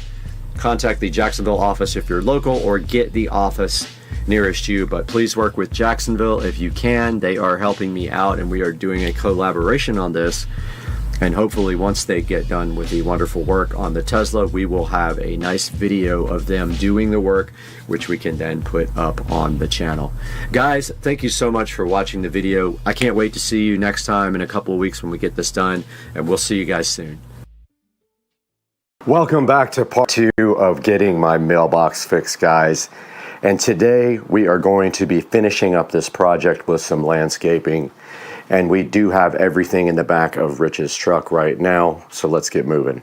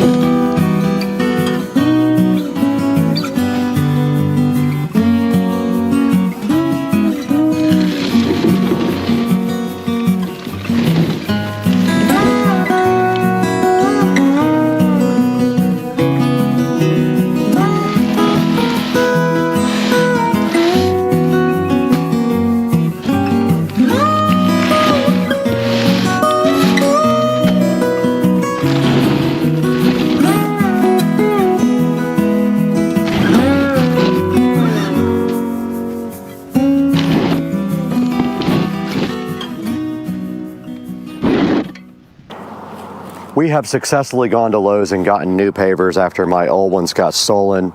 So today we're going to be reinstalling pavers here. They actually didn't steal them from here, they stole them from the driveway, but that's the mission today on Supercar Street Racing. Let's do it.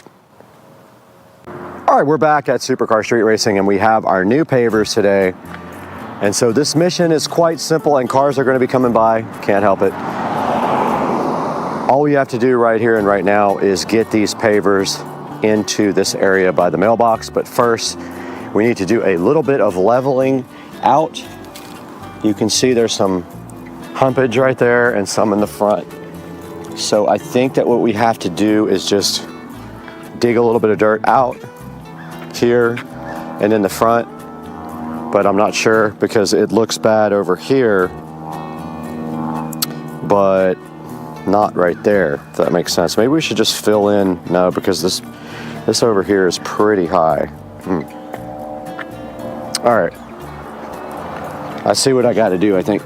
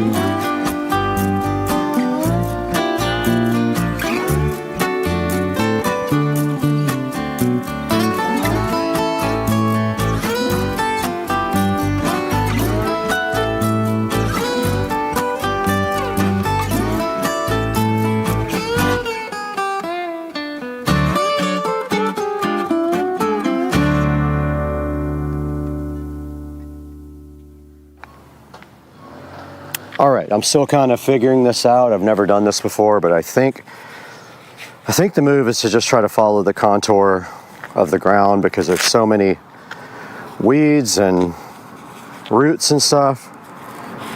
So I'm just gonna kind of go for it here and start on this corner. But there is a sprinkler head right there, so we can't go over that. Man, the bugs are real. I gotta get bug spray. All right, we're back with some bug spray on and the cars are just gonna keep coming. So we kind of have to accept that is our fate. I don't know how you...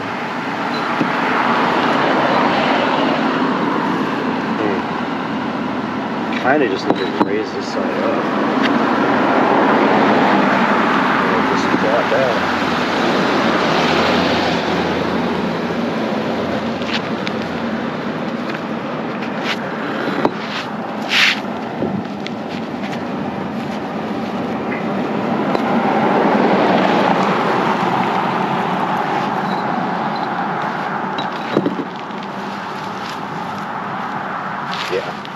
That's the move.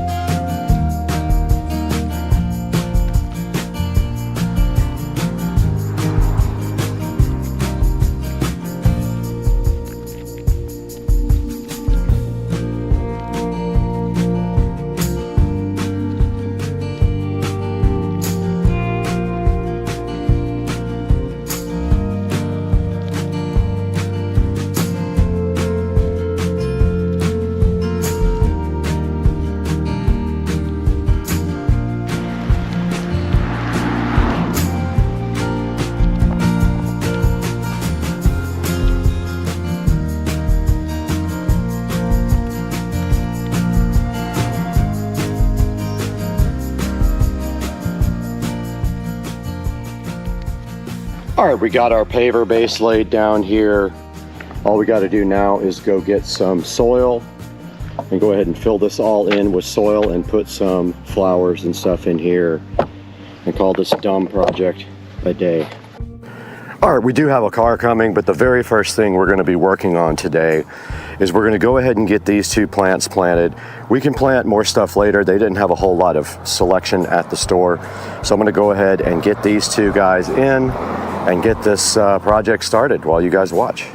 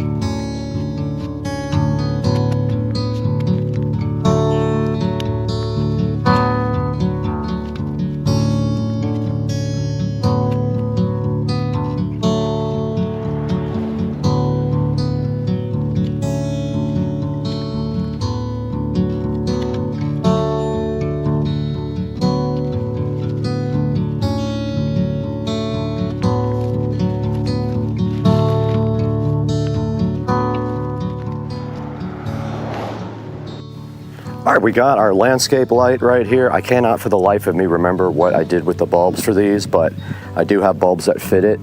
These should have all come with bulbs, but maybe I didn't even check and I used my own last time. But I have a few of these to put in.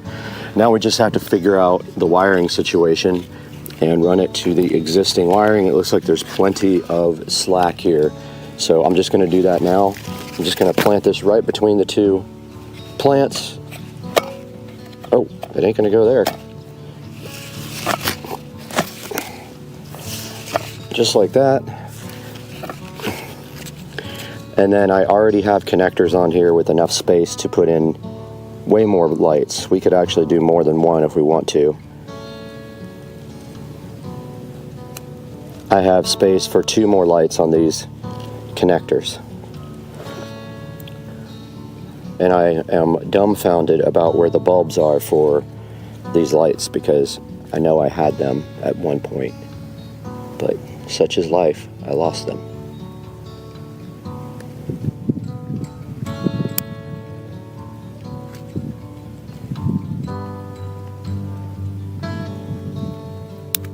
Okay, I'm gonna go ahead and power these on and test.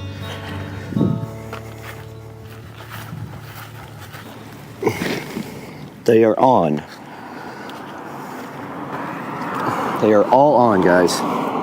So these are going to be for the mailbox to light up, and the other one will light up right in the center of the nice new plants. Now all we have to do is put some topsoil and then rocks in, and we will be good to go.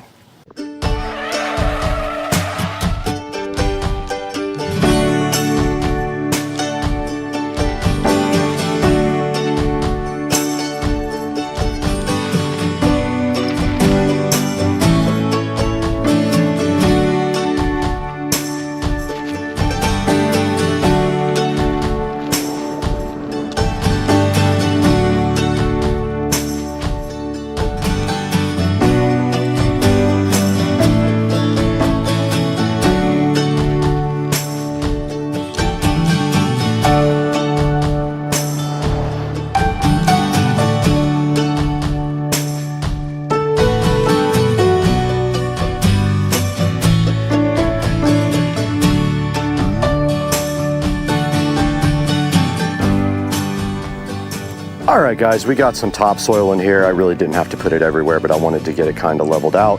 Now we're going to go ahead and add our rocks in.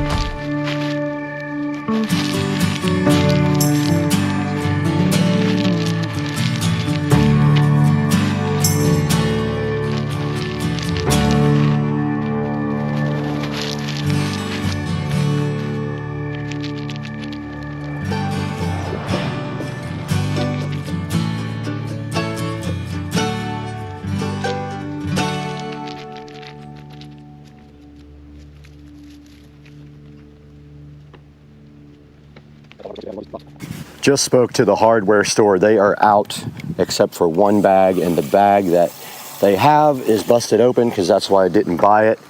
So what we're going to do right now is go ahead and water all this stuff down. It will turn a nice dark color when it is wet, and we'll go ahead and clean everything and get the dust off. Yes, I have to wait until they get more to finish this project.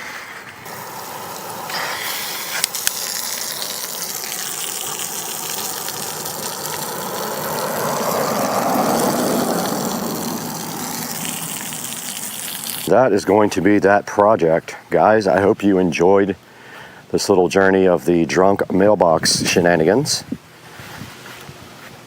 And we will see you guys very soon on the next episode.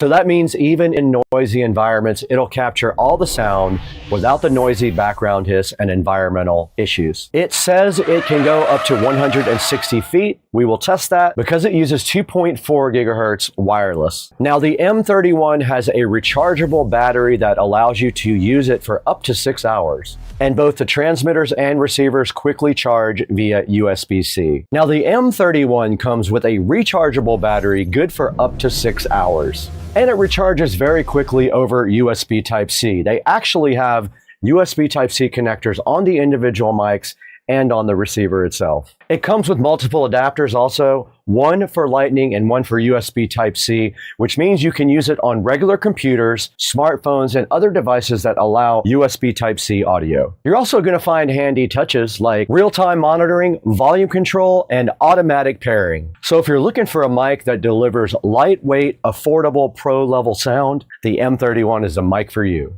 So in this next section, I'm going to leave you guys in the studio and I'm going to walk outside and actually test this mic outside where the real world conditions. I'm pretty sure they can hear us. All right, we're ready to do some real world testing here. So what we're going to do at this point, we got the phone rolling here.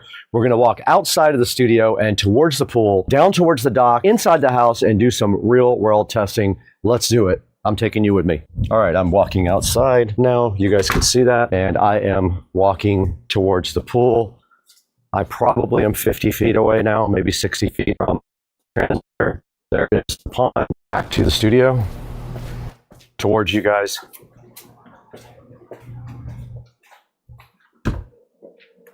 And we're back in Studio A now. So we did test the real world conditions. We'll know when we look at the footage how that sounded and if we actually made it all the way with no dropouts at all. Now that you've heard the real world performance both in my studio where we have pro sound deadening and outside where we have none, let's go ahead and throw it into Studio B and see how you can get your own WindBridge M31 lavalier wireless microphone. We might need a few hundred more. Hey, what's going on everybody? We're back in beautiful Studio B with the WindBridge M31 wireless lavalier microphone. We're actually using it right now. It is on my shirt right here. And basically we have the USB Type-C dongle plugged directly into the computer. It shows up like a regular microphone when you do that, and you can choose it in OBS Studio, which is our program that we use for editing. Now we did give this thing a test on range, and don't forget, when you're going through walls, the range is going to be a lot less than if it was an open area. So I'm not surprised it only reached about 50 or 60 feet through multiple walls. So other than that, it has great sound. I think it sounds really good. It's comparable to on them. Now, when this thing actually starts,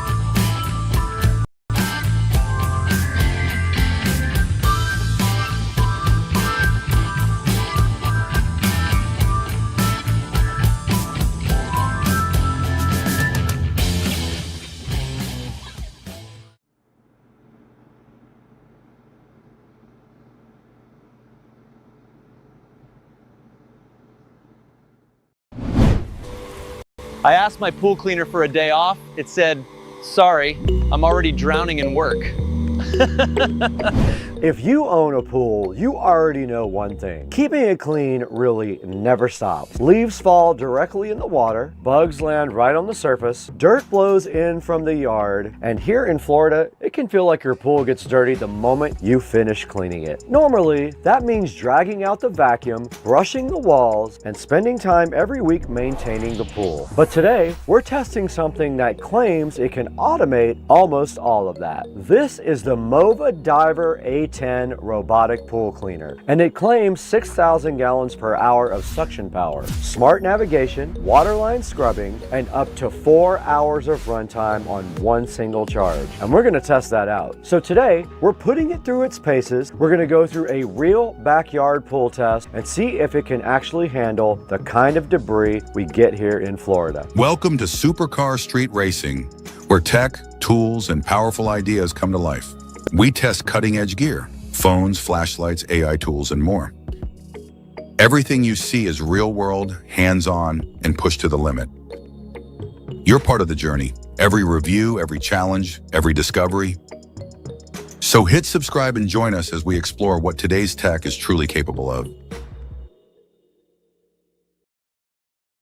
Welcome back to Supercar Street Racing, and we are in the beautiful Studio A out here at the SCSR compound. And you know, we review everything here from cars to scooters to tech to tools. Anything interesting we can test, we are down to review it. And today we're testing out a robotic pool cleaner. So this is the MOVA Diver A10 robotic pool cleaner. And the goal of this device is simple. You drop it in the pool and it automatically cleans the floor, the walls, and the water line. One of the biggest features though is the 6,000 gallon per hour suction power, which pulls debris into the filtration system. And now it also comes with a 3.5 liter ultra fine filtration system designed to capture both large debris like leaves and then smaller particles like sand. Another huge plus, Pool Navi. It does adaptive path planning. So instead of randomly moving around your pool like older cleaners, which just are taking a guess, this system calculates efficient cleaning routes. This helps clean your entire pool without missing any spots. Now, the cleaner also includes smart obstacle avoidance, which prevents it from getting stuck on things like ladders or drains. And it offers 8 personalized cleaning modes, allowing you to customize how the pool gets cleaned. But instead of talking about these features, we are actually going to test them.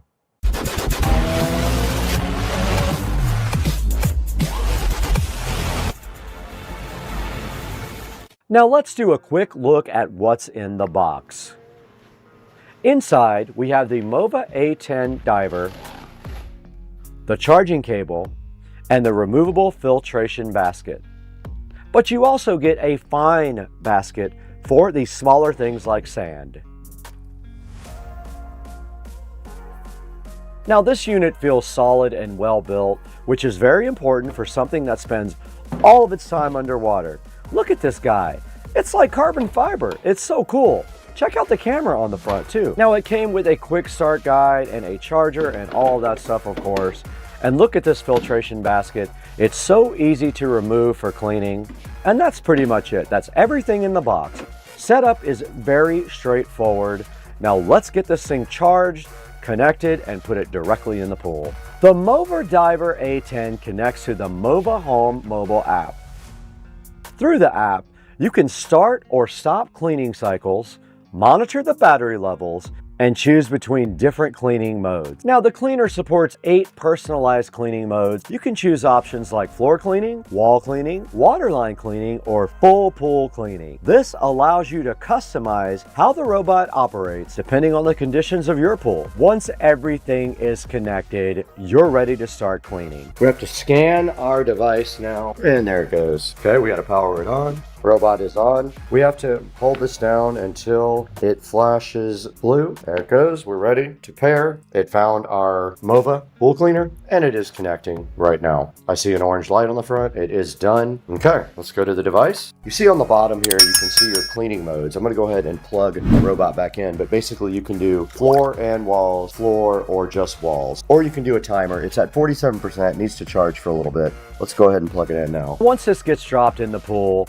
Pool Navi Adaptive Path Planning System is analyzing the pool layout and planning its route. So instead of randomly driving around, it's going to calculate the most efficient path to cover the entire pool. Now, as this thing cleans, you can see the cleaner moving steadily across the pool floor and adjusting the direction as it maps out the area. This will help ensure the entire pool gets cleaned without unnecessary overlap. Now, you can see on the bottom of the pool leaves, grass clippings, sand, and this is exactly the type of thing that usually ends up in a pool after a windy day. And you know we have those in Florida. Now, as the cleaner moves over the debris, you can see it pulling everywhere into the filtration system. Even the sand is going to disappear quickly. That strong suction power is what allows for the cleaner to capture both large debris and fine particles. Now we're looking at the wall climbing ability of the Mova Diver A10. You can see here in the video, it goes to the wall and begins climbing upward. Now, once it reaches the top, it's going to also scrub my nice glass tile at the waterline. Now, the waterline is actually very challenging. This is one of the hardest areas to keep clean because the oils and algae collect there. And the A10 performs 2 times waterline cleaning, meaning it makes multiple passes to scrub your waterline more effectively. And this helps keep the edge of your pool looking clean at the very top. Look at that glass tile sparkle. Now, another feature Mova highlights is its precise edge cleaning. Corners and edges are where debris tend to collect. The cleaner adjusts its position, follows the edges, and removes buildup in those areas. Now, the Mova also has the ability to avoid obstacles. It can avoid ladders, drains, or other structures that can trap robotic cleaners. The Mova Diver A10 detects obstacles and changes direction, avoiding getting stuck.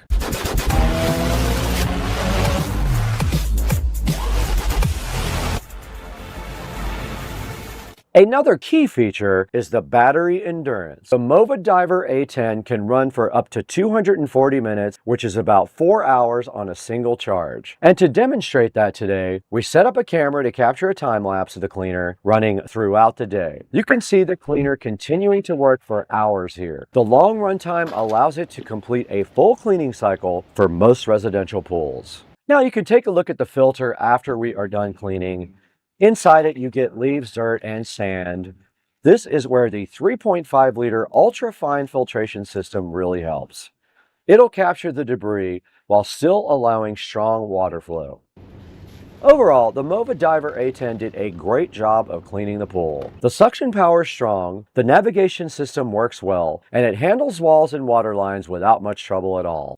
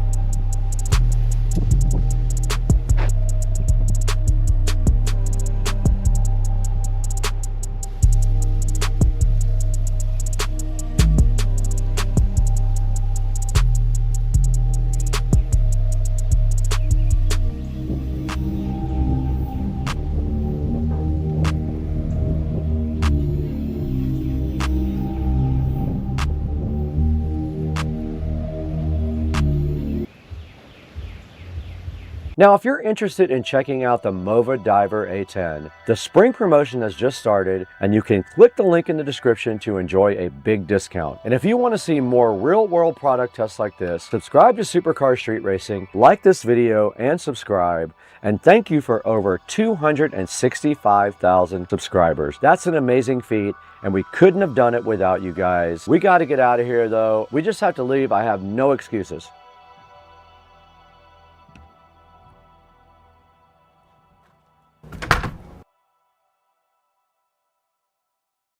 What's going on, guys? It is Tuesday evening and just got off the phone with Chris Rudnick, Ricer Miata, talking about N54 3 Series stuff.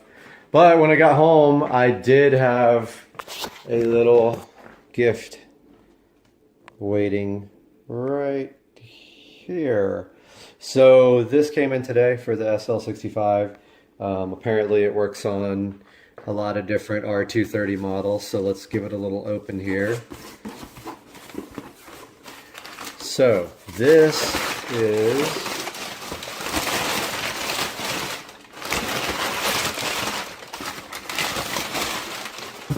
if it ever comes out of the box correctly. This is supposed to be a double DIN dash kit for the R230. There's actually only one company that makes this, so this is what's in the box. Faceplate, the mounting cage, everything you need to get rid of the crappy Command super old navigation system and replace it with a modern system. Now, in this car, the SL65 is getting an Android double DIN head unit, which is amazing. It'll be able to show OBD information, so we'll be able to see boosts and RPMs and oil pressure, oil temperature, whatever you can configure it for, and it works with Bluetooth, has navigation, pretty much everything. Backup camera. You can add anything that you can do with your phone or tablet, you can do with it. So stay tuned, that's coming up, but we do have the mounting kit for it. So we'll see you soon.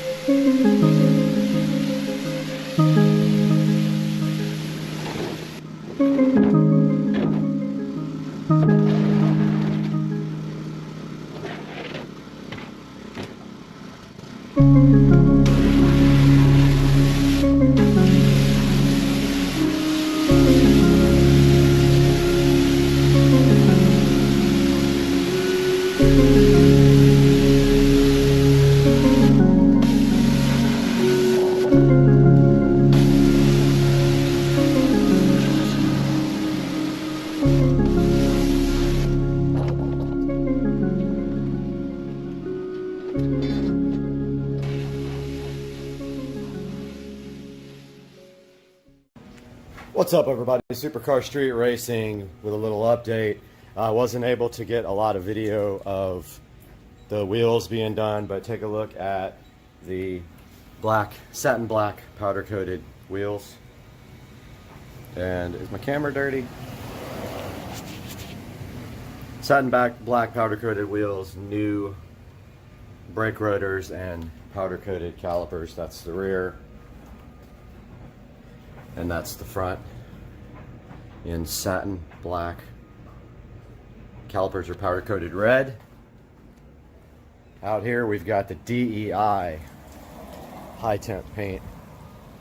On the old calipers, these will be going up for sale if you need any for your 335i. These have been cleaned and they are painted with DEI high temp silicone paint. Those will be going out. And the next thing I want to do is paint this ugly gray, I don't know what it's called. Is it a rear splitter? I'm not sure, but look how it's fading. Why is it gray too? I mean, come on. I kind of want to paint it matte black or plastic dip it, so I'm going to work on that now. I'll be back with an update. Alright, we got the back taped off now. I learned to tape off a lot better than I used to because the stuff gets everywhere. But take a look at where that's fading is my main purpose here. And I don't like that this is gray and the rest of the car is black. I think it'll look good matte black. So I'm going to get my plastic dip here and put the first coat on of plastic dip. Got the first coat of plastic dip on. Remember to point the plastic dip can away from what you're painting. Oh, look at this pollen like falling everywhere.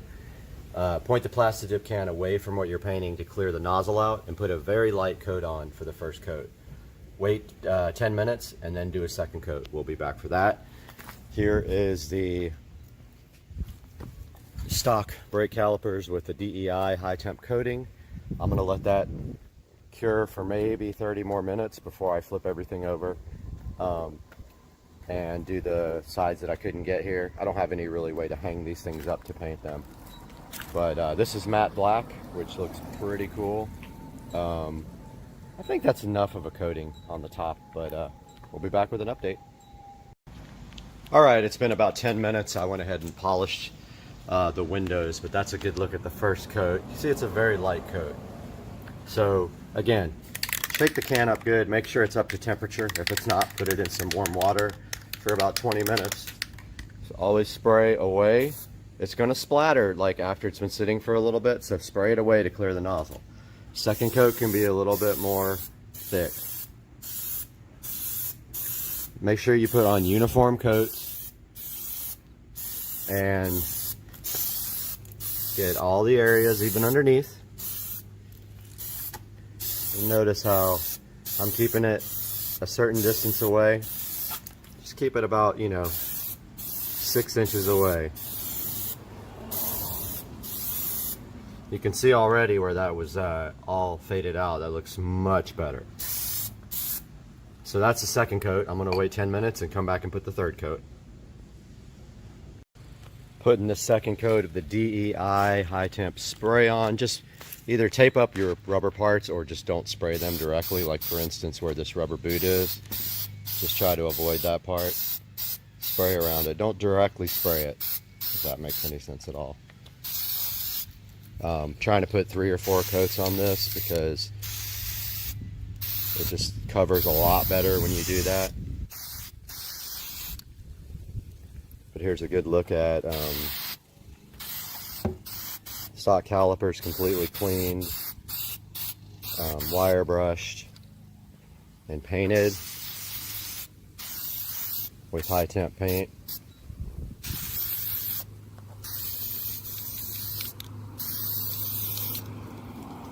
See, I won't spray directly on the boot.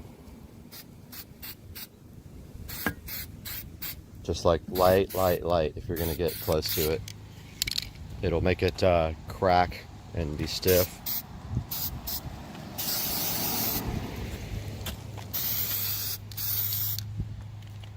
Yeah, so that's the second coat of DEI high temp spray. Same stuff that's on my exhaust tips, and you can see my video for that. Check it out when you have a chance. Alright, time to put the third coat on, plastic dip. Remember, spray away, clear that nozzle. Every time you do the, second, third, fourth, they can be heavier. Keep a uniform distance from the vehicle. Otherwise, you will get kind of, you have the can too far away or too close. It can make a difference in how, sorry about that, I'm not even pointing at it. It can make a difference on how the end product looks. It might be like bed liner if you don't put it on correctly. So I actually did that on my grill, and I don't even know how I made it so bad, but I did. The grill's real rough. You can't see it, but you can feel it when you try to clean the car. I think this might be my last coat. This is, what was it, 4? But that looks awesome. That looks so much better. I'm gonna let that dry, and that might be my last coat. All right, so we're going out here for the final coat, because what I forgot to tell you guys is when you do Plastidip, if you tape off trim, so it's easy with logos, like your emblems on your car, because you just tape around them, pull the tape off, and then pull the extra Plastidip off. But when you're doing trim or something like this, where you have tape right up against the Plastidip edge, you have to take the tape off while the Plastidip is wet, so we have to do one more coat. So here we go. And I forgot to point the can away, but it didn't splatter, thank goodness. So this is gonna be the last coat, and I'm gonna pull the tape right when I'm done. See how the tape is right there on the edge? You want to do that while it's still wet. So here's the last coat. I'm going to start pulling tape. I need both hands for that.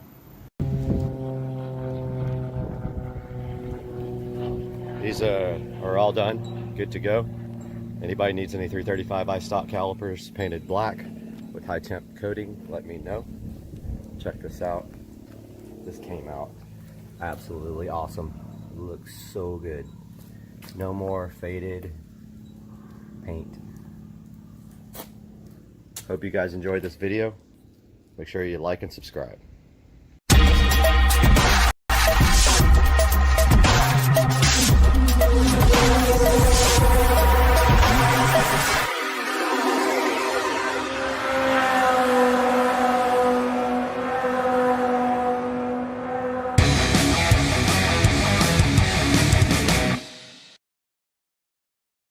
All right, so we got Joe here on the channel again. He's in every video. Oh, look at this.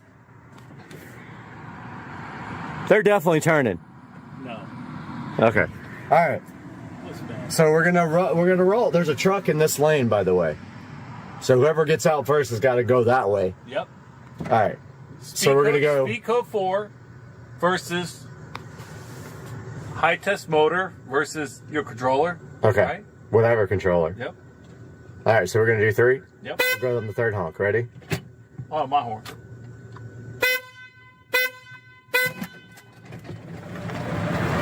Oh, you smoked me!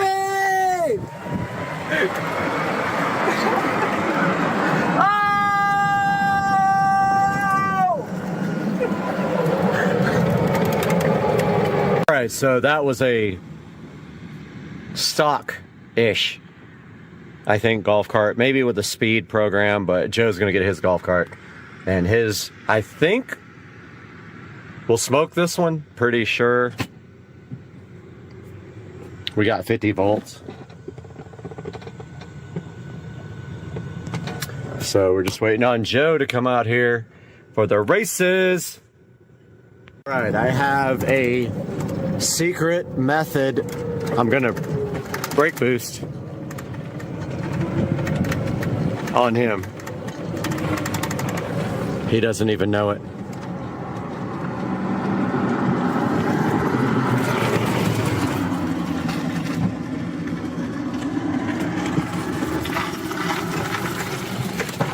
Shit.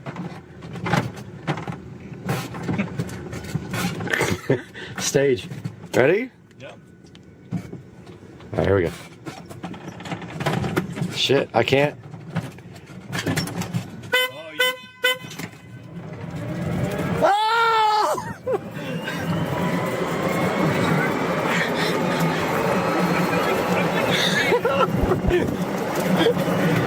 I got a car right there. I had a car. I was gonna get smoked. These things are like almost identical. Dude, these things are really close. Same wheel, same tire. This road sucks because that thing's in the way.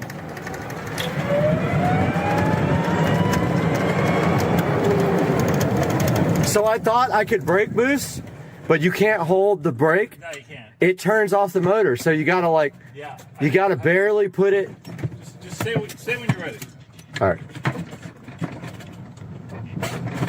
1, 2, 3, go. Oh! Yes! Smoke! They're literally exactly the same. They're literally, it's all about the launch. Well, so the way I have mine set up is that it's so jerky when you have it set up to like the highest. You have to tune it down. This one feels, this one feels tuned. It just hits you so hard, you know? I want that to, but I want the hit. Like, you can't hold it to the floor, and okay, that time it worked, but if you do it for too long, it just turns off the switch. Yeah. But this isn't long enough to even do anything.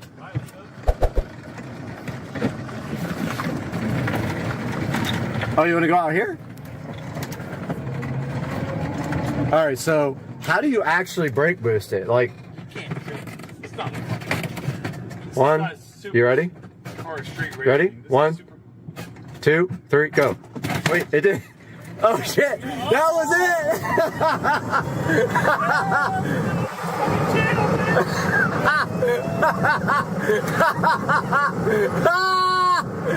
Yes! I'm coming up on you! I'm catching you! I'm catching you!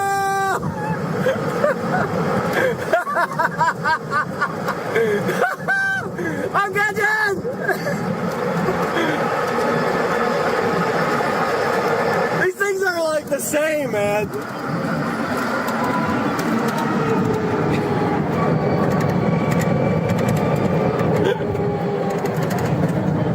These things are exactly the same. It's sick. Until you go to the hill. Like, Until you get off. dude, the only thing that would make a difference is lithium. Lithium would 300 pounds. Listen, up the hill, I was gonna smoke you, man. I know, and I had a bad launch. I was like, I don't know how to. No, I had a great launch. Ready? 1, 2, 3, go. No, it's.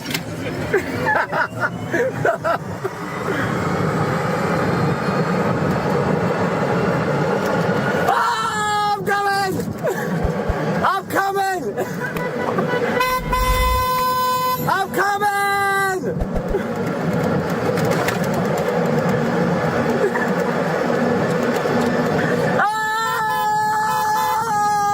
Oh!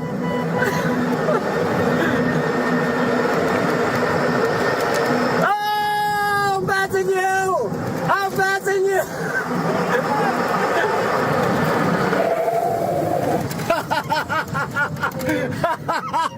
Oh!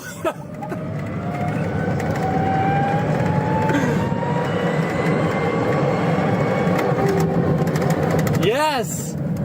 Those brakes! They work good. Yeah. It's so slow.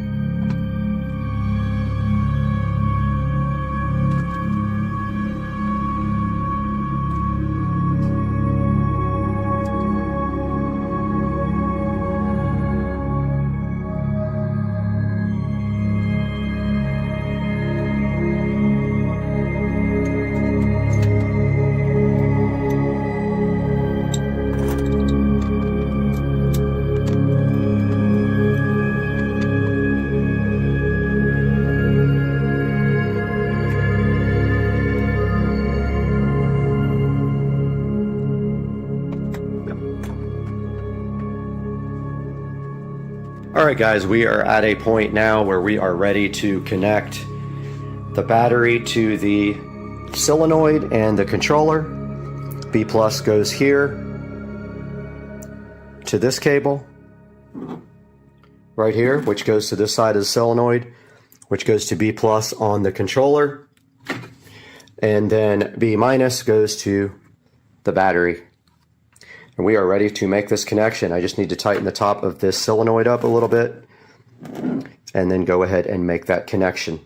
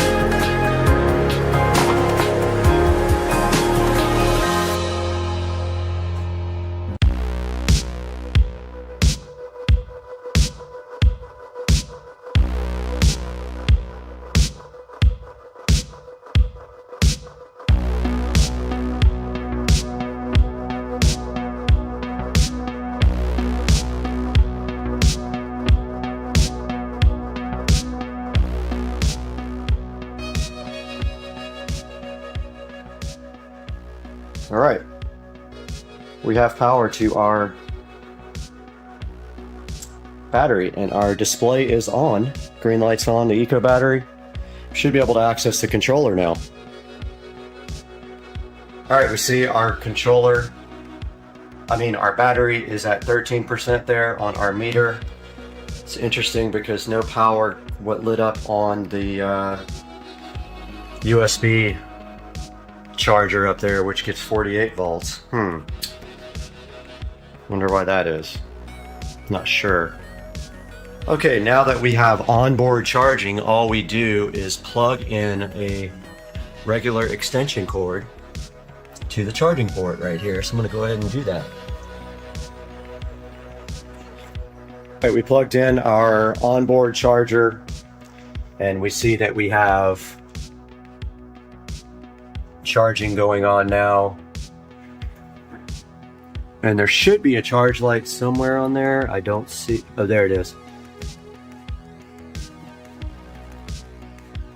There is a charge light somewhere. I'm going to go look for it over here.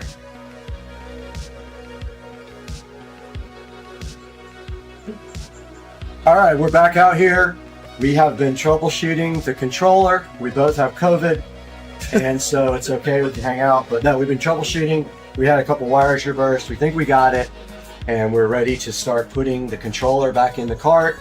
And we did test that the motor actually works, and we're ready to go. So we're just buttoning some things up now, and it's going to be insane.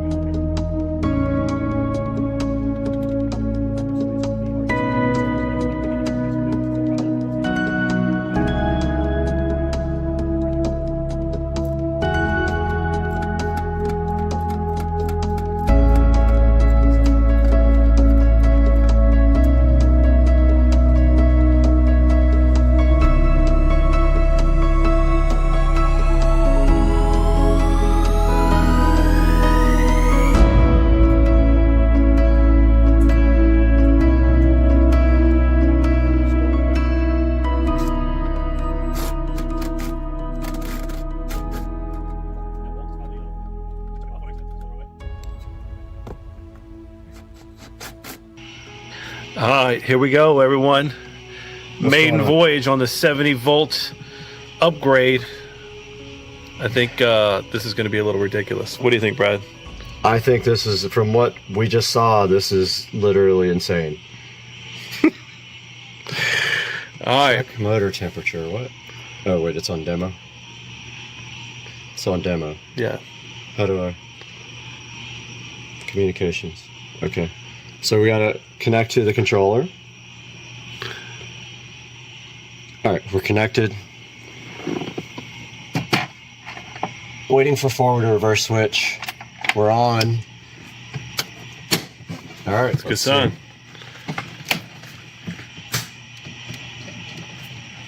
It's moving. All right, that's full throttle. No, it ain't. Just kidding. It can't be, not for what I did earlier. Got him.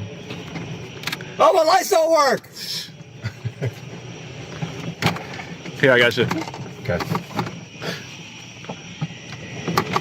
All right, just slowly ease into it.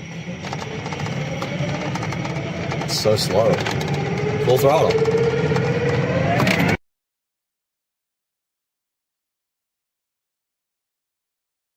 Furiosa! We've come too far! They took Furiosa! As a child, my world was forever changed. My mother was magnificent, and he took it all from me. Who do we have here? My childhood. My mother. I want them back! However long it takes, promise you'll find your way home. Ready, steady, go! If you find him, he's mine. To get home, Furiosa fought the world. Remember me.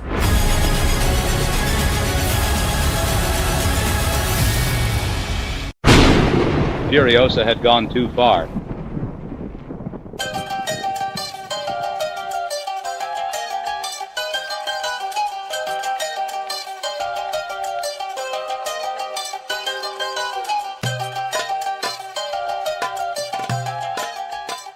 As a child, someone changed her world forever.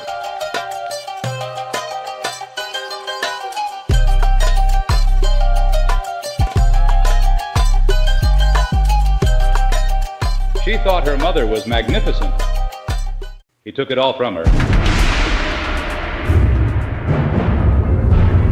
He wondered exactly who she was.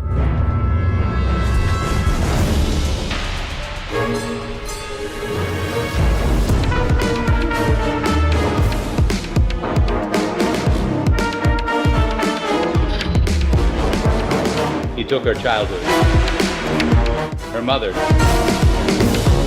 Now she wants them back.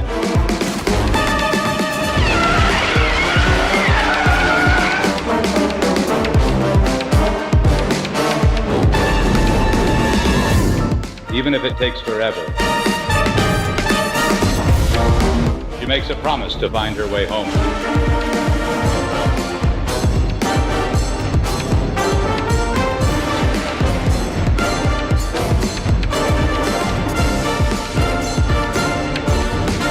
She finds him, he's hers.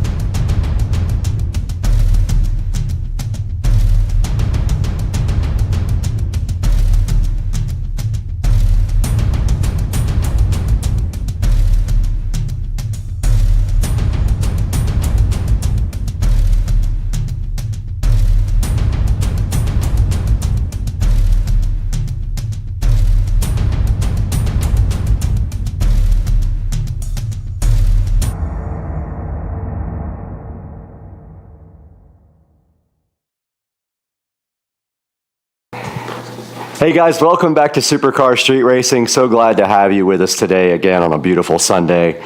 And today we're going to be taking a look at the media mod for the GoPro Hero. And I have a 10 black right below you right there, but this also works on the 11 and I think the 9, not 100% sure, but we know it works for sure on the 10 and 11. We're going to look at that today on the channel. Stick with us.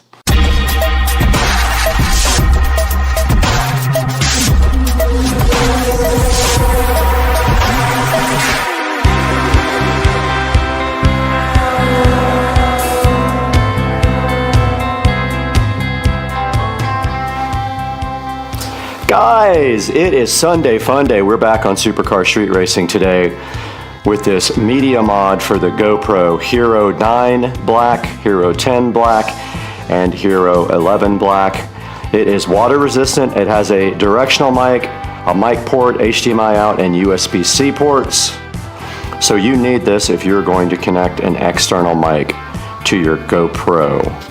And I have not opened this yet. It is still packaged up in the box here, and I'm wondering if we can open it without doing anything to the actual packaging. I guess we cannot. They make it impossible not to tear up here. And so let's get this thing open and see what's inside. Kind of excited about this because I have a DJI mic kit. As you can see on the channel, there is a review for that. And this is the only way to use the DJI mic with the GoPro. Now, one thing I did read and saw online is that the GoPro and the Hero mic, sorry, the DJI mic will not fit on the shoe of the media mod all the way. It kind of just partially fits on there. And it looks like it did come with some mounts here for tripod and other. We're gonna see real quick what these are. This is to screw the device to anything that you use, any kind of mount. That I already have one of those. I have several actually. It's about, I think about 75 bucks to 79 bucks. I can't remember exactly. From what I read, the directional mic is not even that great in this. Not any better than the internal. And they give you a little windscreen for your directional mic there. And looking inside the packaging here, there is a manual that comes with this. It's got a limited lifetime warranty, it says right there. And here are the directions. So we have my GoPro Hero 10 Black right here. So first thing you have to do is remove the door on the device. And it does just pop right off, as you can see right here and right now. And then this media mod case right here. It says next that you slide this thing down, open that up, which is just like the door on the side of the GoPro. And then it says you slide the Hero 10 Black into it, and obviously it can only go one way. This looks like the back because it's got ports on it. This is like the front because it's got a mic there. And the GoPro Hero 10 Black slides right in there just like that, as you can see. And it says that there is a USB Type-C that should have plugged in on the side. Let's see. Yep, so there's the USB Type-C that goes into the side of the GoPro, which actually interfaces this. And you cannot get a copy of this. This is only available from GoPro themselves. Notice that it is in all the way now. Now, to take your memory card out, you do have to remove the case, which is not a big deal. It takes 5 seconds. It's the same as having to open the battery door. Now it says close the case here, but guess what? I did not put a battery in it. You have to do that first. That has not changed. We have a battery in it, slide it in, and I did see the light pop on the GoPro, and it closes like that. And now this thing is completely inside of that. Now down here are the little GoPro accessory things, which are a little bit harder to get to. And it looks like this is some kind of shoe mount. and you have a shoe on top there like you did before. Going further in the manual, it says that you can then hook your little handle up to this, but I have a flexible clamp. And it says if you want to use your little windscreen right here, you can do that as well. And it just snaps on and pops off right here. Pretty simple. Just kind of like that, as you guys can see. And that is pretty much the only directions they give you with the Hero 10. And this, I guess, I don't know what this is actually for. But our mic is actually on top of the camera, the phone right now. So we're gonna have to take that off in order to test it out. But the way you connect a mic to this is this 3.5 millimeter jack right here. So you can kind of get your DJI mic in here. It won't go in all the way from what I read. So let's get the microphone off of the phone and onto this. When we do that, we will switch to phone recording, so the audio is going to change up a little bit at that point. Let's try that now. All right, guys, we are back with the GoPro Hero 10 Black and the DJI mic. And as you can see right here, I've got the shoe adapter, and it's also kind of a clip-on thing back on the DJI receiver. Once you have that, if you get your GoPro Hero 10 or Hero 11 Black, you can see this will slide somewhat into the shoe on top of the camera here. It might work on the side, I haven't tried it. Barely goes in the side shoe. And it will slide a little bit into the top. Now I bet if you trimmed off a little bit of that shoe, just take a little bit off, it would slide all the way in, which maybe like a little bit on the grinder or just clip a little bit off of it. It looks like it'll go all the way in the top. Now that that's mounted, you need the 3.5 millimeter cable to go from this receiver output to the back here on the Media Mod. So let's go grab our 3.5 millimeter cable. This is the 3.5 millimeter cable that DJI supplies with the actual mic. And what you want to do here now is come to the output of your receiver there, plug it there, open up the back here where you see the 3.5 millimeter plug that straight into the GoPro like that. This other port right here is a USB Type-C. And then that is, of course, a mini or micro HDMI. I think it's called a micro HDMI. A lot of people hate this port. It's not very robust and tends to break, but there you see the whole package here now with the wireless mic on top, which I think I'm going to try to grind the shoe down a little bit and kind of trim it off. And that is the whole package. All ready to go with the Media Mod. You still have a side shoe here for a light if you wanted to.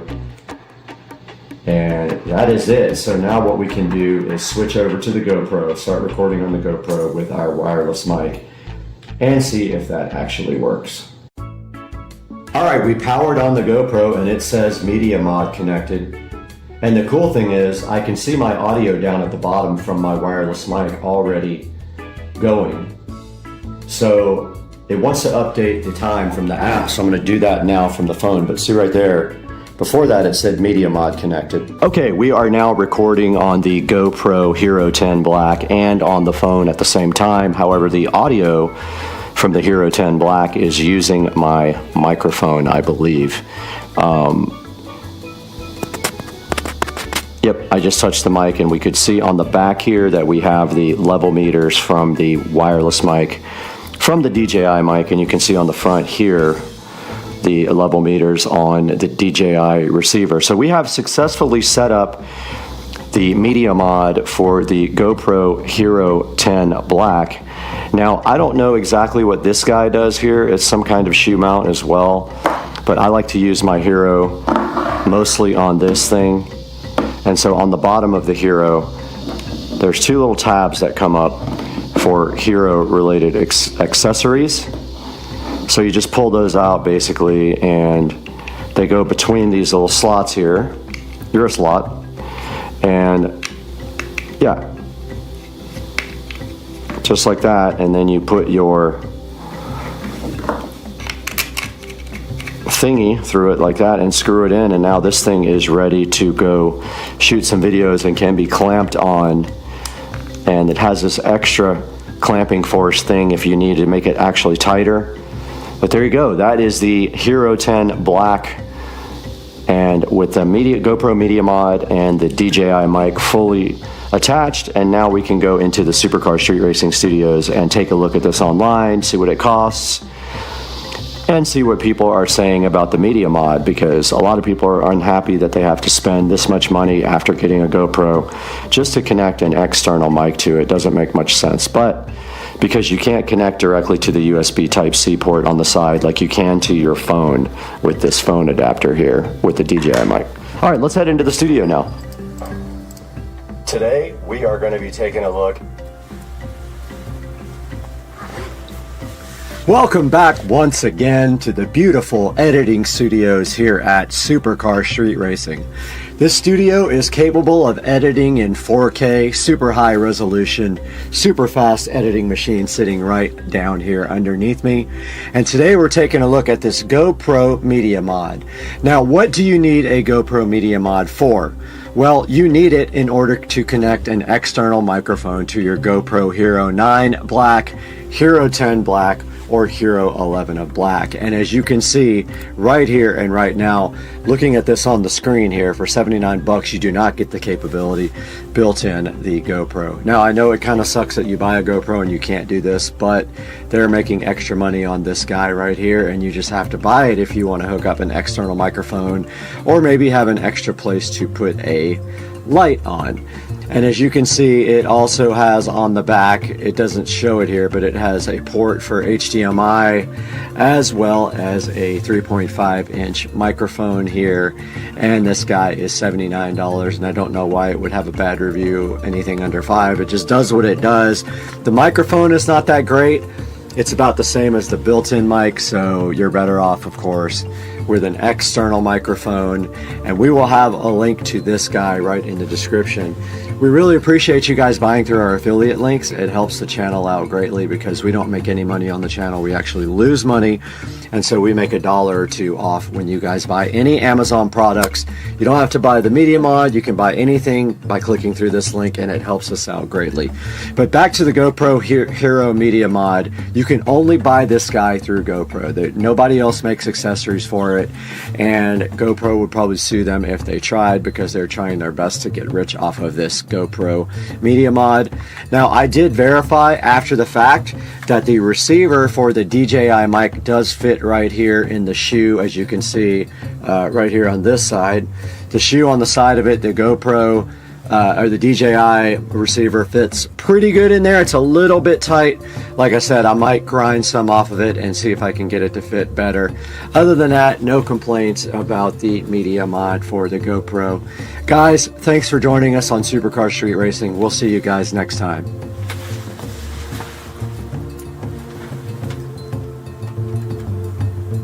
The Media Mod for the GoPro Hero 10 and 11. Can we game in this? Checkers or chess? All right, everybody, welcome back. We're in the Supercar Street Racing Studio with Brad, and today we got an awesome opportunity to partner up with Duolife. Yeah, we got this chair here, and we're pretty excited about what this chair claims to do. Supposedly it does heating and massaging. It'll recline all the way back almost horizontally, and I think it's just an exciting thing for both gamers and for work. Yeah, well, we're really excited to get this thing put together. After we complete the put together, Brad's going to talk a little bit more about how you can get 30% off on this product on Amazon. Okay, what do you say we just get this thing completely unboxed, check out everything that comes with it, and then we can tell them more later. Sound good?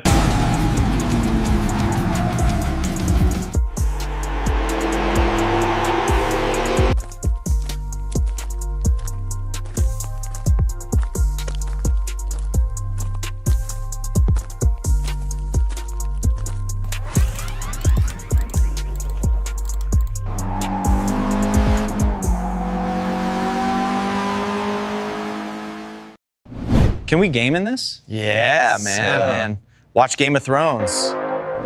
Welcome back to Supercar Street Racing. We're out here in the SCSR garage with Dukes of Duval. We just wanted to talk to you guys a little bit about the channel first. The channel is a great place to check out lifestyle stuff, reviews, power sports, and anything else related to house projects. We have all that. And just as a reminder, go out and check out our other channel, which is Second Car Street Racing. This will be a more in-depth, behind-the-scenes look at what we do day to day of how this channel works. The second channel is for things that don't actually belong on the first channel. We're trying to put more and more stuff on there to build up the subscriber base, so please go ahead and subscribe when you have time. Now let's talk a little bit more about this Duo Life chair. Now I've got the product right here on the page in front of me. Now this guy isn't just about vibration. It does true kneading massages, 2 built-in kneading modes, 12 massage modes, 3 speeds. It's got a dual-sided heated lumbar pillow, and it hits your lower back exactly where you need it. Yeah, those are nice features. Including in that, they have 175-degree reclining. That's really, really nice for a lot of different things. Included in that, they have a built-in footrest, which is really nice for reclining, as well as a gentle rocking motion that's built in, make it easy to fall asleep. For sure. And then comfort-wise, this thing is actually oversized, so that's awesome. 21% larger seat, 33% thicker, packed with cold cure foam, and it's designed for long sessions without pressure points. Yeah, the other great thing about this is the all steel frame with a gas shock in it, a really strong gas shock, so much it'll hold up to 400 pounds. That's a lot. That is. Let's stop talking about it. Let's get to unboxing it. Let's do it. Can we game in this? Yeah, Monopoly. I'm the car piece.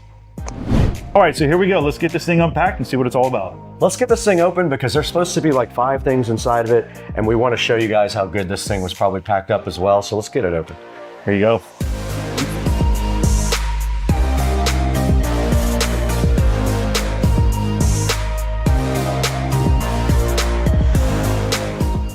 All right, we got our first box. Probably feels like a gas shock, most likely. Could be the shock. It might, there's the casters, so we know it's not the casters. All right, we got the base here. Base. Yep. It looks like for packaging purposes, they have one leg that stays off that you're gonna add in later, just to make it where it's capable of fitting in there. I think this is a headrest. There's the remote control with that. One thing I do know about this set, when we looked at the side of the box, it looks like it comes in like variations of colors. For us, we have the red and the black, but it has everything from green and blue to all types of different colors. It's gonna be nice to fit to whatever decor you have in your house. And sure, they did ask me what color I wanted. I picked red and black. I thought that was cool. Here is one standard power adapter. So this is the 5th leg here. Here's our hardware kit. Everything looks like it's marked with letters and numbers so that we know what order to do everything in. As well as it has an Allen wrench in there, which is nice. Yes. All right, here's our 5 wheels. And these are always usually pretty easy. They just kind of pop into place, so this should be quick. Base for the chair. Yep. With the control on it. Oh, wow, look at this. This is great. Cool. Really, really nice setup here. Here's the back of the chair. Our function manual. This is just like our actual racing chair where it's got the sides so you don't slide back and forth. And the material feels really, really soft too. That's really, really nice. Got a pillow right here of some sort. That might be for the actual headrest. I think the other one was the lumbar.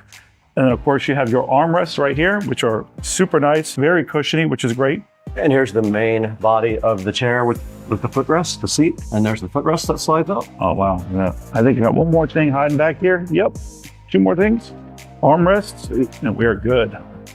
So assembly is supposed to be straightforward. As long as you've had some experience building office or gaming chairs, you shouldn't have a problem with this. And once it's together, the size is probably going to stand out. It looks like it's made for full-grown adults if one wants to use it. All right, so we got everything kind of laid out here. So this should not take very long. There's a few parts that have to be assembled, but it should be very, very quick. So let's get this put together and we'll talk a little bit more about the chair once it's assembled. All right, I'm going to get my tools out and make it a little bit easier. It does come with an Allen wrench, but I have Allen bits for the drill, so it'll make our assembly a little bit faster. Let's get going. Let's do it. Hold on. Is this for gaming? Yeah, order me a lottery ticket, and when you win, I get to keep the money. So we've got a few things laid out. Brad's going inside to the studio for a few minutes. I'm going to handle putting this together. It should be a 1-person job, very easy to do. So looking over the directions really quickly, one of the things they're first going to do is get this base put together. So with this, like I said, in the packaging, for delivery purposes, they had to take off one of the legs to make it a little easier and accommodating a smaller box. So with that, that's very simple. This is almost a snap and play. So we're simply going to pick it up, put it in, and that's on. Now, once you apply pressure to this, it's not going to fall off because the pressure is going down. All right, next we're going to install the wheels. So we'll flip this over. Again, very simple. Most of the stuff is just kind of snapping in, which is great.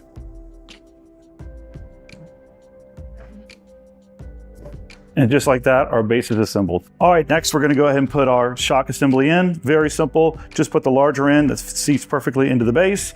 and then put these and slide these right over top. These are kind of cascading, so when the shot goes up and down, it'll keep it covered. And with that complete, we'll put this off to the side, and then we'll start to work on the seat. All right, so as we work on the seat, we're gonna need to get to the bottom of this to screw in the plate assembly that comes with it that attaches the seat to the base itself. So assembling this for most people is pretty straightforward. However, there is directions that come with this. For our next step, we're gonna attach the tray to the back of the seat. In the package, there comes 4 bolts. Very simple. It is a hex head or Allen wrench style bolt that you're gonna use. So we're gonna get this attached. It does come with an Allen wrench, but we went ahead and taken the time to get us a bit. One thing that it does say when you're attaching this is that it does have an arrow that points to the front that goes towards where your footrest is. So make sure that's pointing in the proper direction, and then insert the 4 screws. Now we're gonna take the time to install the plate to the back seat. There's gonna be 4 bolts that are clearly laid out inside the packaging.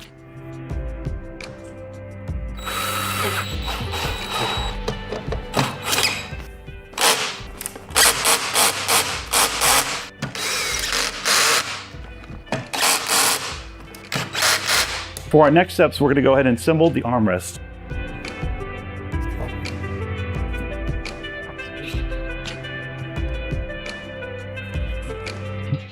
All right, so now we're going to go ahead and install the armrests. These are very straightforward. They are identical, so all you have to do is put them in and use the last 4 remaining bolts that were in the same package as the plate itself.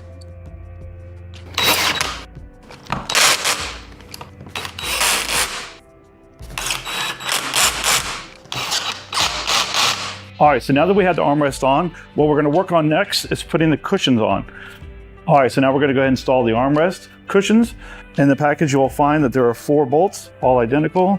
There is a seam at the rear, so you want the clean side to be towards the front where people can see. All right, so the seat is assembled. We'll put that off to the side for now. So now we're gonna go ahead and fasten the headrest to the back seat.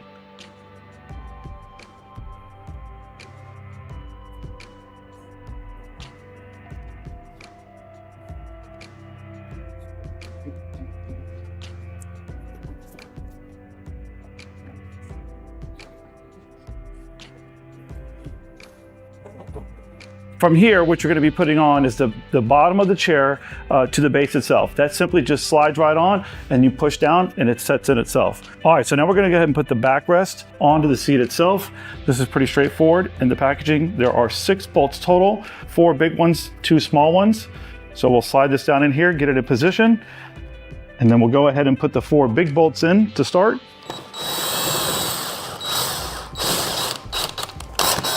And one thing I like to do is I never like to tighten down all the bolts at once. I like to get them just started and get them seated in there. And then once I know everything's lined up, because sometimes that can make it a pain to get things lined up, is to go back and then tighten them up.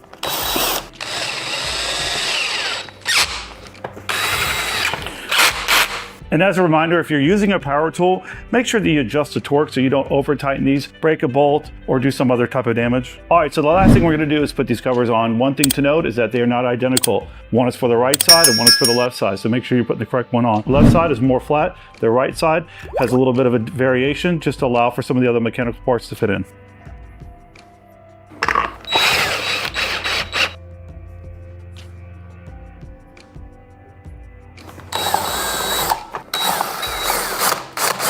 And now for this, the last thing we're gonna do is put on our decorative cap to cover up where the screw went in. All right, so this thing is pretty much put together. The last thing we're gonna do is add our lumbar and massage cushion to the back. This simply lays here. On here, you have the ability to connect for your power, and then of course you have the remote control to adjust for all the settings that you like. Hey Brad, why did the gamer play so many video games after his breakup? He needed to console himself. All right, so we just got done finished assembling the Dual Life racing game chair. This thing was super easy to put together. The instructions were very clear, but for most folks that have any kind of ability to put simple stuff together, you almost don't even need the directions itself. So one of the great things that comes with this chair is, first of all, it's going to be this ergonomic backrest that you have here. This is probably the most important piece for the standpoint that it offers you both the ability to have heating and massaging. So it has 3 different settings for the massaging, so you can do high, medium, or low. And then of course you can reverse it with this button as well. On the back, you do have a headrest here. It does float around, which is nice, so that if you're a little bit taller or a little bit shorter, it does gives you the ability to put it right where you want it to go. On here, it also has the ability for the armrest to swivel based on how you want your arms to sit.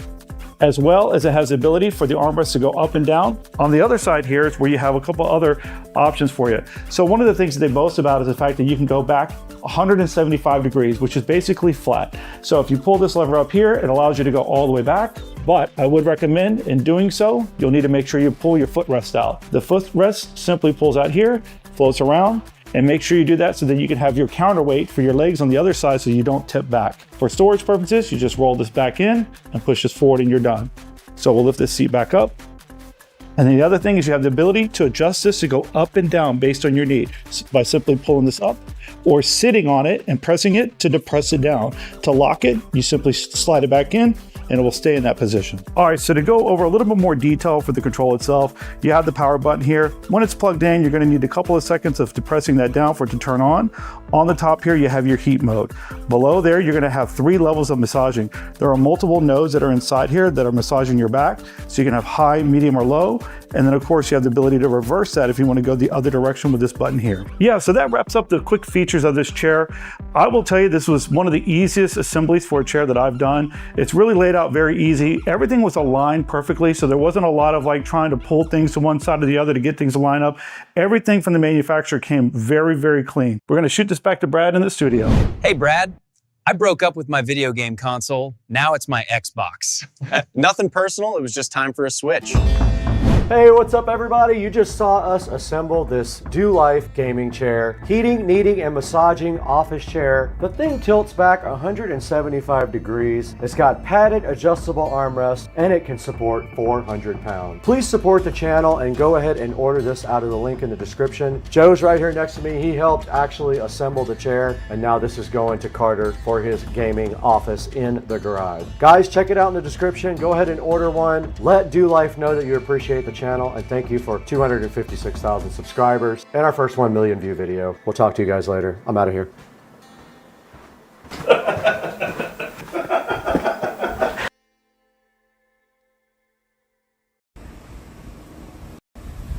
Okay, this is how you, if you forget your cutter, you take your axe, right? Normally throw Your heavy axe, yeah, and don't hit your thumb, right? Oh, hell yeah! Bye-bye. That can do that. But anyway, so that's it. That's a wrapped up project here. And you can see my IKEA island just rolls nicely right here into the center. Then I have a place to put laundry when I pick it up. And also I have storage down here for hats and gloves and things like that, like winter clothes. And my other hats are on this shelf here. And I still have plenty of space. I have room. Well, I will have room for 4 more pairs of shoes at the top as soon as they lower those shelves. So for now, it is full though, and I have 1 pair right here. But yeah, it's definitely very cool and I love it. All right, guys, we're back in Studio B again with this Lumery project and my closet being wrapped up. Basically, it was a great project. It did cost a little bit of money, but I always wanted a better closet. Now I have a cool closet. Lumery and Closet Factory both hooked me up on this project, so we got it done, and we used the Lumery 4-inch Pro smart Wi-Fi downlights, and the outside edge of them changes colors, which is very cool. We also use the Lumery LED rope light on top of the closet, and we have a motion sensor switch in there to turn everything on. They're all smart, so they all work with the motion sensor switch. And then also we redid my entire garage with the same Lumery 4-inch lights, and we did 6-inch Lumery RGB lights in the garage as well. We added those. Pick up your Lumerys from the link in the description. Thank you, Closet Factory. Thank you, Lumery, and thank you guys for 255,000 subscribers. It is absolutely awesome. You guys just gave me my first million view video too, which I'm really hyped about. Thank you for watching this. We love Lumery, Closet Factory, everyone else on the planet Earth. We got to get out of here.